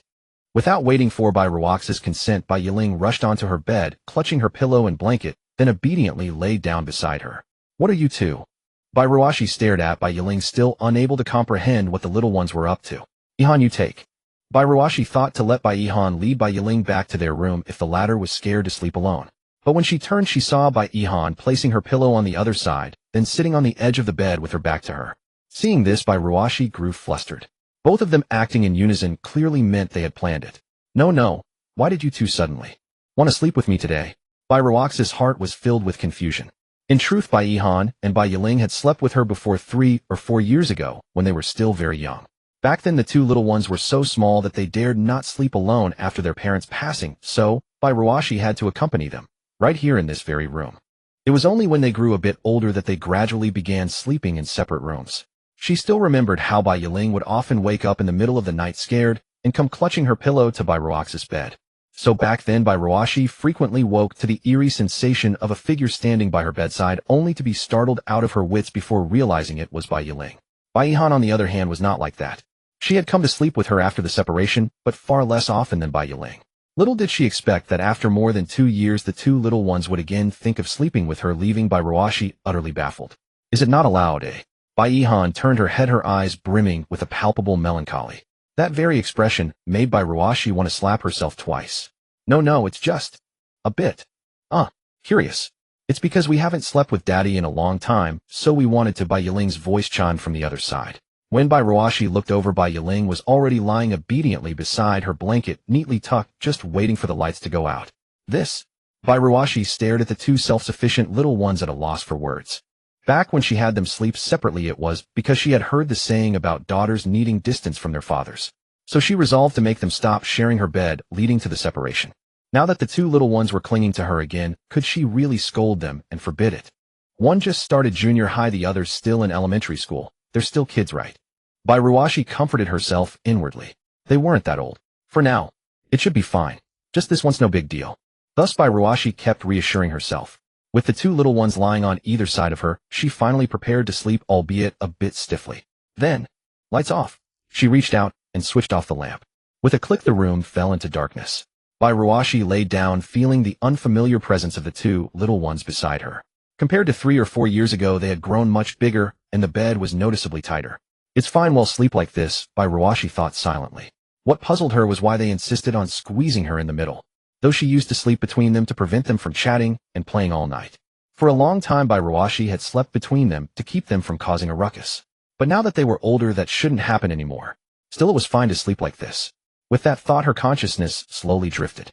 The day had been eventful. Though she earned far more than expected, she was still tired, just not as much as the money compensated. Soon her awareness began to blur, and she didn't notice the little ones on either side drawing closer as she slept. Bairuashi felt she had a dream. A harsh, bitter dream. In it, someone kept touching the knee she had scraped during the day, sending sharp jolts of pain. She tried to move her leg, but found it immobile. In the dream, she wanted to touch her knee to see what was wrong. But when she moved, she felt 2 little furnace-like octopuses clinging to her front and back, making her terribly uncomfortable. Being entangled by 2 tentacled monsters was unbearable. The one on her back clung the tightest, its tentacles even reaching around to her belly, while its legs were tangled with hers, rendering her completely immobile. Compared to the one behind, the front octopus was gentler, not giving her the suffocating constriction of a python. Finally, unable to bear the discomfort, Bairuashi slowly awoke from her dream, consciousness gradually returning. As Bairuashi slowly opened her eyes, she saw the sky outside was still dark, likely just a few hours past midnight. She looked down and found Bai Ihan with her head buried in her chest, arms wrapped around one of Bairuaxi's arms, sleeping peacefully, like a sleeping beauty. It would be perfect if not for the arm that had gone numb from being held. As for Bai Yiling behind her, she was even more outrageous, clinging to Bairuashi like a real octopus, arms and legs wrapped tightly around her, completely unlike her sister. Bairuashi then withdrew her arm from Bai Yihan's embrace, and with both hands, she gradually peeled Bai Yiling off herself. After finishing this, Bairuashi finally breathed a sigh of relief. Going to the bathroom, she murmured to herself as she got out of bed, then instinctively glanced back at the 2 little ones still lying in bed. The blankets that the 2 little ones had brought themselves had long since been kicked to who knows where. Though each of the 3 had their own blankets, somehow all 3 were now huddled under Bairuaxis, squeezing together in the heat. Thank goodness for the air conditioner. As for their sleeping postures, they were even worse. Bai Ihan was relatively fine, lying on her side quietly and obediently. The other one was completely different, sprawled out on the bed with arms and legs spread wide like a star, her sleeping posture possessing a boldness completely uncharacteristic of a girl. Sigh. Yiling's sleeping posture is still this terrible after 2 years. Ruashi muttered to herself, went to the bathroom briefly, and then returned. Along the way she picked up the blanket that the two little ones had kicked to the floor. Looking at their sleeping postures, Ruashi was at a loss. To tell the truth, Ruaxi's bed was quite large. It was originally a double bed. Plus the two little ones were still young, so there was plenty of room for the three of them. But seeing Bai Yiling's current sleeping posture, she was taking up enough space for three people, which made Ruaxi's head ache. But there was no choice. Ruashi had to go to work tomorrow, so no matter what she had to sleep like this. After thinking it over, Ruashi moved to Bai Yihan's side, squeezed Bai Yihan closer to Bai Yiling's direction, and slept at the very edge, deciding to let Bai Yihan face Bai Yiling. Ruashi couldn't bear Bai Yiling clinging to her like an octopus again. If that happened again, she wouldn't be able to sleep well in the second half of the night. And so before long, Ruashi drowsily fell back into a deep slumber. However, just when Ruashi thought she had chosen a good spot and would sleep well in the second half of the night, the same scene from the first half of the night appeared in her dreams again. After a long time of experiencing a suffocating state, she finally felt relieved. The octopus that had been gripping her finally let go. But this state didn't last long before Ruashi was awakened. "Daddy, get up." Accompanied by a shaking and the sound beside her, Ruashi slowly opened her eyes and sat up in bed. Looking at the sunlight outside the window, Ruashi instinctively raised her hand to block the rays piercing her eyes. "Good morning, Daddy." The energetic voice of Bai Yiling came from beside her, gradually bringing Ruashi back to consciousness. Good morning." Ruashi rubbed her eyes and saw the cute face in front of her. But thinking about the suffocating sleeping posture from last night, she couldn't compliment it. Morning." Ruashi struggled to sit up in bed. "Daddy, get up soon. I'm going to eat the breakfast sister made first." With that, Bai Yiling scurried out, leaving Ruashi still in bed. Ruashi stretched lazily in bed, then slowly got up, washed up, and brushed her teeth. Finally, the daily routine began. Go out, squeeze onto the bus, and finally go upstairs to the company. This time Ruashi wasn't late, but she did come to work with dark circles under her eyes. There was no helping it. She hadn't slept with the two little ones for a long time, and suddenly doing so was uncomfortable, leaving her unable to sleep well. After Ruashi clocked in as usual, she went to her workstation ready to start another ordinary day of being a workhorse. Ruashi, did you go out yesterday?" As Ruashi turned on her computer, Li Xiaoyuan, sitting beside her, came over to chat as usual. "Out. No, I didn't go out. I stayed at home," Ruashi said indifferently, not looking at Li Xiaoyuan, but silently typing her computer's lock screen password. She had almost blurted out that she had gone out yesterday, but fortunately she caught herself in time. "I didn't go out either, and I regret it so much." "Why would you regret not going out?" Ruashi asked, finally looking at Li Xiaoyuan. "I don't know why, but I didn't receive any news that Su Yulwan would be holding a comic convention here a few days ago. If I had known, I would definitely have gone. You know, her concert tickets are usually so expensive, but this time it's basically free to hear her live." Hearing Li Xiaoyuan mention the comic convention, Ruashi felt a sense of dread. Is that so?" But she could only laugh awkwardly, pretending nothing had happened, and continued opening her work software. If Ruashi were to say now that she had met Su Yulwan face to face, and that she had even been paid to go, she didn't know how Li Xiaoyuan would react. "Actually, the main pity isn't that I missed seeing Su Yulwan, but that a young lady who suddenly appeared at the convention has become super popular. I regret not seeing her." With Li Xiaoyuan's words, Ruaxi's last hope died. "What young lady?" Clinging to the last shred of hope, she still asked. "Here, take a look." With that, Li Xiaoyuan's phone was already in front of Ruaxi's face. The photo on the screen was of Ruashi in female attire at the convention yesterday, and also the one where she was a signboard girl at the entrance. This time Ruaxi's heart died completely. "See, pretty nice, isn't it?" Li Xiaoyuan said, not even noticing Ruaxi's grim expression, and put her phone away. "Even I, a girl, think she looks really good. It's a pity I didn't get to see her in person." You've seen this girl too." Just as Li Xiaoyuan was sharing with Ruashi, another girl nearby chimed in and started discussing with Li Xiaoyuan. As for Ruashi, while Li Xiaoyuan was chatting with others, she picked up her own phone and couldn't help but browse the posts. To her surprise, she found that she had been pushed to the top of the trending list. The young lady who suddenly appeared at the convention, even more beautiful than national goddess Su Yulwan, a stunning young lady suddenly appeared at the convention, suspected to be a new debut. Su Yulwan personally promotes traffic for the newcomer. Looking at the trending posts, Ruashi felt as if the sky was falling. But as Ruashi clicked into the trending topics and scrolled through the posts, reading the comments below, she finally breathed a sigh of relief. Because the people in the comments were all asking for her social media accounts and speculating about her identity. It seemed that no one had guessed that she was cross-dressing. Probably. For now, as long as they didn't recognize who was on the screen, it had nothing to do with her. Just as Ruashi decided to stop dwelling on it and focus on her work, the vibration of her phone pulled her attention back. It was a message from Yin Mingyun. "Come to my office, I need to talk to you." Reading the message by Ruashi slowly typed a reply, got it. After finishing, she rose from her desk, glanced at Lee Xiaoyuan, who was engrossed in a heated discussion with colleagues, shook her head slightly, and then left. Taking the elevator up, she followed her memory to the door of Yin Mingjian's office. Knock, knock, knock. Boss, it's me. By Ruaxi's voice followed the knock, and soon Yin Mingjian's voice came from inside. Come in. Hearing Yin Mingjian's voice, by Ruashi pushed open the office door. Is there something you need, boss? She asked, somewhat nervously, looking at Yin Mingyun, who was sitting in a chair sipping coffee. To be honest, by Ruashi couldn't help feeling a bit tense whenever she saw Yin Mingyun now. The reason was simply that yesterday Yin Mingyun had almost recognized her, making by Ruashi afraid to meet her gaze, terrified of being identified. Nothing particularly important, just about the supervisor position I mentioned last week. As Yin Mingyun began, by Ruashi tensed up. Didn't we discuss last week that you'd take over as supervisor? Yes. What about it? Yin Mingyun spoke, and by Ruashi responded.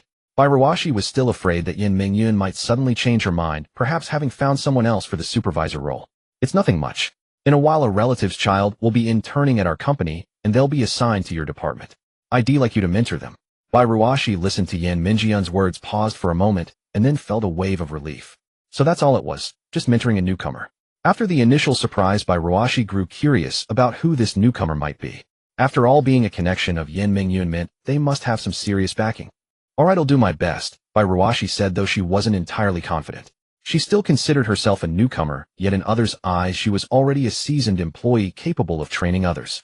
By the way, you've probably met her before, Yin Mingyun said, taking a slow sip of her coffee. I haven't. By Ruashi was puzzled. She had only known Yin Mingyun for about a week. How could she have met any of her relatives' children? Didn't you meet her yesterday? The one who helped you remove your makeup. Yin Mingjian's words stunned by Ruashi, her mind going blank for a moment. But soon her head felt as if it were about to explode. She recognized me. The thought swelled and burned in by Ruaxi's mind, nearly causing it to overheat. What did you think I wouldn't recognize you in that outfit yesterday? Yin Mingyun said with a knowing smile, watching by Ruaxi's incredulous expression. At Yin Mingjian's words, by Ruashi felt her cheeks heat up. The sudden exposure left her utterly embarrassed, wishing she could crawl into a hole. Huh. I didn't expect you to recognize me, boss.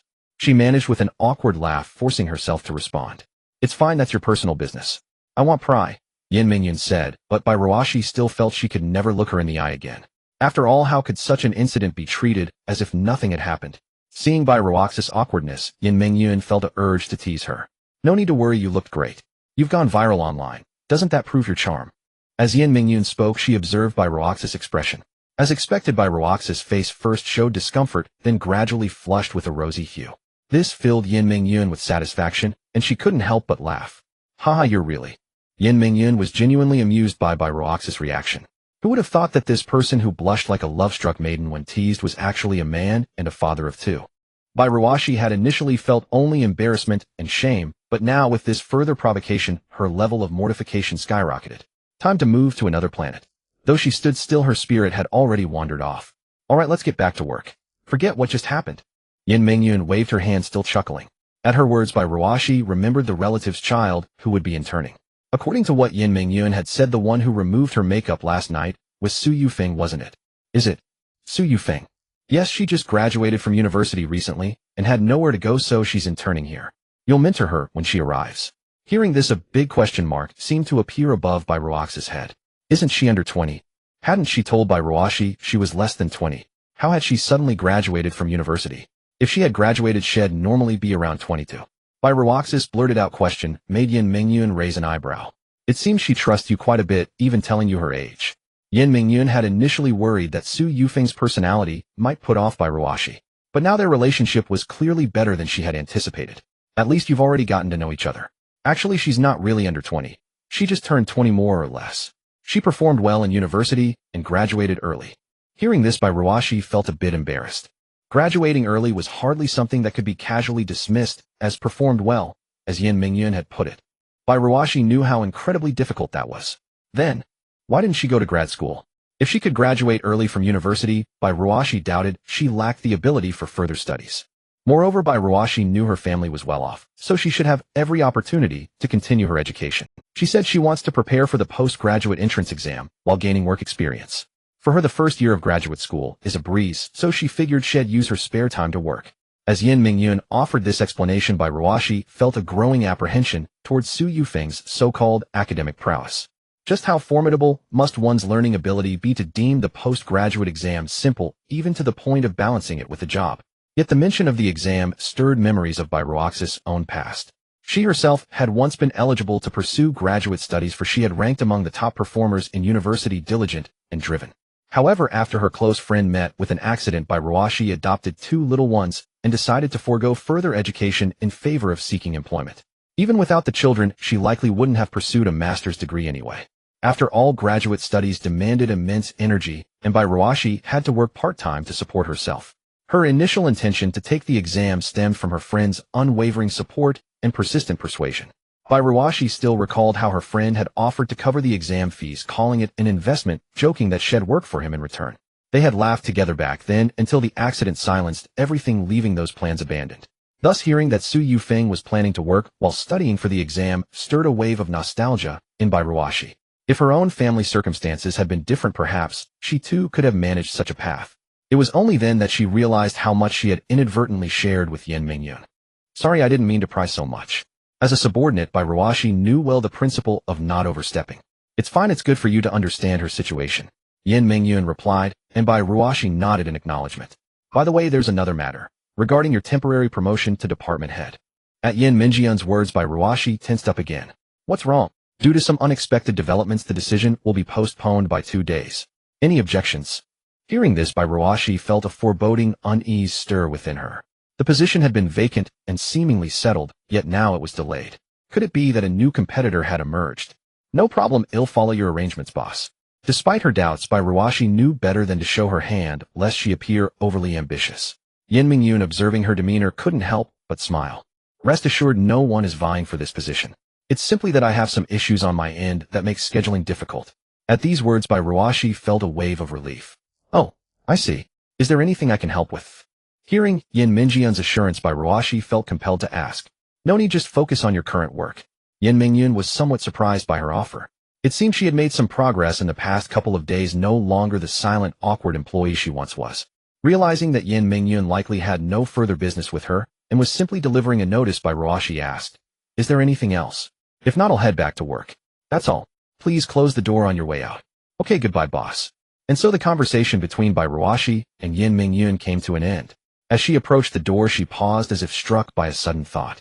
What's the matter? Yen Mingyun inquired, noticing Bairoashi frozen in place. Turning around, Bairoaxi's face bore an expression of awkward hesitation. Please don't tell anyone about what happened yesterday. Bairoaxi's cosplay photos from the previous day were already circulating wildly online. If Yen Mingyun were to reveal her identity, she'd seriously consider relocating to another planet. Yen Mingyun paused momentarily, taken aback. She had assumed Bairoashi wanted to discuss the department head matter further. However, she understood. Bairoashi had only sought to earn money, yet ended up going viral in cross-dressing cosplay at a convention. The situation must be troubling her deeply. Yen Mingyun chuckled softly. Alright, don't worry. I won't tell anyone. Relieved by this promise, Bairoashi finally left the room. The conversation with Yen Mingyun was truly concluded. Yet as she descended in the elevator, Bairoashi couldn't stop thinking about Su Yufeng. She had never anticipated that Su Yufeng would suddenly come to intern here. They still had each other's contact information, yet Su Yufeng hadn't even mentioned it. But none of that truly mattered. Su Yufeng's arrival was fine, and Bairoashi had no issue mentoring a newcomer. What troubled her was the awkwardness of their encounter the previous night. She was barely a decade older than Su Yufeng, yet she had spoken so presumptuously. What must Su Yufeng think of her now, reflecting on those words? Oh, how embarrassing. Recalling her rambling, Bairoashi cringed in the elevator, so mortified she could have dug a hole through the floor with her toes. Only when the elevator doors opened and someone entered did she snap out of it, composing her expression. Ahem. As more people filed in, Bairoashi managed to calm herself. Well, fine. Let her come. I just hope we won't be too awkward when we meet. Little did she know Su Yufeng had specifically sought out Yen Mingyun to learn more about Bairoashi after the previous night. After the convention ended, Su Yufeng and her close friends gathered for a rare dinner, catching up on recent events. During their conversation, Su Yufeng confirmed that Bairoashi worked under Yen Mingyun. And as Yen Mingyun had mentioned, Su Yufeng was indeed looking for a job to gain work experience. Thus, Su Yufeng naturally joined Yen Mingyun's company. After all, being a well-connected insider at a major firm was far better than venturing into an unfamiliar workplace. As they talked, Yen Mingyun noticed that Su Yufeng kept steering the conversation toward Bairoashi. Yen Mingyun surmised that the two shared a good relationship, perhaps even friendship. This understanding led to her conversation with Bairuashi about mentoring Su Yufeng. During the dinner, everyone tacitly avoided mentioning Bairuaxi's gender, which kept Li Fian, who was sitting by, completely in the dark. However, it was worth noting that when they talked about Bairuashi now working under Yin Mengjun and the fact that Su Yufeng would also be joining, Li Fian suddenly stood up. Just as they were wondering what Li Fian intended to do, unexpectedly, she merely asked Yin Mengjun a few questions. And that was all. Aside from that, Li Fian had no interaction with them whatsoever throughout the entire meal, wearing a pensive expression as if lost in thought. Until the dinner ended, no one could guess what was on her mind. On the other side, Bairuashi had composed himself and returned to his workstation. Unsurprisingly, he was immediately met with a question from Li Xiaoyuan, who was sitting next to him. "Where did you go?" "Just went to the restroom. Where else could I go?" Bairuashi replied calmly, not even glancing at Li Xiaoyuan. He dared not tell her that he had gone to the upper floor to look for Yin Mengjun. If he did, she would surely make a big fuss again. However, Li Xiaoyuan, observing Bairuaxi's demeanor, clearly did not believe him. Could a trip to the restroom really take that long? But since Bairuashi was unwilling to speak, she did not press further. "By the way, Wang Longhao got fired, you know." With Li Xiaoyuan's words, Bairuashi finally lifted his head and looked in her direction, a hint of expression appearing on his face. "Really? Just check the group chat. It was announced yesterday. You were home all day, yet you didn't even look at the group." Right after Li Xiaoyuan finished speaking, Bairuashi quickly took out his phone and opened the company's group chat. Usually on his days off, Bairuashi never bothered to check the work group. After all, who cares about work during time off? As Bairuashi opened the group chat, what caught his eye was a message from Yin Mengjun at 2 o'clock yesterday afternoon directly stating that Wang Longhao had been fired. The reason naturally was his frequent tardiness and early departures, as well as his failure to fulfill his work obligations per the contract. Isn't this a good thing? Bairuashi thought to himself, unable to deny the joy he felt. After all, someone like Wang Longhao was useless in the company. He spent his days harassing female colleagues and exploiting others like a vampire, creating a toxic atmosphere in the department. Now our department has gotten rid of 2 troublemakers at once, all thanks to the new leader. Li Xiaoyuan said, then put down her phone and stared at Bairuashi as if trying to see through him. "By the way, do you know what position that leader holds?" She even directly ignored Wang Longhao's so-called high-ranking father. "Maybe. Something like a president." Bairuashi said it as a possibility, but he knew the truth was exactly that. Yin Mengjun was undoubtedly the president. Having visited Yin Mengjun's office several times, Bairuashi had long seen the large plaque at her door reading "President's Office" in bold characters. That was why Bairuashi had changed from calling Yin Mengjun leader to now calling her boss. Since she was the president, what else would he call her? While the sudden arrival is actually the president. Li Xiaoyuan was utterly shocked upon hearing Bairuaxi's words. After all, this news was too overwhelming for Li Xiaoyuan. If she really is the president, who came from nowhere, then her father must be the company's chairman. Probably. Bairuashi replied as if he wasn't very concerned about the matter. After all, Bairuashi had no interest in the upper management. It had nothing to do with him anyway. He just needed to do his own job well. Hearing Bairuaxi's seemingly indifferent attitude, Li Xiaoyuan couldn't help but pout. "TCH. What a boring man," she muttered to herself. Li Xiaoyuan knew that Bairuashi was not in the mood to chat, so she decided not to bother him and turned to talk to another colleague. Hey. Wang Longhao got fired directly, and that new leader is probably at the president level." "Huh, really? You can guess. She works on the top floor, so most likely." Bairuashi overheard Li Xiaoyuan chatting with another female colleague and shook his head, feeling both amused and exasperated. Who would have thought that the kind of story about a sudden arrival president from a novel would actually happen right beside him? However, what Li Xiaoyuan just said made Bairuashi ponder. If Yin Mengjun was a suddenly appointed president, then her father might indeed be the chairman of the company. If that were the case, Yin Mengjun's father would likely have terrifying power behind the scenes, since he could directly arrange for Yin Mengjun to become the president. But as he thought about it, Bairuashi shook his head and dismissed these ideas. No matter how wealthy their family was, it had nothing to do with him. It was better to work hard, live up to the expectations she had for him, and aim for a raise in the future. However, Bairuashi had not been working for long when his phone buzzed with a new message. He picked up his phone while working and saw that it was from Bai Yihan's teacher. Seeing the message, Bairuashi was filled with confusion. Could it be that Bai Yihan got into trouble at school? Bairuashi still remembered the scene a few days ago when he picked up Bai Yihan and saw her with some hooligans. Although they had an open-hearted conversation that time, and Bairuashi had told Bai Yihan to stay away from those people in the future, Bairuashi believed that Bai Yihan was obedient, but those delinquents might not be. However, when he read the teacher's message, his worries were dispelled. A parent-teacher meeting will be held in a few days. May I ask if Yihan's father will be able to attend? We need to confirm attendance. Bairuashi looked at the teacher's message and suddenly remembered that Bai Yihan had mentioned something about a parent-teacher meeting before. Reading the message, he couldn't help but feel a pang of guilt toward the two little ones. Since Bai Yihan and Bai Yiling had come to live with him, he had never attended a parent-teacher meeting for either of them. Thinking about this, Bai Ruashi felt that it was no wonder Bai Yihan had been so rebellious that day. It was probably the result of his lack of company over time. Although they had reconciled since then, Bai Ruashi had been thinking about that incident. Forget it. Bai Ruashi actually didn't know whether he could attend Bai Yihan's parent-teacher meeting in a few days. He had no choice. This week he still had to prepare for business engagements with Yan Mingyuan, and work was busy too.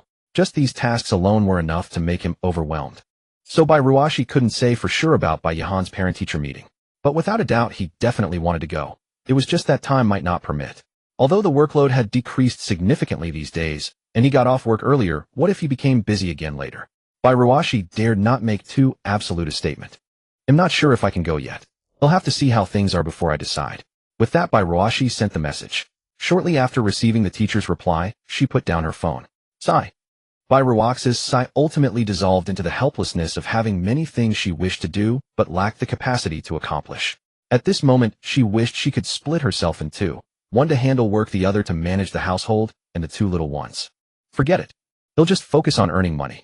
Murmuring to herself, Bai Ruashi dutifully began her day's work. Thus time slipped by swiftly, and days passed in this manner. Before she knew it, 2 days had gone by. During these 2 days, nothing particularly eventful occurred for Bai Ruashi. Yan Mingyun had only sought her out once on Monday, and for the rest of the time Bai Ruashi hadn't even seen her. Not that it bothered Bai Ruashi. After all, if the boss, being the owner of the establishment, were to seek her out every day instead of working, that would be far more problematic. However, it was worth noting that during these 2 days the online buzz surrounding Bai Ruaxi's cosplay outfit persisted, showing no signs of waning. This did give her a bit of a headache. She had initially assumed the hype would die down after a day or two, but it seemed the fervor was more enduring than she had anticipated. The online discussions themselves didn't concern her much, since no one online knew it was her. What truly baffled her was that the photo was no longer confined to the internet. It had even become a topic of discussion within her own department, with people occasionally bringing it up. Bai Ruashi found this utterly perplexing. There were so many beautiful girls online, even more with beauty filters and editing. Even after dressing up, she doubted she looked that remarkable. So why was she garnering so much attention?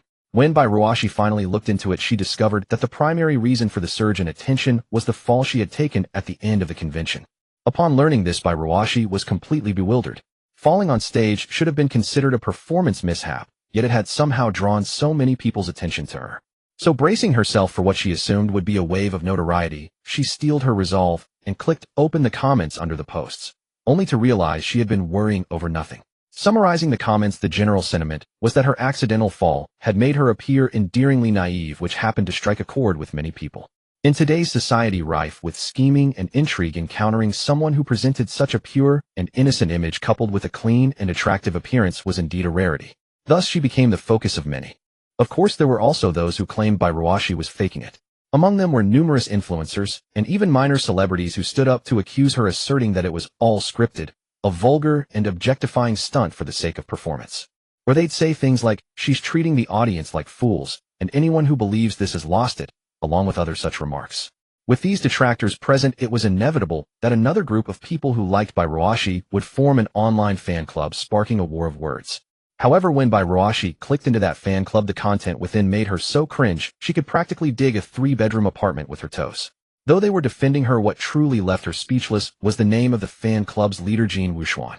Bai Ruashi even wondered if this Jin Wuxuan was the same one she remembered. After much deliberation, Bai Ruashi decided to let it go and stop paying attention to such trivial matters. After all, whatever they said had nothing to do with her. It didn't affect her, and they didn't know who she was. Ignoring it would save her the trouble.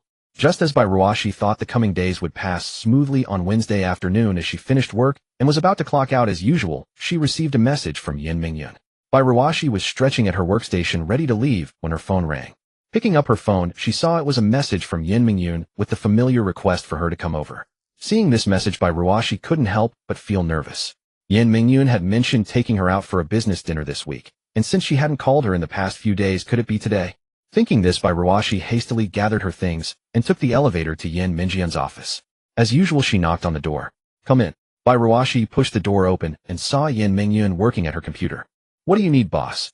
Remember what I mentioned last week about taking you out for a business dinner?" Bai Ruaxi's heart sank. She knew this was coming. "Yes, what about it?" "I'm letting you know in advance, it's tomorrow evening." As Yin Mingyun spoke, she paused her work and stretched in her chair right in front of Bairuashi, her elegant figure fully on display. But Bairuashi had no mind to notice. Upon hearing it was tomorrow, she breathed a sigh of relief. After all being summoned so urgently, she had feared it would be today. If it were today, Bairuashi would have had no mental preparation at all. All right. Bairuashi nodded in response to Yin Mingyun's words. Is there anything I need to prepare for tomorrow? Not much. He'll prepare the documents tomorrow. We'll just make sure you show up in good spirits. After finishing her stretch, Yin Mingyun propped her chin on one hand on the desk, looking at Bairuashi with a teasing smile. Like tying your hair up a bit more nicely, for instance. Ever since learning that Bairuashi was a man, Yin Mingyun had developed a playful urge to tease him, taking a greater interest in him. Yin Mingyun's words left Bairuashi momentarily stunned. Oh, okay.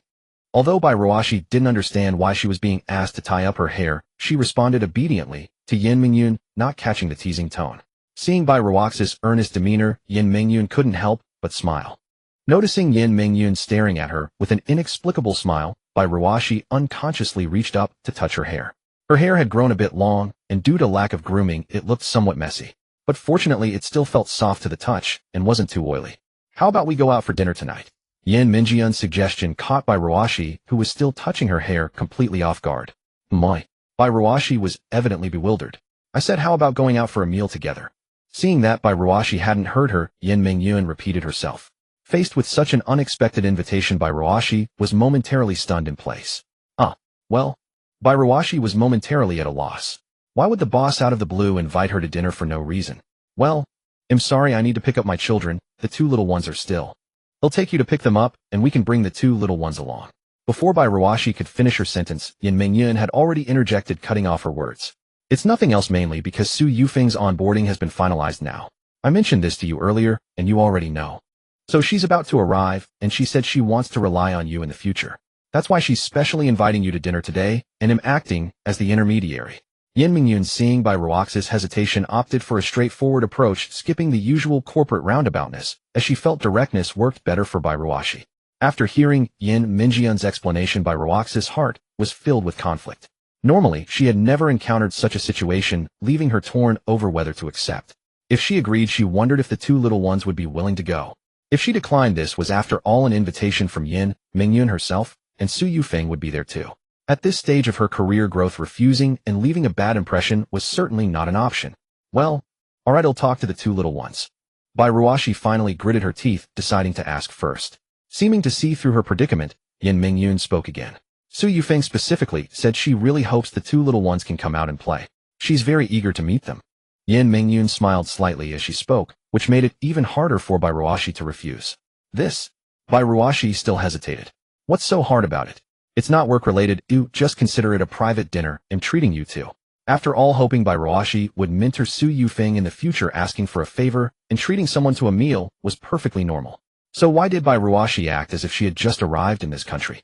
These words completely sealed off Bairuaxi's last escape route, leaving her with no excuses left. And so Bairuashi reluctantly accepted Yin Mingyun's invitation, obediently following her from upstairs down to the underground parking lot. As they descended the stairs, Bairuashi felt a strong sense of unease. She felt she was being led around by the nose by Yin Mingyun, utterly unable to refuse. But what could she do? He'll drive. The two arrived at the underground parking lot, standing by Yin Mingyun's car. Without further ado, Yin Mingyun got into the driver's seat, leaving Bairuashi conflicted once again. Standing by the car, Bairuashi agonized over where she should sit. If she sat in the back having the boss drive, while she sat in the rear would make the boss seem like a chauffeur. Sitting in the passenger seat also felt inappropriate, as that seat didn't seem meant for just anyone. Just as Bairuashi was hesitating, the passenger window rolled down, revealing Yin Mingyun's beautiful face. Get and sit in the front. What are you still doing out there? Oh, okay. Hearing Yin Mingyun tell her to sit in the passenger seat, Bairuashi felt there was no need to hesitate any longer, and she breathed a sigh of relief. So Bairuashi sat in the passenger seat, and with the engine starting, the two drove out of the underground parking lot. Have the two little ones gone home yet? Not yet. Usually at this time, Bairuashi was still working overtime at the company, so she rarely got home before the children. But now that her workload had decreased, she essentially got off work earlier than the kids every day, allowing her to go home and cook for them in the past couple of days. But they should be about to finish school soon. Alright, then we'll go directly to the school gate to pick them up. Well, thank you for the trouble, boss. Hearing Bairuashi still being so formal, Yin Mingyun smiled, but said nothing. In Yin Mingyun's view, maintaining a certain distance between people was a good thing applicable to everyone. But in this situation, by Ruox's formality was excessive, making Yin Mingyun feel it was a bit odd. You navigate. Okay. And so Bai Ruoxi sat in Yin Mingyun's passenger seat as they set off together to pick up the two little ones. Coincidentally, as Yin Mingyun's car exited the underground parking lot, Li Xiaoyuan, who had just finished work, and her friend were also walking out of the company entrance. Hey Yuan, look at that car over there. Following her friend's voice, Li Xiaoyuan turned her attention to the conspicuous luxury car nearby. Is that a top executive from the company? After all, they had seen the car emerge from the company's underground parking lot. It must be. Li Xiaoyuan and her friend chatted as they slowly approached the road, getting closer to the luxury car. The car was waiting at a red light stationary with a crosswalk in front, the path Li Xiaoyuan and her friend had to cross. So as they neared the luxury car, they were curious to see who was inside. What kind of executive could afford such a vehicle? But when Li Xiaoyuan saw the familiar face in the driver's seat, she quickly averted her gaze. It's the new executive, damn. What? Really? Really, see for yourself.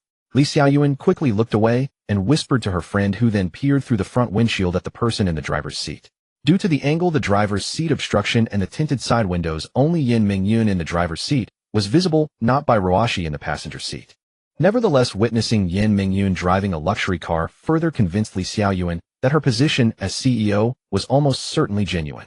After all, such a luxury car looked incredibly expensive, and an ordinary executive might not even be able to afford it. It really is, and it seems there's someone in the passenger seat. As her companion spoke, Li Xiaoyuan's gossipy curiosity blazed fiercely within her. At this moment, she didn't even care if the new leader might catch her. She lifted her head straight up, even tiptoeing to catch a glimpse of who was in the passenger seat. After all, if the passenger seat of the newly arrived CEO was occupied, and if that person was a man, it would undoubtedly be a sensational discovery.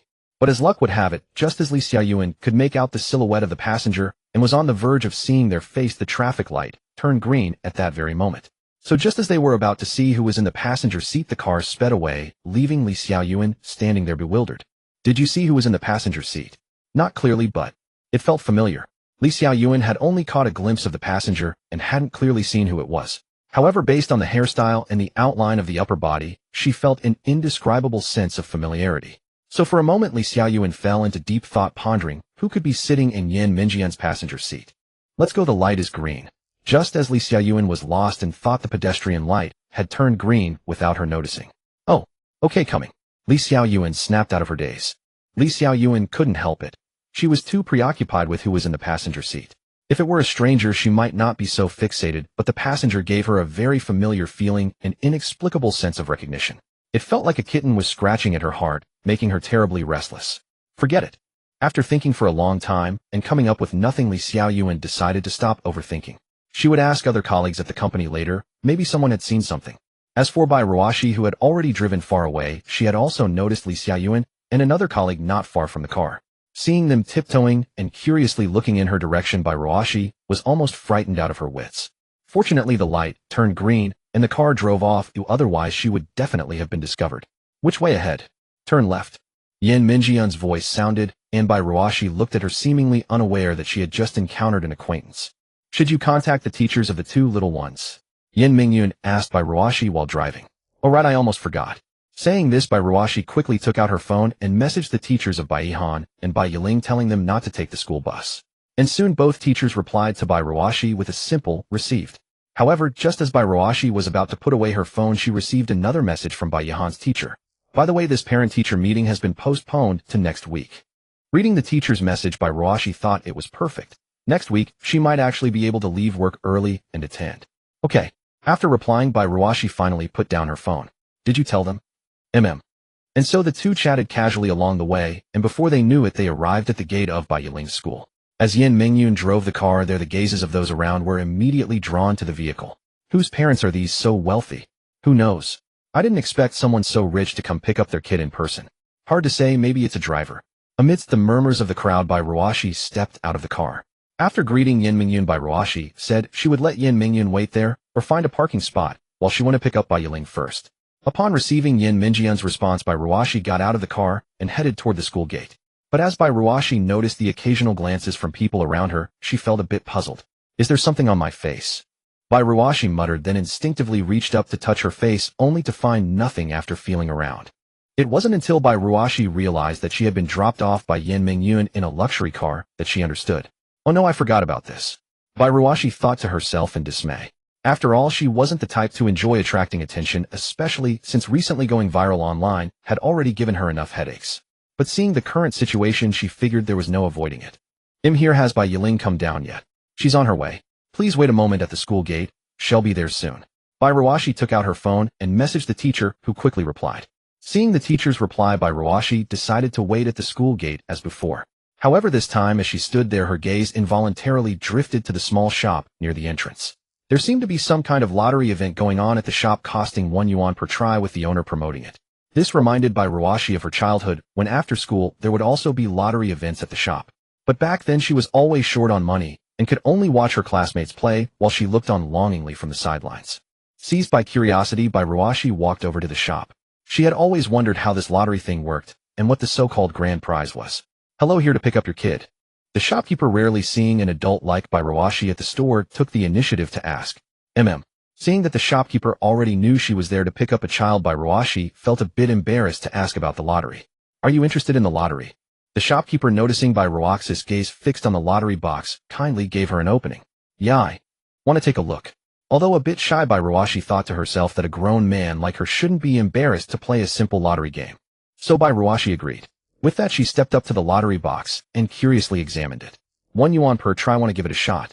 The boss, noticing Bai Ruaxi's hesitant yet eager demeanor, tactfully nudged her forward. Go ahead, give it a try. With that, Bai Ruashi pulled a 5 yuan note from her pocket and handed it to the shopkeeper, who accepted it with a beaming smile. In the shopkeeper's eyes, any participant in the lottery was already a win. Pick 5 tickets from this box, just scratch them off. Alright. Following the shopkeeper's instructions, Bai Ruashi reached into the lottery box and randomly selected 5 tickets. She then took one of the 5 tickets and carefully scratched it. The first, no win. The second, no win. The fourth, thank you for your patronage. The fifth, just as she assumed none would be winners, the last ticket revealed an unexpected result. Boss, I won the first prize. Staring at the bold red characters reading first prize, after scratching it, Bai Ruashi was overjoyed. She rushed over to the shopkeeper, shoving the winning ticket right in front of his face, as if eager to thrust it into his eyes. To be honest, Bai Ruashi was ecstatic, utterly indescribably ecstatic. Even the 10,000 yuan she had earned from a part-time job before didn't spark as much excitement as winning this first prize. Perhaps it was an unconscious fulfillment of a small, long-hidden wish from her childhood. You won the first prize, what great luck. The shopkeeper seemed surprised that Bai Ruashi had actually hit the jackpot. What's the prize? There are 2 options, a plush toy or a Transformers figure. Bai Ruashi glanced at the 2 so-called prizes on display, then chose the plush toy. Despite the first prize likely costing only 20 or 30 yuan, it brought Bai Ruashi an entirely different feeling. And honestly, compared to the first prize, Bai Ruashi would have been more interested in the second prize, a set of board game cards. In the past, she would have definitely chosen those cards. But now she felt they were useless to her, so she decided against it. It was better to give the toy to Bai Yiling. So Bai Ruashi accepted the first prize plush toy, holding it in her hands. The toy, a small bear, looked a bit ugly cute due to its imperfect craftsmanship and was quite petite. But given that it was one with just 5 yuan, one couldn't be too picky. They'll take a few packs of spicy sticks and 4 bottles of drinks, please. Bai Ruashi felt a bit awkward taking the first prize on her first visit. She decided to make a purchase to compensate. Of course, it wasn't that she wanted to buy them herself. So when Bai Ruashi left the shop, she carried a small plastic bag containing spicy sticks and 4 bottles of cola, while the other hand held a cute little bear plush. Though she had spent some money, Bai Ruashi felt a strange sense of satisfaction. In short, it was worth it. Just then, Bai Yiling's teacher sent a message saying she had been escorted down and was now at the school gate. Bai Ruashi looked toward the school gate and indeed spotted Bai Yiling and the teacher. He hurried over. Thank you for taking the trouble to bring Bai Yiling down. Not at all, it's my duty. After their previous meeting, Bai Yiling's teacher could easily spot Bai Ruashi in a crowd. His striking features made him stand out. Exchanging a few pleasantries, Bai Ruashi then led Bai Yiling away. Taking Bai Yiling's hand, Bai Ruashi handed her the plush toy. As expected, Bai Yiling's face lit up with astonishment. Wow, isn't this the first prize from the lottery at the shop? Bai Yiling excitedly took the toy, her eyes sparkling. From her reaction, it was clear she had known about this toy for a long time and had been wanting it for ages. After all, the first prize at the shop had been equally alluring back in Bai Ruaxi's childhood. Yeah, I just won it at the shop. Wow, Dad, you're so lucky. Hearing that it was her father who won it, Bai Yiling immediately let go of his hand, clutching the toy with both hands, and skipped ahead in pure delight. This scene caught the attention of passers-by who paused to watch with a touch of envy in their eyes. They wished their own children could be as adorable as Bai Yiling. Just then a little boy who had just finished school saw Bai Yiling with the toy, feeling both envious and jealous. He thought to himself that if he had won the first prize, he would have chosen the Transformers figure instead of that ugly teddy bear. Dad, I want one too. Get lost. How about a fist instead? Hearing his father's harsh words, the little boy fell silent. Boy already subdued. Spare me. Not only that, Bai Ruashi also shared some of the spicy sticks and drinks he had bought with Bai Yiling. Though Bai Ruashi usually didn't encourage the kids to eat such junk food, he figured an occasional indulgence wouldn't hurt. Someone's treating us to dinner today. They'll take you and your sister along. Who? Bai Yiling took a big swig of cola, holding the bottle with both hands, then looked at Bai Ruashi curiously. It's the pretty lady you and your sister met when we bought clothes last time. Bai Ruashi hesitated, trying to find the right words. Fortunately, he remembered that they had met Yin Mengjun before. Seeing Bai Yiling's big shimmering eyes twinkle, he knew she had recalled. Oh, that big sister. Yes, she's actually my boss. When we get into her car later, remember to behave. Bai Yiling caught the wealth of information in her father's words. First, that kind big sister was treating them to dinner. Second, she was apparently his boss. And most importantly, she was personally driving to pick them up and would probably fetch her sister too. Did that mean?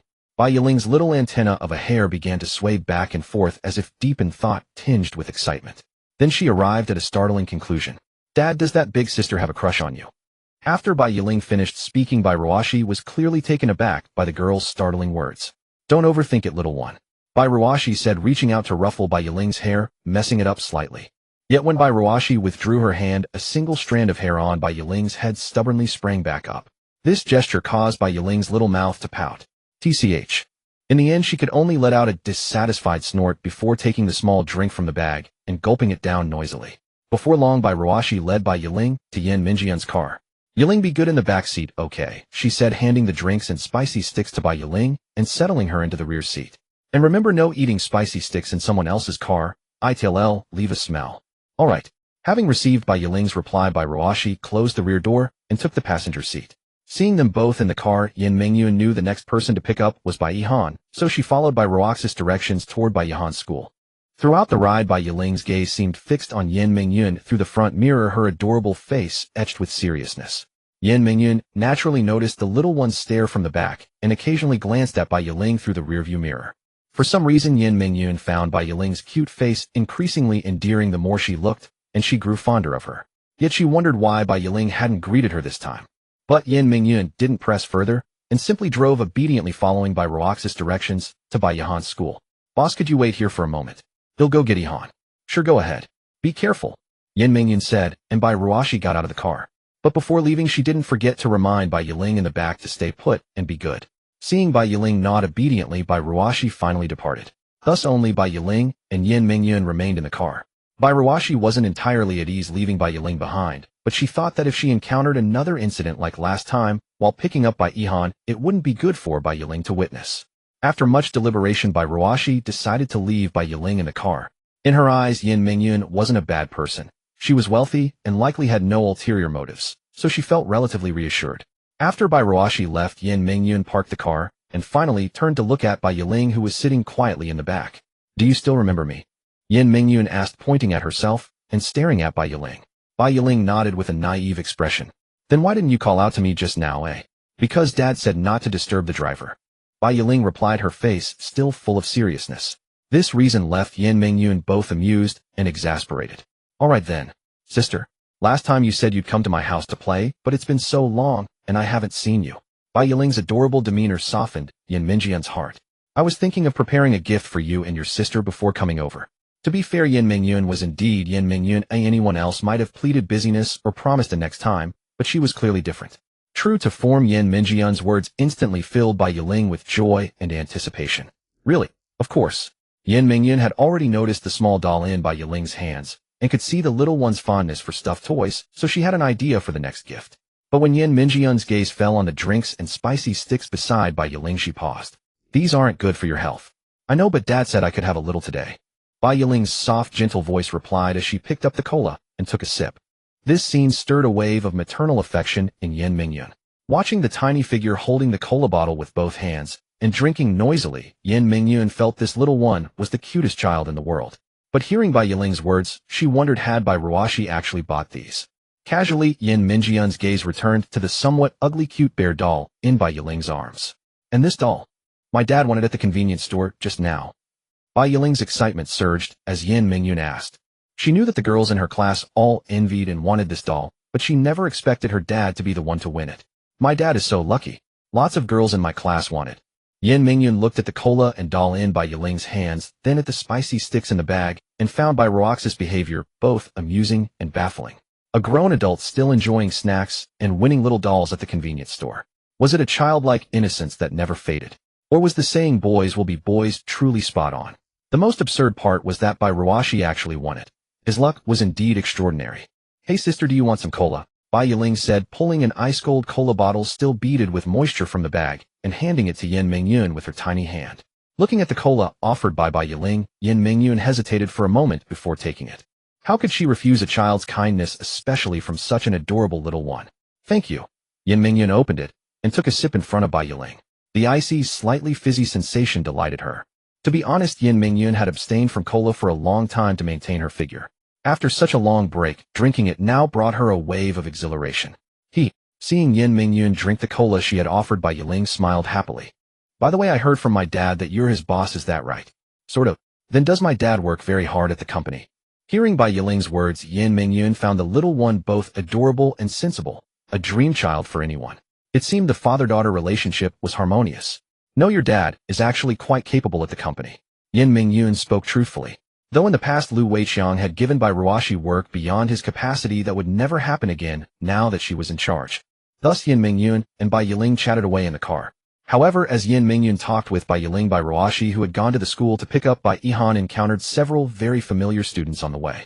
Bai Ruoxi initially intended to ignore them, but as he and the group drew closer, he realized these were the same troublemakers who had been with Bai Yihan a few days ago. Just as Bai Ruoxi was about to call out to them after recognizing the group, one of them, upon seeing her, abruptly tugged at his companions. After a brief exchange, they stood frozen in place. As their eyes met Bai Ruox's, they hastily averted their gazes as if facing a formidable foe. Thus a comical scene unfolded. A group that appeared to be troublemakers suddenly seemed to have glimpsed something terrifying, growing flustered and eager to flee. You? The moment Bai Ruoxi spoke, the hooligans before her shuddered. Uncle, we're sorry. We shouldn't have said those things last time. Without even waiting for Bai Ruoxi to properly question them, the group bowed at a perfect 90-degree angle, offering a salute. Bai Ruoxi was utterly bewildered by the scene. Well, if there's nothing else, we'll take our leave. With that, the group scattered in all directions, leaving Bai Ruoxi standing there completely baffled by their behavior. Bai Ruoxi couldn't fathom the situation at all. Why were those delinquents so terrified of her? Just then Bai Yihan emerged from the school gate with her backpack, so Bai Ruoxi had to abandon the thought of chasing after them, focusing her attention on Bai Yihan instead. After all, those were other people's children. If their own parents didn't care, there was no need for her to worry. So Bai Ruoxi walked over to Bai Yihan. After a brief exchange with the teacher, she smiled and led Bai Yihan away from the school gate. Let me carry your bag for you, Bai Ruoxi offered, reaching for the backpack on Bai Yihan's back. But Bai Yihan dodged her.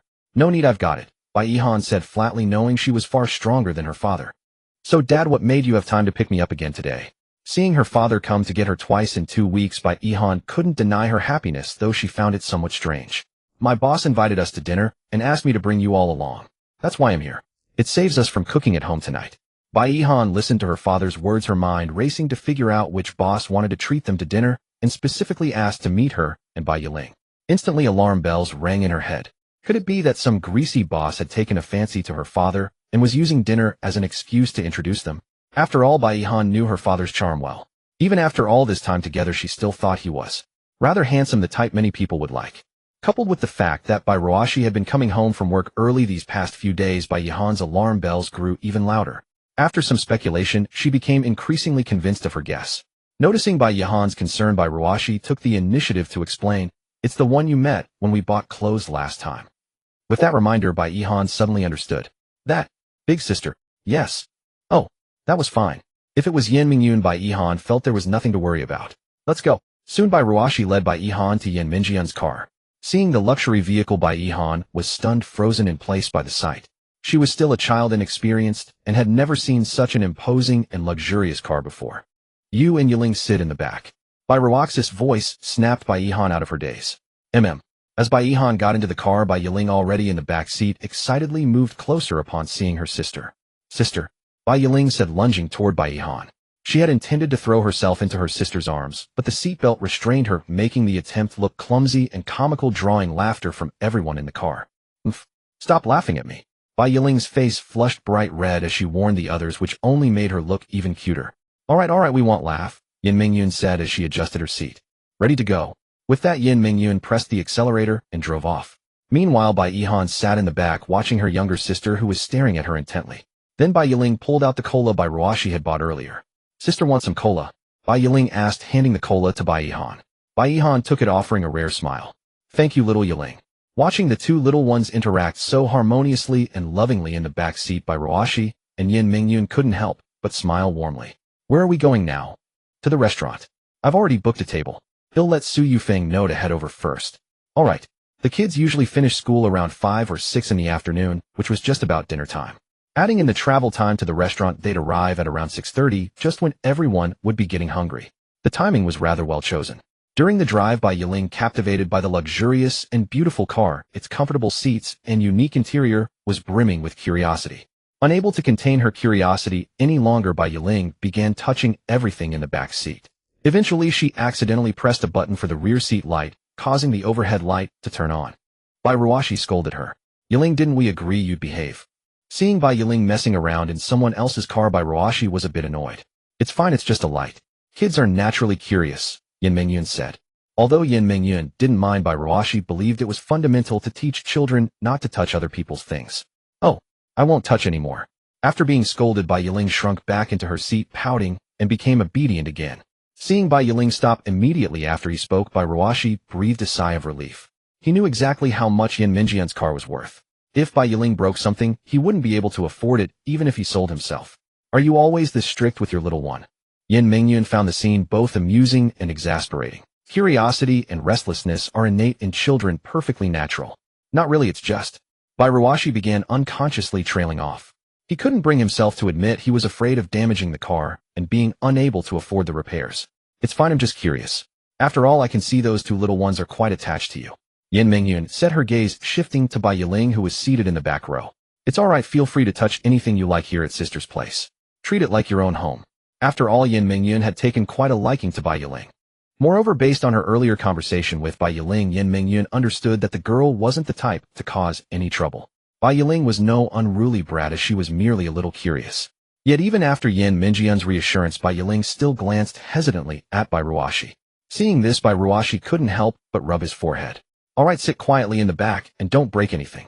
Mum. At her father's words, Bai Yiling's spirits lifted, her previous pitiful expression vanishing.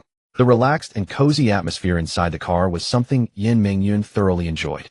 Watching the two children in the back seat and Bai Ruashi in the passenger seat, she couldn't help but imagine how wonderful it would be to have such a warm and harmonious scene after she got married. In this leisurely mood, the car unknowingly neared the restaurant. The distance from their starting point to the venue wasn't particularly long, but due to traffic congestion, the drive stretched over an hour. By the time they arrived, the sky had begun to darken. The two little ones, having spent the long ride in the back seat without their phones and lulled by the comfortable seats and air conditioning, were now drowsy. Bai Yiling in particular was completely asleep, leaning against Bai Yihan. Yiling, we're here. Yin Mingyun called softly as she drove into the parking lot, rousing the sisters who were on the verge of sleep in the back. Though Bai Ruashi was also exhausted, he had forced himself to stay awake, his consciousness hazy, and hadn't even noticed the two little ones had fallen asleep. Once Yin Mingyun parked the car, Bai Ruashi went to the back seat to wake the children. Bai Yihan woke up almost immediately with a single call requiring little effort. But Bai Yiling, even after waking, remained in a daze, clinging tightly to Bai Ruaxi's hand and stumbling along beside him, her mind still far from clear. Hey Yiling, wake up. Bai Ruashi said, watching Bai Yiling's adorable but dazed expression. This was no time for sleep. Seeing her soft, chubby cheeks, he instinctively reached out to pinch them, trying to rouse her. Don't pinch me. As Bai Yihan watched Bai Ruashi pinch Bai Yiling's cheeks, her mind began to wander uncontrollably. Unbidden memories surfaced of the image she had seen on television a few days ago, the image of her father. After the night she had slept with Bai Ruashi, Bai Yihan had fully confirmed that the popular Lolita-style streamer online was indeed her father. That day, while Bai Ruashi was asleep, she had checked his knee and sure enough found the telltale scraped marks. This piece of evidence was an undeniable confirmation. Upon realizing this, Bai Yihan's heart was filled with complex emotions. Yet she chose not to tell by Yiling, burying the secret deep within herself. That night, she had thought long and hard, unable to understand why her father would do such a thing. And it was then that she recalled the words Bai Ruashi had uttered during dinner that evening, that he had made a lot of money today. In an instant, Bai Ihan understood. It was all for the money. After that incident the next day, Bai Ruashi had said he was bringing a surprise for her and her sister. At the time, Bai Ihan had been puzzled. When Bai Ruashi returned holding two brand new phones, saying one was for her and one for Yiling, Bai Ihan's feelings grew even more complicated. Phones were no cheap items. Buying two at once must have cost a considerable sum. Where that money came from was all too obvious. So unlike Bai Yiling's excitement upon receiving the phone, Bai Ihan felt a tangled web of guilt, helplessness, and other complex emotions. Although Bai Ruashi never said a word about that day's events, Bai Ihan knew everything. She had watched the entire livestream that day. The money for these two phones must have been earned through her father's hard work. As Bai Ihan followed Bai Ruashi, lost in thought, the group of four unknowingly arrived at the restaurant entrance. The first impression it gave Bai Ruashi was one of sheer opulence. The interior was lavishly decorated, and every server wore a custom-tailored suit, lending the place a profound sense of ceremony. Both Bai Ruashi and the two little ones were visiting such an upscale restaurant for the first time. As soon as Yin Mingyun led Bai Ruashi inside a man in a suit, and Tai immediately approached to greet her. Bai Ruashi watched as Yin Mingyun exchanged a few words with him, and then the man glanced in his direction, offering a friendly smile. "This is the lobby manager. I've informed him. The room is in the private booth marked with the symbol. Let him take you there first. Su Yufeng is already there. I need to use the restroom." Earlier, Yin Mingyun had drunk the cola Bai Yiling kindly offered, not anticipating the hour-long traffic jam. "Daddy, I want to go too." Hearing about the restroom, Bai Yiling let go of Bai Ruaxi's hand. "I want to go too." Just as Bai Ruashi was about to say something, Bai Ihan also spoke up. "Huh." Bai Ruashi looked at the three females, all heading to the restroom, leaving him all alone. "It's fine, you go to the booth first. They'll bring the little ones over in a moment." "Oh, all right." Only then did Bai Ruashi recall that he had noticed Yin Mingyun and the two little ones drinking beverages in the car. He had been quite surprised at the time, thinking that the CEO, Yin Mingyun, actually enjoyed such sweet drinks. Bai Ruashi himself didn't have a sweet tooth, so he hadn't joined them. That was probably why he was the only one who didn't need to use the restroom now. Bai Ruashi watched the three figures recede into the distance. Bai Yiling had even taken the initiative to hold Yin Mingyun's hand, which stirred a strange pang of jealousy in his heart. They had only known each other for such a short time, and already his little one had grown so close to Yin Mingyun. "Please follow me this way." As Bai Ruashi gazed at Yin Mingyun's retreating figure, the lobby manager interjected, interrupting her train of thought. "Yes, all right." The two exchanged little conversation along the way. The lobby manager did not initiate any questions, nor did Bai Ruashi seek to engage, proceeding silently deeper into the restaurant. As she walked, Bai Ruashi marveled inwardly at the sheer scale of the establishment. Even the wealthiest had dining venues so vast, and even then the lobby manager himself had come out to greet them. This experience further reshaped her perception of Yin Mingyun's world. Yet, just as Bai Ruashi followed the lobby manager past the main hall into a corridor lined with private rooms, she caught sight of a vaguely familiar figure. Initially convinced it was a mistake, she continued forward. But as she drew nearer, the figure became unmistakably clear. At that very moment, the other person also turned their gaze toward her. Recognizing that familiar face, Bai Ruaxi's previously buoyant mood plummeted. "Bai Ruashi." The voice confirmed her dread. She had no choice but to acknowledge him. "Jean Kato, it's you." Forcing a stiff smile, she approached him. He had never imagined encountering a high school classmate here. "Didn't expect to see you here," he said, surprise flickering across his face. But as Jean Kato's gaze swept over her, that surprise morphed into a hint of mockery, and he stepped forward. Jean Kato, with his gold-rimmed glasses and well-dressed appearance, seemed the epitome of an intellectual. Yet Bai Ruashi felt a strong aversion to meeting him. The story of Jean Kato was inextricably linked to her high school years. From a young age, Bai Ruashi had been ridiculed and even attacked because of her appearance. Such incidents were most frequent in elementary and middle school. Though it improved somewhat in high school, there were still those who mocked and bullied her for her looks. Bullying exists in every era, often targeting the most unique or least conforming individuals. Her distinct appearance had made her a target. Jean Kato was one of those who had bullied her back then. Jean Kato never acted openly against Bai Ruashi, nor did he ever show his face. But the insidious schemes were all his handiwork. He was like the mastermind behind the bullies, devising one malicious trick after another. He orchestrated petty pranks, placing caterpillars in her pencil case, putting mice in her locker, childish acts. More severe ones included splashing water into her stall while she used the restroom, and then scattering. Bai Ruashi knew all this because a kind-hearted female classmate in high school had told her. These acts seemed utterly childish to Bai Ruashi both then and now. She was unafraid of caterpillars or mice. In fact, she once pretended to panic, scooped up a caterpillar, and tossed it toward the snickering classmates. Their attempts to splash her in the restroom always missed. Frustrated that they couldn't break her spirit, they planned to corner her after school and teach her a lesson, forcing her to beg for mercy. But they forgot Bairuashi had a good brother several years older and a former soldier. He easily taught those kids a harsh lesson, leaving them pleading for forgiveness. After that, they dared not cross the line, resorting only to petty annoyances. Though they never caused her real harm, Bairuashi harbored no goodwill toward them, finding them utterly repulsive. Especially Jean Keita. What he did in high school was bad enough, but what followed made him truly loathsome in her eyes. Long time no see, Bairuashi. What are you doing here? Jean Keita wore his usual hypocritical smile, his words implying that Bairuashi didn't belong here. He always seemed friendly on the surface, but a closer look at his gaze and tone revealed an undercurrent of disdain and mockery. I'm here to eat, of course. Despite her dislike for him, she couldn't just walk away in a public place. You haven't changed a bit. Still attractive. Jean Keita said, his eyes roving over her before settling on her face with a scrutinizing, then mocking look. Bairuashi caught the insinuation. She couldn't believe he was still the same after all these years. You haven't changed either, she replied with a wry smile. If there's nothing else, I'll be going. She made to leave, unwilling to spend another minute with him. Don't go. Isn't it nice to catch up after so long? Jean Keita blocked her path. Just then the lobby manager approached and intervened. Sir, please show some respect. The lobby manager, who had been walking ahead, finally noticed that Bairuashi was no longer following him. Turning back, he saw Bairuashi blocked by Jean Keita. His heart tightened. He hurried over to stand between Bairuashi and Jean Keita, blocking the latter's aggressive advance. Jean Keita also spotted the lobby manager. His eyes appraised the newcomer, clearly displeased by the sudden interruption. I'm just catching up with an old classmate. Is there a problem? Despite his irritation, Jean Keita maintained a pleasant smile. The lobby manager, however, ignored him and turned his gaze to Bairuashi, awaiting her response. We can catch up another time. I have things to do. Bairuashi didn't sever ties completely, but her stance was clear. The lobby manager immediately understood the situation. In that case, sir, please step aside. As he spoke, the lobby manager moved forward, signaling Jean Keita to make way. But Jean Keita showed no intention of budging, causing the manager's brow to furrow. He stared at Jean Keita. What met his eyes was a forced, insincere smile. After a moment of silence, Jean Keita finally spoke. All right, you go ahead. Under the manager's watchful gaze, he stepped aside. The lobby manager was taken aback.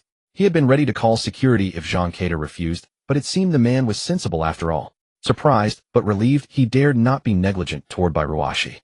After you. After the incident, he wouldn't dare let Bairuashi walk alone behind him again. Bairuashi, without pretense, strode past Jean Keita down the now clear path ahead. As she brushed by, Jean Keita's gaze lingered on her, watching her recede into the distance. Just as the lobby manager prepared to follow, Jean Keita spoke up. You're the lobby manager here. The manager turned to him. Yes and no. Never mind. With that, Jean Keita seemed to understand something and walked away. The manager found the man's erratic behavior puzzling, but he dismissed it. His boss had personally instructed him to escort Bairuashi to the designated room. As for that strange man, he was a complete stranger. The manager shook his head in bewilderment at Jean Keita's retreating figure, then hurried after Bairuashi. After walking some distance, Jean Keita glanced back to confirm Bairuashi and the manager were gone. He then stopped a waitress. Excuse me, can I help you? Go check which private room that person is in. The waitress looked puzzled by his request. Sir, that's not really appropriate. Before she could finish, Jean Keita pulled a crisp red banknote from his pocket. He's my friend. I'm planning a surprise for him. Just do me this favor. He smiled warmly at the young waitress, his demeanor so sunny and innocent, he seemed anything but a threat. The inexperienced young girl quickly accepted his story. Tempted by the cash and his words, she nodded and agreed to his request. All right. The waitress trailed Bairuashi and the manager to the private room, confirmed its location, and reported back to Jean Keita. Meanwhile, Bairuashi and the manager, oblivious to being followed, arrived unsuspectingly at the appointed door. This is it. Someone is already waiting inside. Okay, thank you. You're welcome, it's my pleasure. The manager held the door open, gesturing for Bairuashi to enter. As the door swung open, Bairuaxi's first sight was Su Yufeng seated inside. Sensing the door's movement, Su Yufeng lifted her head to meet Bairuaxi's gaze. Their eyes locked. Su Yufeng spoke first. Miss me after all these days? She set down the menu, a sly smile playing on her lips. To most people she was indifferent, even cold. But with those close to her like Bairuashi, it was different. Bairuashi entered, closed the door, and took a seat near the entrance. Facing Su Yufeng, she didn't know how to respond, and could only offer an awkward smile. The last encounter with Su Yufeng was still vivid in her memory. Didn't I tell you to bring your little ones, eh? Seeing Bai Ruashi silent before her, Su Yufeng felt a flicker of doubt, but refrained from probing. Instead, she craned her neck to glance at the doorway, yet the two little ones she had hoped to see were nowhere in sight. Su Yufeng had learned from Yin Mingyun that Bai Ruashi had two adorable daughters, and she had specifically asked them to come today, so she could get a proper look. After all, if Bai Ruashi herself had left such a profound impression on her, those two little ones must be extraordinary as well. Su Yufeng mused, yet their absence now stirred a hint of disappointment within her. They went to the restroom with my boss. I mean Yin Mingyun. Oh, I thought you hadn't brought them along. Su Yufeng said, relieved, and casually handed the menu to Bai Ruashi. Take a look at what you'd like to eat. Don't worry about the price. Someone else is treating. As Su Yufeng finished speaking, Bai Ruashi took the menu. Though Su Yufeng said not to mind the cost, Bai Ruashi couldn't help but feel uneasy when she saw that even a simple stir-fried vegetable dish cost 3 figures. You? Just order as you see fit. Fine with anything. Bai Ruashi said, tremblingly, handing the menu back. All right. Watching Bai Ruaxi's flustered demeanor, Su Yufeng couldn't help but chuckle inwardly, though a pang of sympathy also tugged at her heart. In the end, she had to let it go. After all, forcing Bai Ruashi to order would only make her feel guilty while eating, which would defeat the purpose. Yet as Su Yufeng set down the menu, she noticed Bai Ruashi had seated herself directly across from her, a considerable distance away. A wave of mild resentment rose in Su Yufeng's heart. Why are you sitting so far from me? She asked, her voice thick with reproach. Huh? Bai Ruashi, puzzled by the sudden question, instinctively tilted her head in confusion. Seeing Bai Ruaxi's expression, Su Yufeng thought she was feigning ignorance. She stood up, and under Bai Ruaxi's bewildered gaze walked over to her side, pulled out the chair beside her, and sat down in a defiant huff. What are you doing? Bai Ruashi asked, still baffled by Su Yufeng's inexplicable move. What's wrong? Last time you hugged me, and now you're avoiding me. At Su Yufeng's words, Bai Ruaxi's face flushed crimson to the tips of her ears, and her speech became flustered. Don't talk nonsense. When did I hug you? It was you who hugged me first, wasn't it? Bai Ruashi retorted, growing agitated. If her memory served her right, it was Su Yufeng who had initiated the embrace last time. How dare she twist the facts now? Seeing Bai Ruaxi's reaction, Su Yufeng let out a light laugh. Mature and dependable in critical moments, yet unable to withstand a little teasing in everyday life. So this was Bai Ruashi. By the way, why didn't you message me after we parted last time? Su Yufeng sat beside Bai Ruashi, chin resting on her hand, her gaze fixed intently on Bai Ruashi, making her feel utterly uncomfortable. At the question, Bai Ruashi found herself feeling a twinge of guilt. After all, since accepting Su Yufeng's friend request last time, Bai Ruashi had completely forgotten about her. As for the other person still lingering in her friend request list, Bai Ruashi had already buried them in some forgotten corner of her memory. But Bai Ruashi had never been one for chatting on her phone anyway. It was the same for everyone. Especially with Su Yufeng, who was still a relative stranger, and given the circumstances of their last encounter, she had no idea what to talk about. Moreover, Bai Ruashi had expected their meeting to be awkward for both, but now Su Yufeng seemed perfectly at ease, even playful enough to tease her. This only made Bai Ruashi feel more socially anxious. It's just, I've been busy with work lately, so. Bai Ruashi scrambled for a universal excuse. After all, she was already a corporate drone, and any unfinished task could be brushed off with the excuse of work. You're right, I should have messaged you first. By the way, I heard you're joining our company, is that true? Bai Ruashi, eager to steer the conversation away from this topic, cut straight to the purpose of today's meeting. Yes, I'll be starting next week. You'll have to take good care of me then. Consider this meal as payment for your guidance. How about that? Su Yufeng looked at Bai Ruashi, her cherry-like lips parting gently, as she spoke, a faint smile rippling across her brows and eyes. Bai Ruashi couldn't help but feel a stir of emotion. As her inner calm settled, that smile reshaped Bai Ruaxi's impression of her. Initially, Bai Ruashi had pegged Su Yufeng as a rebellious delinquent. When chatting, she was indifferent and aloof, as if she had no interest in anyone. But now Bai Ruashi realized that around acquaintances, Su Yufeng was nothing like that. This Su Yufeng, devoid of any delinquent aura, exuded a unique, girlish playfulness in every gesture. This version of her was far more acceptable to Bai Ruashi. Well, don't worry. When you come, I'll teach you everything I can. Bai Ruashi spoke earnestly, making her stance clear. Su Yufeng watched her and couldn't help but pout, sighing inwardly at how straightforward Bai Ruashi was. She couldn't even muster a pleasantry. Good thing she met Sister Yune, otherwise I can't imagine how things would have turned out, Su Yufeng thought to herself. Earlier, when she had asked Yin Mingyun about Bai Ruashi, she had learned of Bai Ruaxi's plight at the company. Before Yin Mingyun appeared, Bai Ruashi had to work double shifts daily, enduring scoldings and mistreatment, treated like a beast of burden.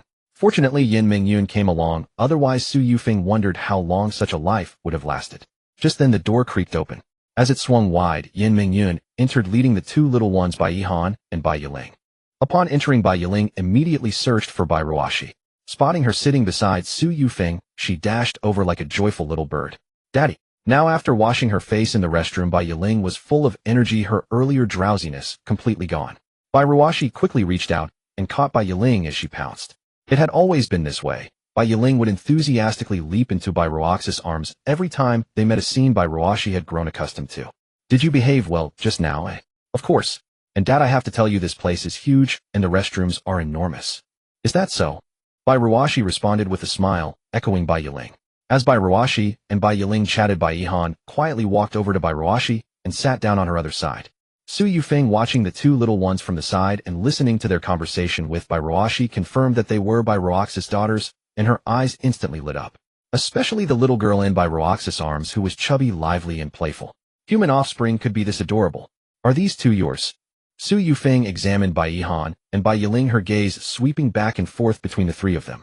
The more she looked, the more astonished she became. Because the father and daughters before her each had their own unique charm, and all were stunning. Yet looking at Bai Ruashi and the two little ones, Su Yufeng felt that the children didn't seem to resemble Bai Ruashi much, though all three were undeniably beautiful. But when it came to their features, Su Yufeng truly couldn't see any resemblance between Bai Ruashi and the two little ones. This stirred a subtle sense of dissonance within her. As Su Yufeng finished speaking, Bai Yiling, nestled in Bai Ruaxi's arms, also turned to look at Su Yufeng. Her big eyes blinked as she processed Su Yufeng's words, and then she realized that her father had made yet another beautiful acquaintance. Her father had certainly come a long way. Hello, sister. Sister. Hello. Seeing Bai Yiling greet her, Bai Yihan naturally followed suit, though she appeared a bit shy and awkward. But it was harmless, and it instantly revealed Bai Yihan's personality to Su Yufeng. Hearing the two little ones call her sister, especially Bai Yiling's sweet voice, Su Yufeng's thoughts scattered completely. At that moment, Su Yufeng longed to scoop Bai Yiling up and give her a good squeeze to nuzzle her cheek, for she had never seen such a well-behaved and adorable child in her life. But she couldn't. As an adult, she had to control her emotions. You two are so cute. How old are you? What grade are you in? Perhaps because Bai Yiling was too endearing, the questions burst out of Su Yufeng like a machine gun, leaving Bai Yiling a bit overwhelmed. Su Yufeng genuinely wanted to get to know Bai Yiling better. Who would have thought Bai Ruaxi's daughter could be so adorable? Alright, Yufeng, calm down for a bit. You're asking so many questions that the little one doesn't know how to answer you. As Yin Mingyun spoke, she placed her bag on the seat beside her and tied her hair up with a hairband. As her sleek, jet-black hair was gathered, her elegant neck and delicate collarbone came into Bai Ruaxi's view. At the office, Yin Mingyun always let her hair fall naturally, a classic straight black style. But this was the first time Bai Ruashi had seen her with her hair tied up. With her hair up, Yin Mingyun lost some of the serene, aloof aura of her usual style, gaining a touch of approachability. Have you ordered the dishes? After finishing her hair, Yin Mingyun sat down and looked towards Su Yufeng. Almost. I ordered non-spicy dishes for the kids. Let's start with these, and we can order more if needed. Though she said that Su Yufeng felt she had probably ordered too much. Good. Waiter, Yin Mingyun called out, and the waiter, who had been waiting outside the door, entered. You can start serving now. The two little ones here are probably starving. Understood.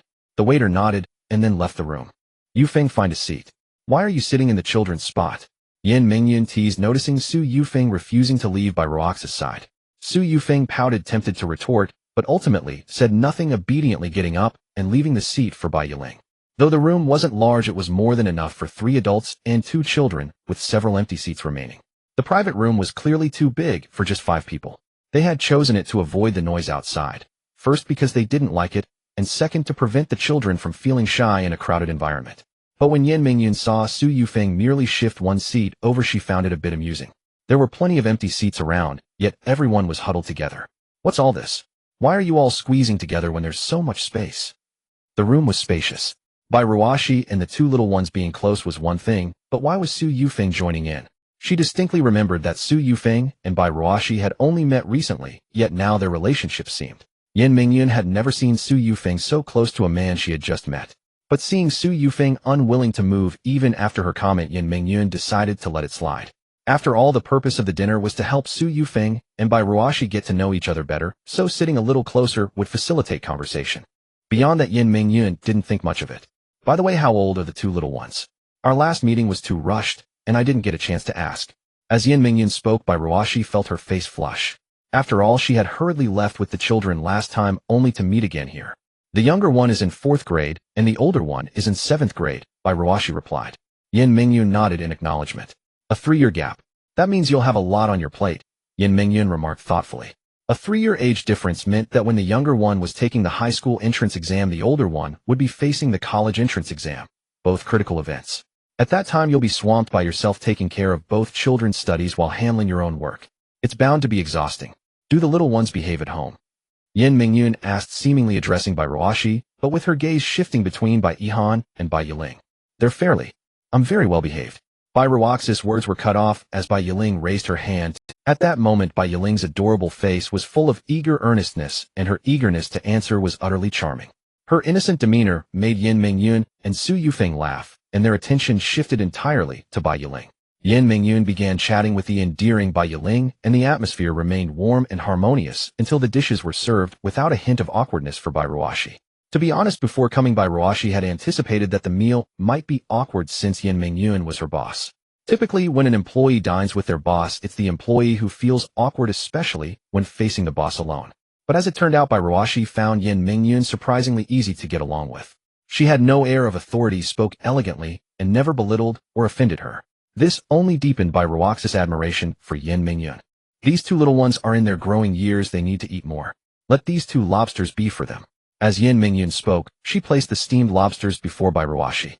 At that moment, Bairuashi looked at the 2 lobsters on the table, whose claws alone were larger than a palm, and dared not even imagine how much one would cost.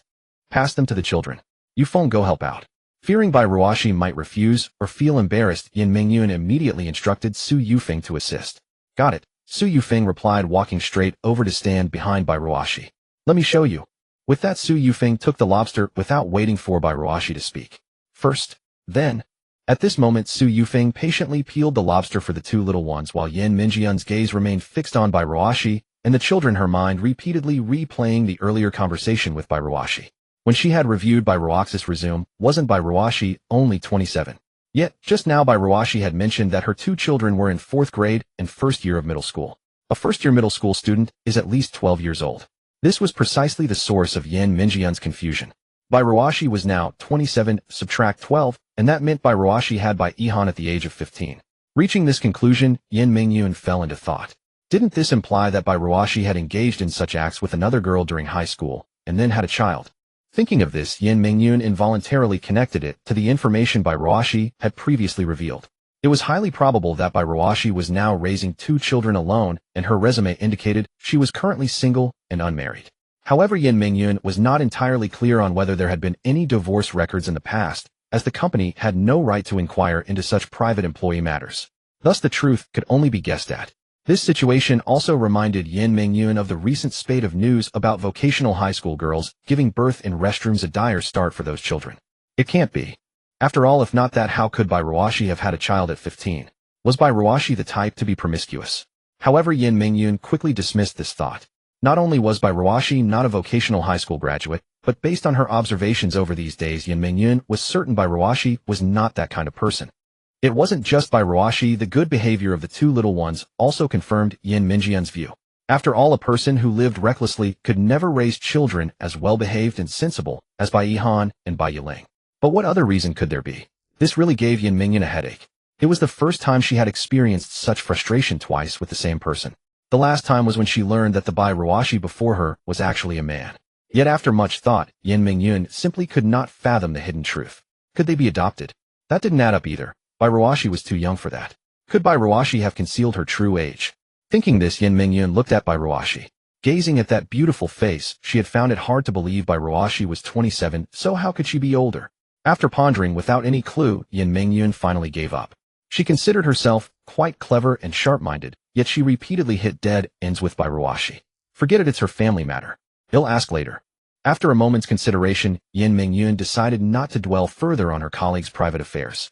For now, she only valued Bairuaxi's workability, as she felt no need to understand the person's true nature. All right, you 2 little ones eat up. These big lobsters are delicious. I often come here for them. They're a signature dish. Yin Mingyun watched as Su Yufeng peeled the tender white meat and handed it to the children, and couldn't help but smile. Normally, Su Yufeng was not so patient and kind with other children as she was with these 2. Thank you for your trouble. Bairuashi was very grateful to Su Yufeng for taking the initiative to help peel the shrimp. Having never eaten such a thing before, Ruashi didn't know how to handle it herself, attempting it awkwardly would only cause embarrassment. Su Yufeng's proactive assistance solved this minor, yet significant problem for Ruashi. No problem. The little ones are growing, they need to eat more. With that, Su Yufeng returned to her seat. By the way, can you drink alcohol? Yin Mingyun, propping her chin on her hand, looked at Ruashi and asked. Alcohol? Yes, of course. Ruashi, thinking Yin Mingyun was testing her to see if she could drink tomorrow, readily agreed. In reality, Ruashi was not a heavy drinker. Her tolerance was about average. How about a little drink? Yin Mingyun said with a half-smile, then glanced at Su Yufeng, silently seeking her opinion. Hearing this, Ruashi grew flustered. With Bai Han and Bai Yiling present, she didn't want them to pick up bad habits. Mingyun, it's not a good idea to drink now. You still have to drive later, Su Yufeng reminded her, knowing Yin Mingyun had driven there. Ruashi, seizing this as a way out, quickly chimed in. Yes, boss, you still need to drive. True, you too reminded me. I almost forgot. Yin Mingyun laughed awkwardly and rubbed her forehead. Mingyun, have you been too busy lately? You never used to forget such basic things, Su Yufeng remarked. In her memory, Yin Mingyun was always meticulous and reliable, a true strong woman, yet now she had forgotten even this. A bit, I suppose. I've been muddled with work lately. As Yin Mingyun spoke, her gaze lingered on Ruashi. In truth, she had indeed been busy recently, spending almost all her time in the office except for sleeping. But this time her oversight was because her mind was consumed with thoughts of Ruashi and the two children. No matter how much she tried to convince herself it was none of her concern, it still bothered her. Just as each of them was lost in their own thoughts, the door was knocked upon, drawing everyone's attention. Su Yufeng couldn't help but feel puzzled, turning her gaze toward Yin Mingyun. Sister Mingyun, did you order more dishes? No, I didn't. Su Yufeng recalled that all the dishes she had ordered were already served, and they might not even finish what was on the table now. Why would there be more? Everyone began to wonder who was knocking at the door. Yet at that moment, a foreboding sense crept into Ruaxi's heart. It can't be. Instinctively, she thought of Jean Keita.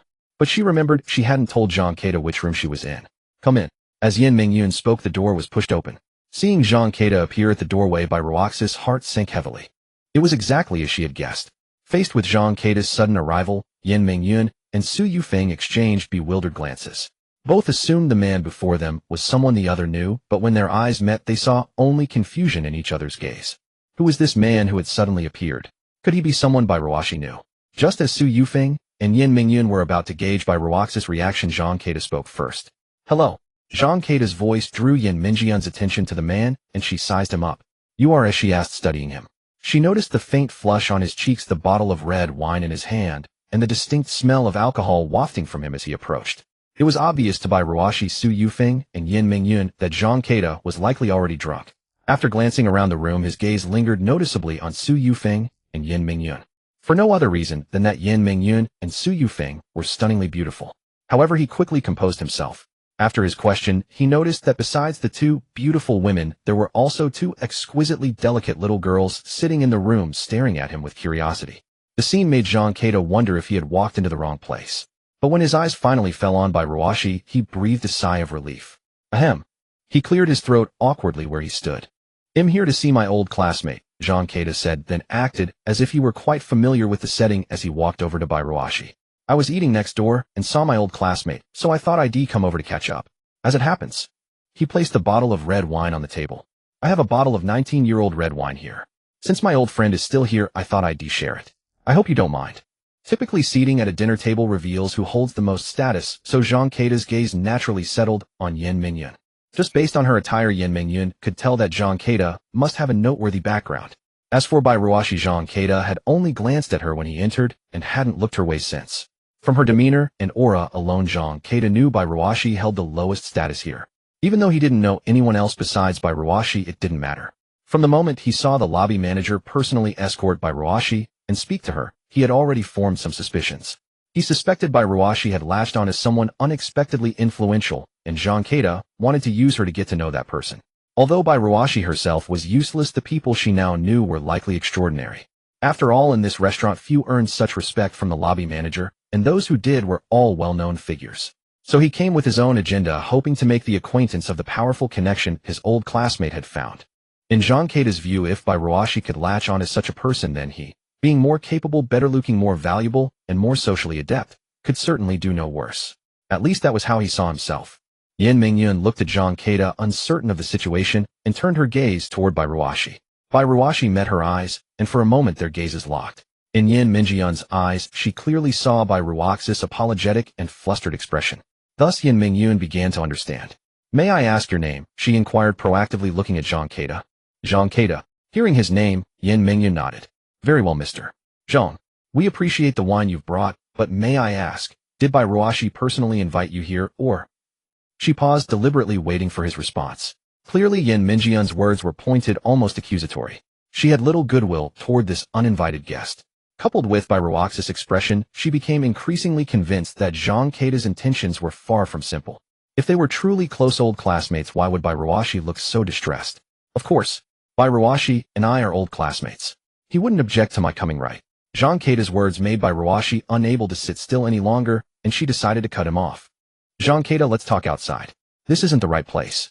After all, her boss and Su Yufeng were here along with the two little ones. It was hardly appropriate." Ruashi had never expected Zhang Keita to come here and cause trouble. Earlier, when she had run into him and saw he was still the same as before, she had planned to simply ignore him. But he had the audacity to follow her all the way here. "Why can't we talk here?"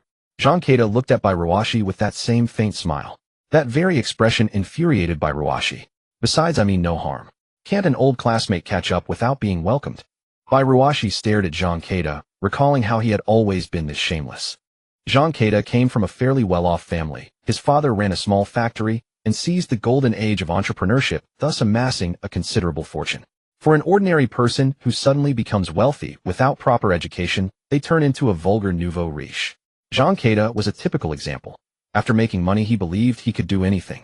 Back then his father was summoned to school because Zhang Keita had been caught bullying other students, and the teacher was informed by more than one classmate.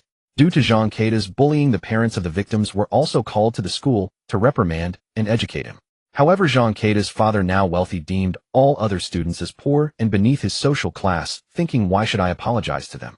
Thus he uttered those classic lines, "My child is not the problem. Isn't it just a matter of money? How much do you want? He'll pay it." He yelled these words loudly in the office, drawing the attention of many. Such a scene naturally caught Ruaxi's eye, reshaping her understanding of the world, as she had never encountered such a person before. It was only because Zhang Keita possessed decent emotional intelligence in ordinary situations, coupled with some luck, that he managed to take over his father's factory and keep it running until now. However, it seemed he had recently hit a bottleneck. Speaking of his factory, one could not help but recall that when Ruashi graduated from university, she had also applied for a job there. At that time, she was desperate for work, not only for herself, but also to keep the two little ones by her side. It was true that before her good brother passed away, he had made a will entrusting the two children to her. However, for the court to grant custody to her, it was not simply a matter of the will. Even with the will, the court had to evaluate Ruashi from multiple perspectives. Under normal circumstances, adoption requires many prerequisites, such as financial capability, personal ability, and age. But because it was a will, the conditions were somewhat relaxed. Yet the remaining criteria were still no easy feat for Ruashi. Among these, the most crucial were Ruaxi's health, moral character, and job stability. After various assessments, the court deemed her qualified in health and morality, but the answer regarding job stability was undoubtedly negative. Due to this, Ruashi began to frantically apply for jobs wherever there was long-term employment with decent pay. Naturally, this included the company owned by Zhang Keita's family. When Ruashi saw that the boss was Zhang Keita, her old classmate, she harbored a glimmer of hope that he might help her out of their past connection. After all, she had a good academic record and capabilities, having won several scholarships in university, making her resume quite impressive. Moreover, at that time, academic qualifications were highly valued, especially for university graduates, so finding a job with decent pay and long-term stability was not difficult.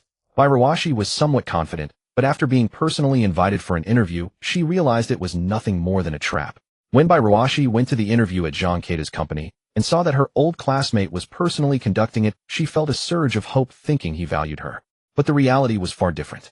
Zhang Keita wore his signature smile, just as he did now, and chatted with Ruashi. However, he did not even glance at her resume, and the topics he brought up were sharp and uncomfortable. Realizing this, Ruashi sensed something was wrong. The conversation was less a chat and more a mockery session aimed at her. Zhang Keita implied repeatedly that Ruashi, though male, looked like a girl, his words dripping with sarcasm and disdain. He also said things like, "Even if you graduate from a good school, what's the use? You still have to beg to work for me, though not so directly." The rejection based on gender mentioned in the files that Yin Mingyun had investigated earlier referred to this very incident. Zhang Keita never looked at Ruaxi's resume. He simply humiliated her And finally, said our company doesn't hire someone like you. Even if we did, you'd have to start from the lowest position. The so-called lowest position was nothing but sitting on an assembly line all day. This was clearly an insult. For by Roashi, who desperately needed a stable job to support the 2 children, such a low wage was unacceptable. She remembered this incident well. It was her first lesson after entering society. Even classmates who were once in the same class become mere strangers with a hint of familiarity after stepping into society, unless they were very close like her deceased brother. So recalling the past, and seeing Jean Keita pretend to be an old friend catching up, by Roaxi's anger flared. What old friendship could there be between Jean Keita and by Roashi? Alright, please leave now, Yin Mingyun said, noticing by Roaxi's visible aversion and deciding not to waste time on him. By Roashi might have hesitated due to old classmate ties, but Yin Mingyun did not. Seeing Yin Mingyun so ruthlessly dismiss him, Jean Keita's expression stiffened. How about I pay for this meal as a gesture? For the 2 of you. No need. Just go back to where you came from. You are not welcome here. Su Yufeng cut off Jean Keita's words bluntly, her tone even more direct. Unlike Yin Mingyun, who retained some politeness, Su Yufeng gave no leeway. Su Yufeng showed no mercy, her words absolute, causing Jean Keita's smile to nearly falter. Under the joint expulsion of Su Yufeng and Yin Mingyun, Jean Keita's face shifted several times, finally settling into a strained, forced smile. 2 beautiful young ladies, I truly only wish to make your acquaintance. Jean Keita spoke, though fury had already begun to simmer within him. Yet facing Yin Mingyun before him, and Su Yufeng beside her, he dared not reveal any temper, maintaining instead that ever-present smile. A smiling face invites no conflict. Jean Keita had managed to keep his father's company afloat until now precisely because of his unique social acumen. With this thought, he finally turned his pleading gaze toward by Roashi, whom he had been ignoring all along. By Roashi, after all, we were old classmates, weren't we? Remember when you applied to my company? I even considered giving you a position, but you turned it down in the end. Oh, in any case, why not introduce these 2 beauties? Just a simple introduction would do. Could this one be your boss, or perhaps? As Jean Keita spoke, he never missed an opportunity to build his own persona while subtly disparaging by Roashi. His words carried the implication that he was a man of worth with his own company, that he had a history with by Roashi, and that he had even once offered her a job, which she had spurned. All of this was the underlying message of Jean Keita's speech. To an outsider, this painted by Roashi as someone who could do no right. Without knowing the truth, one might well believe Jean Keita to be a loyal and righteous, successful man, a boss who hadn't forgotten to offer a classmate a job. As for by Roashi, she was instead cast as an ungrateful wretch who repaid kindness with enmity. Enough. I have no wish to hear your prattle. I know not what your relationship with by Roashi truly is, but you are not welcome here now. Yin Mingyun's gaze was icy as she regarded Jean Keita, her tone sharp and cutting. Having first extended courtesy, she now felt no need for politeness. Waiter, please escort this person out. Yin Mingyun called for the waiter outside the door, as she could no longer bear to listen to Jean Keita's insufferable words. She had not risen to her current position by being swayed by every rumor, but through independent thought and a proactive pursuit of the truth. Yin Mingyun knew full well that by Roashi could never be the person Jean Keita described. As her words fell, several waiters outside quickly opened the door and approached Jean Keita. They had been suspicious of him since his arrival, but had held back because he claimed to be preparing a surprise for an old classmate. They had remained stationed outside, however, ready for any trouble. And Jean Keita's behavior indeed seemed less like that of an old classmate and more like a troublemaker. Wait. Seeing that the 2 women were utterly unmoved by his act, offering him no leeway, nor even a shred of face, Jean Keita, emboldened by drink, felt his last vestiges of reason burn away. We're all men here, so what's so special about that sissy by Roashi that you defend him like? Before Jean Keita could finish, a waiter delivered a sharp slap across his face, silencing the rest of his words. Shut up. Truly, the waiters in this grand restaurant were swift and strong. One slap was enough to knock Jean Keita senseless before he was carried away. Terribly sorry, sir, madam. He claimed he knew someone here celebrating a birthday and wanted to prepare a surprise, so.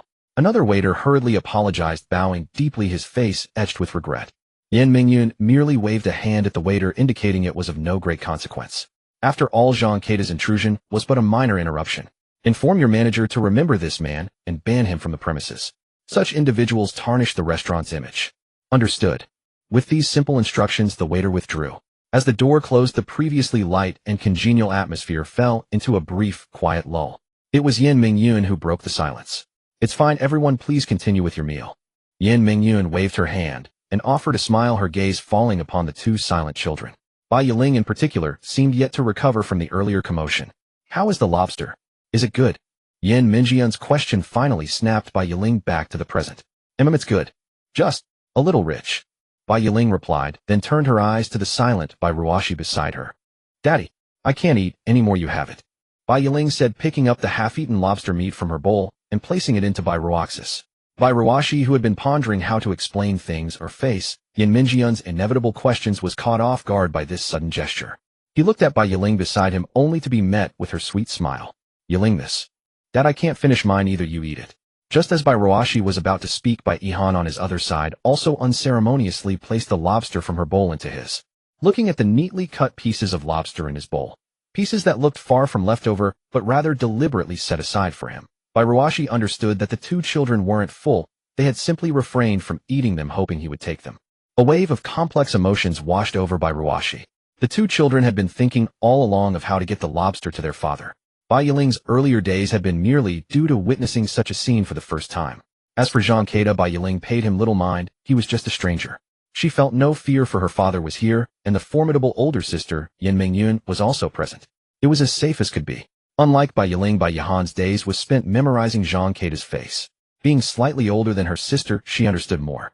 Though some words were beyond her, she grasped from the scene that this man named Zhang Keita had insulted Bai Ruashi. This made Bai Ihan feel deeply uncomfortable, profoundly so. Yet this discomfort was slowly buried deep within her heart. Ihan, you too. Enough. The little ones can't finish their food, so you, as their father, should take care of it.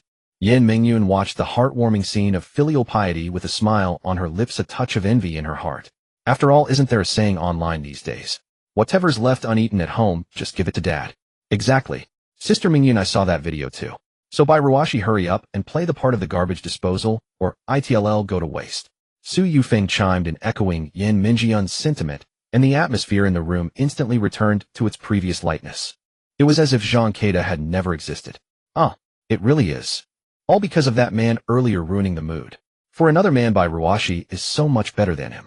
Just as Bai Ruashi was lost in thought, Su Yufeng once again turned the conversation toward him. Exactly, Yin Mingyun said softly, her gaze fixed on Bai Ruashi in the distance. Yes, I also think Dad is the best. Bai Yiling, though unclear about what had just transpired, immediately piped up upon hearing someone praise her father. She agreed with any compliment directed at her dad. Witnessing this, Bai Ruaxi smiled with a hint of relief and ease. She was genuinely pleased by the recognition from the four women present. Yet a greater sense of relief washed over her. In truth, the words Zhang Keita had uttered before leaving had stirred considerable worry and unease within her. After all, he had called her effeminate, and Yin Mingyun had indeed seen her in women's clothing the previous day. For a moment, Bai Ruaxi was truly flustered by Zhang Keita's remarks. Moreover, since his disturbance stemmed from her, it might affect Yin Mingyun's impression of her. However, upon witnessing Yin Mingyun's affirmation, Bai Ruaxi's tense mood eased somewhat. From Yin Mingyun's perspective, aside from everything else, she harbored no particular opinions about a man cross-dressing. Unless, of course, the cross-dressing was genuinely off-putting. In that case, it wouldn't just be Yin Mingyun who found it distasteful, any normal person would feel uncomfortable. Thus, whether Bai Ruaxi was male or female made little difference to Yin Mingyun. Moreover, in Yin Mingyun's eyes, even if Bai Ruaxi cross-dressed as a man, it was merely to earn more money and provide a better life for her two children. Raising two children alone, whether as a single mother or father, was in Yin Mingyun's view undeniably admirable. Furthermore, the close bond between the two little ones and Bai Ruaxi, as Yin Mingyun now observed, was ample proof that she treated them well and genuinely strove to care for them. Yin Mingyun could also roughly guess that Bai Ruaxi probably wasn't inclined to cross-dress voluntarily. Judging by her demeanor and expressions, she didn't seem the type to actively seek it out. Likely it was only because Su Yuan had offered an irresistible sum. Even if Bai Ruaxi enjoyed cross-dressing, Yin Mingyun wouldn't hold it against her. In fact, she'd be quite happy to see Bai Ruaxi in women's attire. After all, one had to admit, Bai Ruaxi looked truly stunning in a dress. Yin Mingyun had seen many beautiful women and handsome men, but never a man who outshone women in beauty like Bai Ruaxi. Maybe next time I'll offer more money to have her wear a maid outfit and work as my secretary, competent and easy on the eyes. It was only at this thought that Yin Mingyun suddenly realized she had entertained some rather improper ideas. No, what am I thinking? Yin Mingyun quickly dismissed such aberrant notions, startled by her own sudden thoughts. Perhaps it was because she had never encountered someone like Bai Ruaxi before, and normally, she never had such chaotic musings. She was a very proper person. To be honest, Yin Mingyun had still been in need of a secretary. When Bai Ruaxi had declined her offer to serve as secretary, Yin Mingyun had thought little of it and decided to find someone else. But as she spent more time with Bai Ruaxi and gradually came to understand her. Yin Mingyun realized that Bai Ruoxi would have been the perfect candidate for the role. However, she had already agreed to let Bai Ruoxi be a manager, and going back on her word was out of the question. After that, Yin Mingyun had scouted numerous potential secretaries, but none met her standards. This only deepened her regret over letting Bai Ruoxi slip away. If only she had known, she would have offered more money to secure her as a secretary. Just as everyone was gradually becoming cheerful, Yin Mingyun suddenly seemed distressed, sighing and holding her forehead in a way that caught the others' attention. "Boss, what's wrong? Are you unwell?" "No, it's nothing." She was still wallowing in regret when Bai Ruoxi's voice reached her. Yin Mingyun's mood was now indescribably odd. "It's fine. Don't just chat. Eat more dishes, they won't taste good cold." As she spoke, she turned her gaze to the two children. "You two little ones want some rice?" "Yes." "All right, I'll order 2 bowls of rice then." As Yin Mingyun spoke, Bai Yiling responded with her usual enthusiasm. But this time, Yin Mingyun inadvertently noticed Bai Yihan beside her. She had also observed that the older child seemed reluctant to speak. From the start, Bai Yihan had barely spoken, and when she did, it was only in brief phrases. Otherwise, she remained silent. This piqued Yin Mingyun's curiosity about the girl. Why were the two sisters so different in personality? Yet despite this thought, Yin Mingyun could tell that Bai Yihan wasn't cold-hearted. For instance, when a lobster was placed in Bai Yihan's bowl, after tasting a bit, she clearly wanted to save some for Bai Ruoxi. But the problem was that she seemed hesitant to speak up, lingering in indecision. It was only when Bai Yiling took the lead that she followed suit, offering the lobster meat to Bai Ruoxi. Yin Mingyun also noticed how carefully Bai Yihan used her utensils to separate the parts she had bitten. Thus, Yin Mingyun wondered if Bai Yihan wasn't necessarily quiet, but perhaps simply not very straightforward at times. "Excuse me, waiter, please bring 2 bowls of rice for the children." "Certainly." As the group began to eat, Yin Mingyun assumed the meal would proceed peacefully. Yet for some reason, she kept sensing an unfamiliar gaze from Bai Yihan's direction. But whenever she looked over, she found the girl wasn't staring at her. This struck Yin Mingyun as rather peculiar. Fortunately, no further incidents disrupted the meal. They chatted idly with no interruptions. "By the way, Yufeng, since you're starting work soon, Bai Ruoxi is a veteran in our company. Feel free to ask her anything you don't understand." Yin Mingyun said this to Su Yufeng, finally reminding her of the purpose of this meal. "I've heard about your situation from the boss. Young people these days are truly remarkable." Bai Ruoxi had never forgotten about this matter, but had never found the right moment to bring it up. Now that Yin Mingyun had mentioned it, Bai Ruoxi naturally followed the thread. "Not at all, not at all." Su Yufeng gave an awkward smile at Bai Ruoxi's praise. "Speaking of which, I have a question I've been wanting to ask you." And so under Su Yufeng's inquiries, the two plunged into a discussion of work-related matters. Yin Mingyun observed this scene. While she couldn't contribute much to the work conversation, she felt gratified seeing the two bonding over their profession. However, she hadn't expected their discussion to become seemingly endless. Su Yufeng had a constant stream of new questions for Bai Ruoxi, and each time Bai Ruoxi provided answers that brought Su Yufeng sudden enlightenment. Thus, Su Yufeng's thirst for knowledge was fully ignited, and the atmosphere of their conversation grew intensely passionate. But while this was good, it left the others in discomfort. For instance, the two little ones who had no clue what their father was discussing, and Yin Mingyun, who was equally unable to join in. Naturally, Yin Mingyun shifted her attention to the two children, especially Bai Yiling. "Hey, little one." Yin Mingyun lowered her voice, calling out to Bai Yiling. At that moment, Bai Yiling had finished her meal and was sitting in her seat, fiddling with the new bear Bai Ruoxi had given her. Hearing Yin Mingyun's voice, her little ears twitched, and she lifted her head, scanning the table before spotting Yin Mingyun calling her. Yin Mingyun patted the seat beside her, signaling the little one to come over. Bai Yiling looked at Yin Mingyun, her heart brimming with excitement, but instinctively glanced back at her father. Seeing Bai Ruoxi deeply engrossed in conversation with Su Yufeng, she hesitated. Logically interrupting her father while he was discussing work would be inappropriate. So Bai Yiling thought it over. Since it was just changing seats within the same room, it would probably be fine. Then Bai Yiling slipped off her seat and went to sit beside Yin Mingyun. Seeing the adorable little one approach, a subtle curve lifted Yin Mingyun's lips.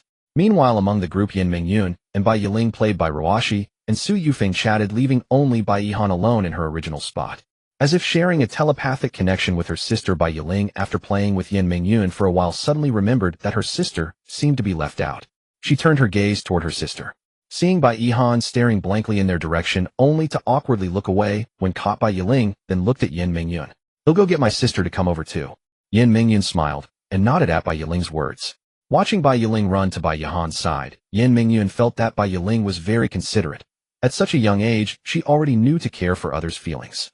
So far, Yin Mingyun's impression of Bai Yiling had been growing steadily, but she had less of an impression of Bai Yihan.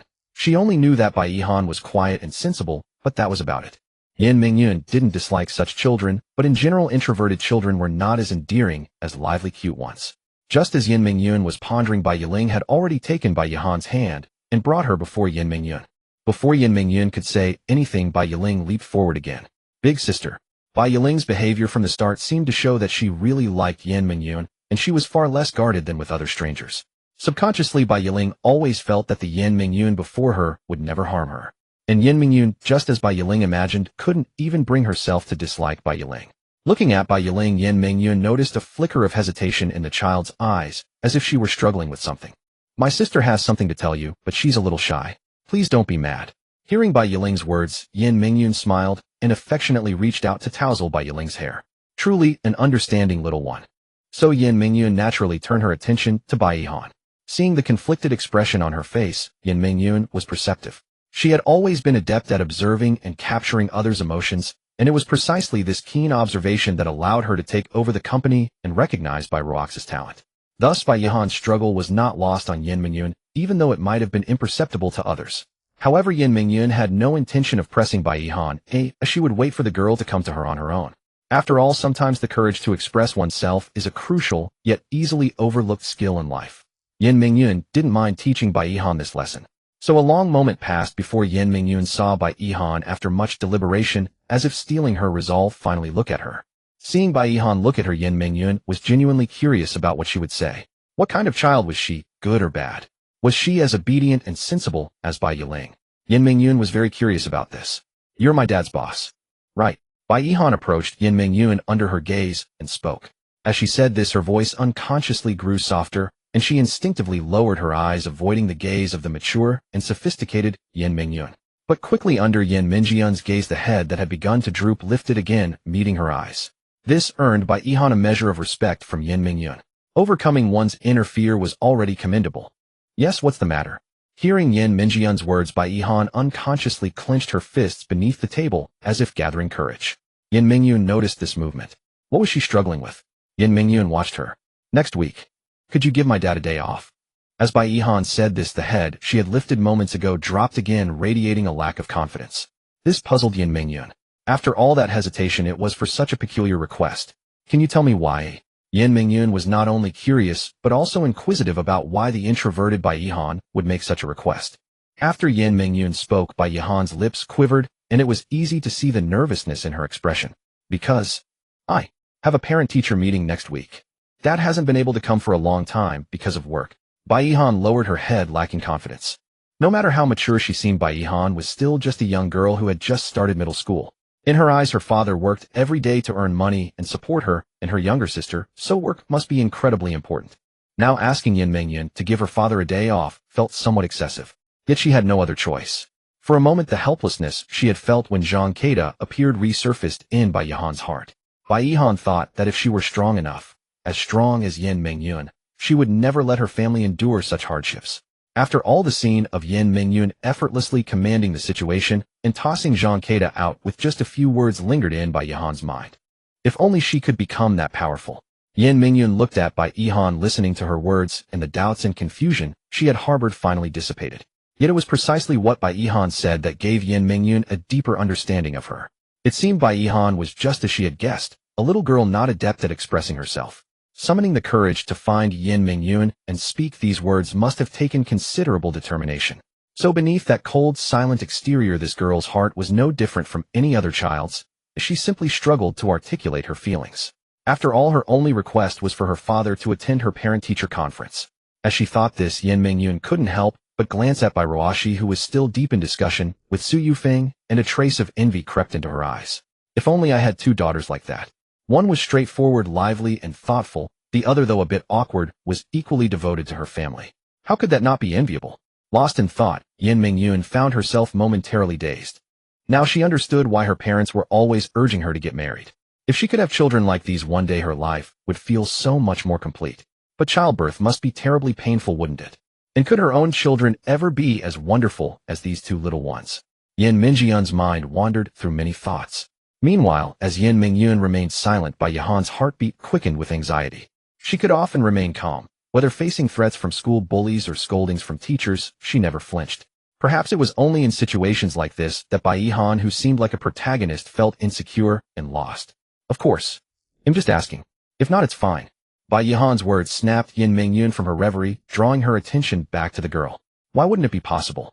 Of course it is. She had no intention of refusing this little girl. It was a trivial matter, just asking for leave. Besides, Yin Mingyun had already lightened Bai Ruox's workload considerably in recent days, letting him finish earlier than before. Even without taking leave, Bai Ruoxi could leave on time for a while and attend Bai Yihan's parent-teacher conference without issue. Hearing Yin Mingyun's response, Bai Yihan lifted her head and looked at her. Joy welled up in Bai Yihan's heart, but beyond happiness, there was surprise. Before she could thank Yin Mingyun, the latter seemed to recall something and added, "But you have to promise me one thing. Consider it in exchange, how about that?" Yin Mingyun's words startled Bai Yihan. "Have you spoken to your father about this?" Yin Mingyun continued, her eyes meeting Bai Yihan's beautiful, clear, yet slightly naive gaze.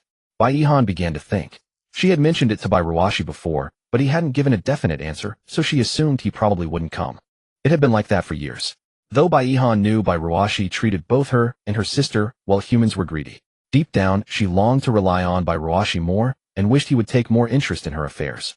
But Bai Yihan couldn't express this. It would make her seem ungrateful.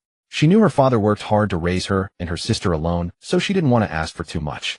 Yet greed was human nature, and Bai Yihan was no exception. After all, Bai Yihan was just a girl starting middle school. Even setting everything aside, what was wrong with a child craving her family's attention? I mentioned it.